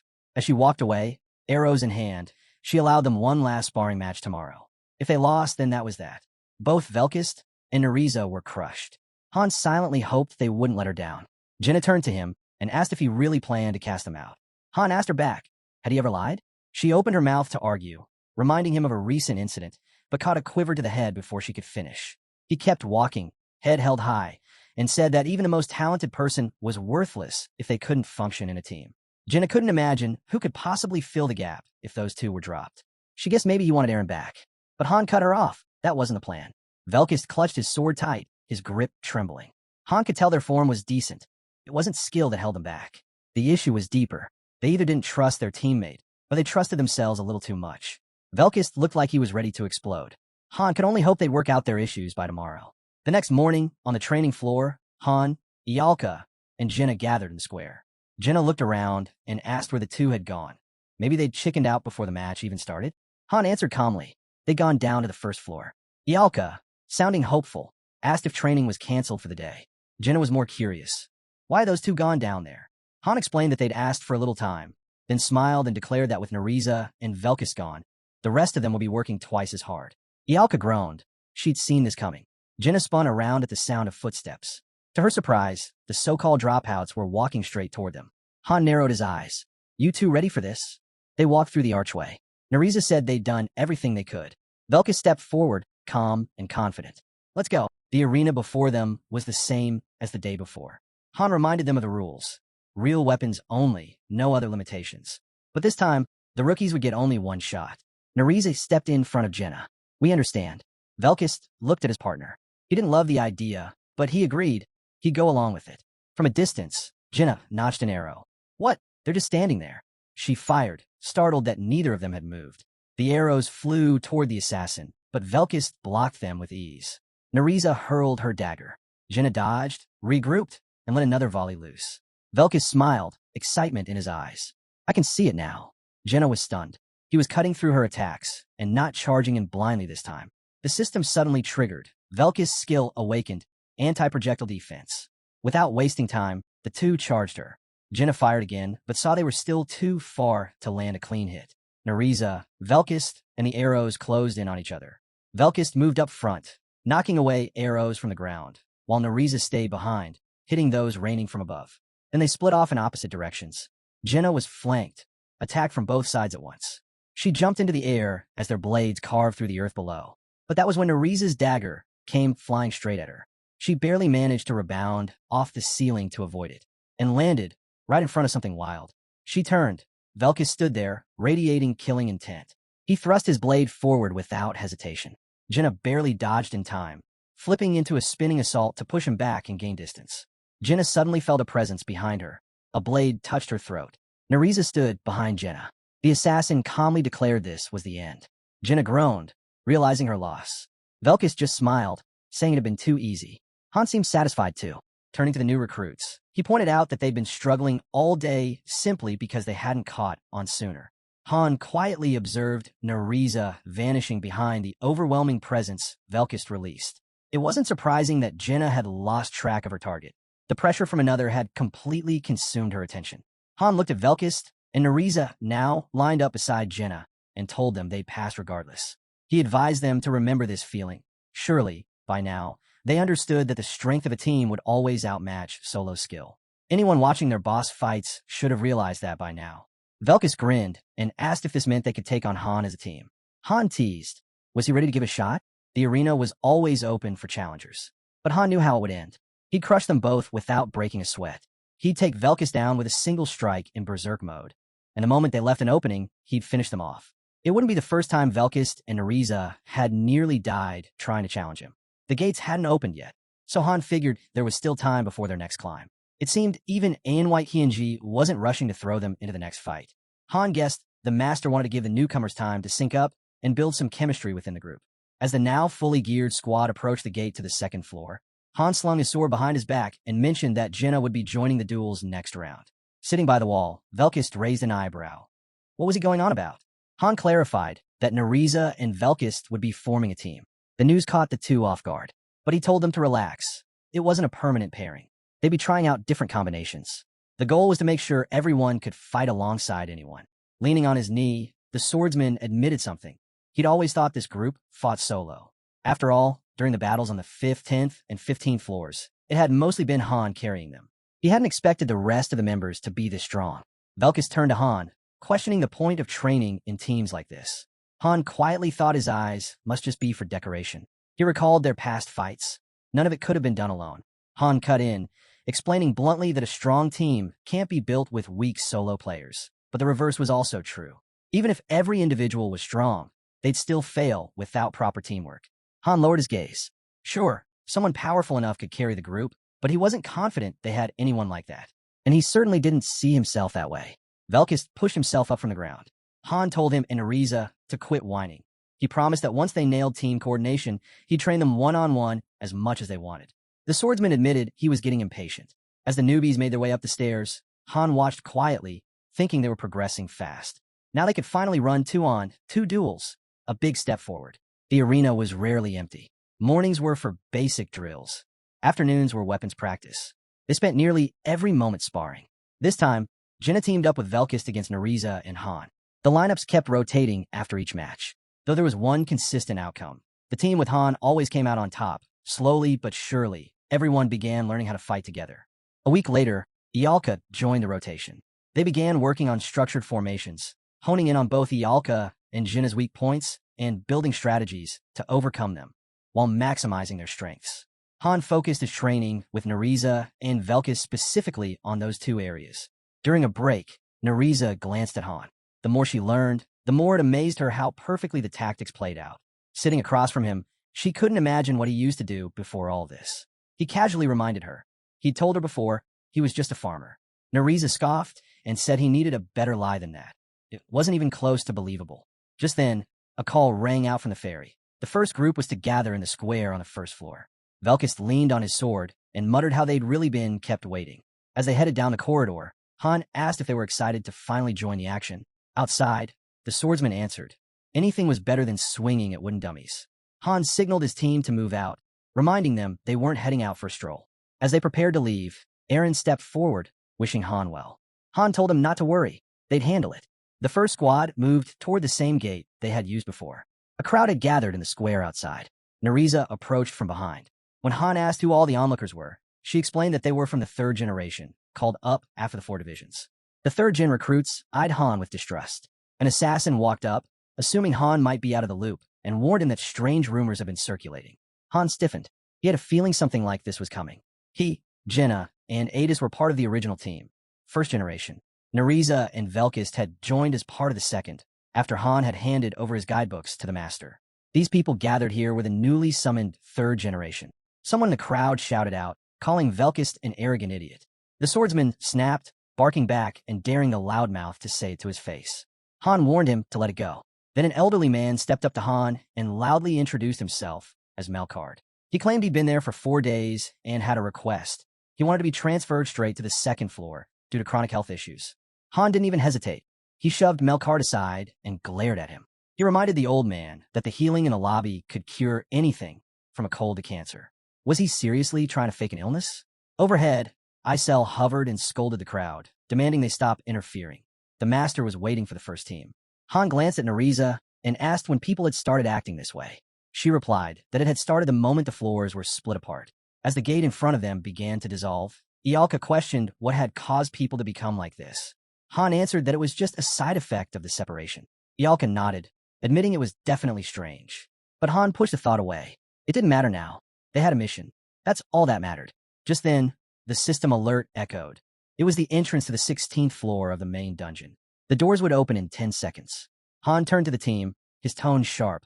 He expected everyone to follow his orders during battle. Then he asked if anyone had a problem with that. Velkist and Nariza responded with confidence. No complaints. A flash of light hit, and the group was gone entering the 16th floor. The system announced that this was a reconnaissance mission, an exploration of an unknown area. Velkus frowned, admitting he'd never done anything like this before. Jenna recalled a similar mission back on the 6th floor and shared her experience, mentioning how they had to scout an area during that walk. She gave Han a hopeful smile, saying she hoped this one wouldn't be too hard. But Han wasn't so sure. He pointed out that this mission on the 16th floor wouldn't be anything like the 6th. They need to assess the place carefully before making any assumptions. The place they landed in reminded Han of an old castle, or maybe a mansion. Nerissa immediately stiffened, clearly uncomfortable. Han turned to her and asked if she recognized it. She wasn't sure yet, but said she'd speak up if something came back to her. Han stepped up to a large door, figuring that the exit to the next floor had to be hidden somewhere nearby. He knocked, and a metal grid slid open, but it was no surprise when it turned out not to be the exit. In fact, this door wasn't even within the mission zone. Han moved away from the zone's edge and told Nerissa to go ahead in stealth mode. Her task was to scout silently and report anything that looked out of the ordinary. She nodded and vanished into the shadows. With that, Han drew a sword and gave the order. They'd move in formation. Dim lamps lit the walls, and statues loomed silently from stone pedestals. The hallway stretched on endlessly, and Velkus took up the rear. Ialka glanced around, uneasy. She guessed this had to be some kind of haunted mansion. There was no other explanation for how empty it felt. Han pointed out that the place was surprisingly clean. That meant someone had to be maintaining it. It clearly wasn't abandoned. Whatever was going on, they'd find out soon enough. Han tested a few doors. None would budge. Ialka looked around in disbelief. The space was enormous, seemingly infinite. Velkus commented that the floor plan was all wrong, and the halls were way too big. It made the place feel warped, like something was off, even from the outside. Ialka gave a teasing grin and joked that Velkus was smarter than he looked. The swordsman immediately bristled. Ialka quickly backed off, realizing that joke might not have been the best idea. Han cut through the tension, telling them all to quiet down. Jenna looked ahead, eyes widening. Massive corridors stretched out in all directions, left, right, and straight ahead. Jenna was clearly unsettled. Han explained what they were looking at. It was a labyrinth. He narrowed his eyes, noting that this wasn't just some ordinary mansion. Every path twisted and turned like a maze. Ialka asked where they were supposed to go from here. Han replied that, for now, they'd stay put and wait for Nerissa to return. Leaning casually against the wall, he commented that they'd ended up with a pretty dull mission. Jenna admitted she'd never been in a place like this. Compared to their previous missions, this felt way more complicated, especially with how deserted it was and the maze-like layout. Velkus agreed, clearly disappointed. It was just too quiet. Han gave him a look and asked if he really went on missions, expecting them to be fun. The swordsman shrugged. He didn't get how anyone wouldn't be bored without strong enemies to fight. Closing his eyes, Han let the group relax a little, but reminded them to stay sharp. He was convinced there had to be monsters somewhere. Han turned his head and quietly agreed. They were definitely here. Velkus perked up, suddenly excited. Wonderful, he muttered. 5 minutes passed. In a corridor lit by dim lamps, Han snapped to attention as Nerissa finally returned. She said she'd taken the middle path and found that, strangely, all the routes seemed to lead to the same place. It didn't feel like a maze meant to confuse, just oddly connected. She added that she hadn't run into any enemies or traps, though there were definitely strange things. Han narrowed his eyes. What kind of strange things? Nerissa hesitated, then said she saw a bleeding maid. She couldn't quite explain it. Thought Han would understand better once he saw it. The doors to a hall opened. Inside, a girl sat slumped on the floor, her head bowed low over a pool of blood. She was crying, her body trembling. Nerissa pointed out that the girl hadn't responded to their presence. Something about her felt off. Suddenly, the girl spat up blood. Han turned away from the sight, his voice calm but firm. This didn't feel right. If someone really wanted to kill her, they would have already. And if he didn't plan to do that, then the best thing to do was to leave her alone. Sometimes, he said, the safest move when something looks suspicious is to stay away. Jenna's eyes went wide. She said the girl really looked like she was in pain, maybe seriously ill. Maybe she needed help. Han shot her a look. And what? You want to heal her? Jenna paused, then shook her head. I'm not that nice. Then let's keep moving, he said. They stepped past the girl. Han frowned as metal railings came into view deeper in the mansion. Ialka lifted her hand and sighed. This is getting boring. The girl beside her responded. There's got to be a way through this place. Somewhere. The guy lowered his head, and Han told him to stop whining. Something was bound to happen soon. Just then, the floor of the room shifted. A thought crossed their minds. They had passed through 3 identical vestibules already. This labyrinth wasn't one of the tougher ones. Most of the path had just been a straight walk. Things only changed when they approached the 4th corridor. Nerissa pointed out enemies ahead. Han said he had a feeling about the next passage. Narissa confirmed. There were 7 of them, armed with swords, spears, and crossbows. Han clenched his teeth. The ambush would trigger the moment they stepped in. Jenna and Narisa would handle the crossbowmen. The rest would deal with the swordsmen and spearmen. They could see the guards inside. Peeking from behind the door, Han raised his hand. 3, then lifting a finger 1, he closed his fist. Instantly, the group lunged forward. The guy turned his head, startled. The hero dashed ahead, appearing in front of him. Han's blade struck fast. One of the guards gasped. "Who's there?" Before his head was sliced clean off. Velkist attacked next, his strikes relentless. Once the clash ended, the team stood among the fallen enemies. Han turned his gaze as the group looked up the staircase.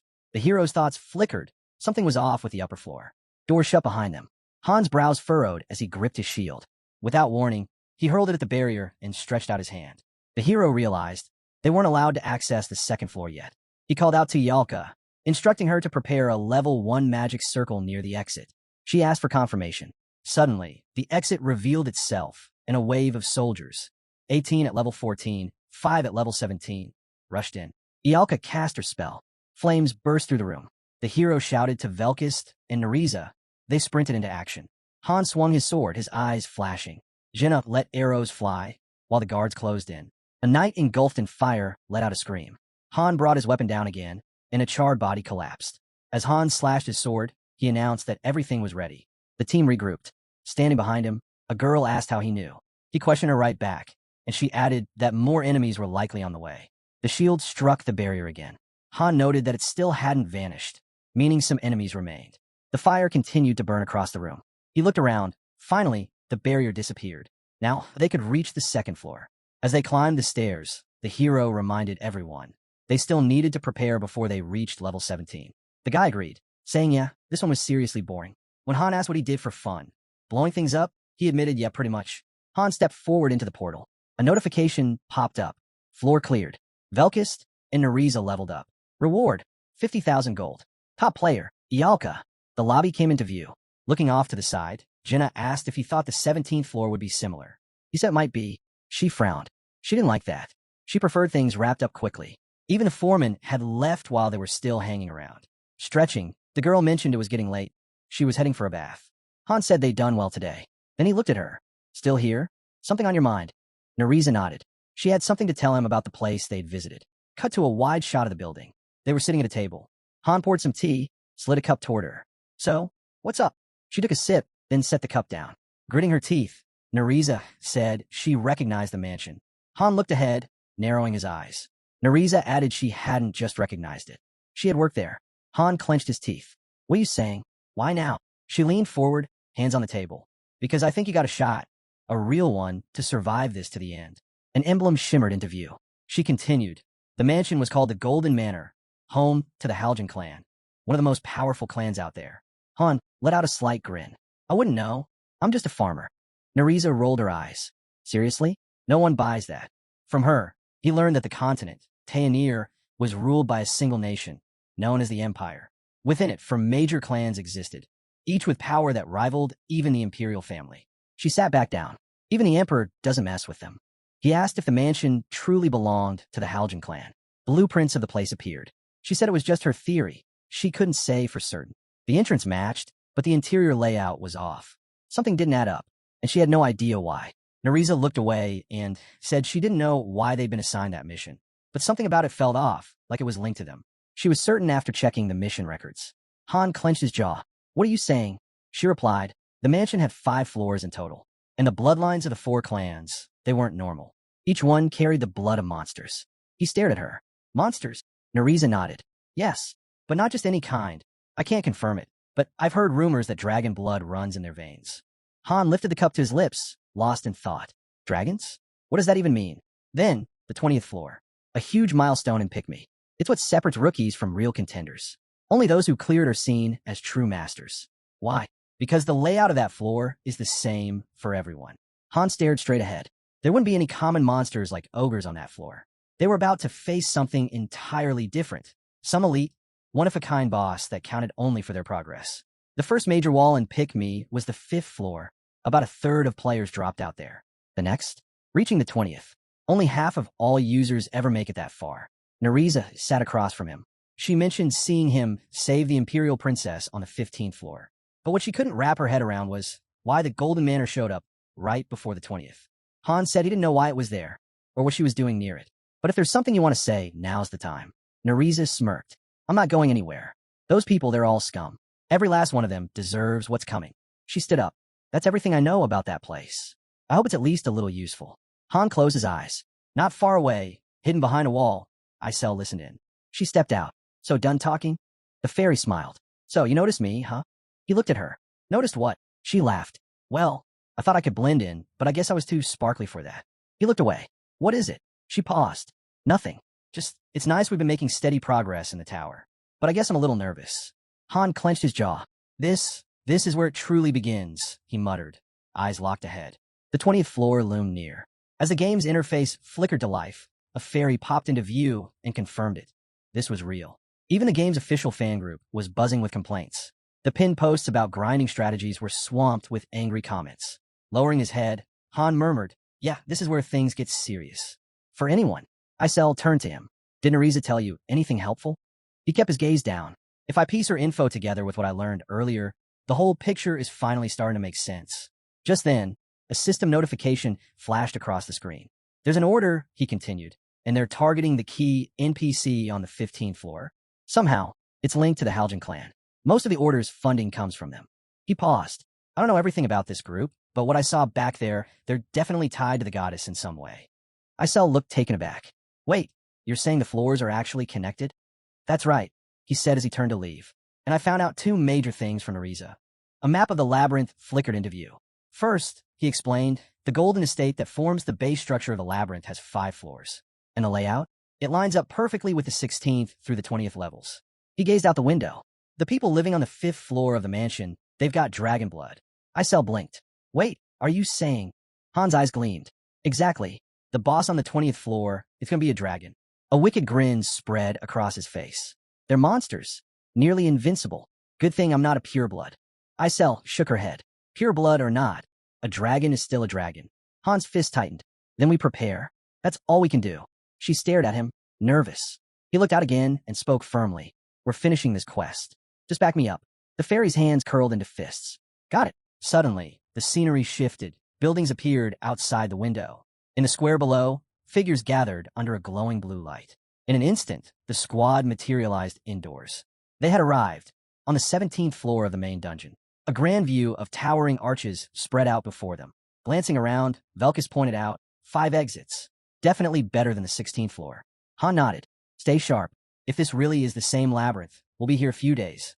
Gritting her teeth, one of the girls asked, we won't get lost or starve in here, right? Han gave a half smile. Don't panic. Just follow the rules. It's all manageable. But inside, he wasn't so confident. The difficulty level on this account was far from normal. Suddenly, a trap triggered in front of the girl. The group sprang into action, clashing with a wave of guards. Moments later, a system message popped up. Floor cleared. Reward, 50,000 gold. MVP, Velkus. Exhausted, but steady. The team kept moving down a long corridor.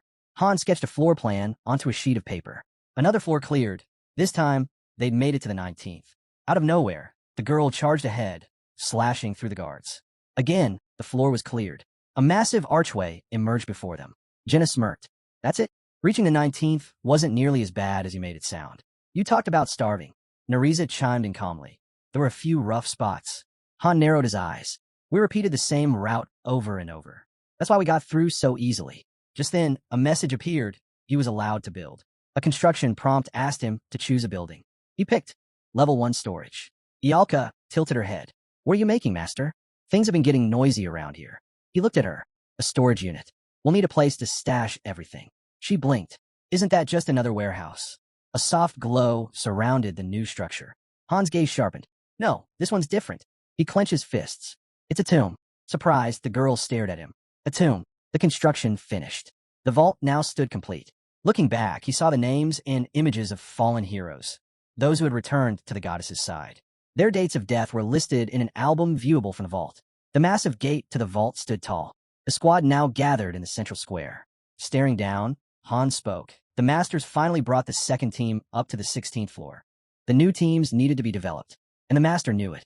Overhearing, some of the others whispered, the third group's going to try next, huh? They all understood.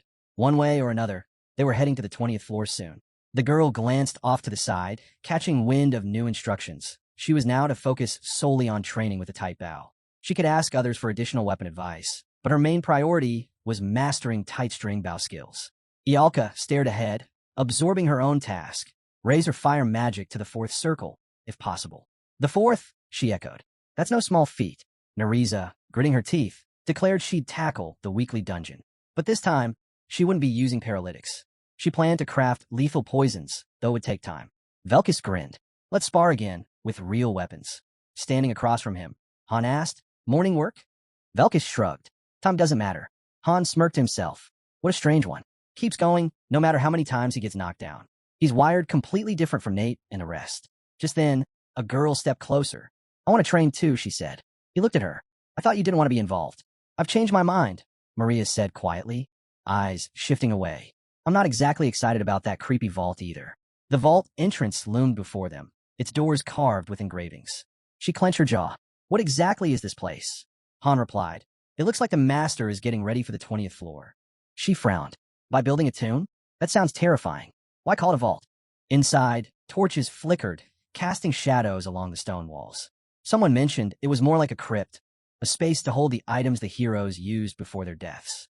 Bodies couldn't be retrieved, but at least there would be something left to remember them by. One guy turned his head. What kind of structure is that? A place to grieve? I'd rather have a new training ground. Jenna smiled. I like it. It shows the master cares. Ialka crossed her arms. All right, enough. Now, I'm starting to think someone is going to die on the 20th floor. The girl beside her pulled her into a hug. Don't say that. With Han around, we'll be fine, just like on the 15th. Ialka pulled back. Fine. We nearly died back there. Jenna chuckled, placing a hand on her shoulder. Relax. No one's dying, not this time. Nariza let out a grin. You know, I'm actually a pretty tough girl. The hero shot back. Without someone who thinks like you, Jenna would have never made it this far. That's why I kept you close. The girl closed her eyes for a moment. Well, the next floor is the 20th. I'm guessing it won't be easy. Han glanced away. What, are you scared? Of course not, Nariza said quickly. If I was, I'd be on the support team, not here with the main group. Han replied quietly, still not meeting her eyes. It's not too late, you know. She stood there in silence, her head lowered. Suddenly, flames flashed. Ialka unleashed an attack. Velkus struck the hero's shield with full force. Han grinned as a notification appeared. New skill acquired. Swordsmanship, level 5. He looked at Velkus. His swordsmanship had climbed to level 8. Nearby, the bowstring snapped taut. Jenna's eyes lit up as her arrow shattered the target in one clean shot. The girl blinked in surprise. She had just unlocked the tight bow skill. Han unstrapped his training weights, letting them crash to the floor. As he turned his head, he thought to himself. Everything was falling into place for the 20th floor. A battle card flashed across the screen, highlighting new support upgrades. More skilled recruits were assigned to the 2nd floor. An apothecary capable of crafting healing potions had been sent to the magic hall. Tom, now an instructor, had returned upstairs and even thanked Han for recommending him. With the 20th floor drawing near, support became vital. Interns were added. Their blacksmith had leveled up, too, now able to forge weapons of D+ rank and higher to meet growing demands. Meanwhile, the 3rd group pushed steadily through the tower. Word was, after this run, they'd be fully added to the 2nd floor roster. No longer just potentials. They were on track to become official walkers. The armory came into view, now fully stocked with supplies. The scene shifted to the house. Sitting at the table, Han mulled over how brutal the 20th floor was. Even if you checked how much my party suffered when I was the master. My teams have been wiped out 3 times. No room for error. Not on the 20th, and definitely not on anything that followed. A massive gate stood in front of them now. Eyes forward, Han spoke firmly. Take care of everything you need before we go. Whatever it is, do it. He paused. And if anyone leaves behind a will, he clenched his fists. If you die, I'll personally rip your last words to shreds. The girl smirked. Ialka's definitely the one scribbling. The guy chuckled. Scribbling what? She shot back, clearly annoyed. None of your business. Nariza stood still as they prepared to move forward. Han stepped ahead. We're all making it out of this. Have I ever lied to you? Ialka rolled her eyes. Only 1,000 times. A system warning blinked. 3 groups required to complete this mission. What is this? One of the girls asked. A boss raid? Possibly. But it sounded like only one enemy would be waiting for them. Another notification appeared. Teams can choose when to enter the battle. The girl's eyes widened. Then I'm going all out. A hint popped up. Subsequent teams may only join once the current team reaches a certain condition or after a set time passes. Jenna raised an eyebrow. So, this is basically war? Han nodded slightly. Strange, right? A mission like this needing multiple groups. That's when the tremble hit. It was announced someone had already gone ahead. A scout, a sacrificial lamb, sent alone to the 20th floor to gather intel. This started back on the 16th, he muttered. Didn't you know? Icel snapped. So what? Why was he sent in alone? Let him go. He barely lasted minutes. Han grinned. It's our turn now. A message flashed. Group 1 selected to go first. As the portal shimmered, the fairy hovered above the scout.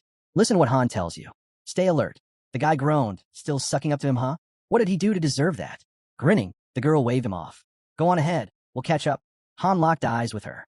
Then, the entrance appeared, the 20th floor of the main dungeon. The portal flared to life, glowing bright. A message displayed. Mission recording active. Progress will be saved. The squad stepped through. Han's expression darkened. Once we pass these doors, it begins. Do as you've trained. He pushed them open.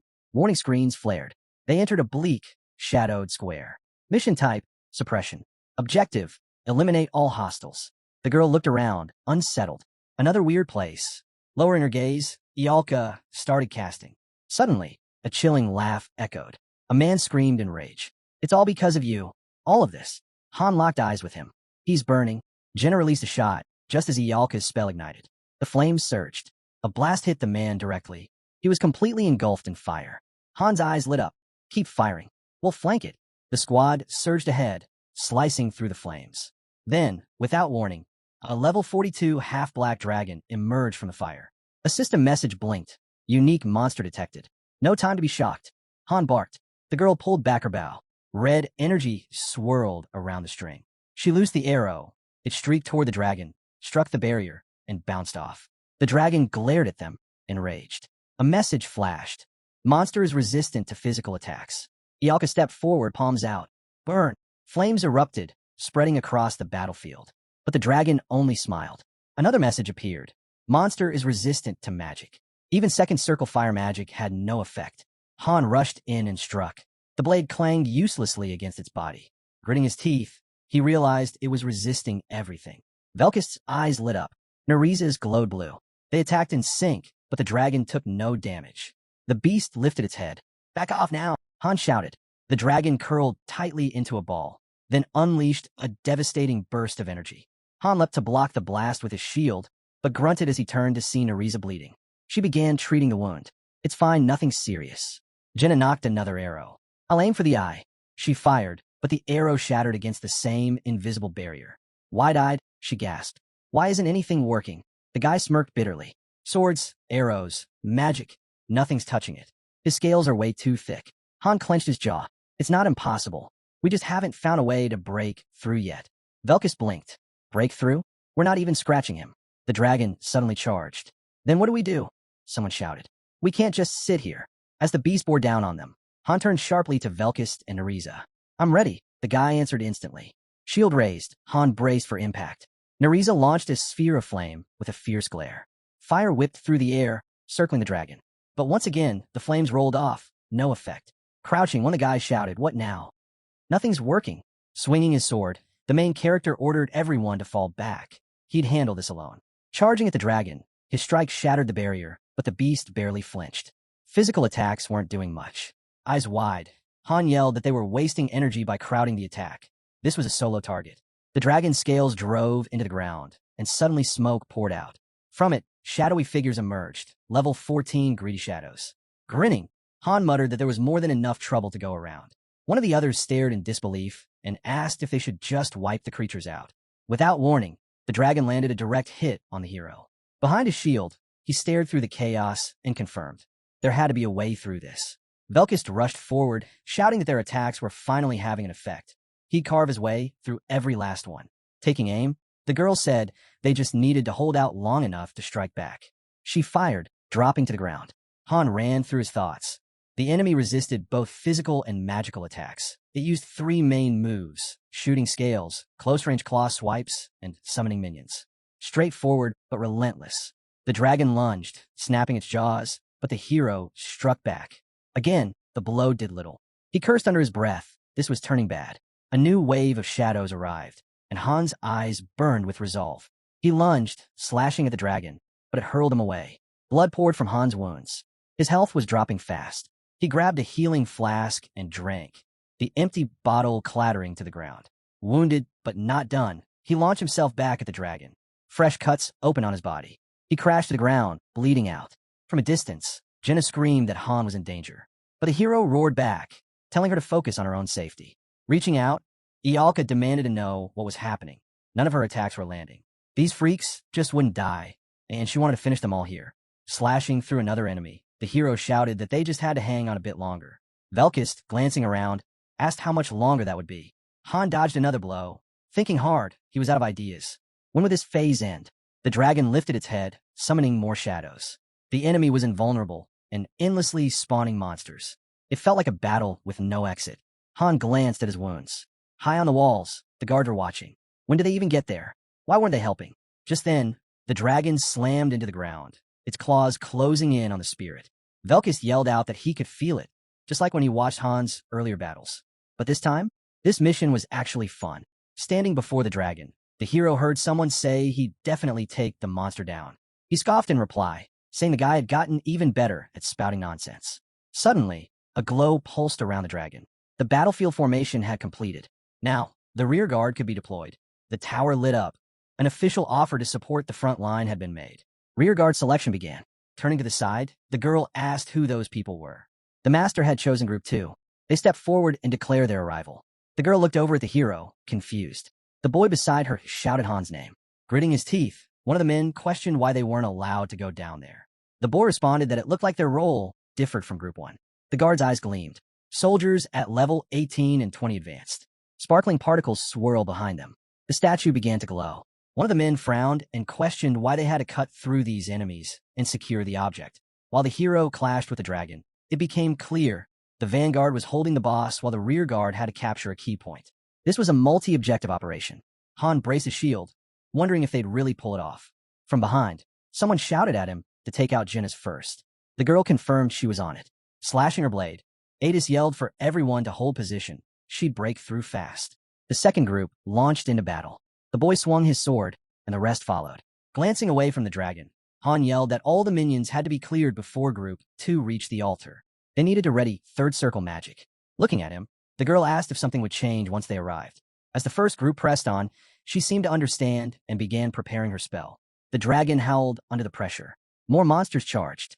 Ialka cast her spell. Flames surged forward. Reaching out, she shouted for the fire to consume everything in their path. The blaze spread, and she swore they'd push through. Jenna handed over a potion, urging the hero to drink. Lowering his head, he realized they'd finally cleared out the last of the minions. But then his eyes shot to the side. In a flash, he slashed his sword. Light exploded outward.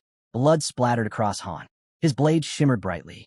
The dragon lifted its head as the second group successfully captured the altar. Power surged from the structure. The goddess's blessing had begun. A message popped up, asking the master to swipe the screen and unlock full power. At once, the hero's weapons were infused with holy energy. The girl glanced away while Jenna stared at the glowing weapon, stunned. Velkist flashed a wide grin. Smirking, the hero declared it was time to beat this monster into the ground. Group 1 reappeared. A display showed the current setup of Group 2. Facing the dragon head-on, Han said their attacks were clearly landing now. They needed to split up. One subgroup would focus on the boss while the rest handled the shadows. He'd lead the first team. Velkist and Nariza would form a second. Jenna and Ialka would make up the third, providing support from behind. The dragon began to coil, and Han warned that it was about to launch a barrage of scales. Everyone had to be ready. Suddenly, the dragon unleashed its attack. Then it froze. Without hesitation, Han and Velkist dashed in, weapons swinging. They landed hit after hit. The dragon howled as Han's eyes lit up with determination. One of the scales struck the ground, releasing smoke. From it, a corrupted level 14 shadow emerged. Looking to the side, the hero shouted that the boss fight was intense. When he was healed, he'd jump back in to deal with the shadows. For now, Group 3 would cover him. The girl let her arrows fly, striking the enemies. Jenna took out more monsters, but then she froze. Her quiver was empty. Seeing this, Han's eyes went wide. She was out of arrows for the short bow. But then, he had an idea. Charging ahead, the hero shouted for her to switch to the longbow and focus fire on the boss. He'd handle the rest of the minions. Jenna's eyes widened. She reached into her pack, pulled out the longbow, and fired. The arrow flew straight toward the dragon. Blood splattered on the floor as the monster staggered. The hero stepped into the crimson puddle, eyes glowing. He lunged forward and struck again, shield raised. Then he called out, Subgroup 2 needed to rotate in. Once he returned, they should immediately start pouring in potions. A blade hurtled toward the dragon. Han snatched it midair and drove it into the beast. The dragon shrieked and flung him away. Adis yelled from the side. She couldn't hold on much longer. As he jumped to his feet, Han thought grimly. Group 2 could only keep it together for a short time. The guards scrambled up the wall, and someone shouted that they couldn't keep blocking the enemy much longer. Eventually, the creatures would break through, and once that happened, the altar would fall. Another voice screamed for them to drop the ladder, to stop the enemies from climbing up. Hearing the cry, Han spun around, just in time to see a spear pierce a boy's side. Blood spilled out. The girl turned in shock and yelled for someone to pull him back. Ialka raised her arms, asking if things were getting too dangerous now. Gritting his teeth, the hero repeated in his head, he knows. He knew exactly how bad it was getting. The group gathered near the altar. A grim realization struck. They were nearing their limit faster than expected. If they lost the altar, they'd be wiped out. Only 4 people were left in the second group. They'd barely last another 5 minutes. Han looked to the side in surprise. Adis's eyes widened in awe as a soft blue glow wrapped around the fortress. Particles filled the castle gates. The field formation was complete. The rear guard could now be deployed. Adis took position in front of the guards. Group 3 was ready. They charged onto the battlefield. The hero yelled for them to run. Confused, the girl turned her head and asked what he meant. Eyes wide, Han snapped. Were they blind? Climb a tower. Run now. Up on the wall, a crossbow was in position. It was heard that the ballista was locked on target, aimed straight at the lizard. A guard called out that they were ready. The hero shouted again for them to hurry. Suddenly, the girl swung her weapon. Nearby, Velkus said it was time for a swap. Han nodded. He was ready. The dragon was struck again. Adis clenched her teeth and asked if the poison they used would work. The hero replied that it should, at least a little. The dragon growled, its sense of direction distorted. He urged everyone to take advantage of that. The girl took aim and loosed an arrow. Holding her shield up, Han asked how many longbow arrows she had left. She answered 5. He told her to use every last one. The fight continued near the altar. A thought echoed through the group. They had to end this before the enemy overwhelmed the second group. Someone called out for Aaron to hold off the climbers. Dylan would take the ones charging from the front. Running to the crossbow, the girl yelled, "They're here." Everything would come to a head soon. Another thought pressed down hard. They were out of time. The players spread out across the castle grounds. A chilling thought struck them all. If they lost control of the altar, the monster would regain its immunity, and their chance of victory would drop below 1%. The girl turned in shock when she heard someone was already seated at the ballista while the others were blocking the door. She asked how to even use the thing. Out on the battlefield, the hero asked what this whole mess was supposed to teach them. She replied simply, she'd fire. The rest just needed to hold the line. Staring straight ahead, Ada shouted for faster action. The girl loosed her last arrow and announced it.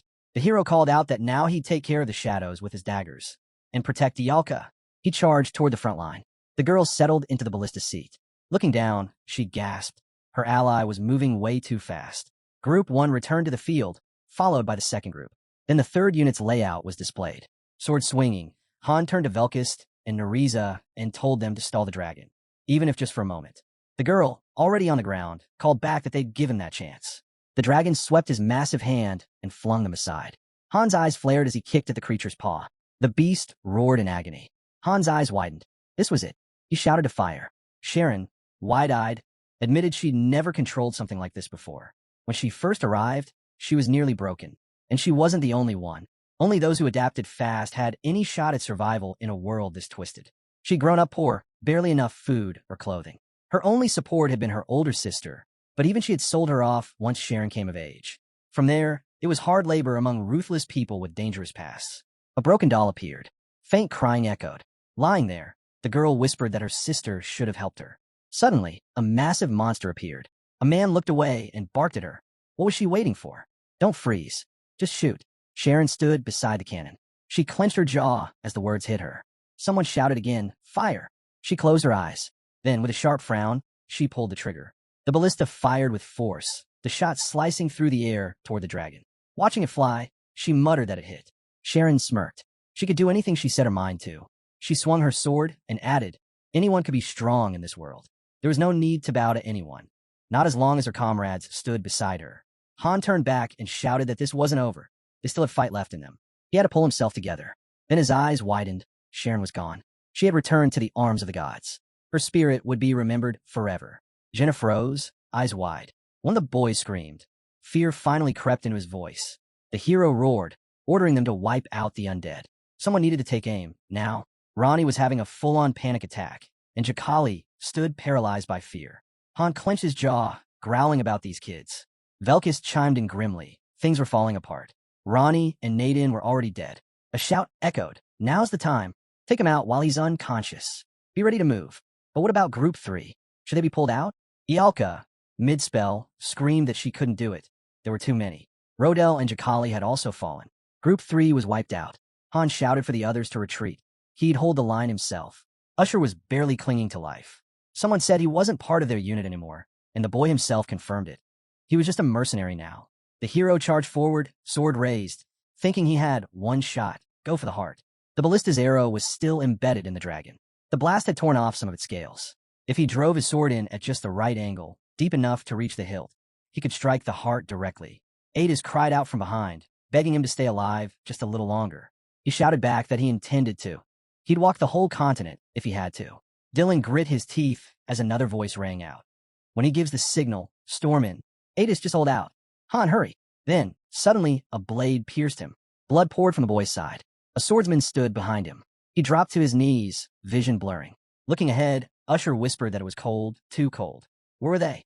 He reached out, hand trembling, crying out for someone to help him. Turning to the side, Usher heard it. No. He didn't want to die.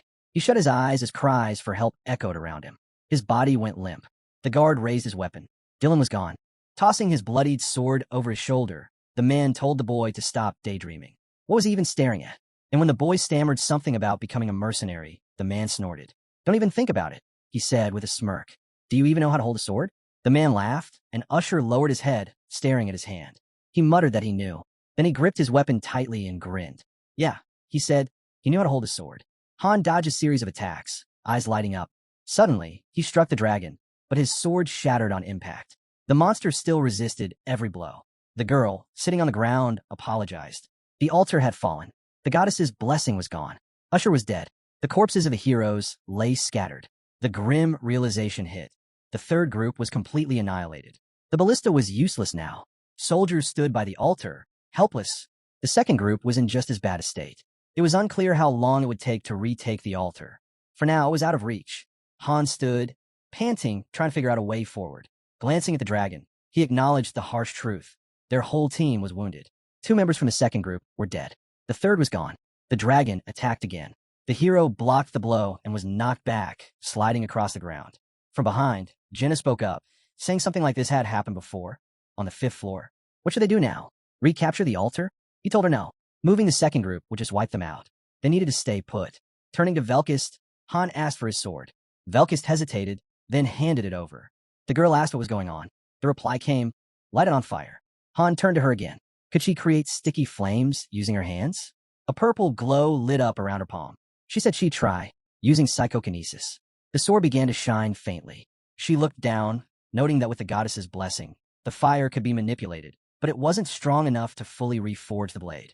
However, she could cast a more powerful spell, one that would strengthen the blessing. It would just take some time. Smirking, the hero said that was good enough.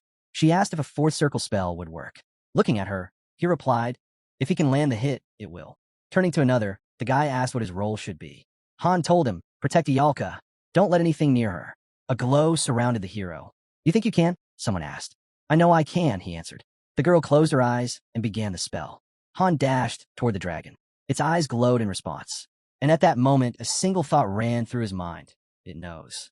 It's hunting his weak spots. The hero suddenly leapt into action, landing a hit on the monster, only for it to hold firm. A barrier flared up around it.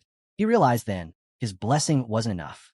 No matter how hard he tried, he couldn't break through its anti-attack defense. Near the altar, the girl stood still as he vowed to reclaim it. He fired the ballista once more. The monster's next strike came fast, but the hero countered. His only hope was to hold on until blood loss did him in. But even then, the creature's strength remained overwhelming. Teeth clenched, Han could only think of the worst.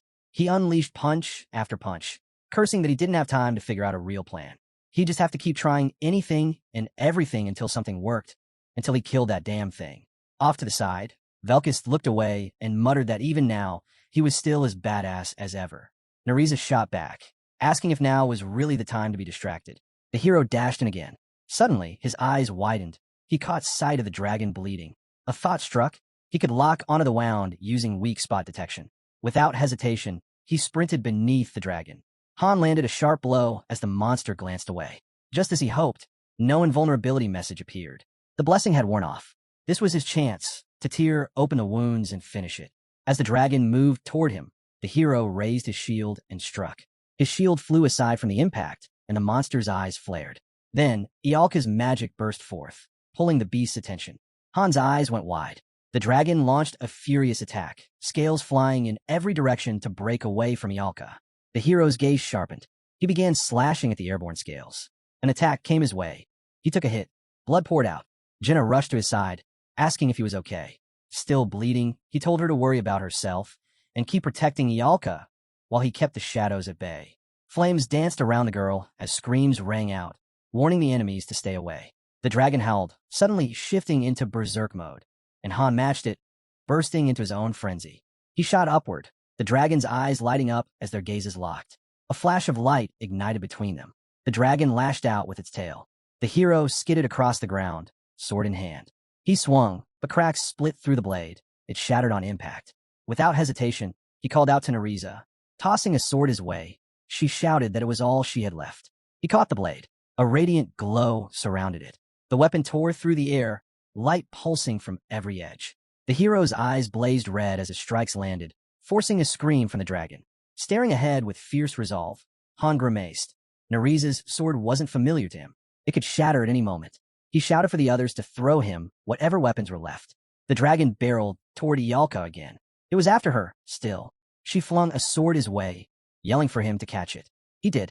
A brilliant light erupted as he launched himself forward, though he felt his legs grow heavy. His vision blurred, his body begging for rest. Flames raged around Ialka. A single thought pressed on him. If he let go now, if he surrendered everything. The blade split into two. It met the enemy's strike. Gritting his teeth, he held on. Suddenly, the light shifted. Blue flames roared to life, growing bigger and hotter. The dragon was almost on Ialka. With a cry, the hero slashed his sword at the beast. The battlefield was a mess. Group 1 was badly hurt, Group 2 had lost 2 members, and Group 3, completely wiped out. Bloodied and battered, Han unlocked a new ability, Indomitability. His soul surged past its limits. Scales pierced his body as the berserk skill jumped 2 levels at once. He raised his glowing sword high. A blue beam shot out, then another, and more still. The dragon let out a pained shriek. Velkis, grinding his teeth, cursed, "Damn, they just keep coming." The hero brought his blade crashing down. It stuck in the dragon's flesh, but the beast was still resisting. Han snarled through clenched teeth, furious. The dragon's eyes turned red. It let out a monstrous roar. With a fierce leap, the hero closed in. Jenna screamed his name. He landed on the dragon, and it bit into him. Han retaliated with a crushing kick. Blood burst from the dragon's eye. Light flared around him as he locked in, teeth clenched, refusing to fall. The wound widened. He let out a guttural roar. The dragon opened its jaws and vomited blood. Han's eyes were aflame. The creature's body trembled as crimson spilled from its wounds. With a final crash, the beast collapsed. A new title appeared, Dragon Slayer. He gave a faint grin. The berserk state faded, but his body was wrecked. He began to fall. Before he hit the ground, the girl caught him. Smiling, she told him he'd done a great job. Across the battlefield, shadows still lingered. A voice rang out. One of the guys yelling for the others to regroup. Not everyone had made it. And just then, the dragon twitched violently. Its claw lashed out. Jenna turned and sprinted. Nariza turned away, shouting that it couldn't be. His throat had been cut. How was he still standing? Velkis called back that the blessing had faded too. There was nothing more they could have done. But Han just smiled. No need to get all dramatic. The girl glanced down. It was then announced. Ialka had completed her casting. The spell ignited. Flames surged forward, slamming into the monster. Fire engulfed it completely, spreading across the field like wildfire. Eyes wide, the girl realized what she was seeing. Ialka's fourth circle fire magic in full force. The hero admitted he'd never witnessed it in action before. Ialka raised her arms. She spoke the word, unification. A blazing sphere shot toward the monster. In an instant, its head was gone, vaporized. A sudden flash of light erupted. The guy turned away in surprise. Narise's eyes widened. Everyone on the wall was watching. Jenna stood frozen, awestruck. A massive explosion tore through the area, like thunder splitting the earth. The floor had been cleared. A global announcement went out. All players had leveled up. The loot was announced: Dragon Heart, Bones, Scales, Claws, and 150,000 gold. Best player? Han. Portals shimmered into view. A message followed: Floor 20 complete. Master was granted the title of Amateur. More updates rolled in. Weekly low-level dungeons now unlocked. The second exploration dungeon, Hausia, was open. New structures became available. A hero was waiting to ascend. Then came the final alert.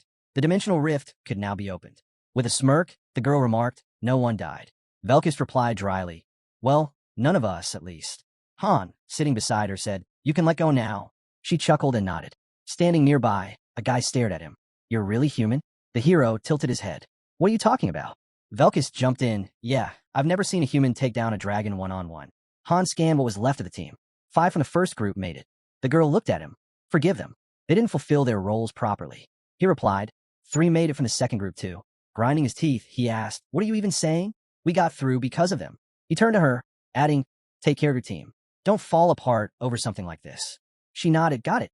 Narisa stepped forward. 15 heroes went in. Only 8 made it out. Han added, "The entire third group's gone. Sure, it's better than losing everyone, but we've lost key support now." He placed his hands on his hips, then said with a grin, "Still, we did great. Let everyone rest tomorrow. Do whatever they want." The guy suddenly spoke up, saying he wanted a duel.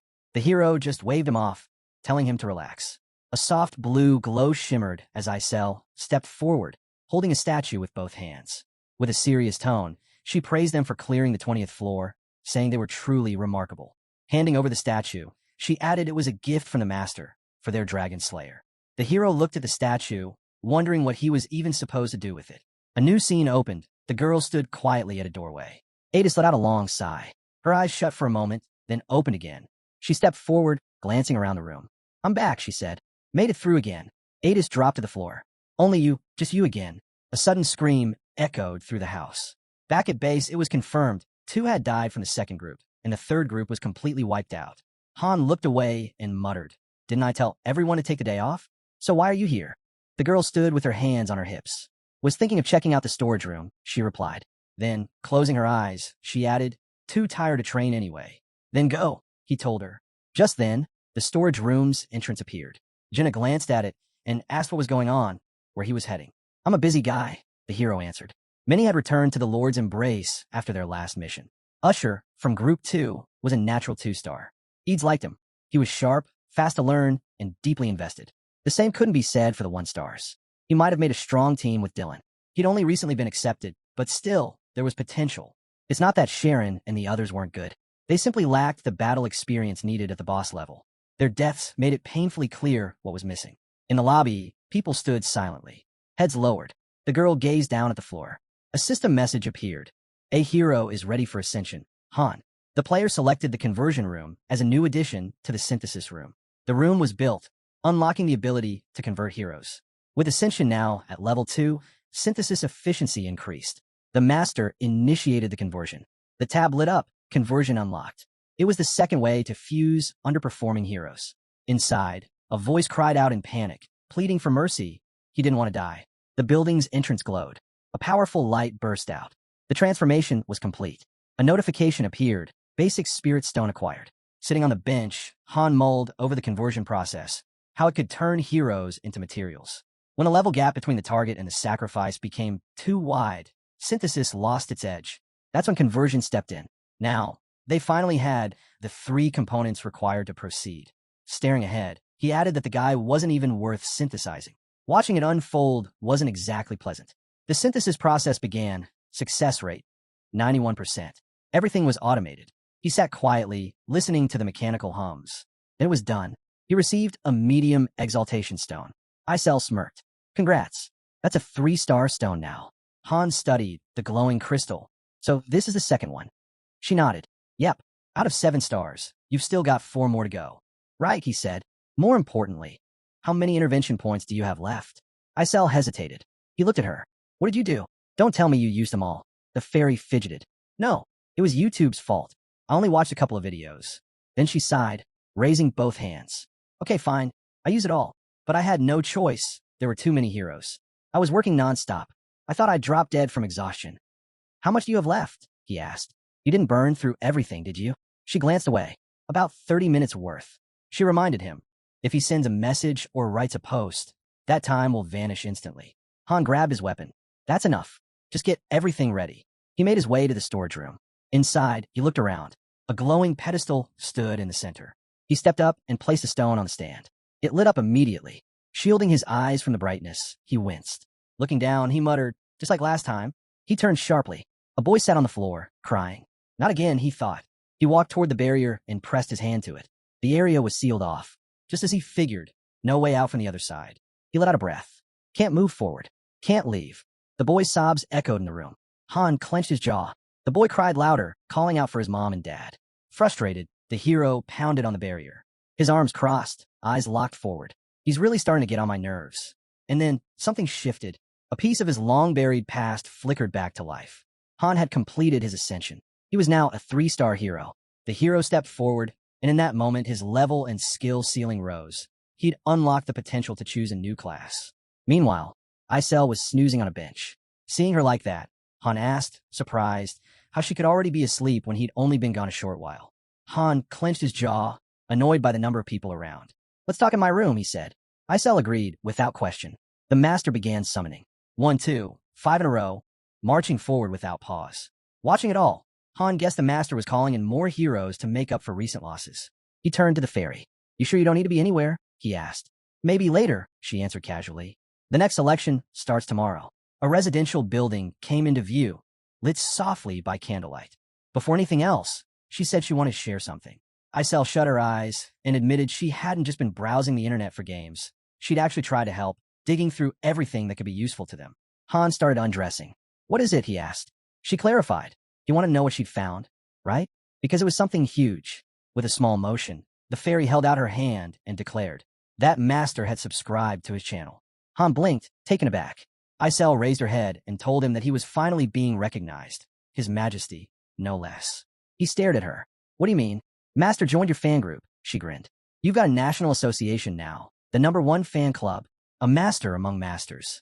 Smiling wide, she teased. Did you expect anything less? That test of yours was insane. I'm so jealous. I want something like that too. He looked at her. What exactly? At that moment, the hero's eyes widened in shock. She told him this was about Niflheimer. The fairy let out a sharp laugh. They'd started advertising, taking in new students. Minimum requirements. 3-star rating, level 20, second-tier heroes ready for class advancement.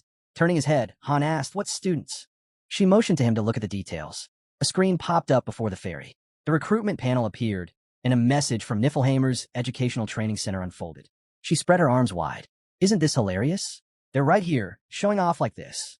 She stared at him. You're not even surprised? I thought you'd be shocked. He shrugged. I saw it online too. Through your feed. They're just doing what we're doing. Leaning on his shoulder, Isel asked what he was talking about. Han replied. It was the heroes from Niflheimer. A letter materialized in front of them, and the thought struck him. He was here, but the author was Han.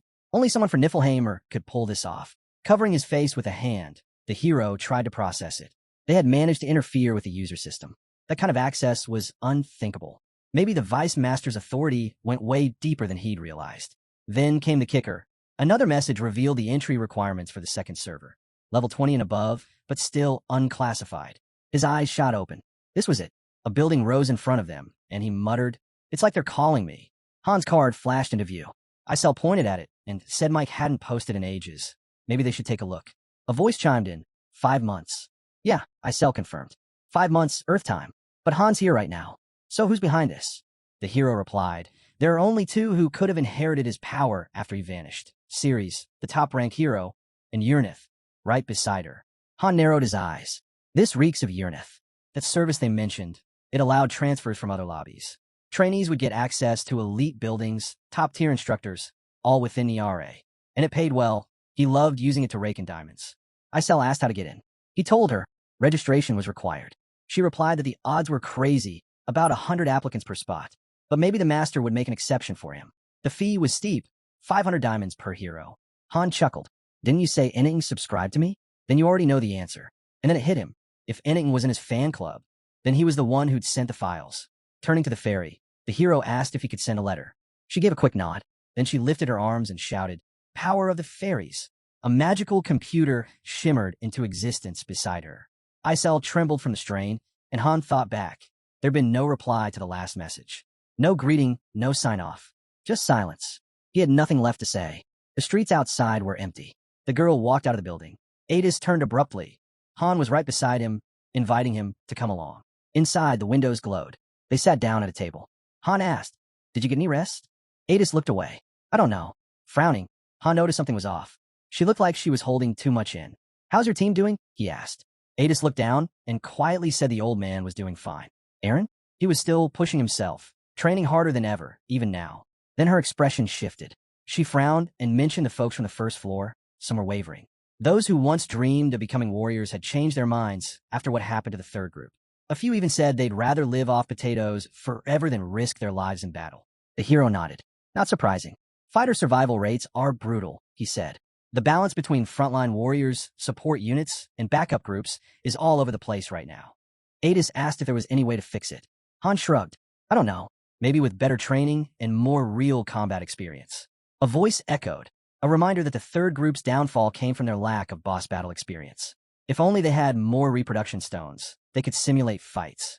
But they didn't, and their current training setup, far from ideal. Han went on. In the end, it's all up to the master. It depends on where he chooses to invest. Adis's eyes widened. How do you know all this? He muttered something under his breath. She shook her head. No, I'm just impressed. You always seem to know what you're doing. You make smart calls, you fight like a pro. I never imagined I'd face that dragon alone. She fidgeted with her fingers and admitted, compared to you, I feel like I'm nothing. I used to think I was doing okay, but now it feels like I barely moved forward at all. Han asked why she was thinking like that all of a sudden. Didn't I already tell you? None of this would have happened if I'd been on my own. Adis nodded. Yeah, you're right. I'm sorry. Then he dropped the news. I'm going to vanish for a while. About a month. I'll be out of the lobby. Her eyes went wide. A whole month? An expedition? No, he said, eyes closing. Somewhere far from here. He told her she'd be in charge while he was gone. There was going to be a lot to handle. Adis smiled softly. So you're leaving it all to me for the sake of what's coming? He nodded. Yeah, as long as we're not dragged down by unnecessary baggage, that should be enough. She hesitated, then asked, but where exactly are you going? To another lobby, he answered. Her face froze. Another lobby? The thought passed through his mind. Aside from himself, Adis was the most crucial hero they had. Jenna and John couldn't compare to her when it came to leadership. In his mind, there was no doubt. Adis was irreplaceable. Han tightened his grip, debating how much to reveal. He figured giving her just enough for now would do. The place around them stretched endlessly, and Adis gasped, estimating there were around 100 million similar spots. The hero chuckled, saying that number was just a rough guess. There were far more in reality. She pressed him again, and he admitted they'd likely only come across 10 or so of them, so she shouldn't stress about it. Still uneasy, Adis asked what kind of place this really was. Then she sighed and said it didn't matter. She'd follow his lead. Han gave her a small smile, assuring her he trusted her. Suddenly, footsteps echoed nearby. Berserker had leveled up both Indomitability and Dragon Slayer. The stat boost from Berserker was around 10 points. Indomitability helped resist things like bleeding or poison. It was one of the best support skills to pair with Berserk mode. Dragon Slayer gave a damage boost against dragons, a rare skill unlocked only by achievements, not training. Despite not landing the final blow on the dragon, Ialka had. Han still received the merit bonus. His luck was absurdly bad, yet somehow things kept swinging in his favor. Gazing out the window, Han muttered that it wouldn't be long now. He'd soon be standing face to face with the other heroes. He activated a board and announced, "Go ahead, choose me." A system message followed, explaining the space-time rift. Sunlight lit up the square as the notification read. Opening a space-time rift would grant access to the dimensional community shown on the right panel. It also came with a warning. Once opened, coordinates would lock in, and there'd be no turning back. The board asked one last time. Was he absolutely sure? Yes or no? He hit yes. Arms crossed, the fairy screamed, then flung her hands wide. The rift roared open. The message popped up. Space-time rift successfully activated. Option added to menu. Departure. Isel stared into the horizon and muttered that she already had doubts about this. But Han countered, this rift would unlock far more possibilities. A small grin tugged at his lips. With it open, he was finally moving toward his goal. Then he recalled. Niflheimer had approved the registration from Enid. Isel flew over and asked what he'd written to the master. Han shrugged. Nothing major, he said. But was important. There were 3 key steps: open the rift, complete registration, and post a private comment. He had asked Niflheimer to add a special note to the comment, something only they would recognize. So, it didn't matter if the odds were 100 to 1 or 1,000. And the second step? It was a game tip. Isel blurted out that he'd already given him a guide. Han, eyes shut, calmly replied, it wasn't enough for what they were facing now. The hero explained that the lobby's main goal was to help low-ranked heroes grow. A solid approach, but not something they could lean on entirely. Isel pointed out that occasionally low-ranked heroes have real talent. Han nodded, adding that real improvement only happens when the system is built around that hero's unique needs. Just tossing them into training won't cut it. They still needed strong, high-ranking heroes too. Isel then asked about the third part. Han said it, so that he wouldn't be fully dependent on leadership. At that moment, the system locked in the spatial coordinates of the Tonia City lobby. A voice followed. The lobby's leadership would need to adjust as things changed. Eventually, Init would have to start making calls on his own. Now, he had access to the dimensional community's newbie protection.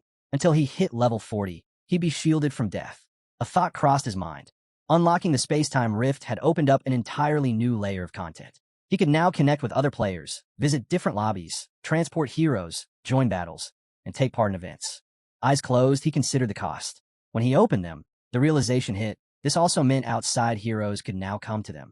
Standing before the portal, a warning flashed about evacuation protocols in case of an invasion.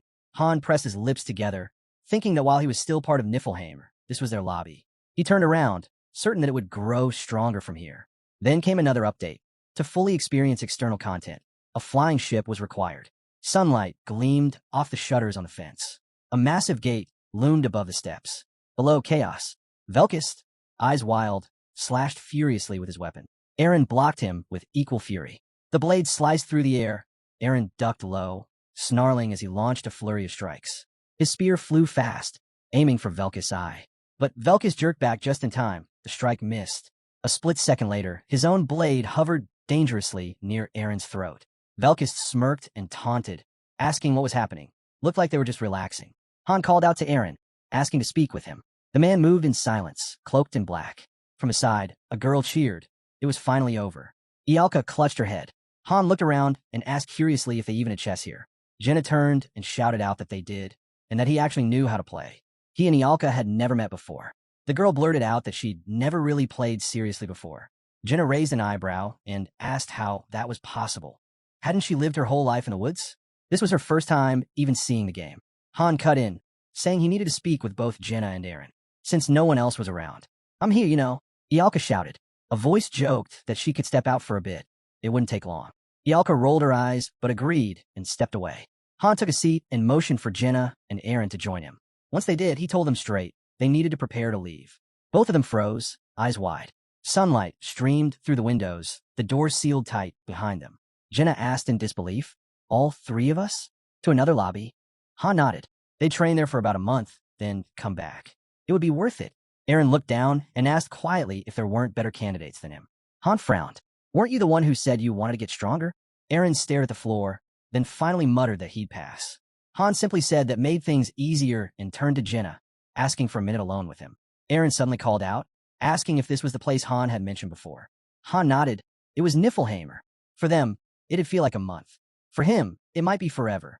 Jenna paused at the door, turning back. Han added that he might never return. Eren's eyes widened.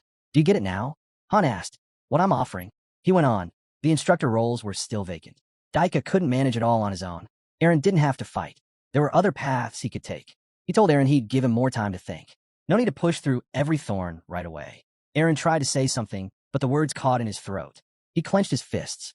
Then, with resolve, he said he'd go. Han nodded, eyes closed. Good. Ask Adis. She'll let you leave the group. Your training, it won't be a month. It'll take a year. A year. Eren echoed, stunned. Han explained that while a month might be enough to grow stronger, changing one's belief took longer. But here, the wheel of fate turned 3 times faster than in their world. Velkist, puzzled, asked why he couldn't go too. Where are you all even headed? Ialka shouted. And what about me? Han calmly said he'd send for all of them when the time was right. Nereza agreed, saying she'd been thinking the same thing. Han told everyone to listen to Adis, especially Velkist. With a grin, he added that Velkist needed to relax a little. Nereza glanced at him and asked if it was really true, considering his past. Velkist took another bite and turned to Han. You sure you're coming back? Han raised an eyebrow. What do you mean? Velkis said seriously. Are you planning to stay there forever? Han didn't dodge the question. He'd thought about it. But no, he assured them he was coming back. No reason to worry. Ialka looked at him nervously. Just then, a system alert chimed. Niflheimer's flying ship Rangrid 07 is requesting landing permission. The board lit up again. A second flying ship from another account had made a landing request. It was temporarily docking in this lobby. The display showed a rift opening in time and space to receive the ship. A trade request came in, 1,500 diamonds. The captain was initiating it. Han asked, "Everyone ready?" Jenna and Aaron both nodded. Adis and Roderick stood nearby, watching. Adis asked if they were really leaving already. Roderick added that things were going to be boring without them. Velkis grinned. "Have fun out there." Ialka turned away.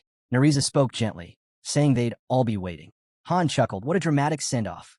Suddenly, Isel's voice rang out. She flew over and shouted frantically that she'd heard a strange rumor. Was it true he wasn't coming back from Niflheimer? Han asked who'd started that nonsense. Jenna smirked and told him not to worry. She'd make sure he came back. The fairy panicked, yelling not to let them steal it. They're all a bunch of thieves. Han tugged her cheek and admitted it was probably his fault. She quickly clarified it wasn't him she meant. They shook hands, and the fairy told him, no matter what, he had to come back. Promise me. Han sighed. Enough with the whining already. Isel screamed. You promised. Aaron, chuckling, said Han was the only one she ever talked to like that. The group headed toward the portal. Energy spiraled around Han as a voice commented on the incredible sight ahead. Everyone turned their eyes forward, full of awe. A flying ship hovered before them. Jenna gazed at it, completely taken in. Someone asked if she knew much about flying ships. Only stories from my father, she replied softly. Han watched too. He'd seen them before, but back then, he couldn't use them. He didn't have the nobility for it. The identity checks were complete, and the ship slowly began to move. With that, the journey to Niflheim officially began. Han figured this vessel was a newer model. As they boarded, a guide welcomed them. She would be with them for the entire trip. Han didn't recognize her. After all, he'd met hundreds of guides before. Jenna nervously asked if everything would be all right. Nearby, a few passengers chuckled under their breath. Han shot them a look, and they quickly looked away, embarrassed. He realized this wasn't their private ship. They couldn't afford to let their guard down. The ship rose into the air and glided into a glowing portal. Everyone else looked uneasy, but Han remained steady. They flew over jagged terrain that looked like a desert. The ship emerged from the portal and entered Tan. Jenna and Aaron were blown away by how stunning the dimension was, but Han wasn't easily impressed. The girl noticed. He already knew it would take 2 days to reach their destination. A massive tower appeared in the distance, and beneath them lay the ruins of what once was a beautiful city. It had already fallen. There were 20 selected trainees on board. Jenna quietly questioned why Tonia was barren, unlike other lands that were covered in water or engulfed in flames. Then a voice echoed throughout the ship. Everyone was asked to come up to the deck. Their journey was almost over. Han realized they were close, but hadn't seen Aaron. He remembered Aaron mentioning something about an empty warehouse he wanted to train in. The guides had warned them. Stepping outside the protective barrier was risky, especially with turbulence expected during landing. Jenna and Aaron exchanged confused looks as everyone gathered on the deck, a wave of unease passing through the group. Panic began to set in for most, but Han stood still, unmoved. Dozens of ships hovered nearby in a place that looked like the entrance to hell. Aaron and Jenna stared in disbelief and asked the conductor what they were seeing. It was a colossal carrier ship, capable of transporting an entire fleet. Patrol ships flanked its sides. Their own ship moved toward a vortex, another portal, strong winds whipping around them. Everyone shielded their faces as the ship pushed through. The conductor stepped forward and announced their arrival. They had reached Niflheimer. The ship descended into an enormous building, landing smoothly. The stairs were already unfolding for disembarkation. As the group exited, the conductor bid them farewell. Jenna was stunned by the massive crowd waiting outside. Suddenly, someone recognized them. They were among the 7th-stage trainees. Elderkin, the top instructor there, stepped out and instructed them to follow him. Han recognized Elderkin, but others saw him in a very different light. Aaron was stunned by how massive the place was, and it turned out to be even larger than it looked. Elderkin barked an order. Everyone was to form a single line and enter one at a time. One of the trainees began to voice his anxiety, but before he could say much, the hero cut him off with insults. In a flash, the old man struck, knocking the boy's teeth out in a single hit. Blood spilled as the trainee crumpled to the ground in agony. Without hesitation, Elderkin grabbed him by the face and hurled his body aside like trash. Then, coldly, he repeated his command, one at a time. Everyone stood frozen, trembling at the sheer force he displayed. Han immediately understood this man was stronger than him. And not just strong, fast too. Even more unsettling, Han couldn't access Elderkin's status window. That meant one thing: they wouldn't be able to beat him. Jenna, shocked that anyone could surpass her partner, started to speak, but Han told her to keep quiet and act properly. Nearby, sleek elevator-like platforms began to descend. They stepped onto one that was heading to the 5th floor, but it didn't stop there. It continued, smoothly lowering them to the 4th. Alongside several others, the group stood in silence, watching the breathtaking city reveal itself through the glass. Han knew he couldn't remember all the thousands of heroes he had met. The elevator finally stopped at the 2nd level, Niflheimer's elite training facility. Eren and Jenna were blown away by the sheer scale of the training field.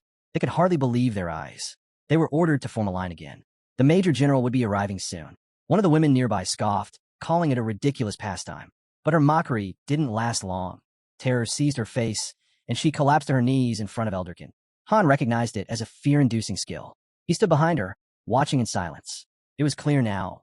These people were leaders, and in this place, power was the only authority.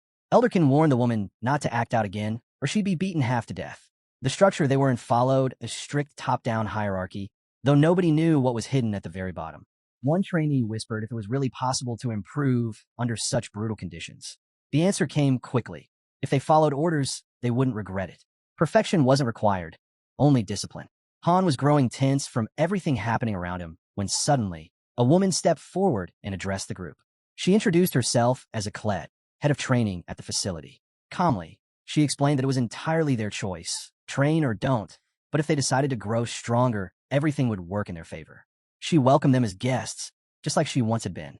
Then she pointed to a random man in the crowd and asked how many ships his world had. 2, he answered. Aklet replied that they had 427. The man snapped, accusing her of mocking him.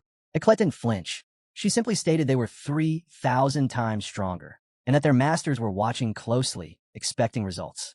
Then she looked over the group and asked if they were prepared to die for their masters. Jenna and Han exchanged confused looks. They didn't understand what she meant.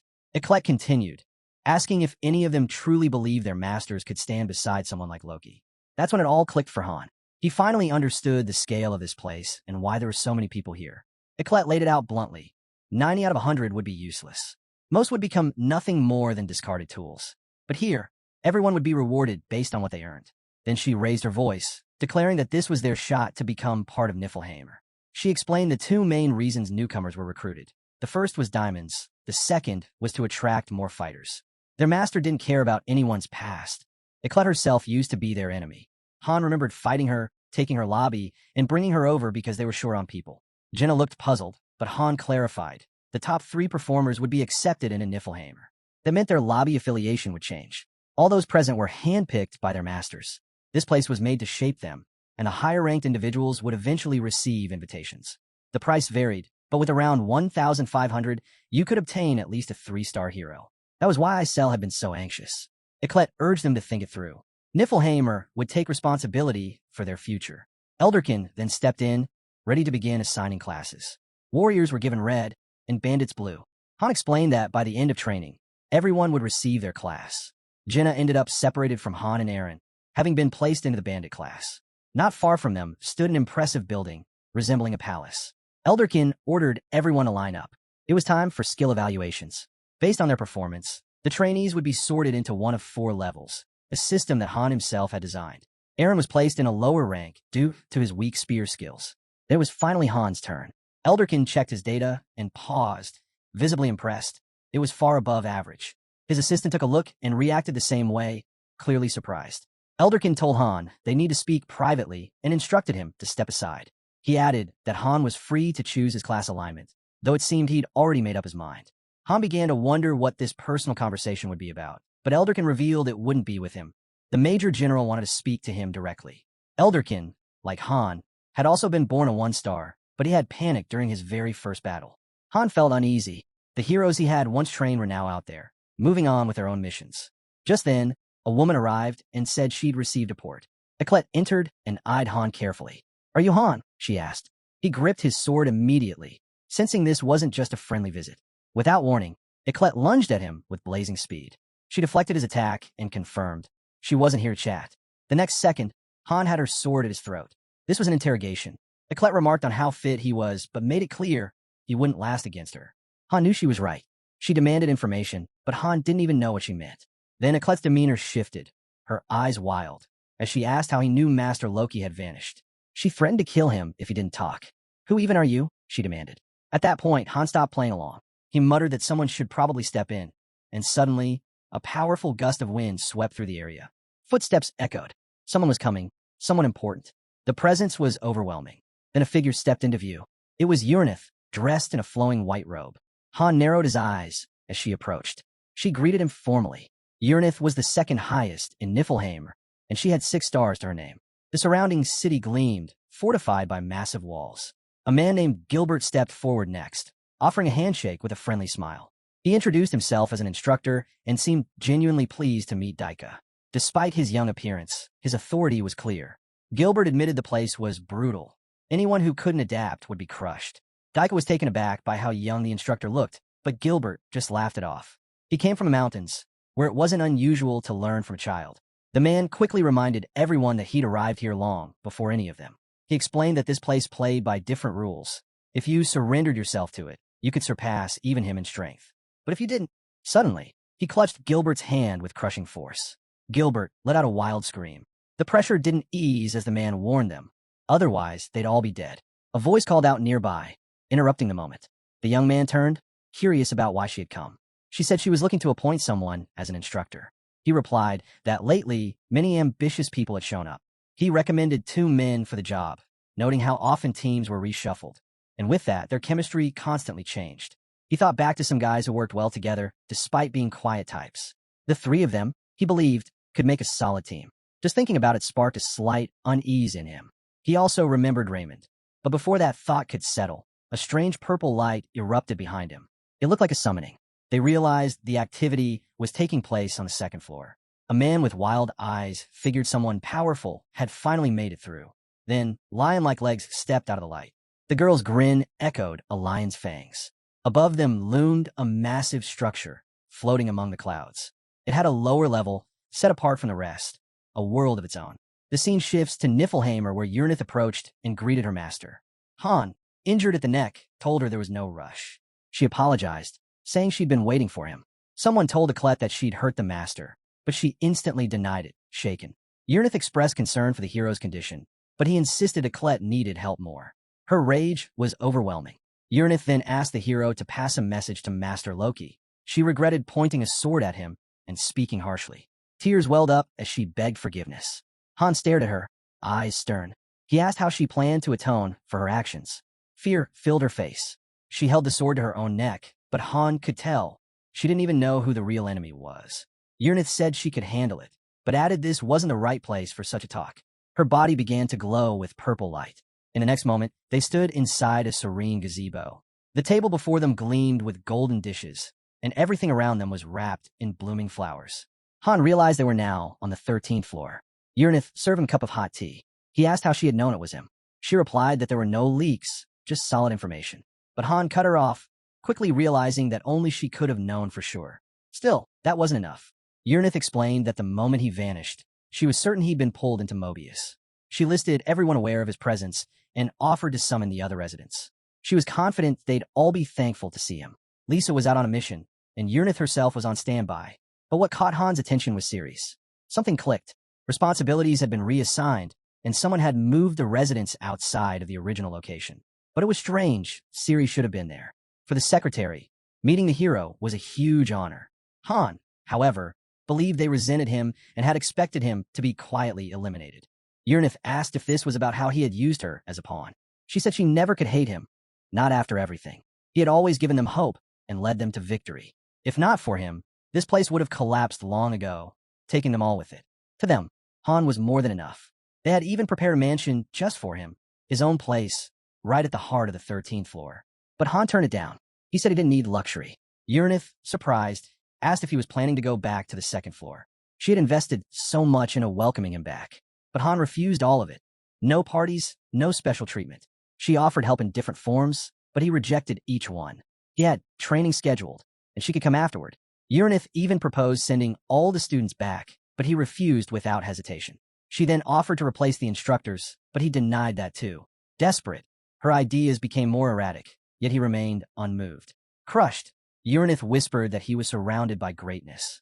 Han corrected her. There was no such thing. Looking completely distraught, she turned toward her servant.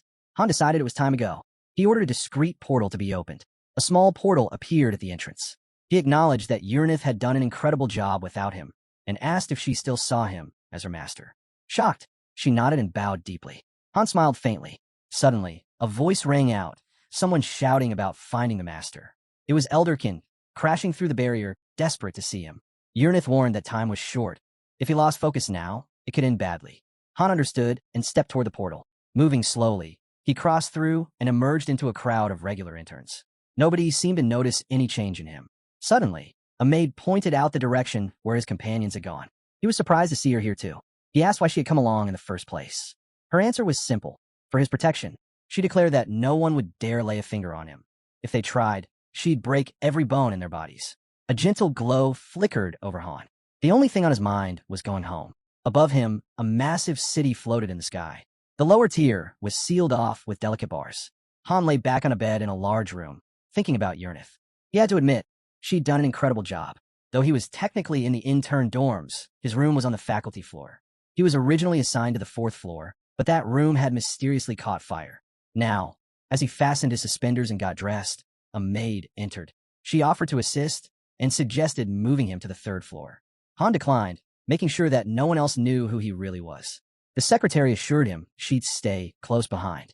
Descending the grand staircase of the dorm, Han was greeted warmly by Jenna, with Aaron beside her, looking completely worn out. Han could tell the guy hadn't slept well, but simply returned the smile. Jenna shared that she'd already spoken to the girls. The place was impressive, full of powerful people. She also mentioned hearing that Niflheimer had never lost a battle. Han knew they were talking about duels between the masters. This place really did feel like a haven. No danger, no worries. He asked if his team wanted to rise to the top among the trainees.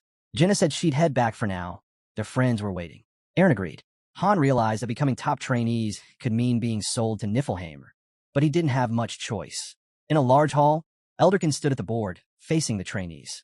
He asked them what was truly essential for survival. Han shouted the answer: knowledge. They had to understand the rules of this world and know exactly what qualities and skills mattered. Trainees had to be sharp and assess every situation properly. Jenna said it all sounded strangely familiar. Han replied he'd already taught them this before. Elderkin, meanwhile, pictured a game of chess in his mind. He was convinced it existed here too, in the trainee realm. Everyone needed to realize something. Here, they were chess pieces used by the masters. The heroes were nothing but playthings. And without those masters, no one could survive in the so-called beautiful garden.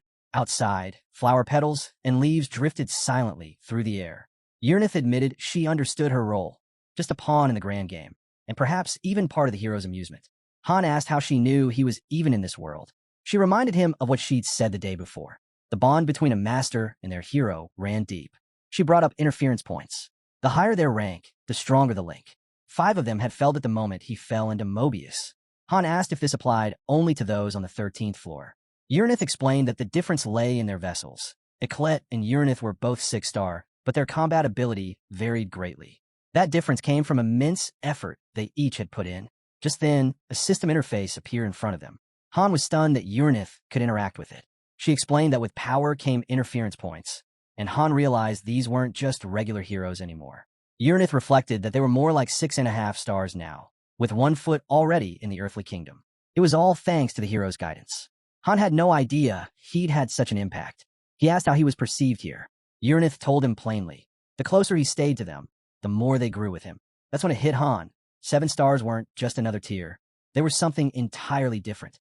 Uranith agreed, saying 7 stars were less like heroes and more like hybrids. Part hero, part master. She recalled a time when, during a system crash, she'd fought a 7-star. His level was unbelievable. She was confident Han could reach that same level without any special tools.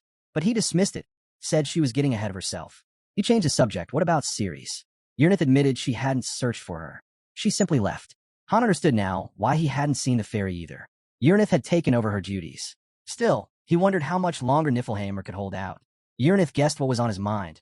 Account deletion due to inactivity. She reassured him. They had enough interference points to last a decade. That brought some relief to Han. Uranith looked like she wanted to say more. Above them, a grand chandelier lit the hall. its candles flickering high above. Thick columns lined the space. It was the castle built specifically for him.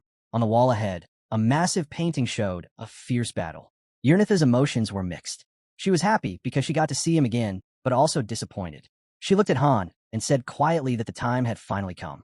It was time for him to ascend to his rightful throne. Urnith asked him to stay in Niflheim. She told him he had become something more than just a hero, someone who could now step into the role of a master. Kneeling before him, she offered to hand over all authority. They needed him, she said, needed his guidance, his presence. Light poured down on them, on Han, standing still, and Urnith kneeling at his feet. A system notification appeared, giving him the option to accept or reject the title of Vice Master. It stated that Urnith was transferring her rights and awaited his decision. As the man in the hat bowed before him, Han frowned and said flatly that he was no longer a master. The girl smiled gently. She promised their full support and mentioned that Tonia would be under their protection. There was nothing he needed to worry about. Urnith grinned, confident, and asked again to confirm. But Han hit no on the Vice Master option. Urnith looked surprised. He turned his back as she tried to reason with him, saying if anything was missing, they could fix it. But he cut her off. It wasn't about them. Han turned around, eyes steady. He said he was simply too weak right now. She insisted that with time, they could build him back up.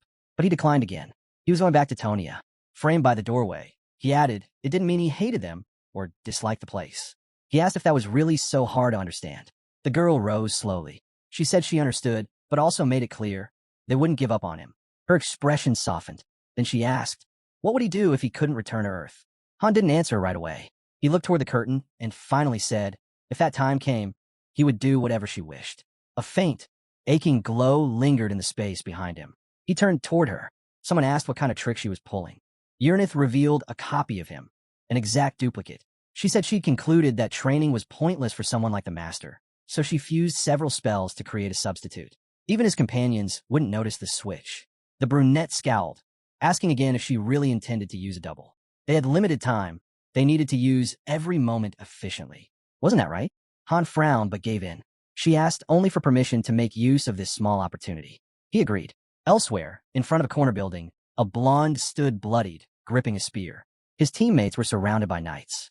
One guy stared in disbelief, sweat rolling down his face, completely caught off guard. Han turned to Eren and asked what he was doing. He had to move, had to take them down. The dark-haired man yelled back that he had to hurry. They couldn't hold out much longer. Just then, the system triggered a notification. Eren, 2-star rank, has unlocked hidden potential, awakening. His grip tightened around the spear as the system added that all of his stats had surged by a massive percentage. Eren charged forward, delivering a wide, powerful strike. Enemies were sent flying in all directions, crashing down one after another. Jenna, stunned, asked when he had become this strong. Velkist, watching grimly, muttered that he never expected Eren to have that kind of power. Maybe he'd underestimated him. A bearded man chimed in, amazed at the scene. Someone shouted Eren's name, snapping him out of the trance. He came to, eyes wide in horror. Han gave a satisfied smirk. Well done, he said. Tears welled up in the blonde's eyes as he called out to his teacher. Later, Eren opened his eyes and found himself lying on a hospital couch. He sat up dazed. Had it all been a dream? Across the room, someone stood by a lectern giving a speech. Around him, people in suspenders sat with serious faces. Jenna had dozed off, drooling onto a piece of paper. Han sat nearby, arms crossed and clearly annoyed. The blonde looked at him, lost in thought. Eren quietly turned to his desk, something finally clicking in his mind. Neon lights flickered in the hallway. The brunette called out to the others, urging everyone to stay in line. Han, sizing up their uniforms, thought they were definitely from the main building. But before he could say more, the maid interrupted. She motioned toward a door and called him Master. In front of a tall set of ornate doors marked with a goat emblem, she explained that only high-ranking members could use the elevator. It connected all 13 floors and gave direct access to Lady Urnitha's garden. The elevator moved past several rooftops as it descended, massive square lights glowing along the walls. At the bottom lay a building crowned with large domes, yellow roses blooming in the courtyard. Inside, the blonde considered sending 1,000,000 diamonds to the city.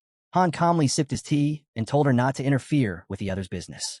Urnith turned away, wiping tears from her eyes.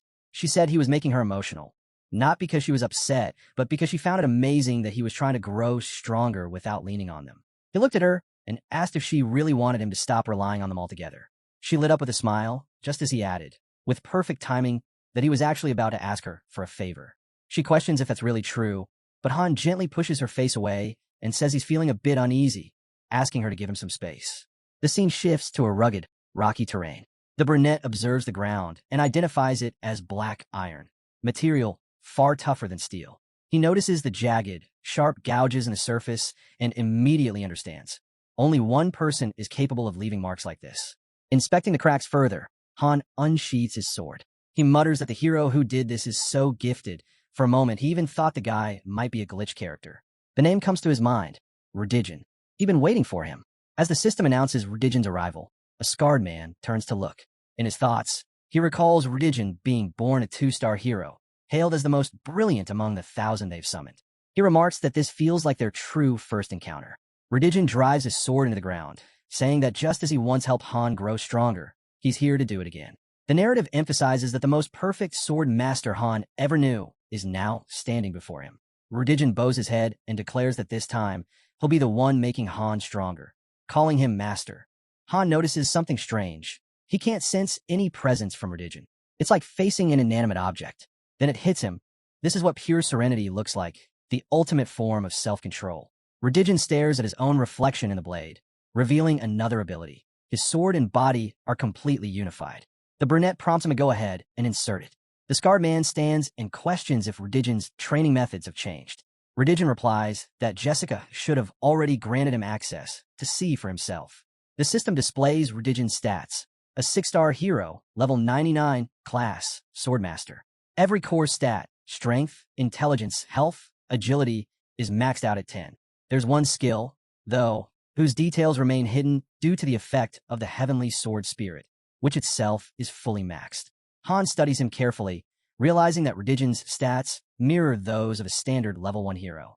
It dawns on him. Rudigen intentionally kept his numbers at the bare minimum, even while slicing through black iron. With a confident smirk, Han nods. Perfect. Now I'm sure of everything, he says, inviting Rudigen to begin. Rudigen answers coolly, I'll follow your lead. Right then, the system alerts that Han, as a 3-star hero, has activated Berserker mode. The brunette declares they'll go all out, a red aura flaring around him. A game card flashes on screen. Hero name, Han. Rank, 3 stars. Level, 20. Experience, 58 of 160. Class, beginner. His strength is 55 out of a base 45 with an extra plus 10. Intelligence is at 0 with a minus 10 modifier. Endurance, 31 of 42, boosted by plus 10. Agility stands at 49 of 310, also with plus 10. His skills include Basic Sword and Shield Mastery, LV 8. Insight, LV 5. Fire Detection, LV 3. Pain Threshold, LV 4. Composure, LV 5. Berserker, LV 6. Indomitability, LV 1. Dragon Slayer, LV 1. Stealth Movement, LV 1. Horseback Riding, LV 1. With a powerful strike, Han cracks the ground behind him. Charging forward, he meets Rudigen's sword head-on. Spinning into a heavy blow, he's stunned to see Rudigen completely unmoved. The scarred man effortlessly blocks every attack. Again, Han swings, and again he misses. Rudigen remains unshaken, watching the sparks fly from their clashing weapons. One after another, Rudigen shuts down every move Han throws at him. Frustrated, Han realizes Rudigen isn't just strong, he's faster too. Rudigen retaliates with precision, and for every 3 steps Han takes, Rudigen takes just 1. Han's eyes burn red as the scarred man raises his sword. Even with all this, Han thinks, I still can't touch him. Suddenly, Rudigen kneels, apologizing for drawing his blade. Han snaps, saying there's no need for apologies. It only gets on his nerves. Rudigen closes his eyes and calmly explains, Of course, if you were at my level, beating you wouldn't be so easy. Han replies with a bitter laugh. This is my limit. Sad, huh? You'd have made one hell of a sicko if you went all out. He pauses before adding, You were the most gifted hero I ever had. The man goes on, saying that Han's Inter could have reached level 10 in basic ball control, while he himself was still stuck at level 7. Han explains the only reason he never broke through that cap was because of the limits set by his class. At first, he thought it was a bug. Rudigen answers respectfully, saying he's honored by such high praise.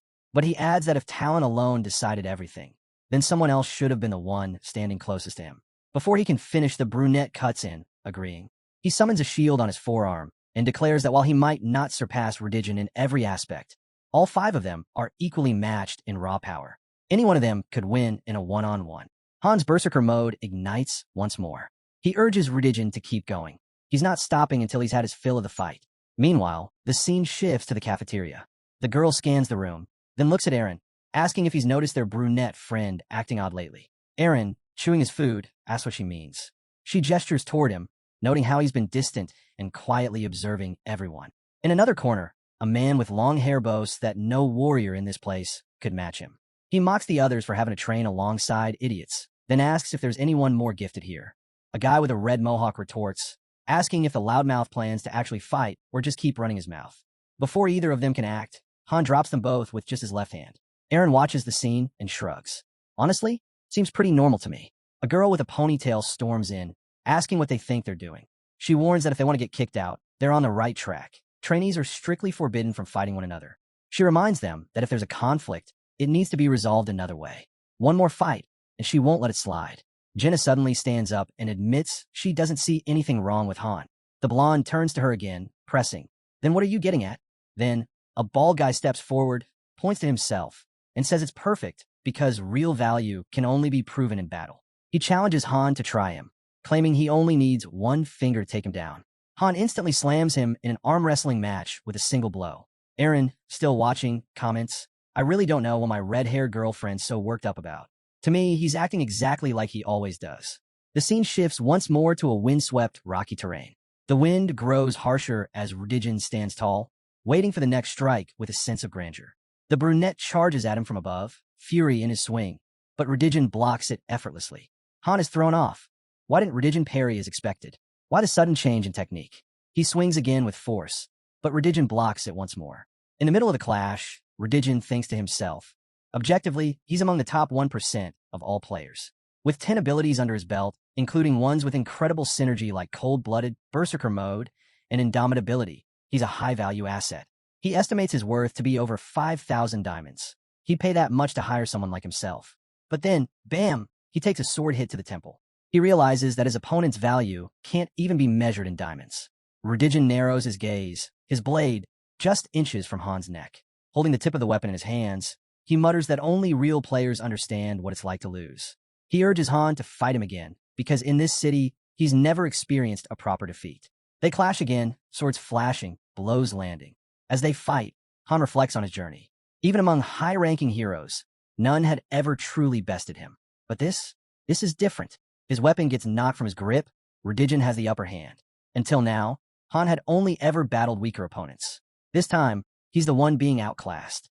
Rudigen, holding the sword he just intercepted, notes that his opponent is on a completely different level. He adds that despite the short time they've spent, Han has already achieved enough to soon reach an average level in weapon proficiency. Just a bit more effort is needed. Han smirks, acknowledging that he's facing a monster, someone entirely beyond him. Then he asks, what about the power sword? Last time, you showed me a smooth one. Its stats didn't seem to limit you at all. Rudigen responds by launching a spinning sword at him, asking, so what do you think I'll show you this time? Han frowns and grabs the weapon midair. It slices through the air in front of him, but he realizes it won't even leave a scratch. Even though he only has 40 out of a possible 100 strength, it's still not enough. Rudigen blocks his counterattack and explains, just because I'm strong doesn't mean my sword hits hard at the same rate. Taking the sword back, the scarred man continues, even if someone cut me here with a sword that had 10 units of strength, I wouldn't flinch. Han grins wide and goes in again. The blonde remains calm, blocking each blow without budging. Han grins and asks, so what's the strength stat on that sword? Rudigen responds calmly, about 8 units. Then with a slight pause, he adds, for me personally, it's around 3 times my actual stat. Landing from a step back, Han addresses him by name. You really are as strong as I imagined. Rudigen replies, it's an honor to hear that from you. They both charge forward. Han strikes, blocked again. The scene cuts to a corner building. A man in gloves knocks at the door, but pauses. Inside, a cloaked figure watches the door remain shut. A girl thinks to herself, it's been days since she's seen him. She knows she can't just call a trainee who's deep in training. Their schedules never align anyway. She smirks, wondering how she could even reach out, considering how rude she was last time. Suddenly, someone off-screen yells, calling for their master. Back in the rocky area, the scarred man speaks again. Even if he trained here for half a year, or just one, he'd end up many times stronger than he is now. Han, now attacking in fury, admits the man's right. His opponent takes the hits, noting, your fighting style, it's different from mine. Rudigen blocks with precision, analyzing. You've got solid base weapon proficiency, enhanced by multiple skills. You fight more like a swordsman. He adds, I'm more of a generalist. I can adapt to any kind of situation. Han unleashes a savage series of blows, thinking to himself that even if they scoured the entire game world, they'd only find a handful of 3-star heroes who could match this man. Redigen twirls his blade, saying, if you keep growing at this pace, you'll be the strongest. Han catches his breath. It's not as easy as it sounds, he says aloud. But inside, he's convinced this guy is the only hero with a shot at defeating that man. The scarred man looks ahead, silently, while Han continues his thoughts. He's a specialist in small-scale combat. And duels between people? He's almost unbeatable if the enemy's human. Aloud, he adds, my edge right now is being able to activate Berserker mode without losing control. He calls him Master, assuming that's the only reason it's possible. He's half hero, half master, he thinks, while rage boils in the background. Then he reflects. Redigen is somehow balancing cold-bloodedness and Berserker mode, two skills that shouldn't be able to coexist.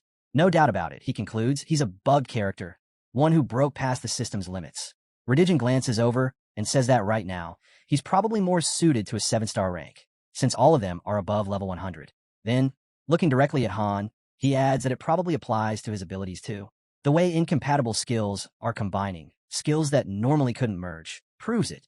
Han narrows his eyes and says that kind of thing disrupts the balance. It's basically cheating. Redigen shrugs and counters. If the number of skill slots really is unlimited, then it changes everything. Then the scarred man adds that from what he's discovered, the 7 stars come with another unique trait. Han raises an eyebrow and asks what that trait is. Redigen answers, and Han is taken aback. The 7 stars have insanely high efficiency. Redigen explains that in a regular synthesis, more than 90% of the hero's data is lost. So, even if a hero with 100 strength is sacrificed, the new hero only gains about 10. The brunette jumps in to clarify. So it's different for 7 stars? Redigen nods and points out that the guy, Han, seems to be getting special training in swordsmanship. He adds that this kind of development didn't happen back on Earth. A girl watching asks if Han's a rookie since he seems weak. He replies that it's his first time here. Then, analyzing his moves, he says he sees traces of nighttime swordsmanship in Han's style. That's when Han puts it together. She must be the 4-star heroine who was synthesized with him. That's where the sudden skill surge is coming from. Still, he asks if this new talent is only because of that synthesis with a higher-ranked hero. But Redigen answers that if it were just about that, Han's sword mastery would look very different. Sure, it plays a part, but it's not the whole picture. Redigen continues. Based on what he's seen, Han's swordsmanship is currently at an average level. Then he asks if Han is able to use the sword technique of that other hero. Han grips his sword. The reflection of Redigen appears on its blade. I'll give it a shot, he says. The brunette closes her eyes. In his mind, the girl's voice speaks. This is fate. They chose him. She smiles and wishes him luck. Suddenly, a flash of light shoots across the distance. Han opens his eyes. His body surges with speed as he charges forward and slashes. Redigen doesn't flinch. The system chimes in. It's an awakening. Han's basic swordsmanship, currently a 3-star skill, has leveled up. Midair, Han spins and goes for another strike, aiming straight for Redigen's chest. Redigen blocks with ease, but acknowledges the improvement. That was way better than last time, he says. Sheathing his blade, he finishes, this isn't just about absorbing someone else's experience. Your synthesis goes deeper than that. Redigen turns to Han and warns him. Having high efficiency isn't always a blessing. It can backfire. There's a real danger of his data merging or getting corrupted by the girls. Han furrows his brow, thinking it through. Overusing synthesis might scramble or distort his own data. Gripping his sword hilt, Redigen reflects that this might be why he's never been able to grasp any defensive techniques, even though he's mastered the sword and shield style. Han nods, saying he'll have to tread carefully. His goal is to reach perfect harmony between his sword and his body. Just then, a maid hurries over carrying a tray. She sets up a table, chairs, and stacks of neatly prepared food along with utensils. Bowing gracefully, she announces that lunch is served and suggests they take a short break. The boys glance at her. Han agrees and suggests they eat before continuing. Redigen nods in return. The scene shifts to a dim hall on the 18th floor. The mission type is marked as research, with the goal of surveying the current region. A blonde-haired member calls out to a girl, asking her to cover him. Without hesitation, they all agree to follow through with the plan. The red-haired girl lunges forward, swiftly eliminating a knight with her spear. The leader then instructs Colt to aim at the knights taking cover. Theo, the blonde, observes that the enemy knights are trained in proper swordsmanship and warns the girl to be careful. She responds that she already figured that out. Suddenly, someone yells for everyone to duck. The team freezes in fear, turning toward the source of the scream, only to see a figure cut down several foes in a single sweep. The blonde smiles grimly as the system notifies them. The floor is now secured. 2 members, both 3-star characters, level up. Each team member receives a bonus of 50,000 gold. Ryman is named MVP. He commends the group for staying focused, even when facing human-type enemies. One of the girls replies that she adapted back on the 12th floor. Survival depends on it. Rosa gives Lilani a shout-out for her performance. Lilani nervously responds that it was all thanks to her guidance. Meanwhile, on a rooftop, a dark-haired girl stands silently. Voices from nearby echo. Someone mentions that the 3rd group was immediately transferred to the 2nd floor when they arrived. Another voice says they should push themselves so they can move up too. A third agrees, grumbling that he's sick of eating the same old potatoes. Another teammate jokes that their meals would probably taste better with a different cook. Someone chimes in, saying they heard Julia has 3 kids. Lilani asks if that means she's a great cook, but someone else laughs and says all she does is toss random ingredients together and call it food. In the background, the brunette watches a visibly annoyed girl. She sighs, muttering that as long as she's stuck on this level, decent meals are out of the question. The brunette fixes the group with a sharp glare. Then, she starts explaining the structure of the raid units. Groups 1 through 3, she says, form the core raid team. These teams include the top heroes, the ones who defend the tower floors. They're the only ones allowed to live on the 2nd floor, which serves as the base of operations. A system message follows. Groups 4 and 5 act as support units. These teams back up the main raid force and are made up of heroes with potential. Since their role is flexible, their composition constantly changes. They don't have fixed members. Another update pops up about Group 6. This is a temporary reserve unit, created specifically for dungeon analysis and daily recon. They usually send just 1 hero ahead to scout and verify floor missions. Group 6 and those below it are where the less successful or inconsistent heroes end up, ones that haven't proven themselves in Groups 4 or 5. The final message explains that heroes deemed unfit, those likely to be synthesized or converted, don't gather here at all. These are the rejects, already marked for recycling or transformation. In the distance, a playground comes into view, with a structure in the center of the arena. Something glows brightly inside a cage. A battle is underway. The brunette, clearly frustrated, is launching attacks. She's hammering away at the blonde. A gray-haired man readies to strike. Screams echo from the force of the blows. The brunette shouts, demanding to know why they're holding back. The yellow-eyed girl snaps that she already told them. They need to fight like they mean to kill. Anything less, and they'll end up dead. She warns them not to get complacent, just because it's 5-on-2. At that moment, the group manages to take down only one opponent. The blonde, looking flustered, asks her to repeat the instructions. A sword comes flying at him, but one of the girls blocks it just in time. The red-haired girl takes a hit to the neck. Then the second girl goes down the same way. Ryman swings his sword, but the girl counters and preps a strike from below. He takes a clean hit to the jaw. He strikes back from above, but she reads the move easily. As she observes him, she realizes he still holds back when fighting allies. He isn't used to aiming to kill when it's someone from his own team. He's close, but not quite there yet. Still, it's not a total loss. She already has 5 candidates in mind for the second group. Later, in a cozy 3-story house, the team gathers around a table overflowing with food. The brunette asks how the meal turned out. The others cheerfully praise the meat dishes. It's delicious, and everyone's enjoying it. She smirks, then she drops the bomb. They'll be joining the second group. Surprised and confused, the team stares at her. As they start to react, she rises from her seat, ready to hear and deal with any objections. The guy shakes his head in response to her declaration. He's not thrilled. Sure, moving to the second floor sounds great, but it comes with a cost. He admits it would be a huge deal for him, finally having a shot at living on the second floor.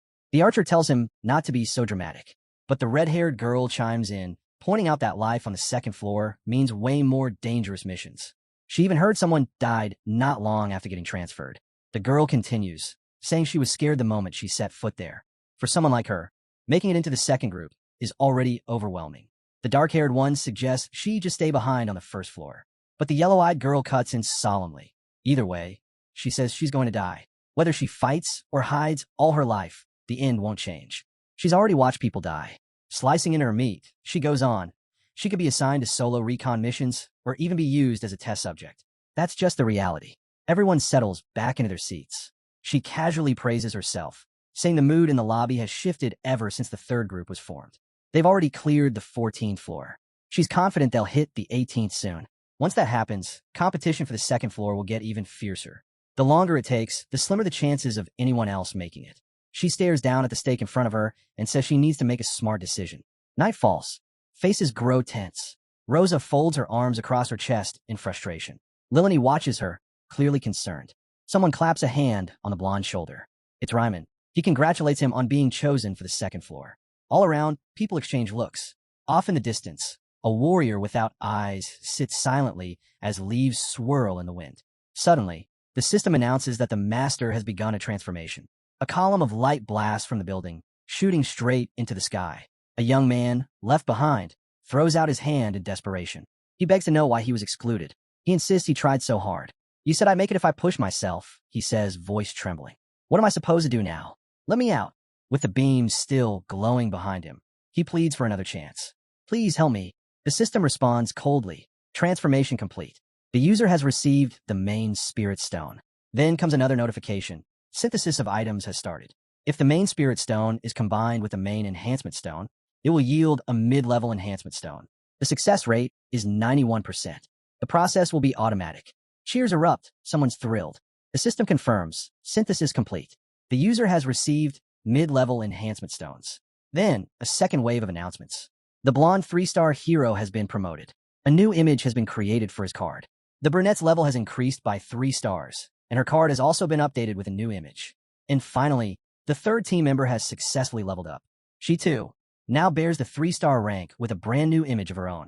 The man looks around and asks where the 3 have disappeared to. He's told simply, they'll finish eventually. But another voice chimes in, saying that with his current skills, there's no way he'll make it to the second floor. Suddenly, the blonde takes a hard hit to the solar plexus and is sent flying.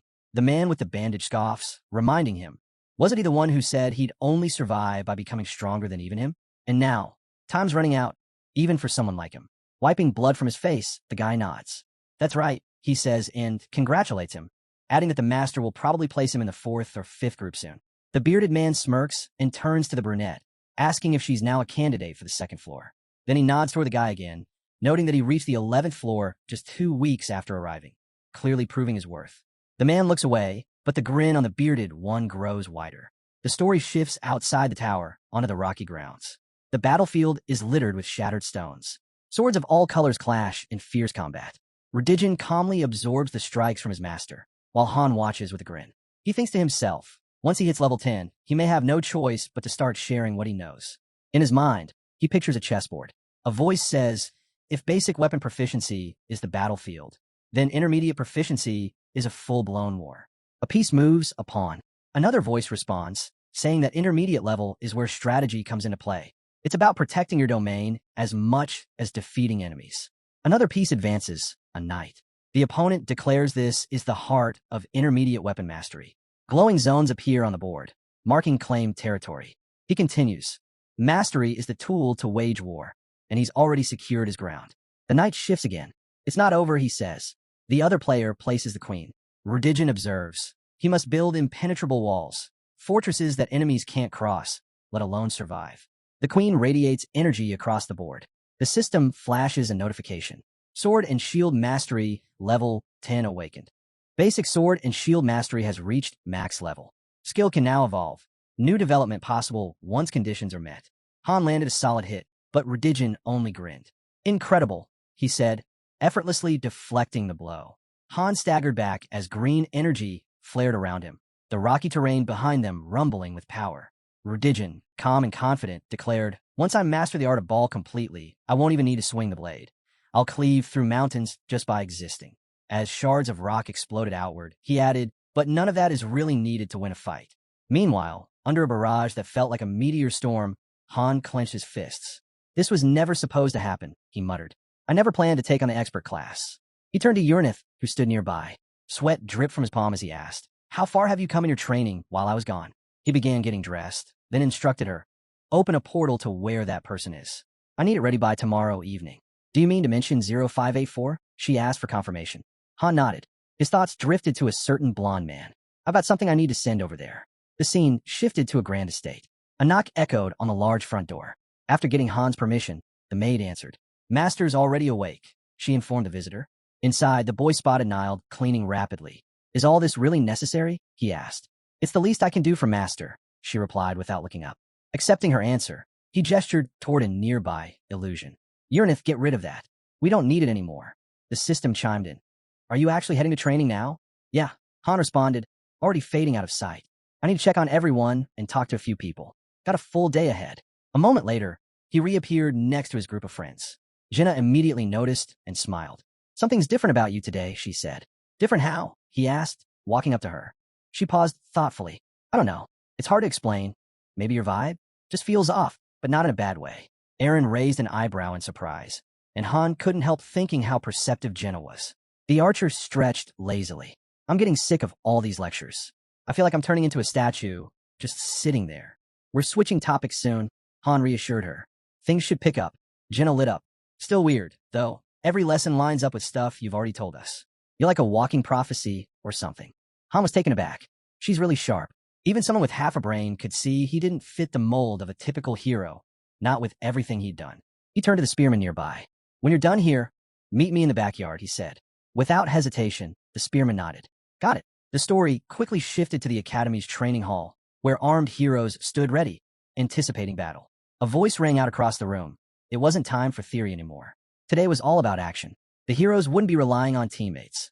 Everyone was on their own. Their opponents stood prepared as well. The instructor's voice followed, stating that anyone who'd paid attention in class should be able to handle themselves. With that, the signal to begin sparring was given. From a stands above, Han watched silently. His thoughts locked onto Jenna. Her growth is unreal, he thought. To go from 1 star to this. She let loose a volley of arrows in the blink of an eye, her movements fluid and sharp.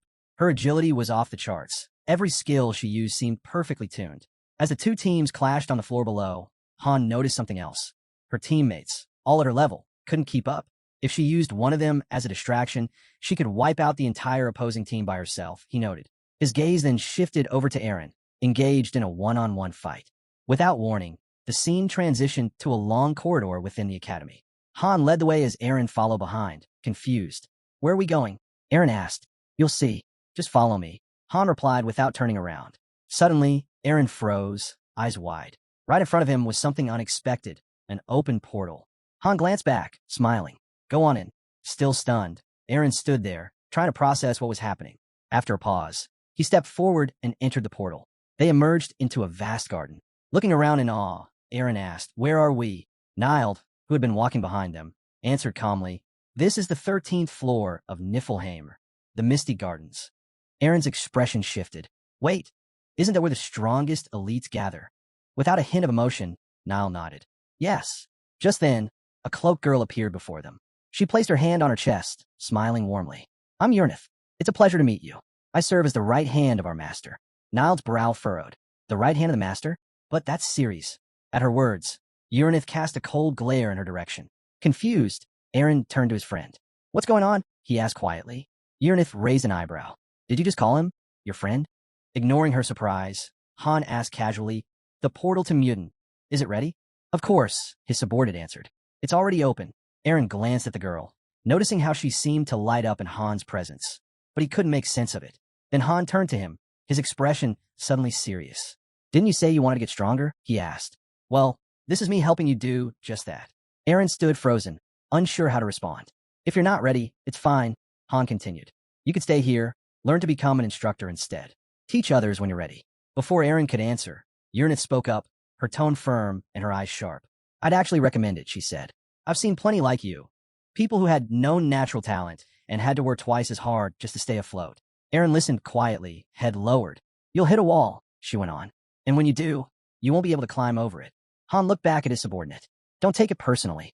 That's just how it usually goes, he said. But then Uranith added, though, there was one fool with even less talent than you. He made it, reached our level. Aaron's eyes widened. Uranith nodded.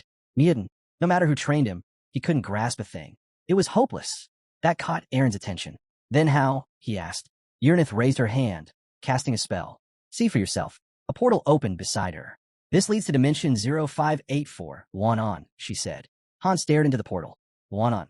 That's where the global raid happened 2 years ago. And where Muden lives now. Uranith looked toward the swirling gate. This place is draining his life force, she said flatly. Niall stepped in, her eyes closed as she spoke. Many chased after Muden to learn from him. They followed him into that place. Han finished her sentence. They all died. Eren felt a chill run through him. He stared at the portal, his grip tightening on his weapon. Han looked over. Less than a 3% survival rate. If you care about your life, stay out. Eren said nothing, but his knuckles turned white around the hilt of his weapon. But what if I survive? He thought. Would I really come out stronger? Taking a deep breath, he stepped forward. I'm going, he declared, standing before the portal to Wanon. I'm not planning to die. I just want to do everything I can. Urnith approached him slowly. Time works differently there, she warned. Don't forget that. Eren closed his eyes, considering her words. For a moment, he hesitated. Then his eyes opened again, clear and resolved. Without another word, he turned and walked straight into the portal. Eren asked Han to handle everything in his absence, locking eyes with him one last time. The young man turned to his subordinate, asking how she expected him to make it out alive. She calmly stated the odds were slim and informed Mutant about it. Without looking back, the protagonist gave a direct order. If he came back, send him to Tonia right away. The girl quietly noted that he might never return. Han, clearly downcast, muttered that everyone already knew what was at stake. While Eren entered Luanon's dimension, the young man realized this was the start of his own journey, and he was ready to take the same step. Right after this moment, the story cuts to the high mountains. There, Redigen swung his blade, parrying an incoming sword strike. The clash sent him sliding back slightly. Breathing heavily, the protagonist standing before him asked if that was good enough. Urnith's sword acknowledged the effort, saying he believed he had reached his target. Still catching his breath, Han realized his level was stuck at 20, and his stats hadn't budged, but something inside him had definitely shifted. As the system screen showed his unchanged stats, he visualized his skills. His basic swordsmanship had advanced to the intermediate tier. He had managed to break apart his abilities, losing some mastery and shield technique in the process. However, his grasp of swordsmanship had grown sharper, and his resilience, calmness under pressure, indomitability, and other passive traits had improved significantly. Holding an emblem featuring a shield, blade, and twin axes, he reflected that the biggest change was earning the warrior class. This allowed him to develop new skills, but at the cost of giving up hidden movements. Still, he wasn't disappointed. That skill had never fit him anyway. Recalling the emblem of the Row class, he thought about Jenna. She, too, had been assigned a profession. Her growth had been fueled by a streak of 37 wins and intensive sparring with fellow students, earning her exemption from group training. Her archery had risen to an intermediate level, and now she was working on combining precision targeting with rapid-fire techniques. She also planned to learn from Sarah, ranked 13th among top archers, right behind Lisa. Then Han remembered Urnith. She had offered him a legendary grade ring, a symbol of the fallen heavens, forged from Niflheimer's star iron. It had the power to override any set rules. When he took it, she explained that it marked him as a master. Any other participant would instantly recognize him upon seeing it. The ring also allowed telepathic communication. As long as he wore it, they could stay connected across any distance. But Urnith's sword mentioned it wasn't necessary, perhaps because words weren't needed anymore. As he studied the new artifact on his finger, Urnith continued her explanation. The ring, she said, was infused with an advanced information manipulation spell. It could influence elemental data, modify stat displays, and even tamper with system logs. Still examining it, Han asked how long the ring's effects would last. Just then, the system notification appeared, labeling it as a Ring of Darkness, surprisingly, with a very low rank. At the same time, Urnith mentioned that the ring's effectiveness would drop once Master reached the 50th floor. Sitting across from her at the table, the boy nodded, impressed. He remarked that crafting something like this alone must have been incredibly tough. Urnith responded softly, saying she'd actually started working on it before he arrived and had nearly completed it by the time he showed up. Suddenly, tears welled up in her eyes. She confessed that the thought of him leaving again was tearing her apart. Her master, calm and composed, asked her not to exaggerate. They would meet again. Then, leaning in with a bright, hopeful look, Urnith seemed overwhelmed. Flustered, he said he only intended to check in once before heading back to Earth. Urnith, clearly disheartened, said that wasn't the reassurance she needed. At that moment, Han stood abruptly. He announced he'd forgotten something crucial, leaving his subordinate visibly surprised. Focusing, he pictured the entrance to the weapon storage and requested it be opened. His gaze turned serious as he looked over at Urnith. He had decided to claim a weapon from Niflheimer. The scene shifts to the legendary armory at the highest level. Han entered with his subordinate beside him. Before them stood racks lined with weapons, spears, axes, and more. After scanning the area, Han selected a premium-grade steel sword forged with high steel, crafted using a specialized method. As he examined the blade, Urnith, standing just behind him, commented that such a basic weapon didn't suit him at all, and urged him to follow her. They walked through the armory's hallway, eventually arriving at a massive door embossed with a ram skull design. Stopping before it, Uranus turned to the man standing behind him. Uranus stretched out her hands toward the door, activating the embedded magic circles. She explained that everything beyond that point was S rank or higher. True treasures, all forged by her master himself. As a massive metal door groaned open, they both stepped inside with steady, deliberate steps, Han expression serious. Han asked if it was true that there were 132 weapons stored here. Uranus, eyes closed, nodded and confirmed. They were all present. They stood in a vast chamber lined with shelves, each holding weapons forged by the master's own hand. Glancing at Miss Stilltine, who stood off to the side, Uranus asked if he really intended to take it. The blade in question, she said, could pierce even the most advanced defensive barriers, an essential asset for ascending the tower. A system notification popped up, detailing the weapon's specifications. Lifting the dark blade, Han examined it closely. He recalled the black dragon that had appeared on the 20th floor. It had helped him bypass the dragon's formidable resistance to both physical and magical attacks. But placing the sword back on the shelf, he noted its limited utility. He needed something more flexible. His subordinate pointed toward another weapon. "How about this one?" she asked. In front of her rested the S+ rank Baselar blade, forged from the horn and scales of the Shadow Demon King. Uranus explained that its unique physical penetration ability bypassed normal defenses. Created from a being who hid his body within a spiritual dimension, the blade could slice through even the most fortified armor or scales, rendering tough opponents vulnerable. Han ran his hand along the dark surface of the blade, then commented that it would be useless against magical defense. For him, that made it a liability. He needed something more balanced. Uranus then suggested another option, Gungnir. Gesturing to the weapon before her, she waited for approval. Her master raised a brow, asking if she truly believed in that choice. She nodded, saying he didn't need any specialized spear training to use it effectively. Han noted that it was also compatible with the early model of Bryanak. He could potentially wipe out dozens of enemies from a distance with a single throw. With a proud smile, Uranus looked at her leader and declared that he had every right to take all of these weapons. After all, he was the one who created them. Han gave a faint smirk at that. No, he said, he didn't do it alone. Without their help, the best he could have crafted was maybe an A-rank weapon. Their efforts made the S rank and above possible. Looking around the secret vault, he added that many of these weapons were already in active use. He couldn't just take everything on impulse. And besides, he didn't believe the one weapon he truly wanted was even here. After those words, Uranus smiled, concluding that while the treasures here were powerful, none of them truly measured up to his expectations. Then, without hesitation, he turned toward his subordinate. She immediately locked eyes with him, standing at attention, ready for whatever came next, her gaze unwavering. He announced with certainty he would forge a new weapon. Without hesitation, Uranus opened a portal to the forge and respectfully bowed to her master. Through the swirling gateway, the glow of molten lava flickered. Once through, they stood beside the primary blast furnace at the highest tier facility, as confirmed by a system notification. Staring down at it, Han solemnly asked for all preparations to begin. Uranus, placing her hands on his shoulders, nodded in agreement. Then, the protagonist activated his verification skill. Black lightning erupted from the ring on his finger, flooding the entire forge. Watching the surge, Uranus silently communicated that the rite of Niflheimer's master was now in motion. A moment later, several bright pink system notifications appeared before him. He now had permission to craft his own custom weapon. Reading the system's query, Uranus mentally asked what type of weapon his master wished to create.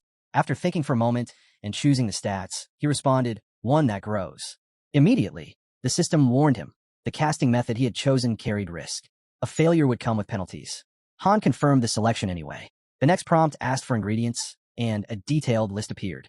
He quickly chose the suitable materials, received the system's approval, and the storage portal opened, releasing all the required resources into the molten forge.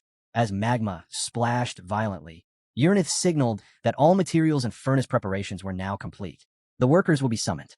A plump, elderly man stepped through a portal she had opened. Confused, he asked Uranus why she had brought him there. She simply stated it was the master's order. The blacksmith, baffled, insisted the master wasn't present. But then he looked up and instantly froze. There stood a boy who could see the system notifications. Realizing what this meant, the old man was left speechless. Uranus calmly stated that this gathering was to initiate the first class, and all blacksmiths of that rank or higher were required to attend. Staggered by the revelation, the old man quickly agreed. Standing above the furnace, Uranus turned to the team and called them to give it their all. At that moment, the system window confirmed. This was the highest grade equipment forge, and if the right conditions were maintained, a weapon of exceptional power could be born. Urnith raised her voice again. Step 1 was about to begin. As soon as she gave the word, a flood of rare materials poured into the blazing furnace. The master asked for the next set of instructions, and Urnith responded, launching the creation sequence. A complex network of magical circles activated around her, pulsing with energy. Urnith explained that the enchantment type would be a self-evolving flow. It would analyze the master's combat style in real time and adjust itself accordingly. At the same moment, the blast furnace and processing unit powered on. The old blacksmith reached out to the master via the system's interface, reporting that all required personnel were now present. However, he admitted there was a challenge. The combination of all 13 types of minerals wasn't working well together. Despite the issue, everyone else was pushing forward with their tasks. Urnith responded calmly, asking him to be ready for the next round of instructions. Urnith turned to the master, concern in her voice. Was he absolutely sure? According to their projections, the complexity of this forge exceeded expectations. When he asked how high, she answered, beyond even the gate to hell in terms of difficulty. Han cracked a sly grin, rolled up his sleeves, and declared that this was like forging 5 divine-ranked weapons at once. Urnith, still managing several active magic circles, remarked that the actual difficulty might even surpass that. With focused energy, Han asked if she was ready to cast the bells. She confirmed without hesitation. Standing before the first furnace, Han thought to himself that this wasn't an automated process. He imagined 8 distinct difficulty levels for artifact creation and noted that this structure was fairly standard. He then tapped the interface linked to the furnace, stating it was time to begin. The system responded. Those who wish to enter the gates of hell must first make a sacrifice. The first furnace roared to life, and the next step required selecting items of offering. If the right items were chosen, the hidden difficulty tier would unlock. Reading the notification, Han spoke aloud. He would sacrifice Stormbringer, Vigalta, and Azoth. Urnith, surprised, asked if he really meant those 3. He confirmed without hesitation. She stepped forward and dropped the legendary blades into the molten core. The system immediately confirmed. The sacrifice was worthy. The gates of hell had opened. The forge's difficulty had now reached the highest divine rank. Upon hearing that, Han frowned. Then came another alert. The difficulty penalty had activated. As a result, the effectiveness of the final weapon would be reduced by 33%. The final verdict, success was now deemed impossible. The system paused, prompting him with a critical question. Did he still wish to proceed? With a sly grin, the boy glanced at his subordinate and remarked that although the system kept urging him to fall back, he'd already come too far. He'd made sacrifices. There was no turning back now. As he warmed his hand, he pondered whether the riddle had any real meaning. Urnith didn't hesitate. Of course it did.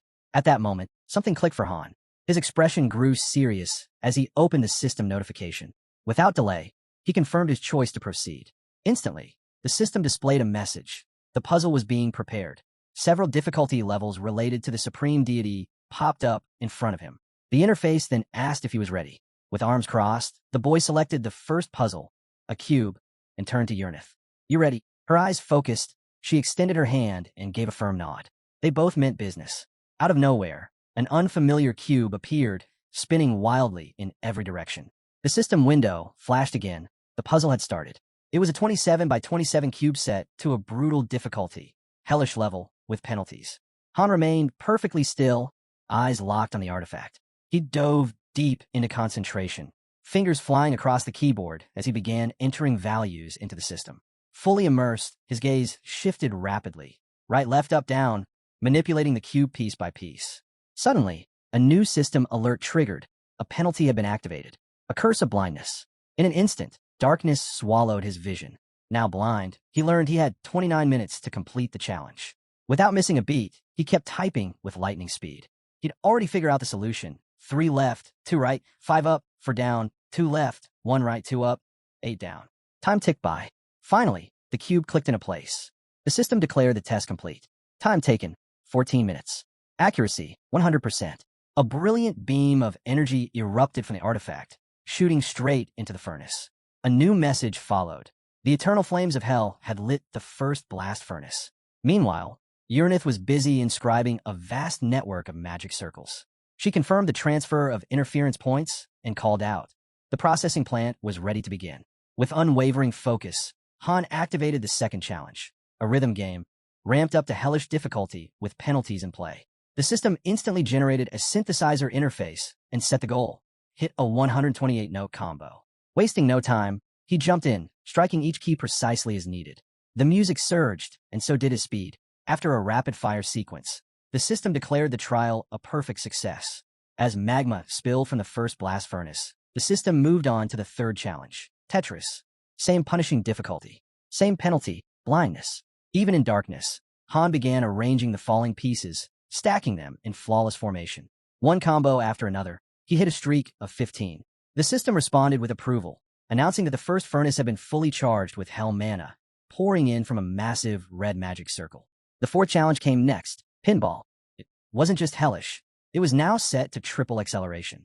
Despite the chaos, Han kept his calm, guiding the ball exactly where it needed to go. As soon as he nailed it, the fifth trial kicked off, solitaire. Hands moving swiftly, almost effortlessly, he completed the card game with surgical precision. The system didn't let up. Sixth test, spot the difference. Nearby, the blacksmith stared in disbelief. He couldn't accept that Han had really returned.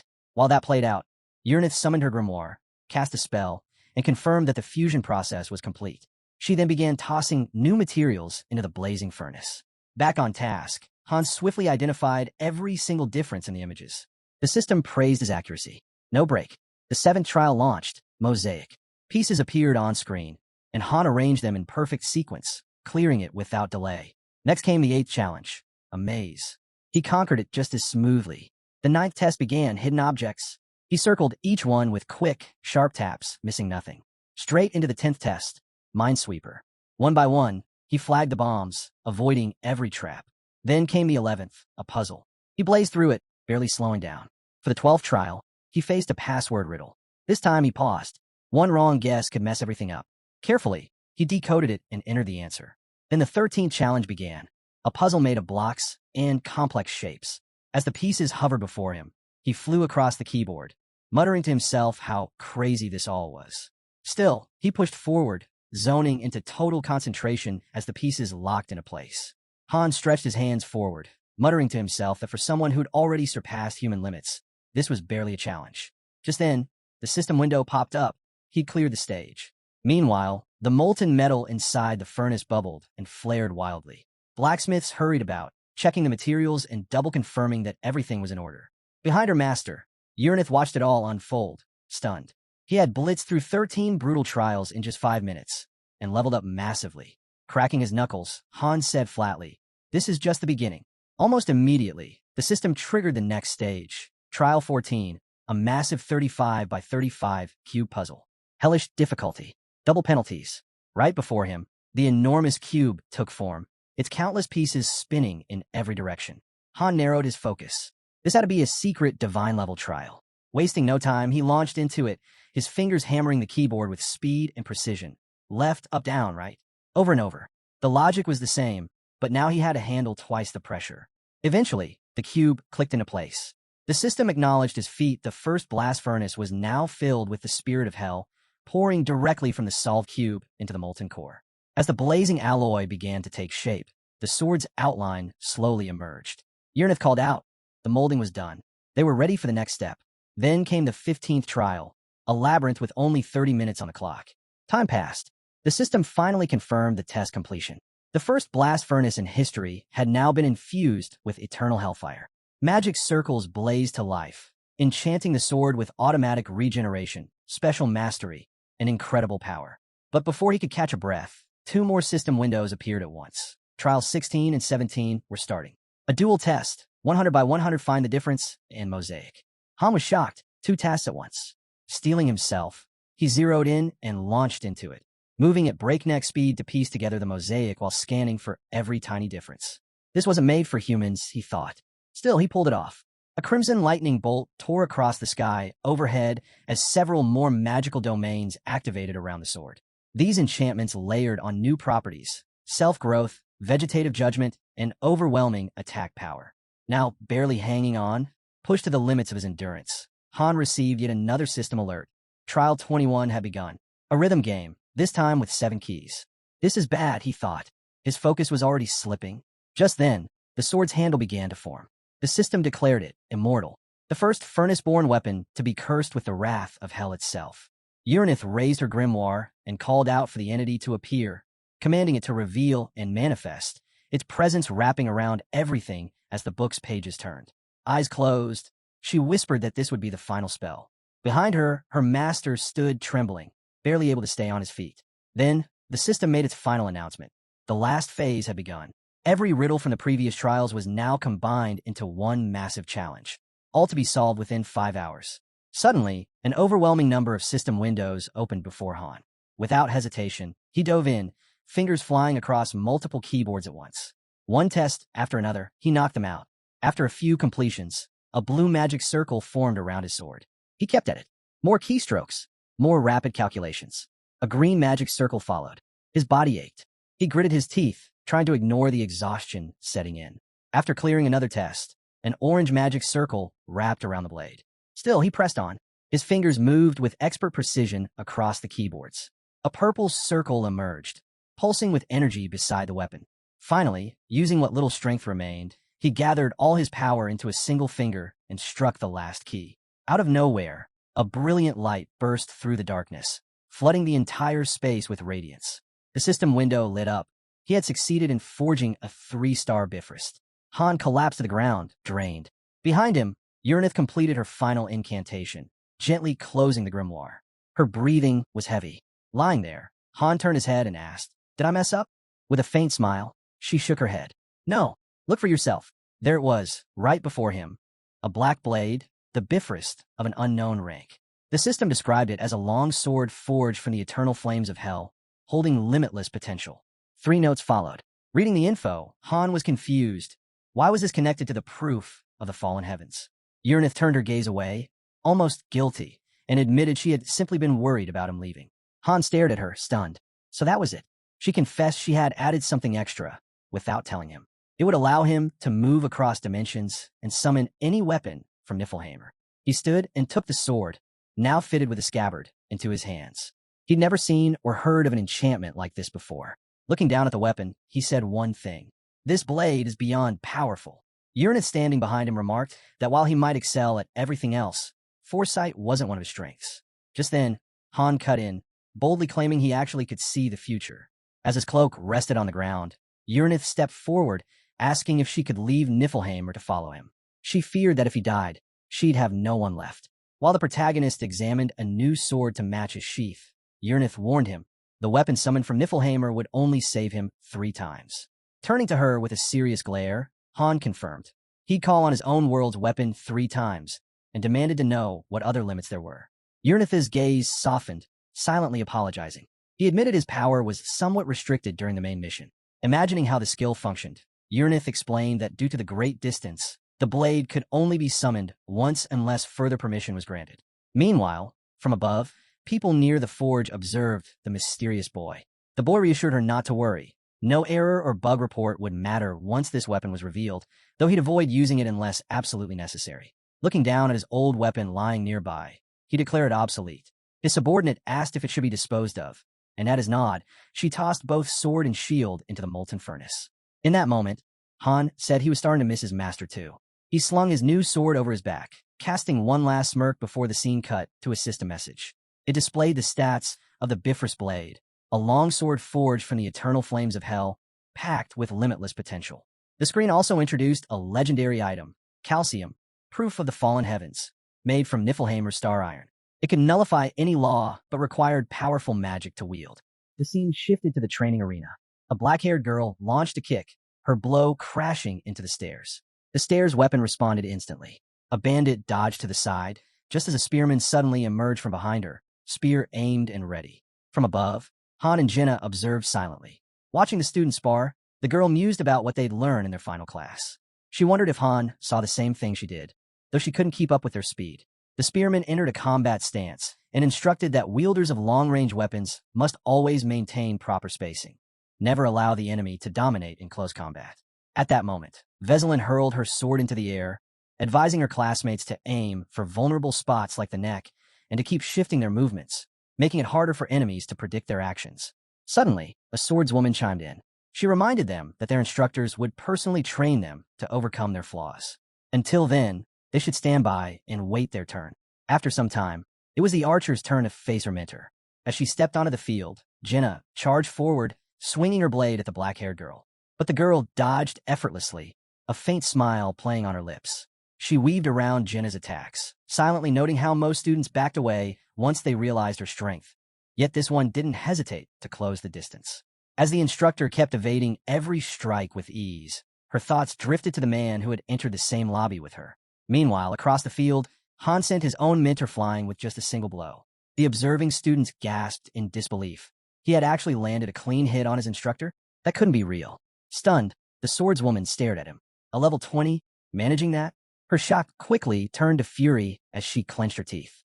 Just then, the system flashed a warning. Veselin has entered berserk mode. Crimson energy surged around her. Before she could act, a hand rested on her shoulder. A calm voice told her to stop. Feeling the touch, Veselin snapped out of her rage. The man behind her reminded her she was crossing the line. Regaining her composure, she reverted to her usual form, gave a small shake of her head, and apologized. That man stepped forward, his face unreadable. He reflected on how this was the 7th group of recruits they'd trained from different lobbies. In all that time, after meeting thousands, he had never seen talent like this.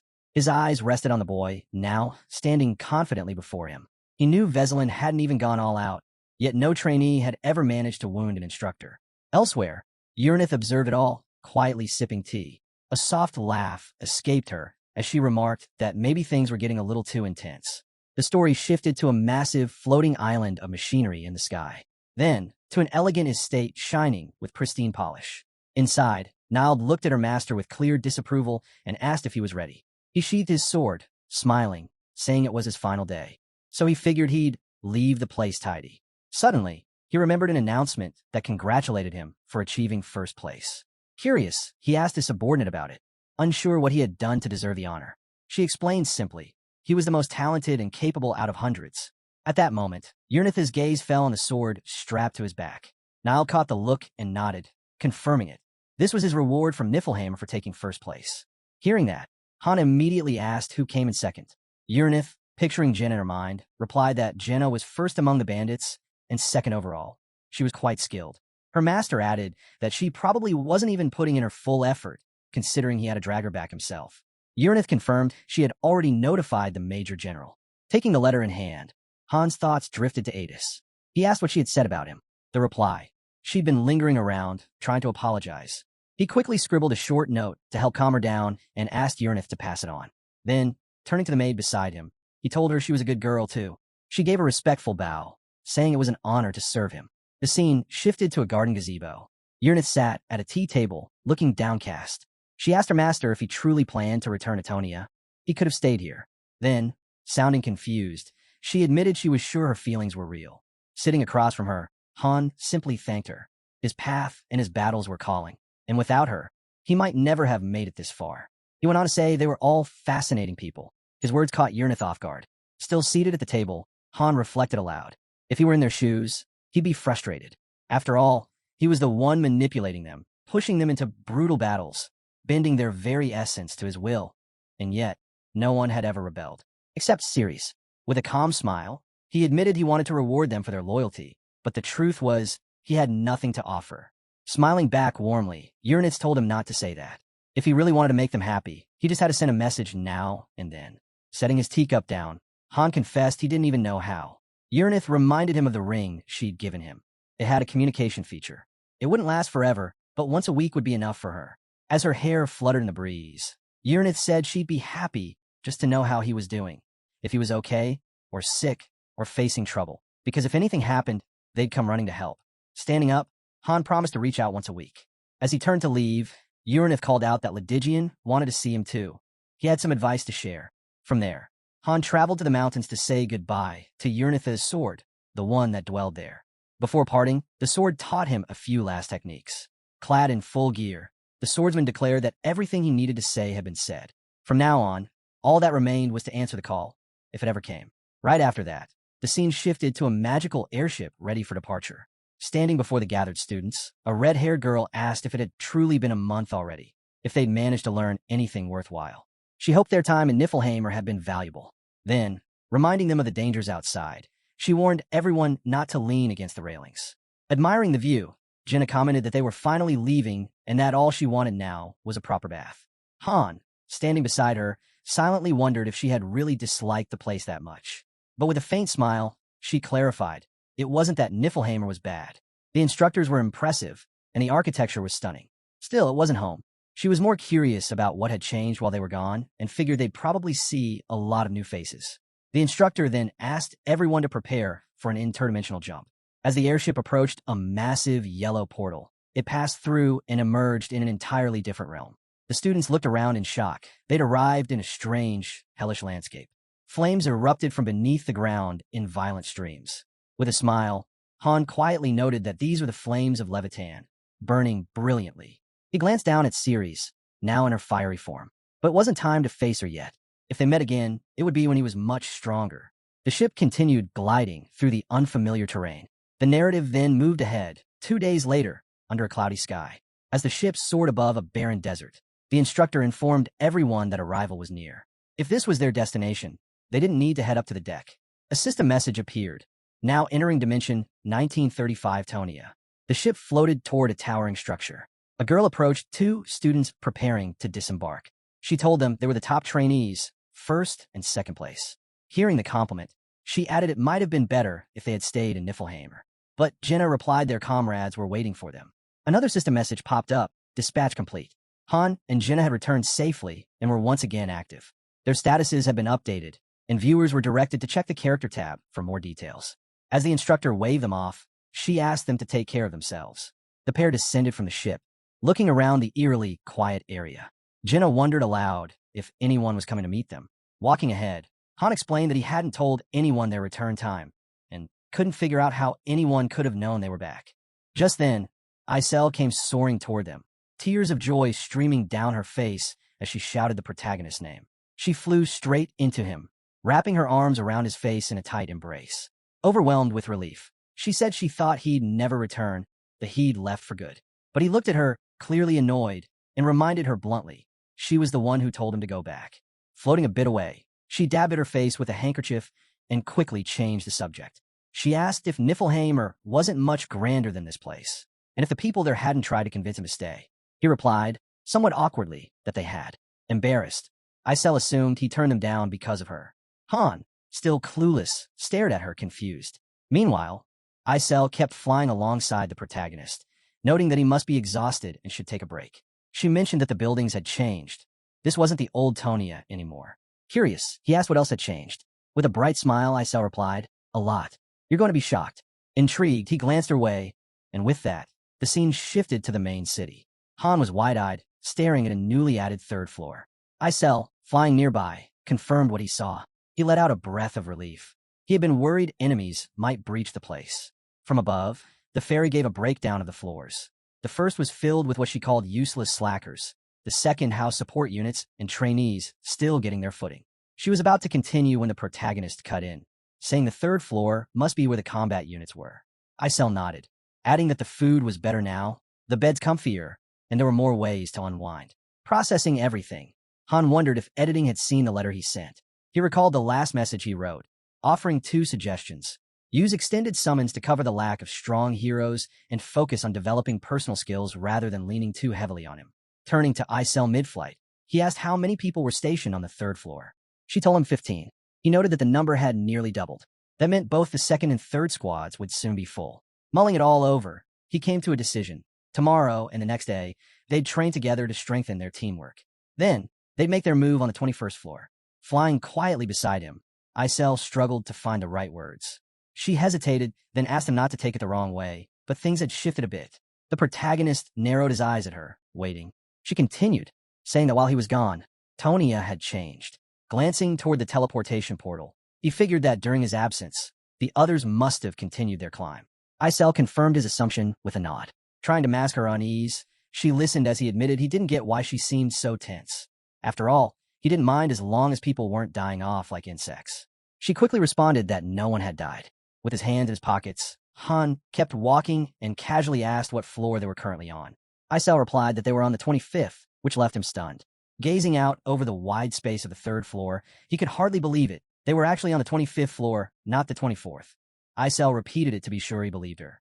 Still wrapping his head around it, he realized they must have taken down the floor boss. It hit him that maybe he'd been underestimating the situation. Just as Isel had said, a lot had changed. But he hadn't expected this much. Thinking back to the summoning gate, he asked when the master had used the extended summoning. Isel told him it happened just a month ago, right after he left for Niflheimer. He immediately requested to see the system logs from that time. Without hesitation, she brought up the system notification windows, surrounding him with the full details. Han watched closely as the log showed that the master initiated an extended summoning for 25,000 diamonds. 5 consecutive times, no less, burning through a hefty stash of resources. Isel added that he also bought the promo pack that came with it. Then something caught his eye. Buried in one of the system alerts was a notification about a super rare pull. The master had drawn a 4-star hero. Staring at the screen with clear irritation, the protagonist muttered that this was Eniting's second 4-star hero. Lucky bastard. With only a 1% drop rate, pulling 2 4-stars was unreal. Thinking about those heroes, he figured he could have easily taken them down if they were summoned recently. But by now, they were probably much stronger. He asked if those were the ones who cleared the 25th floor. Isel explained that they had collected enough recording stones. If he wanted, he could ask the master to watch their raid videos tomorrow. Grinning now, Han said he couldn't wait to see what those guys were really made of. Right after that, the story shifts to the training grounds, where a mannequin clad in metal armor stood silently, until it was suddenly struck hard.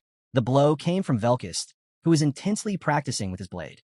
Just as he focused for another strike, the protagonist approached. Velkist paused, glancing over sharply as Han asked what he was doing out there so late.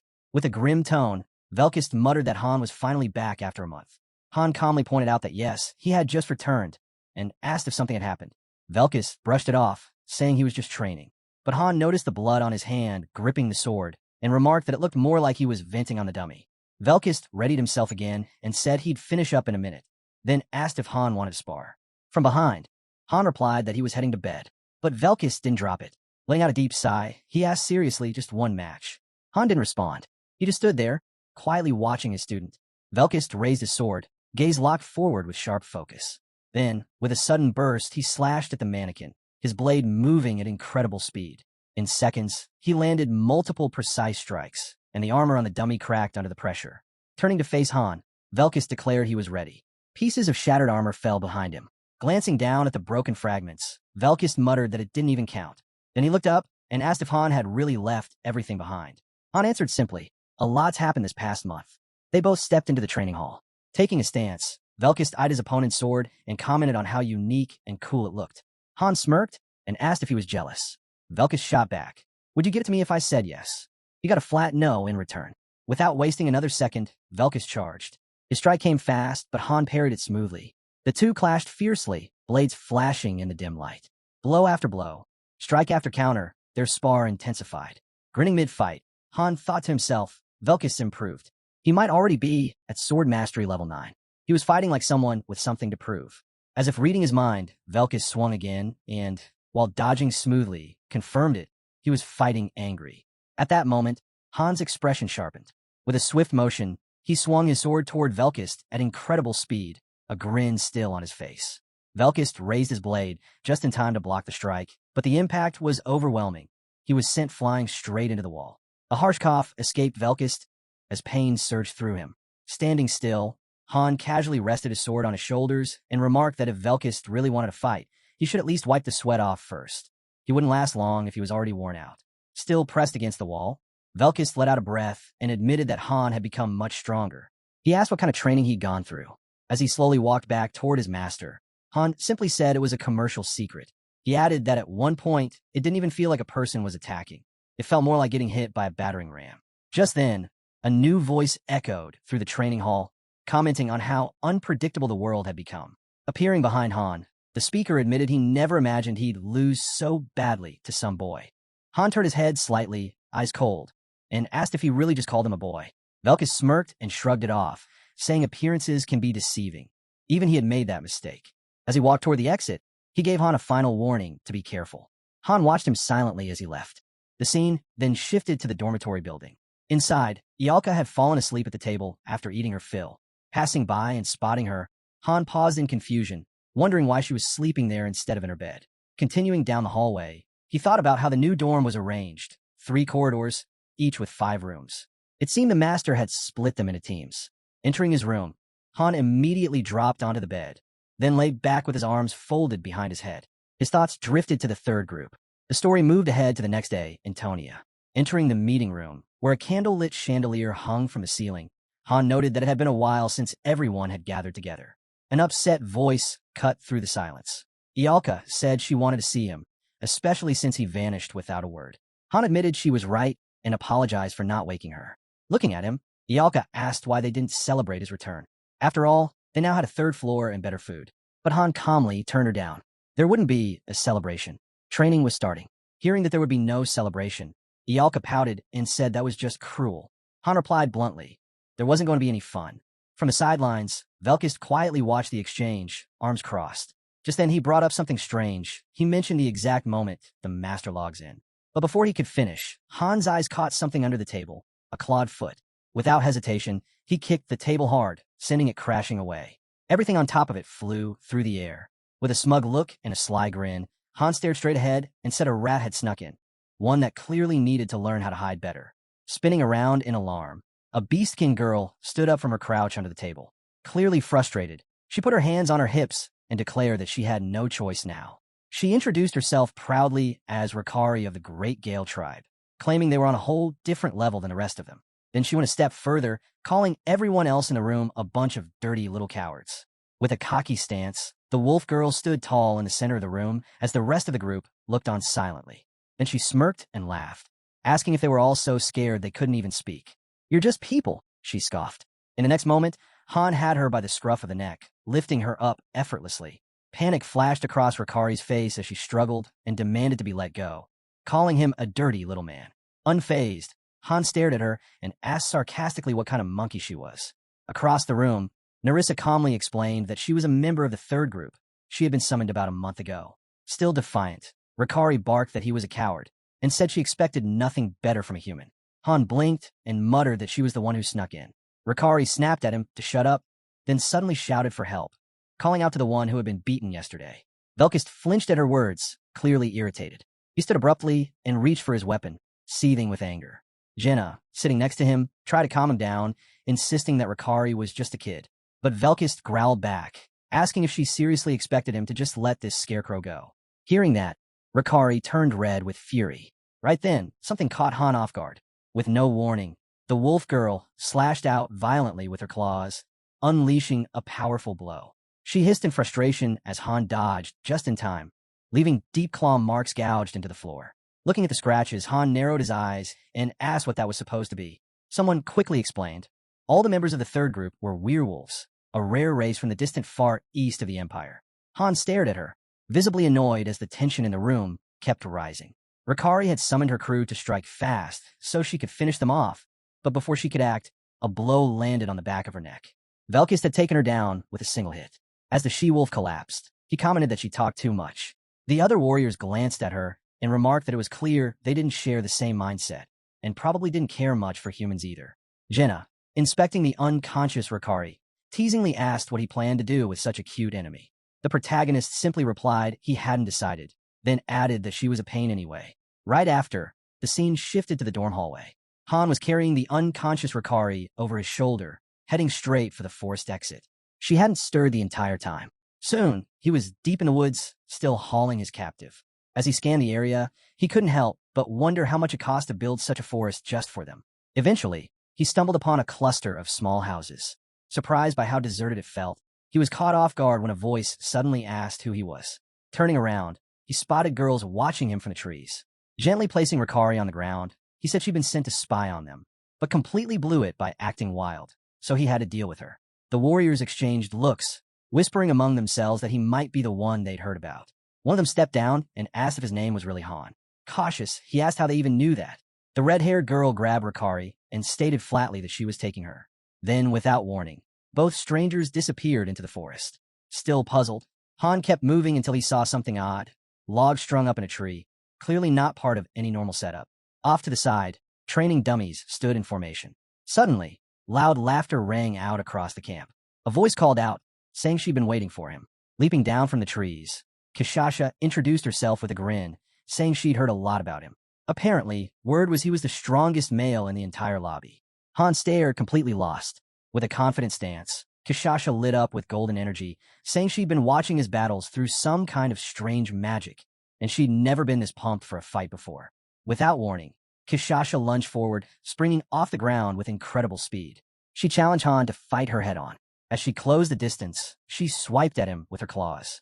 Han blocked it with his sword, surprised to see someone using claw-based combat so skillfully. Before he could react further, Kishasha launched a powerful kick. Han barely dodged, and the ground beneath him shattered from the force of her strike. Watching her with a grin, he couldn't figure out how someone so young could be this powerful. He asked if she seriously wanted to fight him. Kishasha nodded confidently, saying she'd been waiting for this moment. For her, there was nothing more thrilling than battling a strong opponent, human or otherwise. She rushed in again, claws slashing. Han met her attack with his blade, and the surrounding terrain cracked and tore apart from the impact.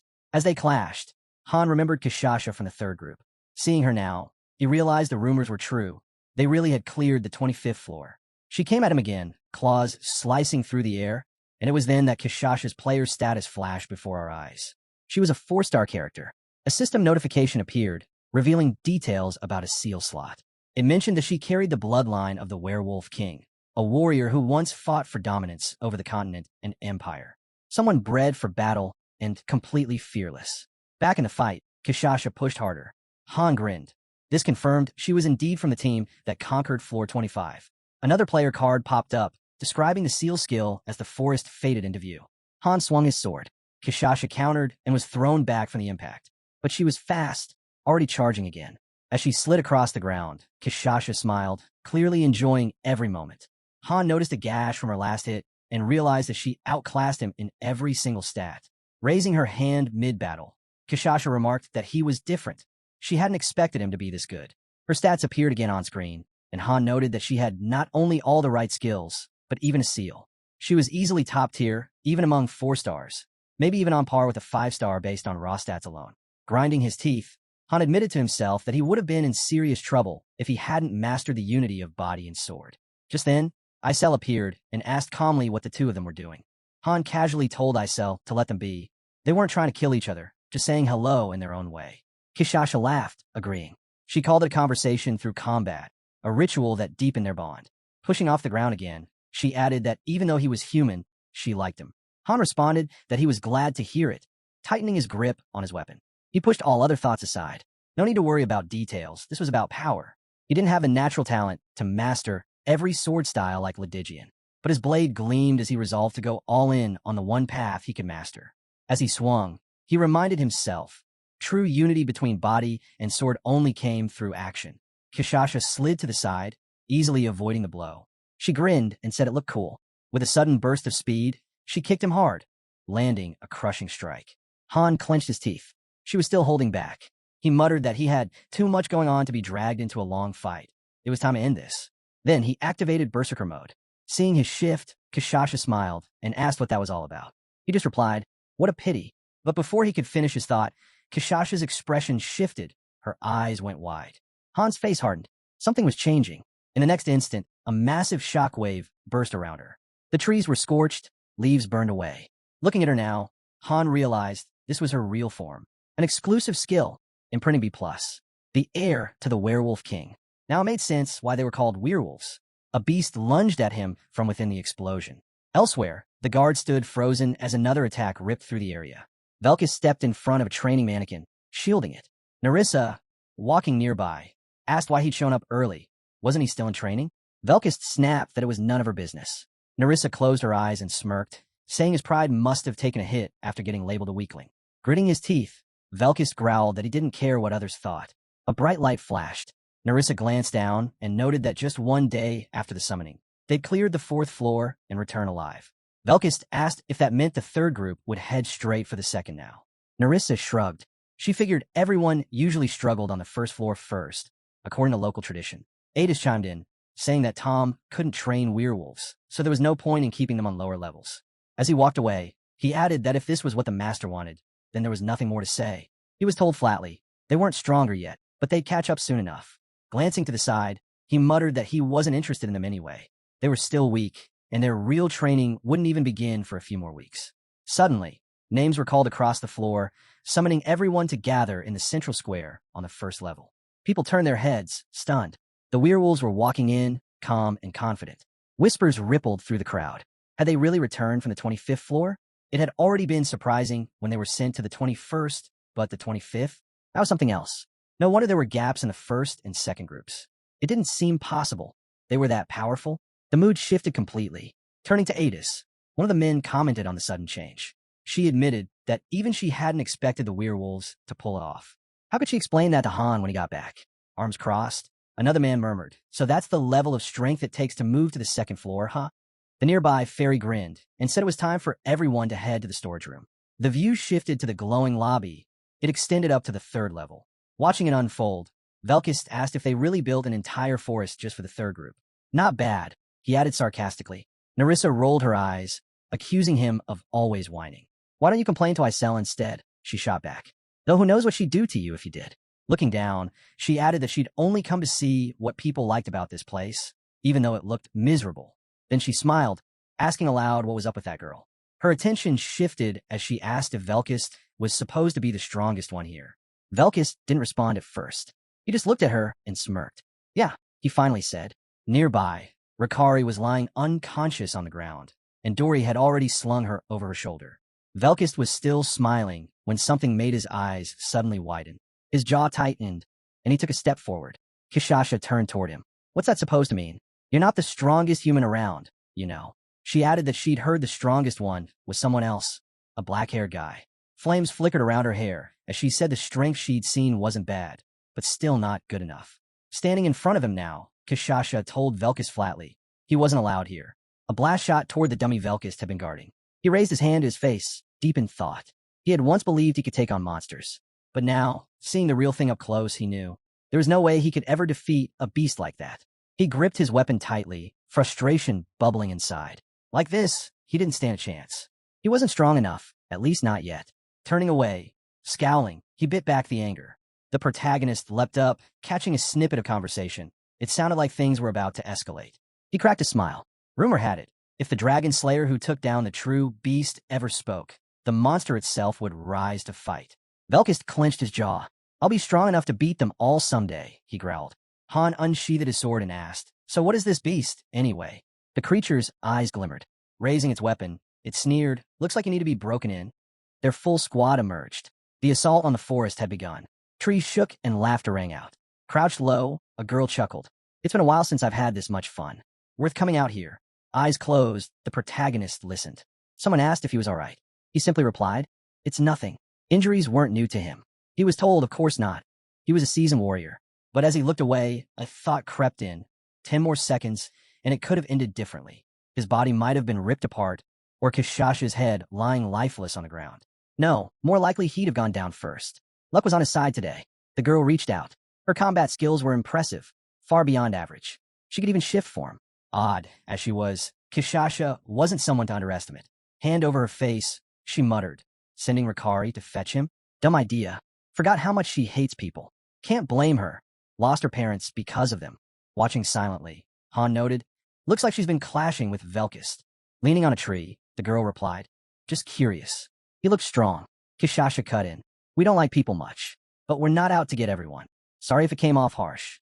I'll take a good fight over grudges any day." Peeking from behind a tree, another girl hissed, "How could you bring him back? A traitor?" The hero sighed. "So restless."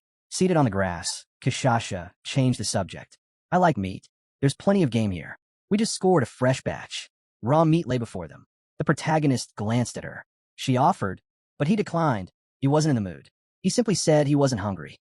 Grinning, Han chimed in, "Well, I hope we can count on you guys for the next missions. Climbing the tower would be a hell of a lot easier with you on board." The girl looked him straight in the eye. "Is this really something we need to talk about? We came here under contract." She glanced at the group. "I was planning to offer you the same." The hero looked at her. "And what exactly is this contract?" Licking her fingers, Kishasha replied, "The end of the world. Our homeland started vanishing into darkness. Right then, we heard a voice. It said it could save us." She knelt, and I accepted the offer. Pointing at the guy, the girl said, "But the rest of us don't remember anything like that." It was strange. Resting her hand on her knee, she continued, "Anyway, we're still doing missions. Most people here are idiots. At least there's one real warrior among them." Raising her hand, Kishasha declared, "I should tell the others to stay out of our territory. We don't forgive trespassers." Then she pointed forward, "But you." You can come by any time. The next day, they arrived at the dark forest and began training. Changes had taken place in the lobby. The biggest update? Each faction now had its own training center. No more awkward overlaps. Things would be much smoother now. Inning finally logged in. A familiar house materialized before her. A notification popped up. One unread message. Training results flashed across the screen. He'd earned a high-grade spirit stone, 2 exaltation stones, and a hefty sum of 300,000 gold. Players around him also got rewards. Isel looked over surprised. The master gave me another gift. The protagonist glanced at her, confused and underwhelmed. He turned to the fairy. Tell her to stop sending me this stuff. She blinked. But I thought you liked them. He shrugged. Would rather get something I can eat. The fairy nodded. All right, hold on a second. A tip appeared on screen. If the protagonist doesn't like the gift, try giving him something else. Then a white horse statue materialized. A message followed. Han was extremely disappointed with the white war horse statue. Without a word, the protagonist tossed it aside. It shattered, fragments scattering across the floor. He looked around the lobby. About 100 people were gathered, but he still had control over everything. Then he turned and said, let me review the mission logs from the 25th floor. Use the replay stone. Isel gave a nod of approval. Han then requested access to the 25th floor mission replay. Standing in the center of the hall, the protagonist received a notification. He had chosen to activate the replay stone on Han. The replay began. He shut his eyes, then quickly opened them again. Now he stood on the edge of a cliff, staring out across what looked like a vast desert. The mission type still hadn't revealed itself. Kishasha's team had already cleared the area. A city soon emerged in the distance, and he figured the objective might become clear if he explored further. Suddenly, shouting erupted. A crowd charged forward, yelling to catch someone. A man barked orders to seal off every exit. Not even an ant gets out. Glancing aside, he ordered someone to prepare a wanted poster. I knew it, muttered a bystander. The girl was cornered against a wall. Eyes wide, she pleaded, please let me go. I'm looking for something. I won't cause trouble. One man unsheathed his sword. Looking for something? My son caught your plague. He's dying. More voices joined in. She's the reason the monsters went berserk. It wasn't me, she cried out. Shut up, came the harsh reply. The girl froze as someone called her a traitor. Friasis turned, folding her arms. The protagonist watched quietly. She wasn't a child anymore. Someone asked if they should shoot. Another replied coldly. Even dead, there's a bounty. Let's finish her. Crossbows were raised. Friasis stared at them in horror. The bolts flew, but just before they struck, they shattered midair. A wide smile spread across her face. Filthy people, yes, so many of you. She lunged forward. I can wipe every one of you out. Kishasha slashed through the air. Protect her in this one. Leave the rest to be shredded. A man recoiled in terror. She's the Empire's most wanted criminal. Lifting his head, he warned, if you defend her. He didn't finish. A blow took him out mid-sentence. Friasis turned, startled. A notification popped up. Floor 25 mission type. Escape. Objective. Escape the restricted zone. Special objective. Protect NPC Friasis. The current team lineup was displayed. A man ahead asked, where the hell did they come from? With his eyes wide, he shouted, urging everyone to listen. They didn't want to fight. They were only after the wish. But before he could say more, an attack suddenly came flying his way. The girl raised her hand and said flatly, this is exactly why I hate dealing with people. She questioned why she'd even bother speaking to someone she planned to kill. Kishasha looked down and told him to follow her. Friasis, surprised, asked, wait, they're werewolves? She thought there weren't any on this continent. The girl turned her gaze and said she heard something odd and caught the scent of blood. She suggested someone go check it out. Nishaz agreed without hesitation. Staring out the window, the girl explained the mission's goal. They had to escape the area with the NPC. Friasis suddenly gasped, realizing they really are heroes, the very same kind that once saved her. Kishasha glanced away and asked what she was even talking about. Nana snapped that she was being too loud and threatened to quiet her down by ripping off her arm.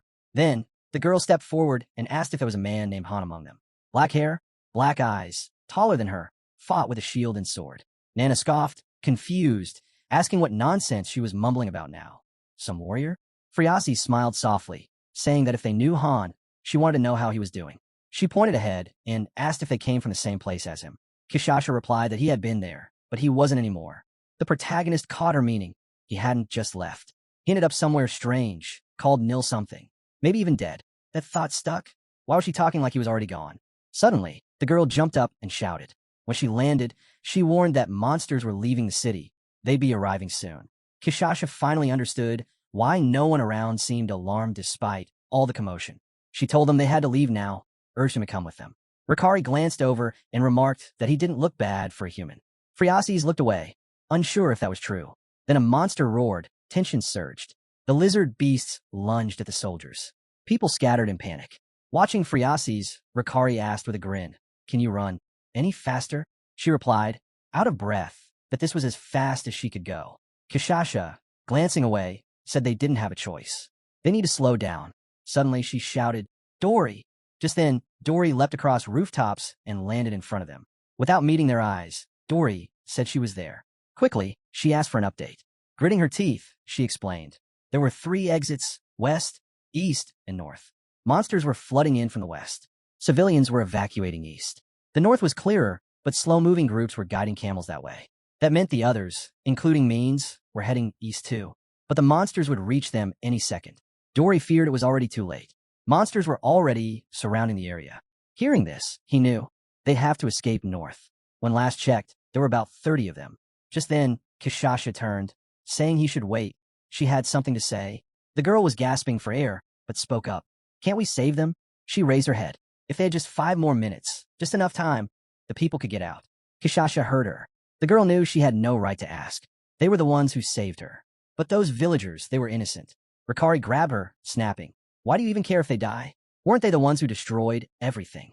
The girl gritted her teeth and said yes. They did, but they had no other choice. Kishasha stepped in, pulling Ricari back. "Enough. Don't hurt her." She only asked. "You could have just said no." Then Kishasha turned to her, looked straight at her, and said, "I'm sorry, but we can't." Phreaces quietly asked if she'd reconsider. The crowd had gone silent. Kishasha answered firmly, "No." The girl clenched her teeth, staring at the ground. Phreaces pulled back her hood. Kishasha's eyes widened in shock. A system notification appeared. Conflict created. Special NPC Phreaces requests assistance. She tightened her fist. A branching side quest activated. Evacuate the civilians. The system noted the master could assign heroes to quests, and it showed each hero's stance toward the request. The girl shut her eyes.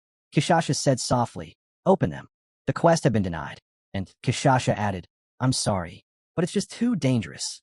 Kishasha's eyes blazed as she declared she wouldn't sacrifice her own kind just to save humans. Despite the tempting experience points, gold, and bonus rewards, Kishasha turned down the rare opportunity. Phreaces, frustrated, muttered that she still felt so powerless. Given how rare Kishasha's group was, losing even one of them would be devastating. They were nearly impossible to replace. Stepping forward, Phreaces warned that the monsters would arrive any second. Smoke began to blanket the city as creatures surged forward. The girl's smile stretched wide as she launched into the fray. Phreaces weaved through fallen bodies, her jaw clenched tight. Meanwhile, the protagonist moved steadily forward, thinking this mission wasn't difficult at all. It felt more like a break, just an escort quest with an NPC. Not even 100 lizard men had attacked. No boss monster either. From what he could tell, the 25th floor was no harder than the rest. He glanced to the side, noting that regardless of how the floor was cleared, Kishasha had clearly been the MVP. Standing in the room, a system notification popped up, recording complete. He received the full experience of the 25th floor. Looking at the screen, Han realized the quest had split into a branching type, something that allowed re-entry to face the boss, which hadn't been possible before. Staring straight ahead, he thought about the rewards: experience, gold, better NPC relations, and a bonus prize. Whether the rewards went to another hero didn't matter. As long as one of them got it, they all benefited. More importantly, he figured that bonus reward could hold clues about the next floor. Reaching the 30th was the real goal. Smirking, he said, "This is the mission." Turning away, he added quietly, "And I'm going to be the one to complete it." The night settled over the city like a heavy blanket. Han, arms crossed, looked up and said that tomorrow they'd head for the 25th floor. Nearby, Velkist, gripping a dumbbell, asked if they were really training all night. He doubted a few hours would get him back in shape. Ialka glanced over her shoulder and said she didn't mind, but something about the protagonist had changed. He wasn't even using his shield anymore. She asked if they were switching up their group dynamics, and if it might be too soon. Standing tall before them, Han told them not to worry. Their roles wouldn't change much. They'd train with the second group to get back on track, but not push so hard they burned out before tomorrow. Velkist shut his eyes and calmly said he noticed the second group had brought along a few kids to fill the ranks. He wasn't convinced they'd be able to keep up with training. Han kept his eyes on the newcomers, his mind turning over the same doubts. The square was packed with people. Adis pointed at a small group and introduced them. Anin, Lilini, and Bennick. One of the boys perked up and called out enthusiastically, saying he'd heard plenty about Han and even witnessed him take down that dragon. It was awesome. Lilini, looking a little shy, introduced herself softly. Bennick, with a more serious tone, mentioned he'd heard stories about Han's strength and was honored to finally meet him. Anin chuckled, adding that Bennick might seem cold at first, but that wasn't really the case. Adis turned toward the others and said the trio had joined up just 2 weeks ago. They were full of drive and had already shown solid progress. Smiling, she pointed out they'd definitely be useful on future missions. Han said nothing, just stood there with a calm gaze focused on the group. Han quietly told Adis not to get too close to them. It would only make things harder down the line. Adis clenched her fist and said firmly that she understood. This time, she wasn't going to let anyone die. With that, the protagonist closed his eyes and said it was time to begin. Suddenly, the building's windows lit up with a purple glow. Adis's group instantly shifted into battle stance. Han and the others readied themselves. Without warning, Anin stumbled back, caught off guard. The protagonist had struck him hard. As Han swung his blade, he asked whether fighting with real swords gave him a new perspective after all that time playing with toys. Anin, now furious, blocked with his shield. Han told him bluntly to treat this like a real fight. Aim to kill. Han slashed an arrow out of the air and glanced at Bennick, who was already knocking another one. The protagonist smirked, admitting he liked that Bennick could react that fast. Lilini dashed in with her spear, but missed. Just then, a wolf-like figure appeared behind her and taunted that it had been a while. He was genuinely surprised the so-called coward had managed to prove herself. Velkist launched a barrage of strikes at Lilini. He ducked low with a sly grin, slipping past Adis's counterattack. Han, looking on with satisfaction, asked Velkist if he recognized her. Velkist replied that Lilini had been there during his very first battle. Back then, he thought she wouldn't make it past the first floor, but somehow she did. Narissa moved in and struck at Lilini, saying her biggest obstacle was her own mindset. Otherwise, she had the skill and movement to go far. Adis glanced at Han with a smile and told him not to go easy on them. What they needed right now was a tough lesson. The overwhelmed rookies were barely holding up under the relentless attacks. The protagonist and his crew stared them down with wild eyes, announcing they could do anything to them, short of killing them. Adis covered her face, regretting ever speaking up. Night had fallen, blanketing the building in darkness. A table was stacked with potions. Han stared at one, filled with yellow liquid. Notifications flooded in. He'd successfully crafted a heat-resistant item. Isel inspected the potions, impressed. She asked if the protagonist really made them himself, pointing out that the master might get suspicious. Her eyes sparkled as she looked at Han's ring, asking where he got it. He replied that it was a gift from someone he knew back in Niflheim. Gazing at the potions, Han reasoned that while the 25th floor might not be the toughest, he still needed to be ready. Thanks to Ialka, everyone had fire resistance, but that wouldn't stop the brutal desert heat. The mission would be short, but he didn't want to waste energy battling the climate. The settlement sat in silence as the night passed. When morning came, a notification popped up. Han, the leader of the first group, had submitted a raid request for the 25th floor. Suddenly, the space-time gate cracked open. A message flashed across the screen. This was the main dungeon, and the goal was to climb the tower. A bright light poured out of the portal. Out of nowhere, Phriases appeared, kneeling. She gritted her teeth and slowly opened her eyes, startled to see Han in front of her. Confused, she asked how he got here. The protagonist calmly asked how she'd been. Phriases looked around, asking where the werewolves that had been there had gone. Han told her they were at home resting. No need to worry about them now. His companions figured Phriases must be here to ask for something. Still in shock, she asked if this was some kind of magic. Lifting his blade, Han said this wasn't the time for talk. They had work to do in that direction. Wide-eyed, Phriases asked if he really meant he was going to help. Without another word, the group downed their potions and headed out. The protagonist said they were already on the move. Jenna asked if the point was just to buy time for the others, and added that it sounded like a solid mission. Stunned, Phriases got a notification. The leader of the first group had sent a request to complete a side quest. Her eyes shut tightly, and she started to shake. Then, smiling through tears, she began to cry. Chaos broke out. Lizard men were tearing through the area, slaughtering everyone in sight. Just as one was about to strike, it suddenly collapsed. They turned to see Han standing over it, the monster's head lying at his feet. The enraged lizard men turned their focus toward the protagonist and his squad. Surrounded on all sides, they calmly reported. Only 17 enemies remained. Drawing his blade, Han gave a clear command. Wipe them out in 10 seconds. Jenna unleashed a volley of arrows, mowing down several in an instant. Narissa drove her blade straight through one of the beasts, finishing it cleanly. Another wave charged toward Ialka, but she raised her arms and released a torrent of fire, engulfing them. Ialka remarked that the heat was brutal and, if not for the potion Han gave them, they would have been in serious trouble. Velkist slashed through the creatures effortlessly, a glint of satisfaction in his eyes. Off to the side, a terrified man clutched his head and muttered in disbelief. Were these people even human? While Han continued to cut down lizardmen, he asked if the bystanders could still see them. Jenna responded that the crowd didn't seem eager to run. They were rooted in place. Velkis drove his blade into another monster and said flatly that if the people could see them, they were probably already dead. One stunned bystander stared at the blood-soaked ground and mumbled something about ghosts. Watching them, the protagonist realized they weren't visible. Only the aftermath of their actions could be seen. Phriases rushed over to the crowd and warned them to head to the eastern gate unless they wanted to die. She told them plainly that they were being protected, and only she could actually see those doing the fighting. The people turned to her and asked if these were monsters she had summoned. Phriases firmly denied it. She didn't control anything. She just asked for help. One furious man stepped forward, pointing at her and yelling.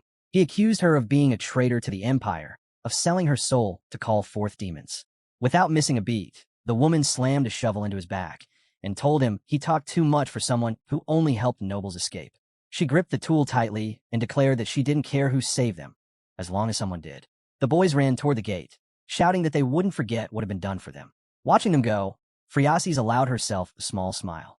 It had worked out, but Han, expression stern, reminded everyone it wasn't over. The side quest was still active. Phriases stared at the incoming wave and asked, stunned, if there weren't too many. The protagonist looked toward the massive horde and said that if they could hold the line here, they wouldn't have to worry about being flanked. It was still better than the chaos on the 5th floor, where they were attacked from all directions. He instructed everyone to spread out more. The ground began to tremble as the lizardmen started pounding war drums. Watching them, their chieftain, face twisted with rage, roared out, demanding to know why these intruders were defying the laws of nature. An explosion ripped through the air, instantly decapitating the lizardman who had just declared his intent to bring judgment to these cursed lands. Jenna, bow in hand, glanced at the smoking corpse. Should I just take out trash like him? She asked flatly. Phriases, standing behind her, turned to Han. Are you sure we'll be okay? There's way too many of them. There's 100, Han replied coolly. We each handle 20. Without hesitation, Han charged forward, telling Phriases to just stay back and watch. Ialka stepped up and raised her hands. Flames burst out, surging in waves and incinerating the oncoming beasts. Jenna followed up, firing arrows with lightning speed. Each shot struck its target with such force that the lizardmen exploded on impact. As she reached for more arrows, her quiver glowed, and fresh arrows appeared instantly. A system message popped up. Mana increase quiver. Magical gear. Expands arrow capacity to 100. A glowing orange crosshair appeared before Jenna's eye. She locked on, releasing a rapid barrage that tore through the enemy ranks. Meanwhile, Han leapt into the fray, swinging his sword and lopping off a lizardman's head in one clean motion. Blood sprayed across the field. He kept moving, and as he delivered a crushing blow that severed another's arm, a message appeared, skill acquired, powerful blow. Velkist wasn't far behind. He lunged at a cluster of lizardmen, cutting several down in a single slash. A notification blinked. Basic swordsmanship. Max level achieved. Narissa muttered grimly. This is insane. Phriases, stunned, looked at them in awe. You've all gotten ridiculously strong, she said, eyes fixed on Han as he sheathed his blade. You're on a whole different level than last time, she added.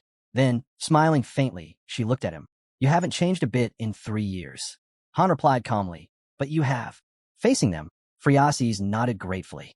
Thanks, guys. What about the two with the spear and daggers? They're alive, Han said. Adis and Aaron, just somewhere else right now. Suddenly, another wave of lizardmen came charging, yelling that they'd spotted humans. Han looked ahead, 31 of them, all level 22. As they reached the battlefield and saw the remains of their fallen kin, the monsters abruptly halted. Then, without a word, they turned and fled. Velkist watched the fleeing lizardmen with a puzzled look. Why are they running? He asked. They've learned fear, Han answered, glancing at the fallen bodies. Looking around, Velkist muttered, that wasn't even hard. As they began surveying the settlement, Han turned to Narissa.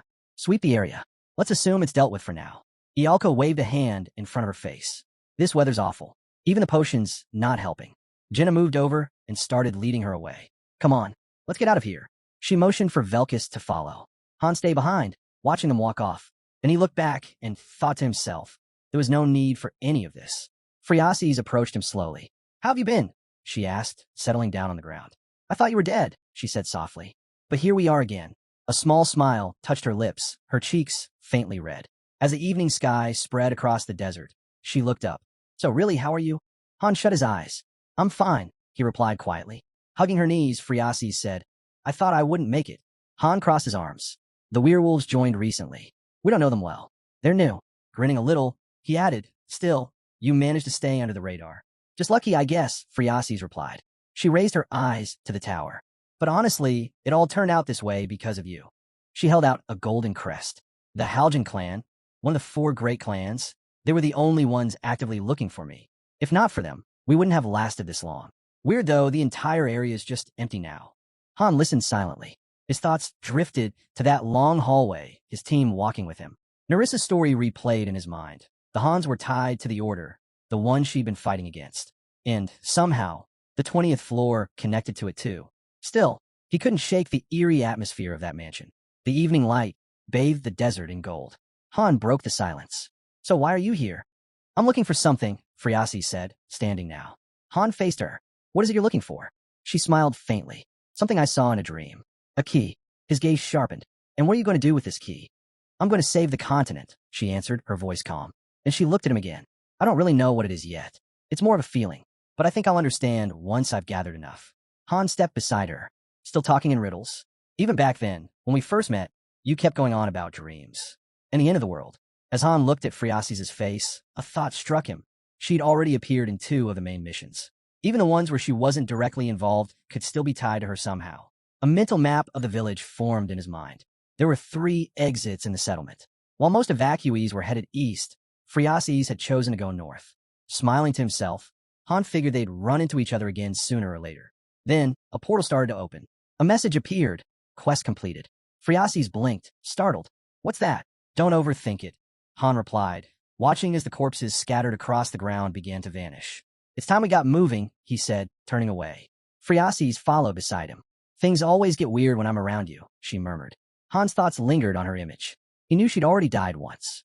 Faces from the other team flashed in his memory. Another group, hired with gold, who had tried to beat the 15th floor. None of them made it. Then came the newly assembled werewolf group. They cleared the 25th floor with success. As he watched Phriases run alongside the werewolves, it clicked. This was her 3rd life here. Han considered the single teams that were used to measure the stage's danger. If you counted all those, the death toll was even higher than anyone realized. The evening light stretched over the towers as they neared the exit. Phriases paused and asked, will we see each other again? With arms crossed, Han replied, we'll meet on another floor. She smiled. Then I'll survive. For all of us. As she walked away, a final system message appeared. Quest complete. All team members leveled up. Reward, 100,000 gold. MVP, Jenna. After teleporting out of the desert, the group stood before a towering gate. Han recalled something he'd read. It was possible to clear a bonus stage inside the rift of time and space. But there was a catch. It could only be attempted once, and only by a single person. With a fan covering her face, Ialka remarked that it gave her a bad feeling. From experience, she said, when things start off smooth, they usually end horribly. She turned to get the protagonist's opinion, and he nodded in agreement. He then stepped away from the group, telling the others to move on ahead. The girls, puzzled, began speculating. Maybe Han wanted to farm materials, or simply rest and enjoy the view. Han stood alone before the gate. Calmly, he acknowledged that the bonus stage was meant for a solo challenger, and he couldn't ignore it. Without hesitation, he entered the portal. He found himself in a pitch-black chamber. As he surveyed the surroundings, he figured out it was a maze, twisting corridors with countless branches. Yet, strangely, there were no traps or monsters. He pressed on through the silence. An hour passed.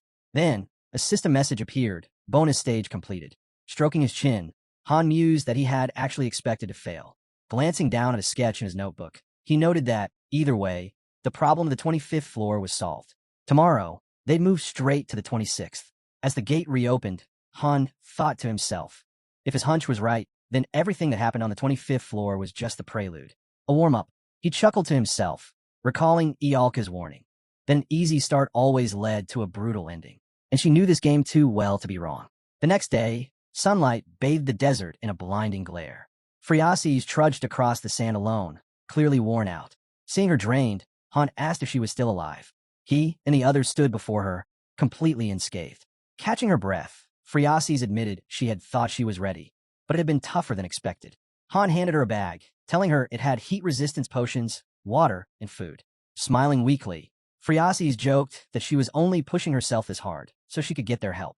Velkus turned to Han and asked what kind of mission they were dealing with. Han responded that it was straightforward. They just had to follow Phreases and keep her safe. Phreases pointed ahead, saying she'd seen all of this before in her dreams. Now, all she had to do was follow the signs. Scanning the vast desert, the protagonist quietly wondered what signs Phreases had been referring to. Before he could dwell on it, something caught him off guard. Han spotted a massive swarm of lizard beasts charging straight at them. The monsters, wild with fury, rushed in with no hesitation. Without missing a beat, the group grabbed their weapons. Someone shouted that they were better equipped than last time. This would be a perfect warm-up after eating. Blood quickly sprayed across the sand as the battle erupted. Watching the carnage unfold, Phreases, clearly shaken, admitted that even the royal palace guards didn't seem this powerful. As the last enemy fell, Han and the others began fading from view. With a confident grin, they told her they'd see her on the next floor. Phreases met his gaze and agreed. A system message blinked across their screens. The floor was cleared. They were awarded 50,000 gold, a desert essence, and more importantly, the highlight of the floor was the protagonist, surrounded by his companions. Velkus glanced around and muttered that he still didn't get the point of these missions. Wasn't this all just babysitting some girl? Han cut him off sharply, warning him to mind his words. Velkus smirked, clearly amused, and asked why. Was she royalty or something? A princess of the Empire? Yes, Han replied without hesitation. Velkus was stunned. Wait, seriously? He asked. With arms crossed, Helen stepped in, pointing out that Velkus should have realized it if he'd paid attention back on the 15th floor. Still confused, Velkus admitted he hadn't fully grasped what kind of place this was. The moon hung high and bright above them. One last lizard, filled with rage, lunged forward with a blade, bellowing that those who defy nature must die. Velkus swiftly sliced it in half, scoffing at the nonsense. Stepping past the fallen beasts, Phreases said softly that time was running out. They had to move quickly.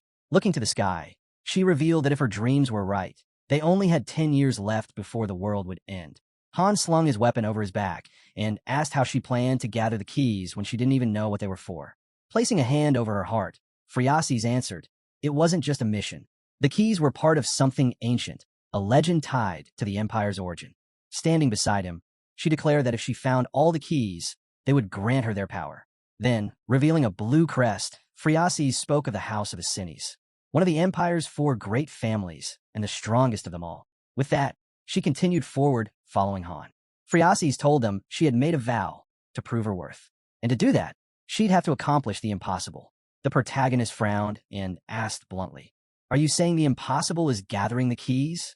Turning to face him, Phreases asked why Han was helping her at all. With her arms folded, she admitted she had nothing to offer, no power, no leverage, just her body. Taken aback by her own words, Phreases was even more confused when Han calmly said he didn't want anything from her. He turned and walked off, casually adding that it just so happened this mission aligned with his own.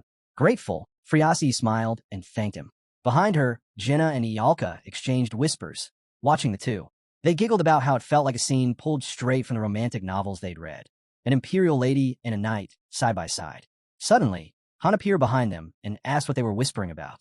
Without missing a beat, he grabbed Ialka's cheek and reminded her, with mock irritation, that misunderstandings were his favorite thing. A system message flashed. The floor had been cleared. Phreases turned to Han and asked if they'd meet again on the next floor. He clenched his fist and said no one could be sure. They weren't the only ones involved anymore. Her brows furrowed in confusion. At that moment, Isel spotted several others emerging from a portal and was caught off guard. The protagonist imagined a massive dragon looming ahead. He figured the 30th floor required multiple groups, so it was unrealistic for just one party to handle everything alone. He recalled what happened during the 20th floor raid. The entire attack squad had been thrown into chaos because of another team's blunder. He was certain Anakin had witnessed it. If Anakin hadn't learned from that mess, then he really was a fool. The scene shifted to the settlements. The narrator explained that by the next evening, the 3rd group had already been dispatched to the next floor. Staring at a band of werewolves, Han noted that they would now be escorting Phreases. He didn't like their personalities, but Gwen was competent, and that counted. Looking up at a tall structure, the protagonist mused that a training center had been built in Niflheimer while he was away. Though its features were still basic, it was a smart addition. For now, it offered only foundational lessons, but it was a solid start. Watching Velkist and Helen in action, Han pointed out that both of them had reached 3-star ranks, warrior and thief. Their growth was visible in every strike. Elsewhere, Adis and her squad were covered in blood. The narration confirmed that the third group had successfully completed the raid on the 28th floor. The next day, the second group was deployed to tackle the 29th floor. While they managed to complete the mission successfully, the three newer members clearly struggled to keep up. Standing before the next gate, Han reflected. What awaited them now was the 30th floor, a boss-level stage. Given how easy things had been back on the 25th floor, they knew this one wouldn't be forgiving. The protagonist mentally went through all three groups and their members. Altogether, 15 players from the third floor, including himself, would be entering this challenge. But the truth was glaring. None of them were truly ready. Everyone was underleveled for what lay ahead. To even attempt the 30th floor, the recommended level was 30. He pictured a tower rising above them and decided they would rerun the 28th floor to grind experience and earn his promotion. Other floors were currently locked due to connected quests, so editing would send them in right after the second group. As they battled through the 28th floor again, slaying hordes of lizardmen, the protagonist noted that Friasis wasn't with them. This time, it was all about gaining XP by eliminating every creature beyond the desert hills. But then, everything shifted. Night fell over the settlement. Studying various maps, Han discovered something troubling. Some people back on the first floor had secretly plotted to steal loot from the weekly dungeons. Instead of sending their rewards through the dimensional inventory portal, they kept them hidden in their personal storage. Suddenly, a purple glow radiated from a nearby building. Half of those involved were instantly dragged into the synthesis chamber. The rest, sent off to faraway prison zones, their fates uncertain. As the gate opened, the warriors stepped through into the unknown.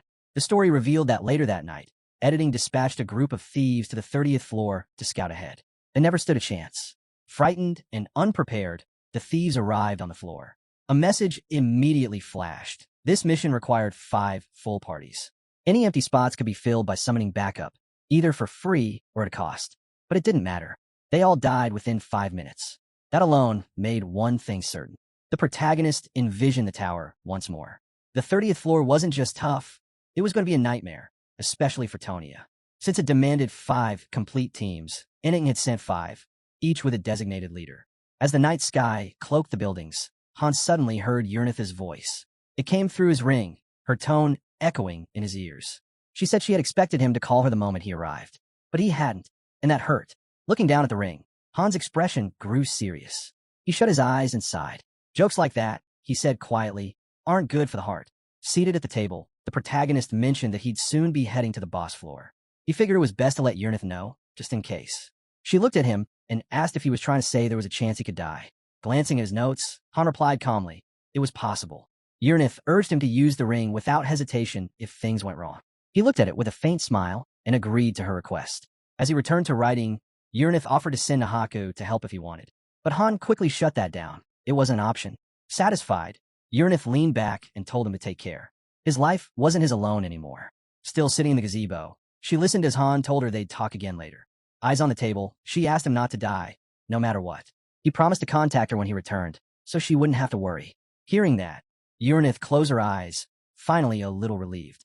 Han touched the ring gently, raised his head, and let out a slow breath. He turned back to his notes. The 30th floor was a complete unknown. If this were a standard run, he'd expect a raid, a recon mission, or a forced escape, but Townia's missions always flipped expectations. Studying the layout of the maze, he noted that the labyrinth from the bonus stage was bound to show up again. Everyone needed to memorize its paths. With pen in hand, he crossed out sections related to the party breakdown. From a synthesis of the 5 captured thieves, they'd learned something crucial. This mission required a full roster of 25 people.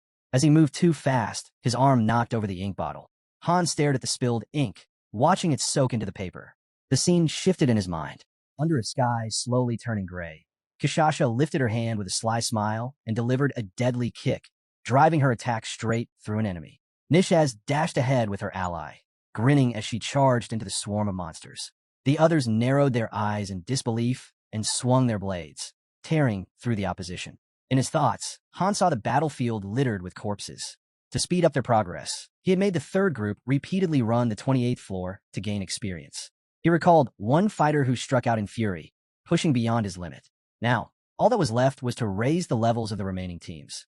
That's why the fourth and fifth groups have been called in more frequently. He pictured a sword dripping with blood and said that they had been sent into the desert zone, specifically to hone their combat strength. Han recalled the moment that sinister girl signed the documents, then shifted his thoughts to the intense preparations underway outside the battlefield. Ialka had been sent off to the magic hall, working non-stop, 18 hours a day, solving complex problems until she finally mastered high-speed research. In all of Tonia, she was still the only one capable of doing such research. A man introduced Night City and explained that the hero's reaction rating in the lobby was just level 3. For their reaction research to be useful, it needed to hit at least level 5. There were 5 separate research teams working toward this. Han remembered how exhausted yet cheerful Ialka had been. After 3 relentless days and nights, she was finally freed. Just then, a system window popped up displaying a card. The hero's reaction research had reached level 5. The lobby received the goddess's blessing, and a new communication feature was unlocked. Now, the groups could easily stay in touch. Leaning against the wall with arms folded, the protagonist mentally noted that long-distance communication was finally possible. Grinning at a surprised girl, he spoke through the radio, explaining that due to the current low reaction levels, communication still had limits. The range maxed out at 1 kilometer, and only team leaders could use it. Adis shut her eyes, pressing her fingers to her temple as she focused. This function would be crucial on the 30th floor. She needed to inform the others. Jenna walked up to the guy, hand on her hip, teasing that it had been a while. He'd been swamped with work. Han glanced at the fighters in the distance, noting they'd been at it since morning. There was a sense in the air, something new was coming. He turned to look at Velkist, eyes fierce with energy, and commented to his friend how impressed he was. Velkist was pushing himself harder than even Eren, putting his life on the line instead of just going through the motions. You could feel it in every clash during sparring. Watching the fight, Jenna remarked that they were training hard, but from what Han said, it seemed they still held back during regular practice. Nariza clenched her teeth, swung her sword with force. The blade spun through the air and landed behind her opponent, buried in the ground. Velkist scowled and ordered her to pick it up. Drenched in sweat, Nariza wiped her chin. With arms crossed, Han stared straight ahead, deep in thought. The trajectory of his sword was evolving, just as Lydigian had described. This was the requirement for reaching intermediate weapon mastery. It looked like he was about to level up. His gaze shifted to Nariza, still swinging her blade. She trained just as hard, though her strengths leaned toward support, gathering intel and detecting traps. The protagonist watched closely, catching the reflection of her opponent in her eyes. He could clearly see the difference. There was still a big gap between her and Velkist in actual combat. Suddenly, Han leapt in front of her, parrying the incoming strike. Swinging his sword with precision, he told her to fall back. He'd take it from here. Velkist stepped forward with a grin, saying he'd been waiting all day. Han smirked, his grin turning wild as he replied that joining the first group was worth it. He wouldn't have gotten this kind of challenge in the second. Drawing his sword, the protagonist laughed and asked since when Velkist had become so chatty. A window popped up, displaying his stats. Velkist's smile turned sharp as he dashed forward. Han immediately raised his blade and blocked the strike. The clash echoed as the protagonist pushed back the attack, charging him with focus. He looked at Velkist coming at him and thought, this guy lives for the fight. With a grin, Han dodged another blow and said that no matter how many times he's knocked down, he'll keep getting back up. He doesn't give in, even when facing someone stronger. He tightened his grip on his sword, thinking that this kind of resolve is what made him trust Eren to be part of their group. The two continued to exchange strikes, fast and fierce. Velkist flashed a grin as he drew his blade again, and the system announced he'd achieved intermediate sword mastery. Not to be outdone, Han smirked as he swung his weapon, the system confirming he'd reached intermediate mastery at level 3. Night had fallen over the city under a glowing dome. Lights filled the windows of tall buildings. Inside an office, the protagonist stood before the assembled teams, arms crossed. For the first time, he said, all 5 groups are gathered. Adis placed a hand on her hip and replied that she hadn't expected Group 3 to show up. Kishasha, sitting casually on the windowsill, smiled and reminded them they were part of the mission too. She might not be the most combat-ready, but she took her responsibilities seriously, unlike some others. Ryman stepped forward, extending his hand and introducing himself. He'd heard a lot about Han. Leaning against the back of a sofa, Gilbert said his name and added that it was a pleasure to meet him. Adis, now standing next to the protagonist, pointed at him and clarified that she was the one who gathered everyone, not him. She needed to finalize the command structure for the 30th floor and beyond. The protagonist added that with 25 members total, it was time they appointed a leader. Kishasha chuckled, lifting one leg playfully, and said if they were talking about a military leader, the answer was obvious. just pick the strongest. Wouldn't that make things easier? Adis raised her hand and pointed straight at Han. She nominated him, explaining that he had the most mission experience and was quick to read the situation. Anyone who had fought alongside him knew he was a powerful warrior. Still smiling, Kashasha crouched on the table and said she wouldn't object to the Dragon Slayer leading, but warned that they wouldn't be fighting together. They didn't mesh well in battle. Adis tightened her fist, clearly uneasy. If that was the case, she said, then choosing a leader might not even matter. The protagonist, his brow furrowed, calmly stated that their fighting styles were different. Forcing them to change would only make things worse.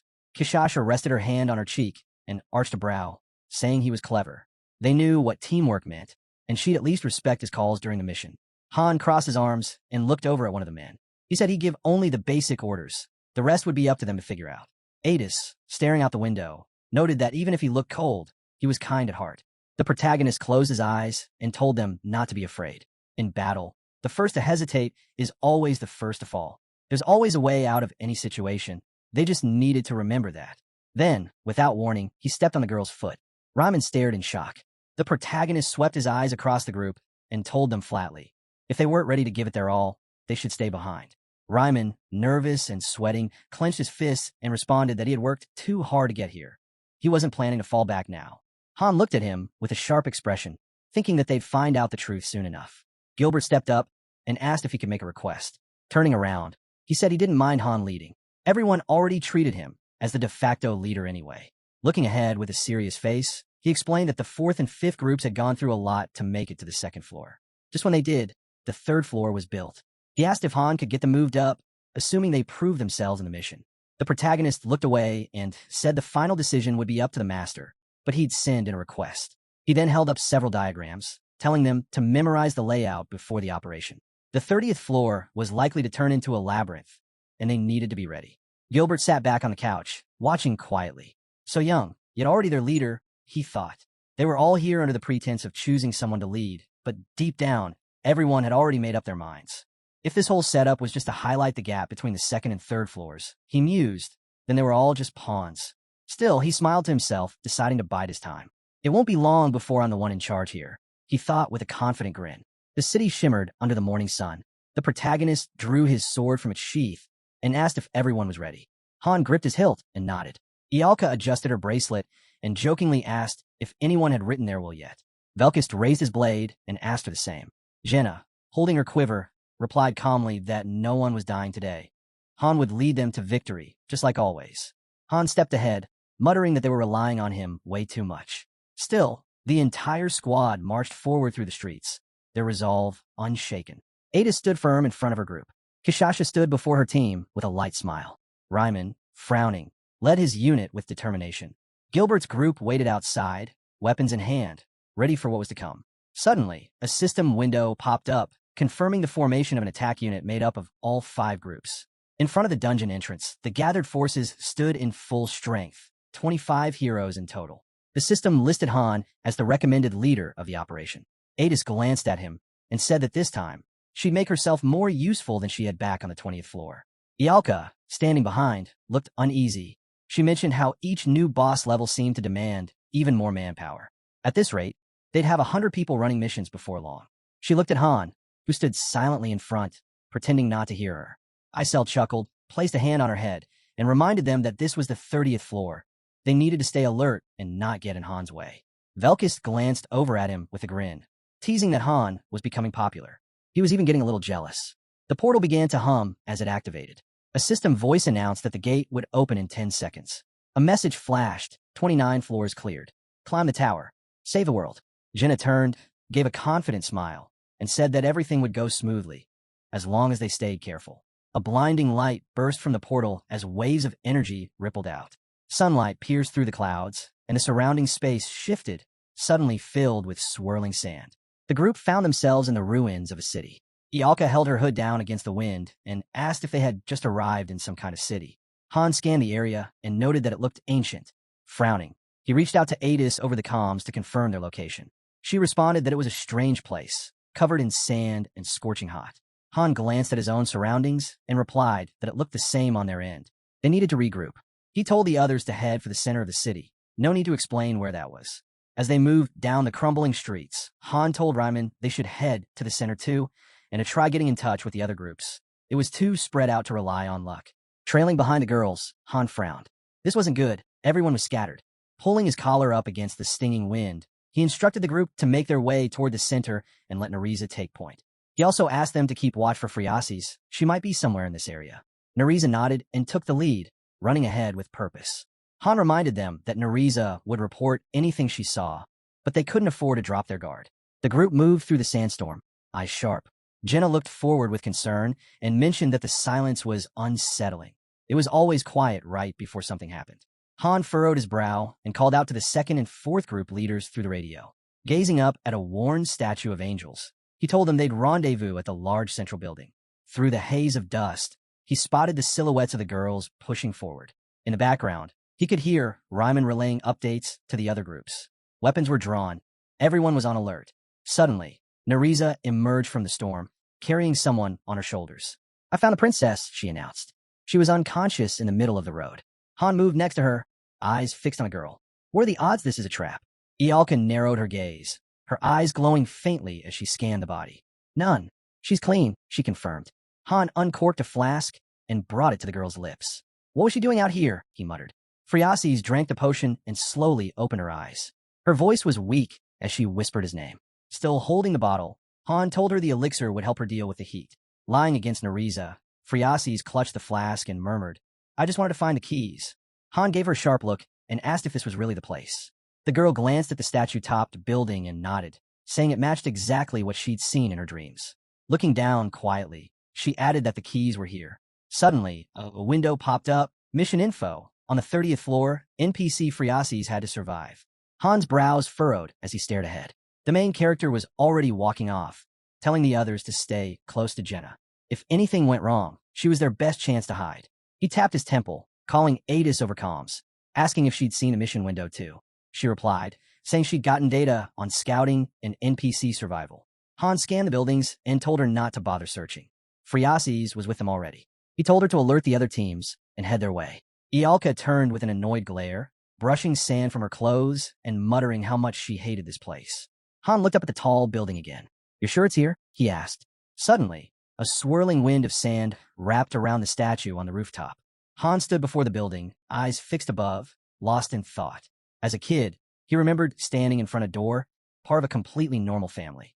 Gilbert, meanwhile, pictured himself in the middle of the city, thinking how average his life had turned out. He remembered standing guard in armor at the fortress, knowing only a bit of swordplay. Then he imagined a terrifying beast, jaws wide open, and realized just how far his life had spiraled.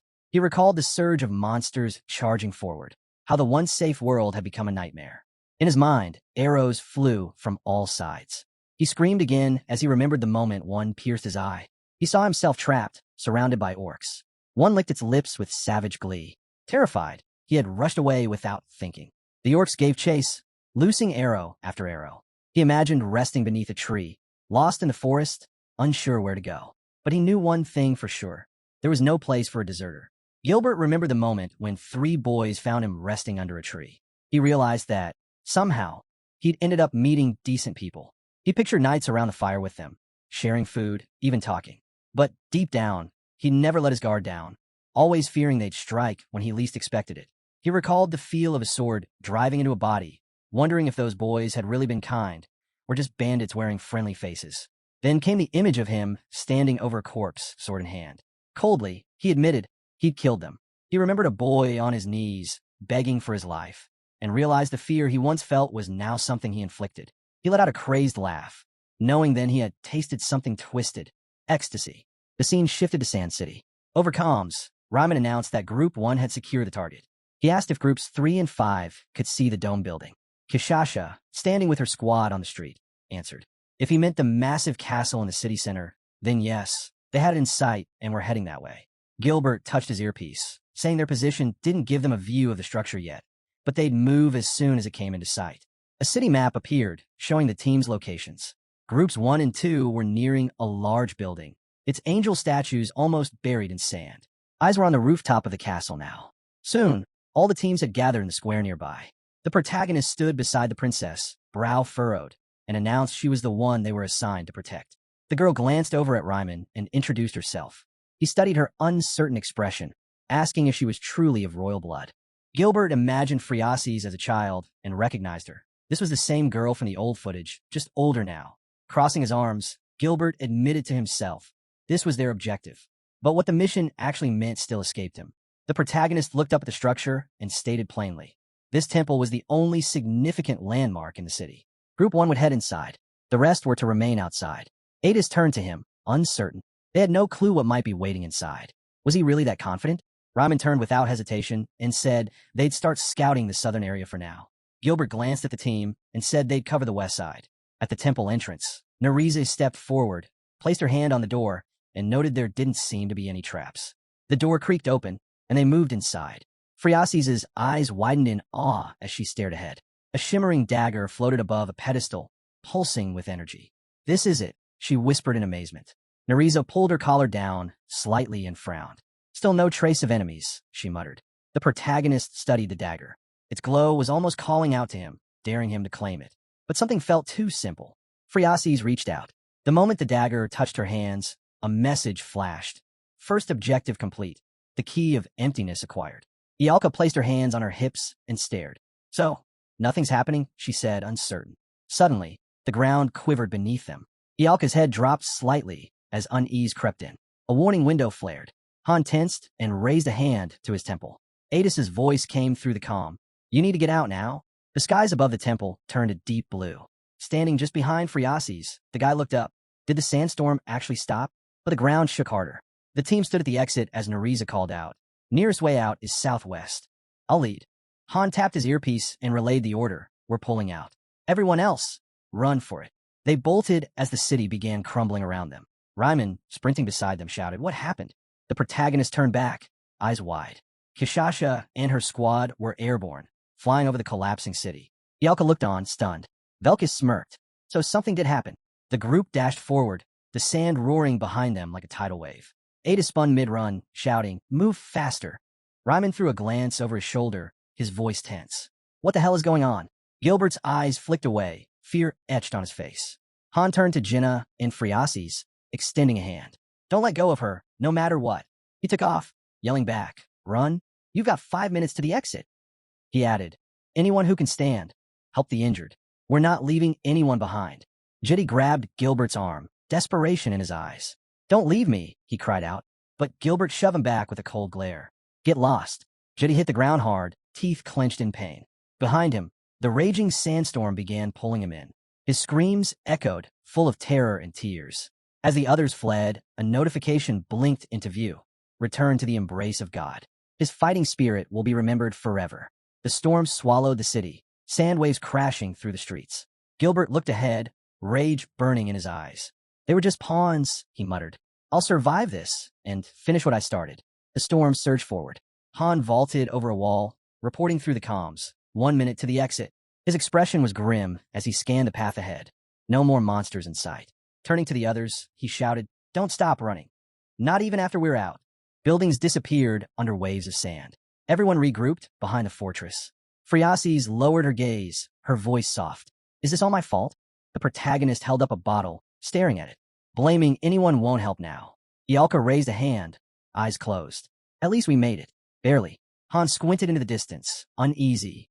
What's that? Jenna followed his gaze, surprised. Then came a sigh. The ground trembled beneath them. An earthquake, she said quietly. The protagonist tapped his earpiece. Everyone, regroup. Ryman's voice came through.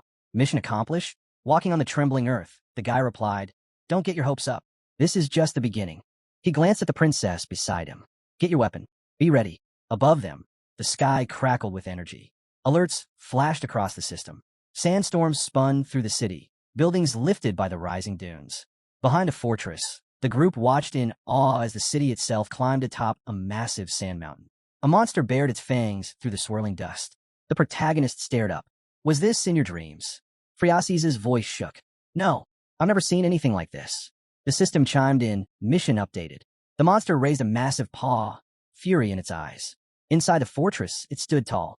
The game announced the new objective, eliminate all enemies. Protect Friases. The boys stood frozen, staring at the ominous, ancient statue. The princess turned her gaze to the looming threat, fear evident in her eyes. Joe's brow furrowed as sweat slid down his face. Adis could only stare stunned. Kishasha crossed her arms, a smirk on her face. Beside her, Raimon clenched his teeth in silence. Gilbert looked up, visibly shaken, his mouth slightly open. What is that?" he stammered, sweat dripping down his face. The creature moved forward, destroying everything in its path. The man watching it grinned. Gilbert's wide-eyed fear twisted into a laugh. "Now this is the real fight," he said, desperation creeping into his voice. The man chuckled. "It's too much, isn't it?" Gilbert's grin stretched wider, bordering madness. "You saved me just to throw me back into this?" Again, his mind drifted. Smoke, flames. He remembered the forest burning. He remembered the horror, murders, arson, looting. He imagined himself sitting atop a mountain of gold, holding the proof of all he had taken. But still wasn't enough. He needed more. Fire consumed the trees around him. He yelled out, spotting knights turning back. A man on horseback shouted, "We've been betrayed. Ride harder." The horse stumbled on a rock. Both man and steed went over the cliff's edge. The boys surrounded a fallen captain, his injury severe. "He won't make it," one said. "We leave him, or we're finished." A young man looked at his severed hand in disbelief before screaming in agony. Gilbert remembered it all, himself on the ground, sword in hand, shouting furiously at the group. He raised his weapon high. "How dare you treat me like garbage? Go on, try that again. I dare you." His thoughts drifted again, to the palace, to his last memory. Standing in the square, he stared down at his hands, thinking back to the spine he broke long before arriving there. And yet, in this place, it was like none of it mattered. He peeled off a bandage, revealing the empty space where an eye once was. Oddly enough, here, illnesses faded. Old wounds stayed, but no sickness took hold. He bent over in front of a mirror, deep in thought. Those who lived on the higher floors seemed to know more about this place. If he could reach the second floor, he could learn too. A sly grin curled on Gilbert's lips. He had been born with 2 stars. That made him better than the simpletons around him. This was his opportunity to rise. He recalled a moment, sitting across from the protagonist, remembering what he had been told, that the leader was a man named Han. A 1-star birth. A mere farmer. Sitting casually on the couch across from him, Gilbert thought coldly, "Nothing stopping me from surpassing him." The monster slammed its foot into the ground, shaking everything around it. Gilbert instinctively raised his hands, trembling. A notification popped up. Fear, status active. All stats reduced by 30%. He looked down, terror-struck. "I never stood a chance," he muttered. His eyes flicked back to the walking statue. It was just like before, when the knights were wiped out. No hope, no way to win. They needed to run. The others stood frozen, staring ahead in horror. Screams broke out as the system echoed. All members of Groups 4 and 5 are affected by fear. Stats reduced by 30%. Ryman, drenched in sweat, turned away and asked, "What is this madness? Shouldn't we run?" Gilbert spun around, panic taking over. "An ant can't kill a giant. Not even if it's armed," he shouted. Velkist folded his arms, smirking. "Who let this much start barking?" He scoffed. "Actually, calling you a dog is unfair to dogs. You're more like a bug." He looked Gilbert up and down with a mocking grin. "What's wrong with your face?" With a confident stride, Velkist drew his sword behind Han. "Let's end this." Gilbert turned to the group, fear gripping him tighter. "What do we do? How do we escape this?" The protagonist stared up at the towering statue. "Seems like you've forgotten how this works. We don't leave until it's dead." He raised his sword and faced the others. "Get ready." Gilbert's breath hitched. He's lost it, he thought, eyes locked on a massive enemy. The fear clawed back into his chest, stronger than ever. He thought he'd buried this kind of terror, this hopeless despair. But the guy wanted to fight, right here, in this nightmare. Han lifted his sword higher. "Prepare for battle." Gilbert pointed at the statue, shouting, "Are you insane? This is suicide." Another alert popped up, panic attack triggered. All stats reduced by 50%. Eyes wild, Gilbert stared at the boy. "You want us to fight that thing? Do you seriously think we can win?" Suddenly, a severed arm flew past him. His gaze followed it, stunned. Velkis stepped beside Han, sword still in hand. "Why'd you stop me?" he asked, calm and ready. "You were about to do the same anyway." A system alert appeared. Gilbert is bleeding out. Health will decrease gradually. The protagonist turned to the trembling boy nearby. "What's your name?" The boy glanced at the severed arm on the ground. "Riken," he muttered. "You're now leading the 5th group," the protagonist said flatly. Another notification flashed. "Leadership transfer proposal. Gilbert, Riken." Riken's eyes widened. "Me?" The system's voice echoed in his head. "Choose, die, or fight." Han looked over his shoulder. "In this place, you fight anything that moves. That's the only way to live." Ialka rested her hand on her forehead, eyes shut. Of course it wouldn't be easy. Jenna raised her fist, grinning. But we always pull through. And we'll do it again. Velkis chuckled, tossing his sword over his shoulder. Nariza turned her back to the group, eyes closed, silent. Riken stared ahead, lost. His expression hardened. He looked down, gripped his sword, and shouted, "We can fight too." Friasis stepped forward, concern in her voice. "Are you sure about this?" Holding the sword awkwardly, Riken asked, "How do we even hurt something like that?" Jenna gave him a calm smile. "We watch. Pay attention. Only then will we know what to do." She focused on the massive figure ahead. The enemy stood over 300 meters tall. She couldn't even begin to guess its weight.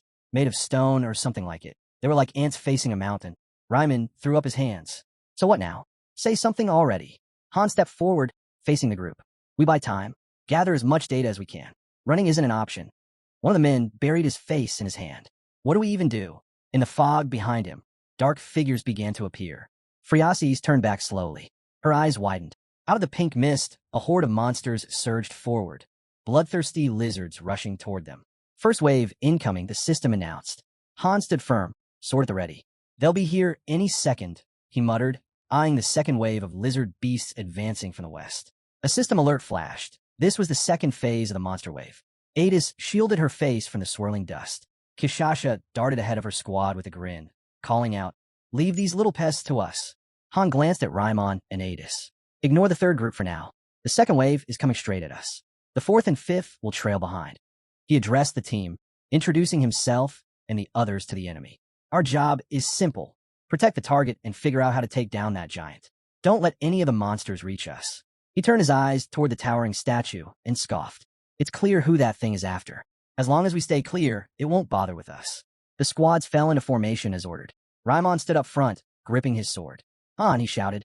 "They're coming from the east." Another alert rang through. The third wave had begun. The main character scanned the battlefield, trying to piece together the monster's pattern. "This floor, it's trying to wipe us out." Jenna turned, worry etched in her voice as she called his name. All eyes locked onto the feet of the colossal statue. It stomped down, sending sand flying in all directions. The team scattered, barely outrunning the cloud of debris. Han narrowed his eyes, fingers to his ear. "Everyone spread out. Keep your distance. Don't draw that thing's attention." He sprinted ahead, yelling, "Friasis, stay close." Adis's voice crackled over the radio. "We got too many incoming. Some are heading right for us." A wave of furious lizards charged forward. The main character sliced one down, steady as ever. This was bound to happen. Stay sharp, focus on the distant group. More enemy silhouettes emerged through the haze as the game triggered the fourth wave. Riders came thundering in atop lizards, marking the beginning of the fifth wave. Jenna unleashed a storm of arrows with her sidewinder, each shot finding its mark in a lizard skull. Ialka, eyes narrowed, raised her hand. Flames swirled into a vortex, launching the monsters skyward in a blaze of fire. Friasis stood frozen, arms outstretched, spinning in place as panic took over. Han reached toward her, shouting, "Run, Friasis!" But she stayed locked in fear, eyes wide as the monster loomed closer. The creature's fist crashed down. Friasis instinctively shielded her face with her hands. At the last moment, the main character dove in, shoving her out of harm's way. "Are you hurt?" he asked quickly. Han glanced up at the giant's face. "This thing's got power." Just then, waves of lizard men surged into view. The protagonist messaged Adis, "We're holding on for now, but if they keep coming like this..." A system notification popped up. Another wave was inbound. Circling the massive statue, the protagonist analyzed its structure. The material looked tough, the surface slick, with barely any cracks for grip. "Climbing this won't be easy." Jenna ran alongside him, asking, "What are you planning?" Han's eyes locked onto the statue. "We either get inside or get on top." Ialka, catching up, looked at him in disbelief. "Wait, seriously?" He spotted the pink flames nearby, fading fast. "They're not going to hold. Everything's about to be swallowed in fire." Velkist gave a knowing smirk. "Told you, only one way out. But how do you plan to get up there?" Han replied calmly, "It's all about finding the right angle." With a hand to his earpiece, he asked, "Anyone seen the goddess statue? Forget the flames. Just focus on what's in front of you." Someone replied, asking if he meant the strange carving of a woman. His face turned serious. "That's the one. It's poking out of the sand." Spinning around, Han barked, "Everyone, head west." "Friasis, you've got the key." Stunned, Friasis looked down at the key in her hands. "It's not reacting. We still can't activate it." Dashing across the dunes, the protagonist called out to Kishasha, "Touch the goddess statue." Han backed away, waiting for something, anything, to change. But nothing happened. Then, another wave hit. More lizard men charged straight at them. Ryman's voice rang out over the chaos. Group 4, fall back. Link up with Group 1 now. Riken scowled. The other teams are on the move. We should go too. But then he froze, eyes locking on Gilbert sprinting away. Gilbert, get back here. Riken shouted, alarmed. But Gilbert was too shaken, tending to an injured hand. I didn't even see the blade. This isn't right. His mind replayed the guy's warning from before. Once you enter this floor, fear and panic will mess with your powers. And sure enough, panic was clouding everything. Anin ran after him, yelling, wait, take me with you. The monsters watched, eyes burning, as the boys charged toward the flames. Nearby, Theo cried out in shock and pain. Ada stood over him. Hey, breathe. Don't lose it. Drink the potion. Roderick, his face grim, added, only 2 of the 5th group are still standing. If this keeps up, that whole team's done for. 2 already fled. Adis glanced at Roderick. I've seen that look before. That madness. My old squad had it too. The warrior lifted Theo onto his back. Come on, stay with me. Suddenly, Theo's expression changed. His eyes locked on the corpse of his comrade, impaled on a spear. Meanwhile, crossing the burning sands, Han felt the pressure building. We're near our limit, he thought. He visualized the battlefield, noting how the ring of flames was closing in, shrinking their maneuvering space. The lizard horde kept growing, endlessly replacing its losses. In this chaos, formations were useless. Looking toward the wall of fire, he declared, only Friases comes with me. Everyone else, help the others regroup. A small grin crossed his face. Giant monsters? That's my thing. His gaze shifted to the statue of the goddess. It stood above the palace where the key had once been kept. But that entire area had vanished when the monster showed up, wiped clean. He remembered how the werewolves had guarded the statue. It clicked. The second statue must be in the area where Kishasha was still battling. And her being there? No coincidence. Another alert rang out. Another monster wave was coming. Suddenly, a figure soared above. Dory, flying straight at the enemy. She slammed down with a massive impact, blasting the lizard men apart. Red energy flared around the monster's arms. The werewolves rushed in at blistering speed, tearing through the lizard commander like he was nothing. Kishasha's communicator lit up. Han's message came through. We've got the stone brute. Pull the 3rd group back. She turned just in time to spot him. Han, racing straight toward her. The monster took a heavy swing. Kishasha bolted, clutching Friases in her arms. All right, fun's over. We're out of here, she yelled, running as fast as she could. Watching them go, the protagonist muttered that Kishasha could really use some combat training. Meanwhile, the monster was winding up for a massive strike, its fist hurling straight at Han. Nearby, the statue observed everything intently. With a thunderous slam, the golem smashed the ground, sending up a thick cloud of dust.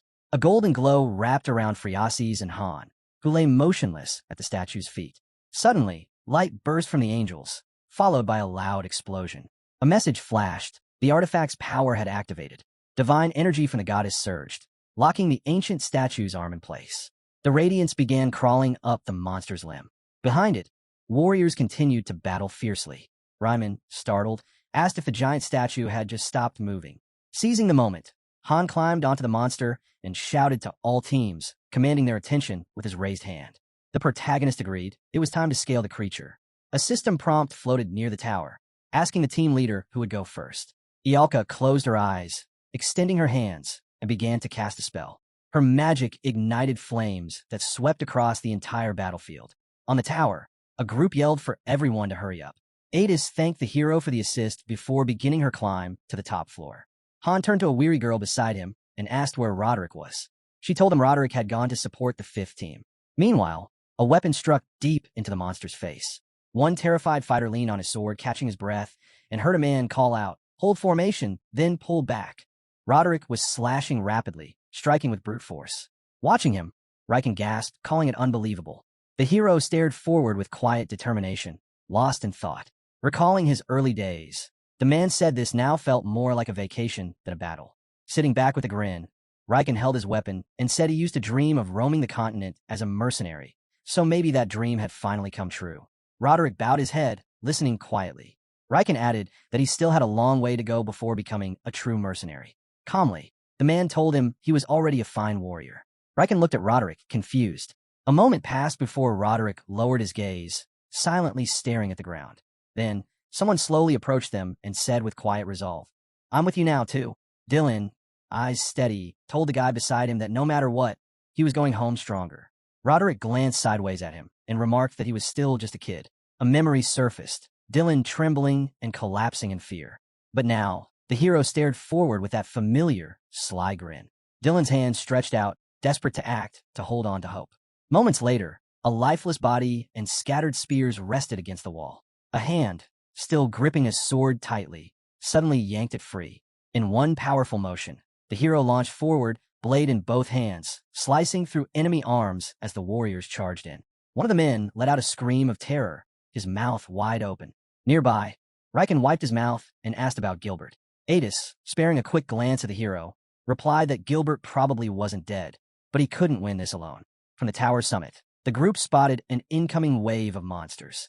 A system window lit up, instructing everyone to advance. Exchanging confident looks and smiles, the heroes gave the signal to attack. In a flash, only dust marked where they'd stood. They dashed off, energized, grinning as they acknowledged the order they'd been waiting for. With swift, agile moves and different strategies, the team scaled the tower at high speed. Suddenly, the tower began to shift. A new system alert warned that the stone statue's defense systems were activating. Gears spun, walls turned, and high above, a hatch creaked open. Something sharp glinted from within, then burst out. Dozens of monsters poured out. Sleek, robotic enemies streamed from the top, descending fast toward the climbers. From the tower's peak, a blinding spear gleamed in the sun and shot down at incredible speed. Its sole mission: eliminate all intruders. Two figures dodged it midair, moving with perfect precision. One landed on the edge of the tower. Meanwhile, the weapon kept evolving, becoming sharper and deadlier by the second. The hero gritted his teeth, summoned his strength, and swung his massive sword, shattering it into pieces. More monsters emerged from all sides, locking onto the advancing hero. Without hesitation, he charged forward, gripping the broken blade's remains, cleaving through robot heads as they exploded in showers of blood. The group pressed on, sprinting forward with no signs of slowing down. The heroine and the man beside her moved in sync, spears outstretched, driving them into the enemy with deadly precision. Two men from the group charged forward, jaws clenched, ready to engage. A wave of magic and energy burst from the heroes, rushing straight toward the robots. One girl shouted at the top of her lungs, "Group 2 is breaking through. It's time to attack." She gripped her weapon tight and swung hard as waves of raw power surged from the team, obliterating everything in their path. The energy spread like wildfire, wiping out the monsters. Turning back for a moment, one of the men yelled that Group 4 was backing up Group 2 and called for everyone to follow him. As they sprinted ahead, he stared into the distance, confidence in his eyes. Formation was back, and now it was all about pushing through this raid. Then, without warning, a towering shaman-like monster appeared at the center. It raised its arms and triggered a frenzy, sending the remaining monsters into a rage. Part of the shaman's magic hit one of the heroes, seeping into his body. Energy coursed through his veins, and his eyes turned wild with fury. A system alert flashed. He was entering berserk mode. With deadly precision, he cut down monster after monster, his bloody sword held firmly at his side. More creatures spilled from the hatch, but he didn't flinch. Surrounded by fallen enemies, he roared to his teammates, telling them to strike from within. Kishasha, eyes burning with intensity, let out a crazed grin and declared she was going in first. Someone handed her a map detailing the monster tunnels in case she needed it. The hero glanced at Friasis and nodded. "You're going inside too," he said firmly. Watching more monsters pour from the hatch, he turned to her again, adding, "It's even worse out here." From below, enemies continued scaling the tower. As the group assembled on the top floor, Han announced that the first team wouldn't be entering. They would hold their ground. He stood tall, staring straight ahead. The protagonist gripped his weapon, yelling for Team 1 to stay and take on this fight. Then he looked over at Kishasha, who was poised for battle. "Wipe them all out the moment you're in," he told her. Flames surged from her body, her aura glowing fiercely. A system prompt appeared. Her exclusive transformation skill was reaching full activation. Planting her feet firmly, she stood tall as a massive tiger wreathed in fire appeared behind her, stationed at the top of the tower. With eerie precision, the flaming beast gently grabbed a trembling Friasis by the clothes, lifting her into the air. Moments later, the monster leapt straight into the hatch, vanishing with the others. Adis leaned over the edge, peering down, and called out to Han, urging him to be careful. Hearing that, Ialka gave a dry smile, gazing out over the battlefield. She turned to Han and muttered, "Our team always gets the worst assignments." Then she turned to the hero. "So what's the plan now?" Surveying the towering structure, the hero shouted for everyone to scale the arm of the tower and destroy any suspicious devices they encountered along the way. The heroine, glancing into the hatch, confirmed that everyone, including the fifth group, had gone inside. Off to the side, something caught a girl's attention. She squinted, eyes narrowing. Out of nowhere, a sharp spear came hurtling down from the top of the tower, headed straight for the team. A pulse of magic lit the air. Han acted fast, wrapping the spear in a flowing blade of energy, slowing it mid-air. Within seconds, the spear shattered into fragments, breaking apart harmlessly. The girl stepped forward, arm raised. Flames shot from her hand, and in an instant, a wall of fire surged outward, tearing through everything in its path. Unfazed, monsters charged forward, mouths gaping wide, charging into the inferno. Jenna raised her bow, locking onto the advancing creatures, her arrows flying one after another, striking with deadly accuracy. All around, the heroes pushed forward, cutting down anything in their way with relentless force. From above, the tower master clenched his jaw, seething with rage as he watched the advancing groups. Han looked up at him, a calm smile spreading across his face. Farther along the tower, Gilbert clung tightly to the structure, sword in hand. His head hung low, mouth open, struggling to catch his breath. Still, he held firm. For a moment, he looked up and realized there was nowhere else to run. No matter where he turned, it was all fire and beasts. Staring at the master's distant figure, Gilbert bowed his head again, trying to make sense of how he'd even reached this point. Yet the battle raged on. The heroes continued to fight with everything they had, believing, despite it all, they could see this through. As Gilbert thought about the others, he muttered that they'd already reached this point while he was still on the run. Meanwhile, the heroine and Friases stepped into the laboratory. Their eyes scanned the strange machines. It was clear they had to destroy everything. Suddenly, the structure began shifting again, upgrading itself. More weapons appeared, and a system alert flashed. The stone statue's self-defense system was now rising to level 2. Flames burst from the heroine as she shouted at Friases to prepare. A firestorm roared through the tower, tearing across the entire area, sweeping away anything in its path. A lizard man stood frozen, overwhelmed by the chaos, unsure of what to do. Ialka stared ahead, unwavering, and triggered a massive collapse. The heroine's blazing magic engulfed the battlefield, annihilating every monster in sight. Then a colossal foot slammed down. A towering ogre emerged from the tower. In an instant, several spears struck the beast in the eye. Han watched the entire battle unfold. Another system notification confirmed. The second device had also been neutralized. Moments later, the ogre's head tumbled off the tower, followed by its body crashing below. Han stared ahead, dazed as a voice responded that the third device had been found, though not without trouble. From atop the tower, the hero heard a confused voice announce that the device was running. Eyes on a crystal encased in a glass chamber, Han heard Kishasha declare that it was near them and they'd handle it. That meant the rest could keep moving forward. Grinning, the two heroes turned and heard Han shouting from above, "Take that thing out."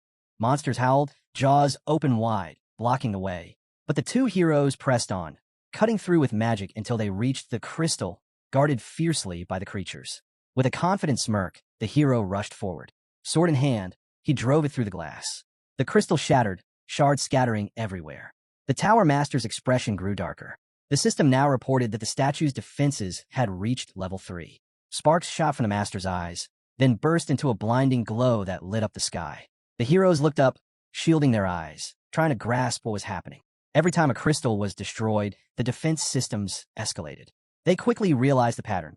Level 1 had ballistas and lizardman guards. Then came the ogres at level 2. Now, they braced themselves for whatever horrors level 3 would unleash. With a quiet grin, Han looked into the distance, already preparing for the next phase. A massive surge of magic erupted from the tower's peak, launched straight at the heroes by the master himself. A system alert blared. The ancient stone statue had activated its laser beams. In a flash, searing lasers rained down, blanketing the entire battlefield. Half the tower was ripped apart in an instant. The statue slowly turned its head, eyeing the destruction with eerie calm. A stunned group of fighters stood stranded on the shattered section.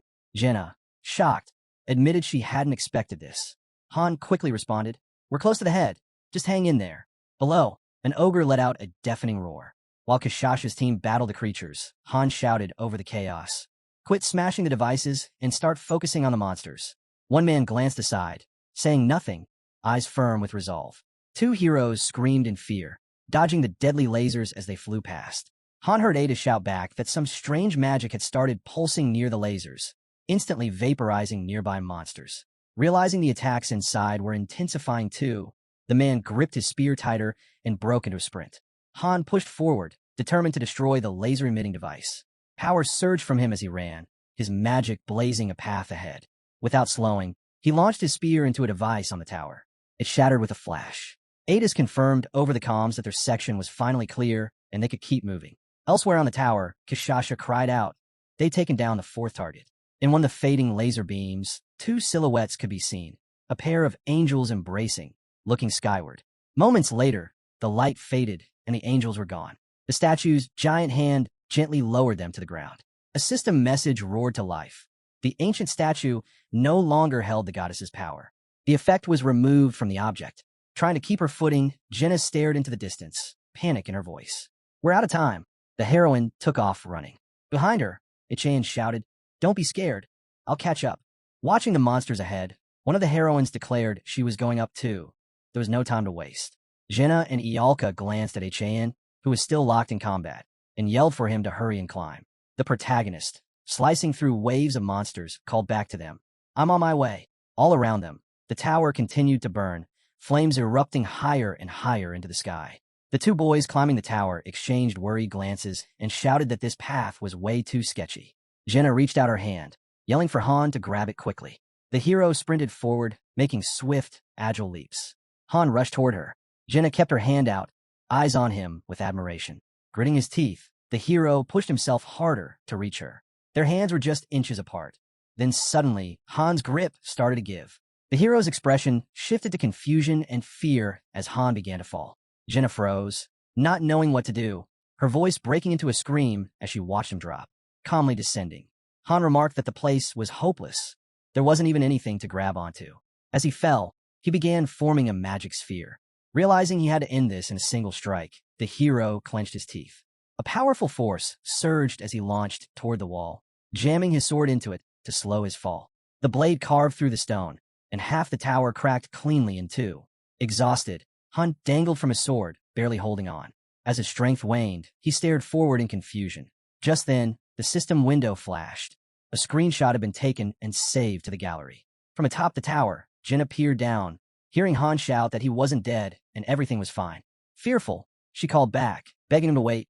They'd come get him. Gripping his spear, Han reassured her.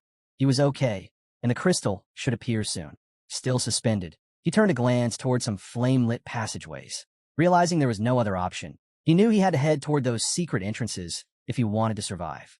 Sword still in hand, Han looked off to the side, unaware that Gilbert was behind him. Sword in his own grip, Gilbert stared at Han, mouth open, clearly drained. Han's grip on his weapon weakened, and as he lifted his head, confused, he saw Gilbert, clutching onto Han's hair to stay steady. With a smile, Gilbert said he'd make it. He'd survive and climb back up. A plan forming in his head, he grinned, readying himself to leap into the statue. Glancing off to the side, the hero struggled to make sense of what was happening. After a moment, he looked straight ahead and shut his eyes. Han's form shifted. He exited berserker mode, returning to normal. Gilbert looked up in terror, hands still clutching Han's hair, unable to comprehend what was happening. But with the transformation complete, Han's berserker hair slipped from his head, and Gilbert began to fall. His body drifted away, shrinking from view, and was soon engulfed by the surrounding flames. Moments later, he was completely gone. A system window popped up, announcing that Gilbert had returned to the Lord's embrace. Han stared off again, then focused his gaze forward. With a burst of nimble movement, he launched himself, springing off his sword midair. He landed inside the area filled with hidden entrances. Peering into the distance, he noticed his sword tumbling down from the tower. Stretching his arms forward, Han called it back. His magic made the sword whirl around midair and boomerang back in his grip. Entering one of the structures, Han looked to the side, calling for a report from the group leaders. As someone's legs appeared beside him, he turned his head and confidently stepped further in. Inside, he was quickly surrounded by a swarm of armed monsters. One of the lizard-like creatures bellowed that he was the strongest. But with a swift flick of Han's blade, the monster's head flew clean off. Then came a flying spear. Han instantly recognized the area. He had already been here during a bonus scenario. While others had to rely on maps to remember the layout, he had the upper hand. He could navigate straight to the top, dodging traps and enemies without getting lost. As countless spears flew past, Han called out to the group leader, asking where they were. He heard the girl reply that they were inside some strange circular room filled with odd machinery. Listening closely, Han told her he'd destroy anything blocking her path, including the machines. Near a glass test tube containing a crystal, the heroine cried out in frustration. She was missing the fifth device. Meanwhile, Ialka and Jenna stood off to the side, eyes locked on the statue's head. They spotted another crystal on its far shoulder, but there was a problem. The statue's head was blocking the shot. Moments later, the entire building began to shift. A system window popped up, announcing that the stone statue's defense system had been upgraded to level 4. From a newly opened doorway in the tower, a massive golem mage emerged, its arms completely transformed into razor-sharp blades. The hulking monster suddenly surged forward, charging straight at the group. At the same time, the statue's head began to rotate, activating new magic. Beams of light fired toward them, weaving together to create powerful spells. Seeing the threat, Ialka moved to intercept and halt the spell. But just as the golem's blades came dangerously close to her face, Han leapt in, intercepting the attack with his weapon. He struck fast, stopping the monster in its tracks before it could touch her. The golem, enraged, began spinning violently. But Han knocked it down and raised his sword, driving it down with force, try to pierce the monster's core. His weapon flared with fresh energy, channels of Han's power erupting and flowing in all directions. He thrust his hand forward, channeling even more energy. With a fierce push, one of Han's hands broke through the golem's body, pulling something out. Meanwhile, the statue's mouth opened wide, releasing laser beams with blinding speed. Han stood firm, eyes locked on the statue, and told it to bring everything it had. Suddenly, his sword surged with a unique energy, sparks dancing along the blade. At the same time, the statue unleashed a torrent of laser beams from its mouth, destroying everything in its path. Han leapt high, unflinching as he faced the incoming blast. As the statue's magic clashed with his sword, the collision shook the tower. Still, Han refused to back down, holding his ground as the power surged around him. The force pushed his legs backward, but he dug in, gritting his teeth. Gradually, he started to push forward, step by step. The two forces collided, then began to blend. Finally, Han's energy overwhelmed the statues, and his power surged ahead, tearing through everything in its way as it advanced on the target. The heroes standing behind Han watched in stunned silence as everything around him crumbled and shattered. Turning back with a grin, Han looked at the main character and said he was late. They'd grown tired of waiting. Ialka, both furious and frightened, yelled at Han not to scare her like that. She'd thought he was dead. Glancing at the group, Han chuckled and told them to stop being so dramatic. After all, he was the only one who almost died. Their eyes drifted to the mighty sword in Han's hand. One of them muttered that they wanted one just like it. Without missing a beat, Ialka sent a torrent of fire magic surging across the distance, blasting every crystal in the way. Jem watched in awe as Ialka shook off the flames. She looked at Han and told him he was insane. No one else could have lived through that. But Achan ignored her. Gripping his weapon, he called out to the heroine, telling her to follow. She stared at the statue's gaping mouth and asked if they really had to go inside. Ahead, a group of people sprinted, trying to escape a massive hand reaching from the statue. It pulled back toward its shoulder, attempting to grab them. The group kept moving, now nearing the statue's head. Suddenly, gears within the building kicked back to life. From a dark chamber, another armed golem mage began to rise. Spears and explosions battered its body as Jenna darted around with rapid strikes, hitting the monster's shoulder, sides, and stomach. Smiling, she was thrilled to have landed solid blows. But Achan shouted at her to keep going. Leaping into the gaping hole of the statue's mouth, Jenna called back that she was on it. Meanwhile, other squad leaders yelled to Han that they were meeting heavy resistance but still pressing forward. Looking down into the passage, Achan told her they were close to a dead end. They needed to prepare for extraction. He'd already marked possible escape routes on the map. Inside the building, Han vaulted in with swift, precise movements. The heroes crept forward cautiously, their eyes scanning the unfamiliar terrain. Jenna whispered that the place fell off. Clutching the ground with a trembling hand, her mouth hung open in fear. Jenna heard the system window chime. It announced that the stone statue's defense system had now reached its maximum level. Han quickly reassured her it wasn't her fault. But before they could react, another aggressive golem, mage, emerged from one side of the room. Then another armed golem broke through a separate wall.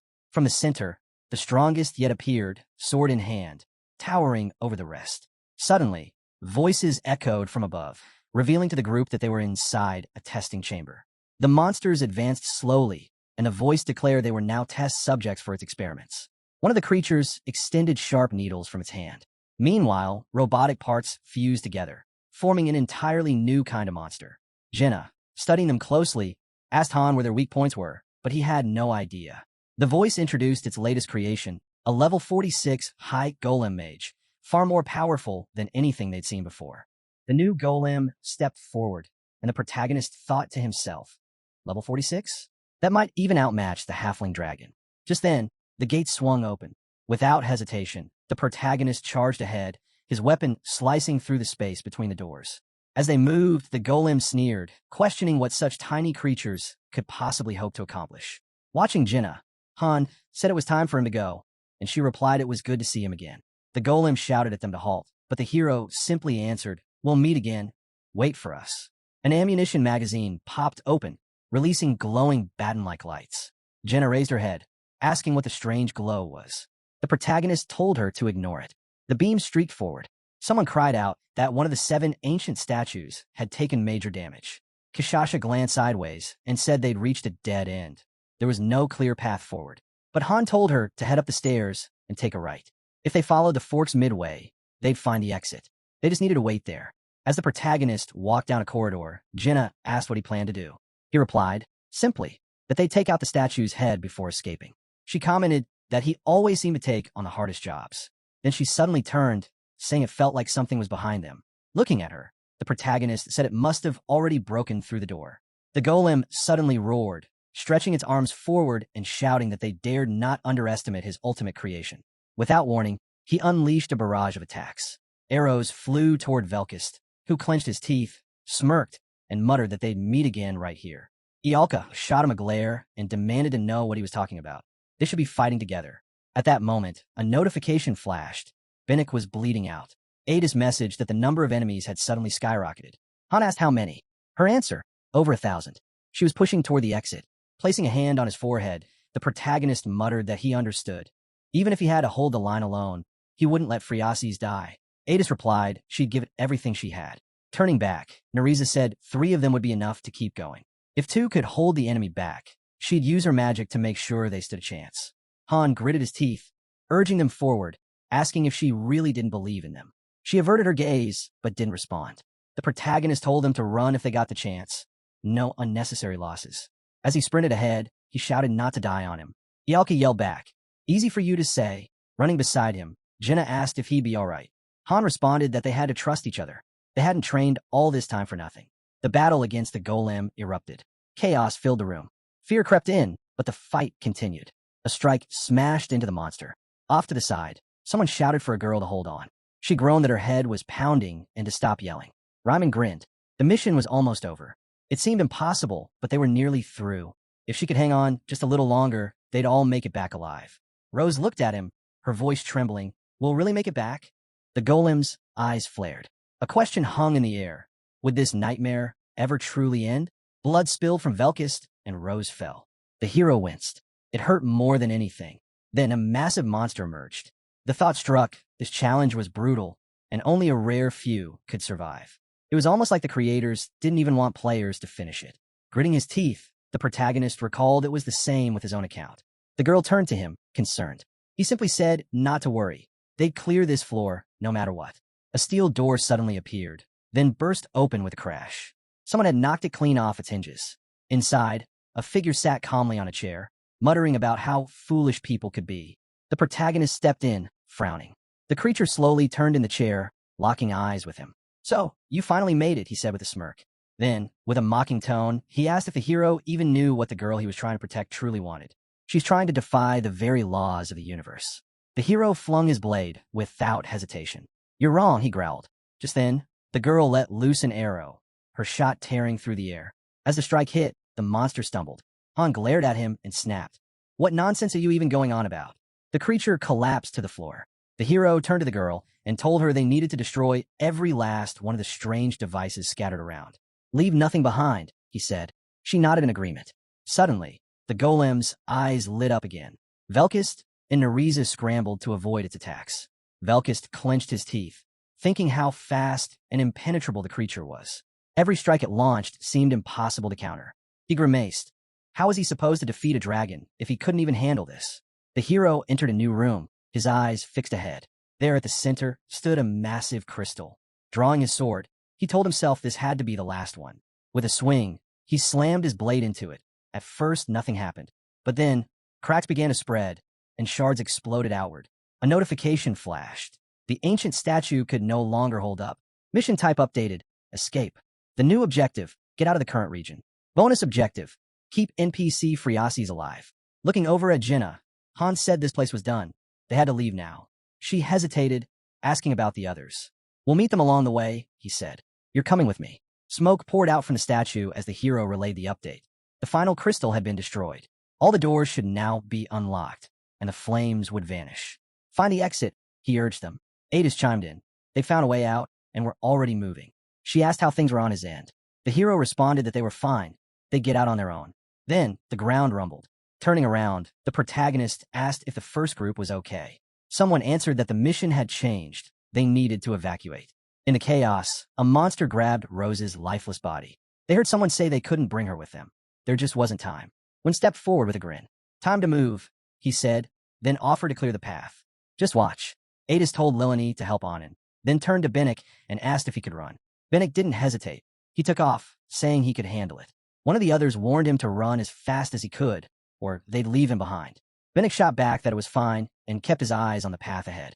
The main character watched it all, thinking to himself, this was the final stretch of the mission. They had to make it out. Everyone. Group 1 had injuries. Group 2 was bleeding out. In Group 3, not a single member had escaped unhurt. Group 4 had lost 2 people. In Group 5, 3 dead already. As the scene widened to show the full room, Velkist looked away in frustration. Glaring at the main character, he growled that they'd taken way too long. They were supposed to be here earlier. They kept everyone waiting. A massive golem came into view. Someone asked what was wrong with it. It wasn't moving. The response was that it had shut itself down. The golem seemed to question its own existence. Han, off to the side, warned that the entire place was on the verge of collapsing. There'd be time to explain later. For now, they needed to move. Despite a visible wound on his leg, he urged them to follow. Velkis stared straight ahead and muttered that it was nothing to worry about. Just a scratch. Out of nowhere, Nereza grabbed him from behind and scolded him. His stubbornness was going to get him killed. She'd carry him if she had to. Pipes were bursting all around them. The main character focused on the path. Getting out was harder than expected. If they hadn't memorized the map, they'd all be dead by now. A narrow passage appeared ahead. The team had made it to the top of a massive statue. Jenna looked down and asked how they were supposed to get down from this height. Maybe telekinesis? Ialka shook her head. That kind of magic didn't always work in tight spots like this. The main character suggested they get the ropes ready. They dropped a rope down. A voice confirmed they'd be going one at a time. Someone mentioned they'd done something like this before, but this was way higher. At the edge, Han said the rope wasn't long enough. They'd have to drop the last part manually. No more time to think. They had to go. Nereza volunteered to go first. She ran quickly down the corridor. Spotting the opening, she shouted that this was the exit. They were ready to jump. Someone called out in agreement. The team leapt. One of the girls reached up, guiding the others. They slid down along the wall, and the main character looked ahead. He tried to speak, but stopped. He had no words left for what had happened to Group 3.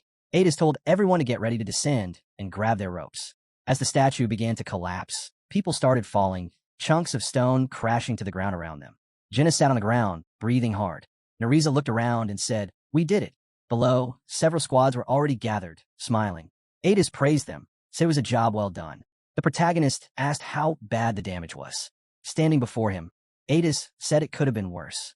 A few had died, but overall, many were resting safely on the ground. She added that their own group made it through without any losses. The protagonist turned his head away. The girl gave him a small grin. One of the men closed his eyes, exhaled, then looked up with a smile. Rama called out, amazed. Said he wanted to know what the protagonist used to do before all this. He could learn a lot from him. The protagonist chuckled and said Ryman already knew he was impressive, but he still managed to surprise them all. Jenna, still lying down, chimed in. After splitting up with them, the protagonist had pulled off something even crazier. He waved it off, saying he was still too young for that kind of praise. The girl stepped forward, her voice a bit unsure. She said she felt uneasy, not knowing how many people had died because of her. She looked down and admitted that if collecting the keys put everyone at this kind of risk, it didn't sit right with her. Turning to him, Friasis asked, "So what the hell does that mean?" He clarified. If he told her to stop gathering keys, would she listen? From behind him, she softly answered, "All right." Han cut in, telling her not to overthink it. If she was feeling guilty, she shouldn't carry it alone. She smiled and said she got the message. Suddenly, glowing blue particles began to appear around the team. They all turned, startled. A sword shimmered in the man's hands. The protagonist gave a slight grin. A brilliant flash of blue light filled the room. The floor cleared. Everyone had leveled up. Rewards appeared on screen. Han was announced as the top player. All squads reappeared back in the lobby. Closing his eyes, the protagonist thought to himself, it was finally over. He looked straight ahead, remembering the real mission, the keys. A girl's image surfaced in his mind. She told him there were only 3, and she had only managed to get one. The rest? That would be much harder. Stretching out her arms, a fairy flew up to him and wrapped him in a hug. She told him he was amazing, like a king, an emperor, a generalissimo. He winced and told her she was making his ears ring. Grinning, Isel said the master had sent a gift. It was a statue of a warhorse. Han stood frozen, staring at it, then slowly reached out and took it in his hands. The protagonist smiled faintly. He had thought he'd lost, but now, holding this gift, he felt genuine joy. His bond with the master was growing stronger. Squad names flashed across the screen. The view shifted to the lobby. Warm meals were already waiting on the table. The man grinned and said he felt like he was in paradise. Looking over at the guy, he admitted that when he first got here, he thought it was hell, but it turned out to be not so bad. He said it wasn't all that different from mercenary work. Let me put it this way, he added, and the other guy nodded, saying he got it. Death was everywhere no matter where you were. A burst of laughter echoed around the room. Ialka frowned, calling their behavior improper. Sitting at the table, the man shrugged it off. You only live once, he said. Might as well live it your way. Adis agreed with a chuckle, adding that it was better to be bold than to hide in fear. The girl lowered her head, murmuring about how many lives had been lost. She took a sip from her mug, closed her eyes, and admitted that it was tragic, but they had to keep going. Adis smirked and said they'd honor the dead, but they also needed to toast the win. That was the mercenary way. The girl nodded and smirked, glancing away. Nearby, the guy clenched his jaw and asked when things would wind down. He was itching to get back to training. The girl looked at him and reminded him how hard they'd worked to set everything up. Don't tell me you're not enjoying this at all, she asked. He shook his head, saying it wasn't that. It was just the eating part. Nereza teased that he was just being shy. Velkis jumped in, asking if she was against having a little celebration to lift spirits and blow off steam. That kind of thing stuck with him from his days in Niflheim. Sure, this wasn't as grand, but it still mattered. The protagonist glanced around, surprised that someone had put this all together without him even asking for it. It helped him feel a little more at ease. Plates of food were spread out when someone suddenly pointed out, "Isn't he the guest of honor tonight? What did he do before joining us?" "I was a farmer," he replied, drawing laughter from the group. "Now look at him, living large," someone joked. With a sigh, Han grumbled to himself about how irritating it all was, but he couldn't just storm off. A girl next to him said they'd only been here about a month. Out of nowhere, Isel burst in, shouting about something urgent. She spun toward the hero, and he asked what was going on. "You're too loud," he said. "Once is enough." Grabbing his shirt, the little fairy insisted she had something to tell him. Frowning, he asked if there was another battle, but she shot back that he should stop worrying. They'd all drop dead from drinking before any enemy got to them. She added that if it weren't for Han, they'd be done for already. He smacked her lightly, looking away. Some of the guys chuckled as she complained her wings were too sensitive and told him to be more gentle. He just muttered for her to shut it. The view widened, revealing the structure ahead. Standing near the fairy, he asked what it was. The fairy replied with a teasing grin, saying he was in for a surprise. A glowing website popped into view, and she proudly declared it was all thanks to fairy tech. Covering his face with his hand, the protagonist muttered that it looked like something straight out of it. A video of the 30th floor raid began playing, one that had racked up an impressive number of views. The fairy beamed as the footage rolled. As he scanned the comments, the hero noted that the reactions felt a lot like the feedback he got when he posted clips back in Niflheim. Reading through the messages, he thought the ones he ignored didn't count. The fairy grinned and asked how it felt to be a rising star, both a respected master and a celebrated hero. With a half smile, the protagonist admitted he was actually thrilled. A notification popped up about a monthly limited pack, 4,500 diamonds, 300,000 gold, plus a daily reward of 150 diamonds and 10,000 gold, all for just 50,000 won. Han raised an eyebrow, surprised that Ineton was spending so much. The protagonist admitted he had never spent that kind of money before. Isel nodded, reminding him that the video had pulled in over 50,000 views. He added that he'd used the donations from the videos to fund his in-game purchases. She told him that was a smart move. Then came a new alert. 3 unread messages. Han narrowed his eyes, suspecting his account name might have been leaked. Still, he shrugged it off. As long as no one had their coordinates, it wasn't a big deal. The lobby loaded on screen, and he muttered that if anyone did track them down, other players might try to crash their party. Noticing his expression, Isel asked if something was bothering him. "What makes you think that?" he asked back. She replied that he didn't exactly seem thrilled. The window closed, and he admitted he wasn't in the best mood. Funny, considering the video had drawn a ton of attention from other players. But in the end, he was just a guy punching above his level. Real top rankers wouldn't be impressed. They'd just see through the act. Hands in his pockets, the hero said to keep him posted when the next video dropped. She promised she wouldn't forget. Just then, a man returned with a grin, saying he'd been gone a while and asked what he'd missed. Han replied casually that nothing much had happened. They'd just been talking. Setting his mug down, Ryman raised his own and said he wanted to share a drink with him. The protagonist hesitated. He wasn't a fan of alcohol, but this felt like a moment worth making an exception for. Starting tomorrow, things would get hectic again. Just then, the lobby interface reappeared, flashing a new message. "Congratulations on clearing the 30th floor. Several new weekday dungeons have been unlocked. Israel to Mine, Kindred Forest, Simul Plateau. The third research dungeon, Kaya, was now available. New buildings had also been added. Tonia Lobby had been upgraded. Every 10 floors, the master sector would shift. This was how the system kept low and high-level players apart. And with each new sector level, more content would become accessible.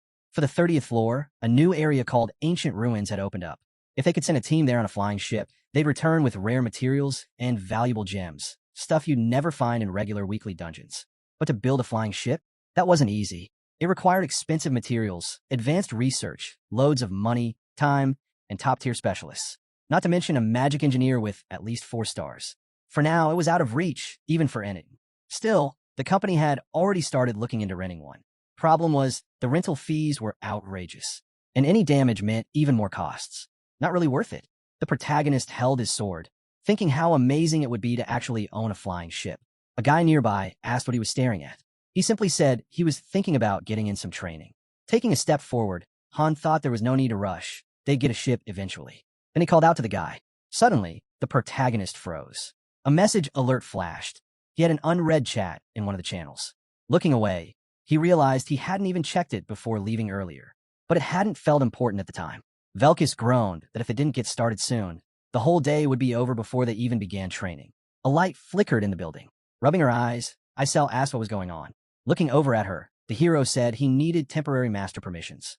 She furrowed her brow and asked why. He told her he wanted to check the incoming messages they had received. The fairy stretched her arms and said that if he really wanted access, she'd grant it, then added something boastful about fairy magic. The protagonist began scrolling through the unread channel chat. As he read the messages, he figured the player must be online now, someone from the same sector. He looked over at the fairy and asked her to pull up the map and show him the player's location. She nodded, and a map view expanded in front of them. The protagonist noticed that most of the map was gray. Isel explained that the gray zones belonged to masters who hadn't logged in for a long time. Ideally, each sector should have at least 100 active users, but right now, too few are online. The player had written that he was all alone in his sector and didn't want to give up like the rest. He wanted to offer help, said he had a lot of spare materials from farming. The protagonist thought he sure wasn't wasting time getting to the point. Then the player asked for coordinates so he could send supplies. The protagonist told him to wait. Isel echoed that, urging caution. The protagonist said he knew. That was exactly why he paused. Han smirked and commented that this kind of guy was probably a hunter, more specifically, one of those idiot hunters who pretended to help new players, only to rob them later. They usually preyed on users who hadn't played long. The fairy gritted her teeth at the thought. If most of the region was grayed out, it likely meant that this guy had been pulling that scam for a while. She told the protagonist not to bother responding. He wasn't even worth the time. The protagonist rubbed his forehead, clearly weighing the situation. The player messaged again, asking if he was going to reply. The protagonist finally said he would. The fairy was shocked. "Why are you talking to him?" she asked. "If you give him our coordinates, he might attack." The protagonist replied that even if he didn't give the info, there was no guarantee they'd be safe. Looking down, he added that PvP raids were rare on the 30th floor anyway. Isel raised an eyebrow. Wait, he's only on the 30th floor and already has a flying ship. The protagonist shrugged. Either he's incredibly lucky, or he dumped a ton of money into the game. Maybe he's got a high-level friend backing him up. More messages came in from the player. The protagonist sighed. It was getting annoying. He replied curtly, telling the guy to be careful, and was told not to worry. And the player added that he wanted a flying ship too. He said the blueprints were hard to decipher, but he had several on hand and needed help understanding them. The fairy frowned. "What is he really after?" she asked. Han said flatly that once he was done dealing with that guy, You should delete the whole chat thread. The fairy's eyes widened. Wait, she said. Shouldn't you do that when the master's online? But the master wasn't there. It's better this way, the protagonist replied. She stared at him, surprised. Still, I'm calm, he said with a grin. This just reminds me of the old days. I never lost a street fight. He went on to say that many masters had already quit the game.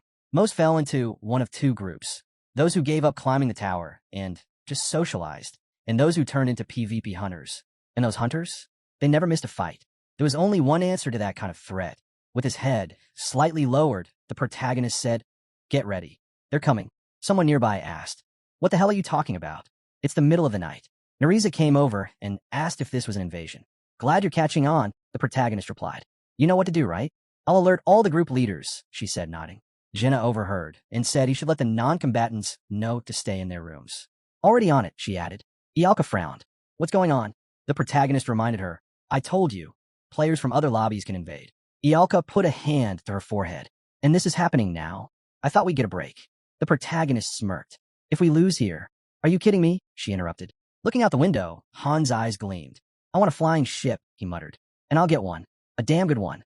The view shifted to the lobby. People were seated around a table, voices echoing loudly through the building. It seemed like the banquet on the second floor had just ended. By the wall, a man commented that the noise could be heard even from where they stood. Someone replied that the loud laughter probably came from Raimon. "How can he laugh like that when half his squad's dead?" the man asked. "He's a mercenary," came the reply. The man crossed his arms and said he'd heard that half of teams 4 and 5 were wiped out. A bearded man responded, "Isn't that good news for us?" And the other man said, "Gilbert, idiot, died." The men gathered around the table, the air heavy as if a monster like him had fallen. To the elite teams, people like them meant nothing. Sure, those teams had all the advantages, but who knew how long they'd survive? One man stood up and scoffed. Yeah, Gilbert had been a fool, pushing so hard to reach the second floor, only to end up dead. Mark chuckled and asked, "Aren't you all tired of this pathetic life? Is this really living?" Another man pointed at him and asked, "What's that in your hand, Booze?" Holding a sausage, he continued, "Is this how we're supposed to impress the master? Stealing meat and alcohol." Then he grinned, "But now I know how to really show him. And I can show you too, if you're in." The others looked at him, stunned. He asked again, "So what do you say?" Suddenly, a scream rang out, an urgent call for everyone to evacuate. A man dashed in, yelling for them to take cover. They were under attack. Glancing over, the man repeated his question, but Mark interrupted, asking what kind of invasion it was. The reply came fast, "Get inside. Stay away from the outside. This is an emergency order from the third floor." Another man's eyes went wide. "An invasion?" From another lobby. Mark looked just as shocked, repeating the question. People stood frozen in place, pressed against the walls. Raimond asked if it was true. They were really being invaded by another lobby? He couldn't believe it. Eddie's chimed in, "Wait, I thought you called us here with a plan." The protagonist just grinned.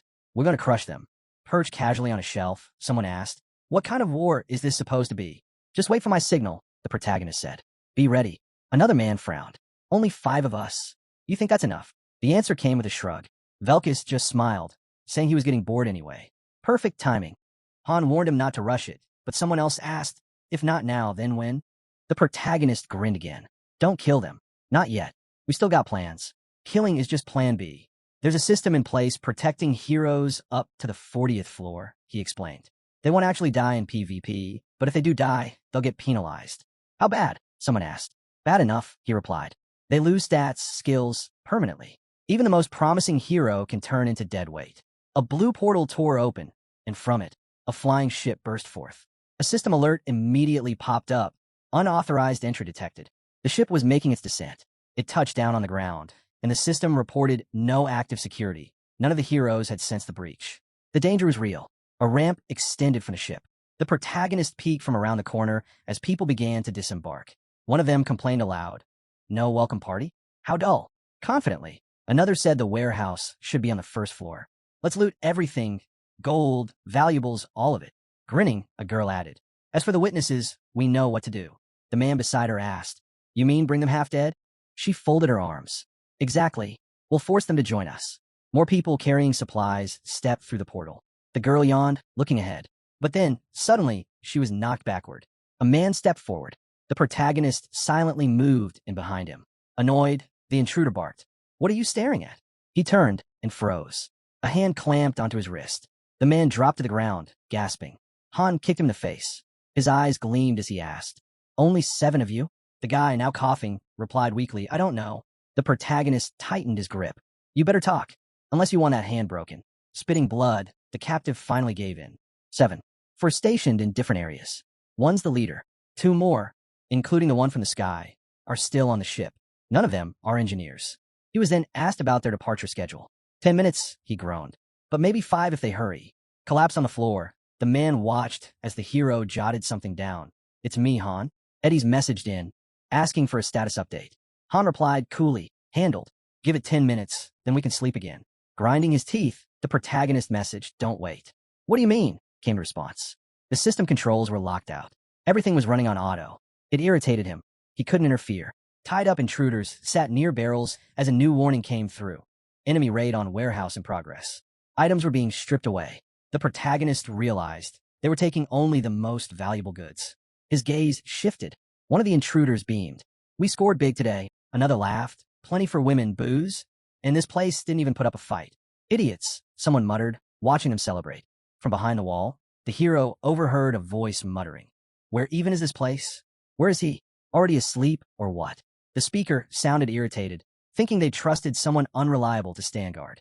Just then, a flying ship came into view. Someone noted that today's departure was earlier than usual. "Does it matter?" "Sooner's better," they added. A notification flashed. "The flying ship is departing with your belongings." A brilliant light lit up the sky as the ship ascended, jumping between dimensions. The protagonist turned his eyes away. Velkus stood silently behind the door. The ship soared higher, racing into the clouds, flying full speed into a different dimension. Looking up, one of the crew mumbled, "Master didn't used to be like this.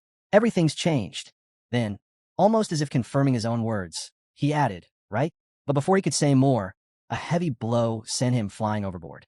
Inside the ship, the protagonist strode down the hall and grabbed a door handle just as a battered body was tossed from a room. Velkus raised an eyebrow. "Who's this weakling? Can't do anything, can he? Are we supposed to hide in here like this?" I could barely breathe. Facing him, the hero asked for a status report. The man caught his breath. That was the last one. From the other side, one of the enemies shouted, "Stop! Don't kill him. You'll pay for it if you do." He yelled desperately, warning them that death came with consequences. But the guy ignored him, drove his sword forward, and scoffed. "All weaklings, nothing more." Nearby, Jenna held a bloodied blade and said, "That's it. We're done here." Staring down their foes, she added, "They're worse than we imagined. No doubt, they've pulled this stunt countless times." Ialka frowned. "Still, something about this bugs me. What a disappointment." A girl raised her hand. "So this was your grand ambush plan? Just 5 of us? You sure?" Narissa answered with a grim tone. "There are probably dozens of them. I checked. We might be able to retreat back to our lobby to regroup." But Han cut her off. "No, that ruins the setup. If this ship is even slightly delayed, they'll realize something's off." He looked down. "We're heading straight for their base. No turning back. We finish it all in one strike." Velkist's eyes gleamed. "I could wipe out a wagon load of these clowns, easy." Their weakness was obvious. Despite their levels, none of them had proper training. It was pathetic, especially considering how they'd already given up on climbing the tower. The protagonist nodded. "Loot everything, then burn it. Make sure they never recover." A glow surrounded the group as a thought echoed in the air. If they didn't leave the game now, they'd be completely wiped out. The hero glanced sideways. A system alert popped up. Log-keeping privileges revoked. He scowled. Without logs, he couldn't access external system messages anymore. That gave them a huge disadvantage. Another notification rolled in. The flying ship was returning.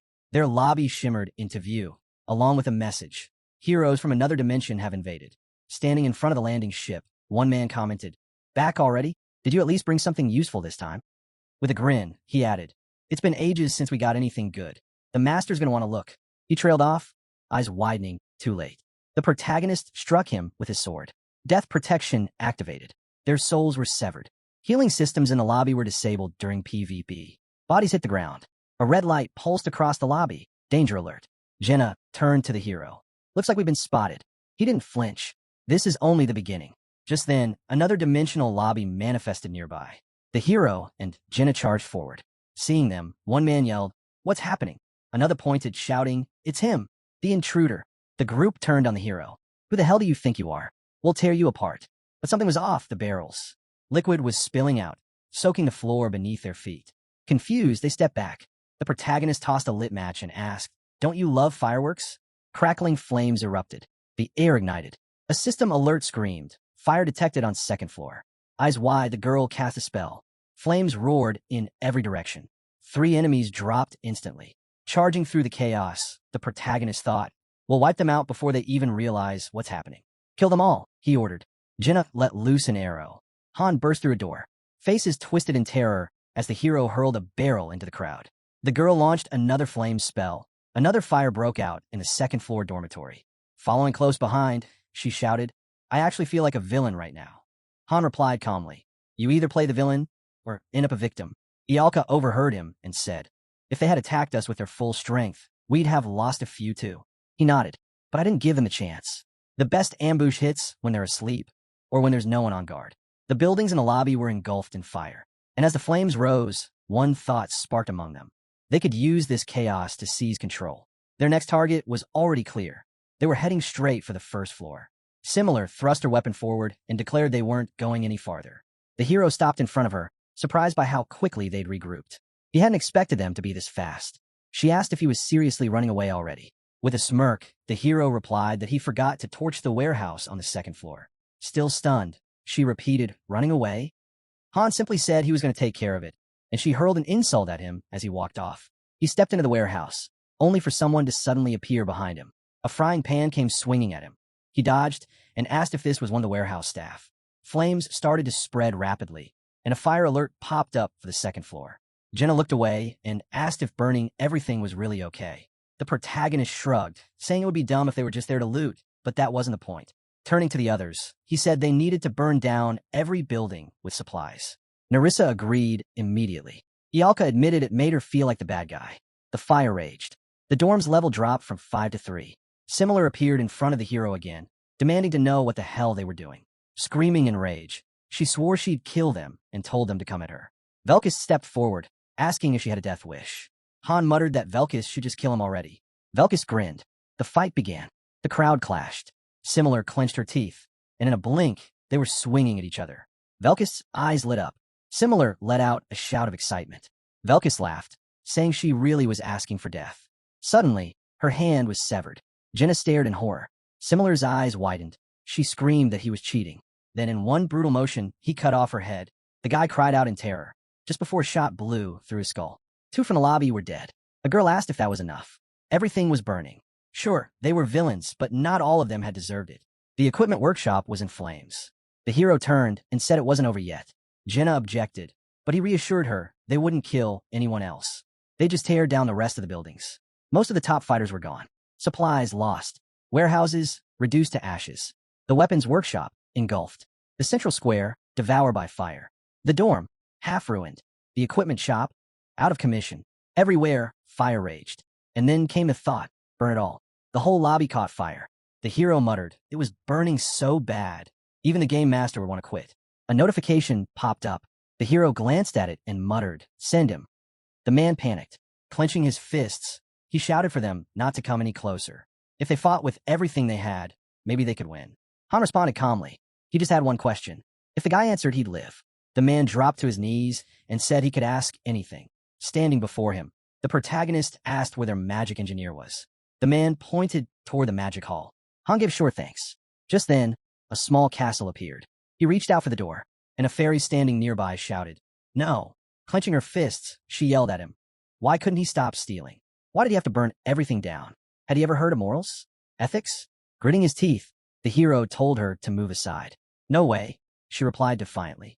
Suddenly, he shoved her out of the way. Sitting on the ground, the fairy looked up and asked, if he took her, how was she supposed to survive? She mumbled about his dream of becoming the king of thieves.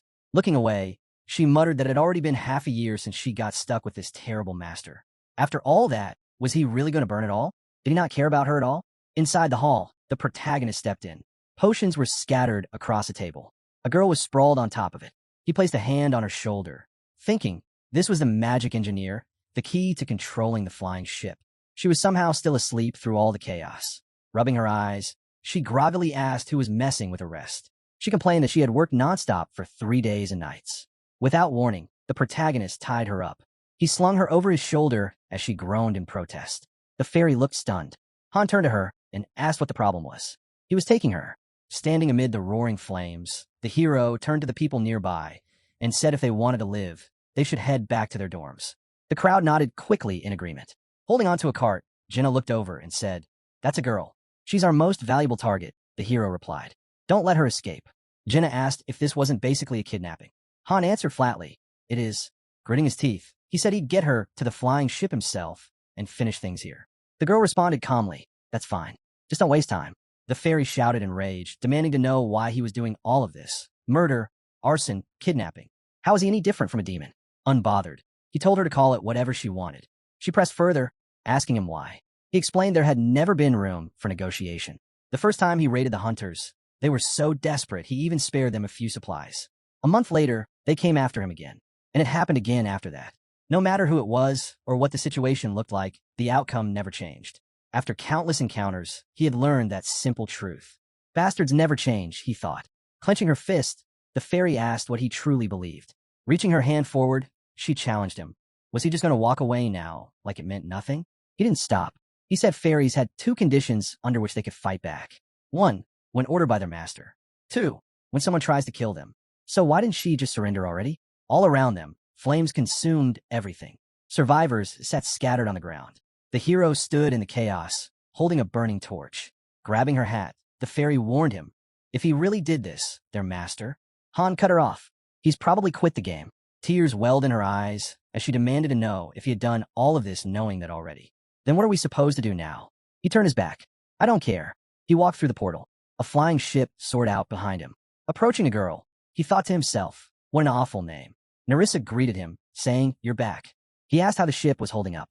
She admitted nothing was working yet. They probably needed to verify their identity or something to get it running. Where's the girl? Han asked. Nerissa replied that they had tied her up. The tied-up girl was trying to speak, but her words were muffled. As he untied her, he couldn't make out what she was saying. Then she exploded in anger, screaming that he'd better let her go right now, or she'd kill him. At least now he knew who she was. Gritting his teeth, he said, "You're a magical engineer." "Wrong," she screamed. "I'm Catio, a third-rate magician." Just hearing her name made people flinch. Standing before her, Han told her he needed the flying ship to lift off, and asked, how could he make that happen? Catio shot him a glare and snapped. "What makes you think I'd tell you anything?" Then, with venom in her voice, she added, "I should boil you alive." The guy drew his sword, scoffing, "You're getting cocky. Think she'll talk quicker if we lop off a few fingers." The hero closed his eyes. "No, that'd make me feel like an actual villain." Catio screamed, "You are villains." Han raised a brow. "Wow, looks like we've had a little misunderstanding." Grinding her teeth, she hissed, "What misunderstanding?" Then warned him to keep that sword away from her. Without flinching, the hero extended his hand to the side and ordered, "Stand by. But if she tries any magic, cut her hand off." Velkus nodded. "Got it." Turning back to Catio, Han said they'd settle this confusion later. Right now, they had to return to where they came from, and he needed her for that. "You get it, right?" he asked. Still clutching the rope, she growled, "We can't stay here." "That's on you," she added. Looking away, the hero replied, "Shouldn't be that hard. Just move the ship back to its last position." Quiet tears slipped from her eyes. "I'm just a researcher." Velkus scoffed. "Quit whining. That's why I wanted to kill you in the first place." Han thought to himself, this guy's heartless. The true strength of a magical engineer came from support spells. One of their specialties? Quickly dousing flames. If she'd done anything, maybe this place wouldn't look like a war zone. Finally, Catio said, "I'm ready," then turned and asked, "You let me go now, right?" Han looked at her. "Go where?" Then ordered, "Tie her up again." Rope snapped back into place around her. She screamed in frustration. The fairy shouted furiously, "You really took everything. Fine, take it, choke on it, have a great trip. Hope a bottle of rum ends up where the sun don't shine." Han blinked. "Can't say I've ever heard a goodbye like that." He looked back at her. She glared, thinking they'd get away with everything. But at least now, she knew who had their backs. That alone would be a shock. Stretching out her hand, the fairy exclaimed that they'd stumbled into the notorious Solidarity Association, a top-tier guild made up of 30 elite rankers. While their current guild master wasn't much in terms of skill, he had close ties to their true leader. Suddenly, the man opened his eyes, touched his face thoughtfully, and looked surprised. Han, puzzled, wondered aloud. He never heard of such a group before. Isel told him to enjoy the peace while he could, but warned him not to expect mercy later, not even if he got down on his knees. The hero smirked, then asked for her name. "Captain Isel," she replied confidently, urging him to remember it. She then asked for his name in return. With a glint in his eyes, he told her, "I'm Loki. Thanks for watching. Don't forget to like, comment, and subscribe for more."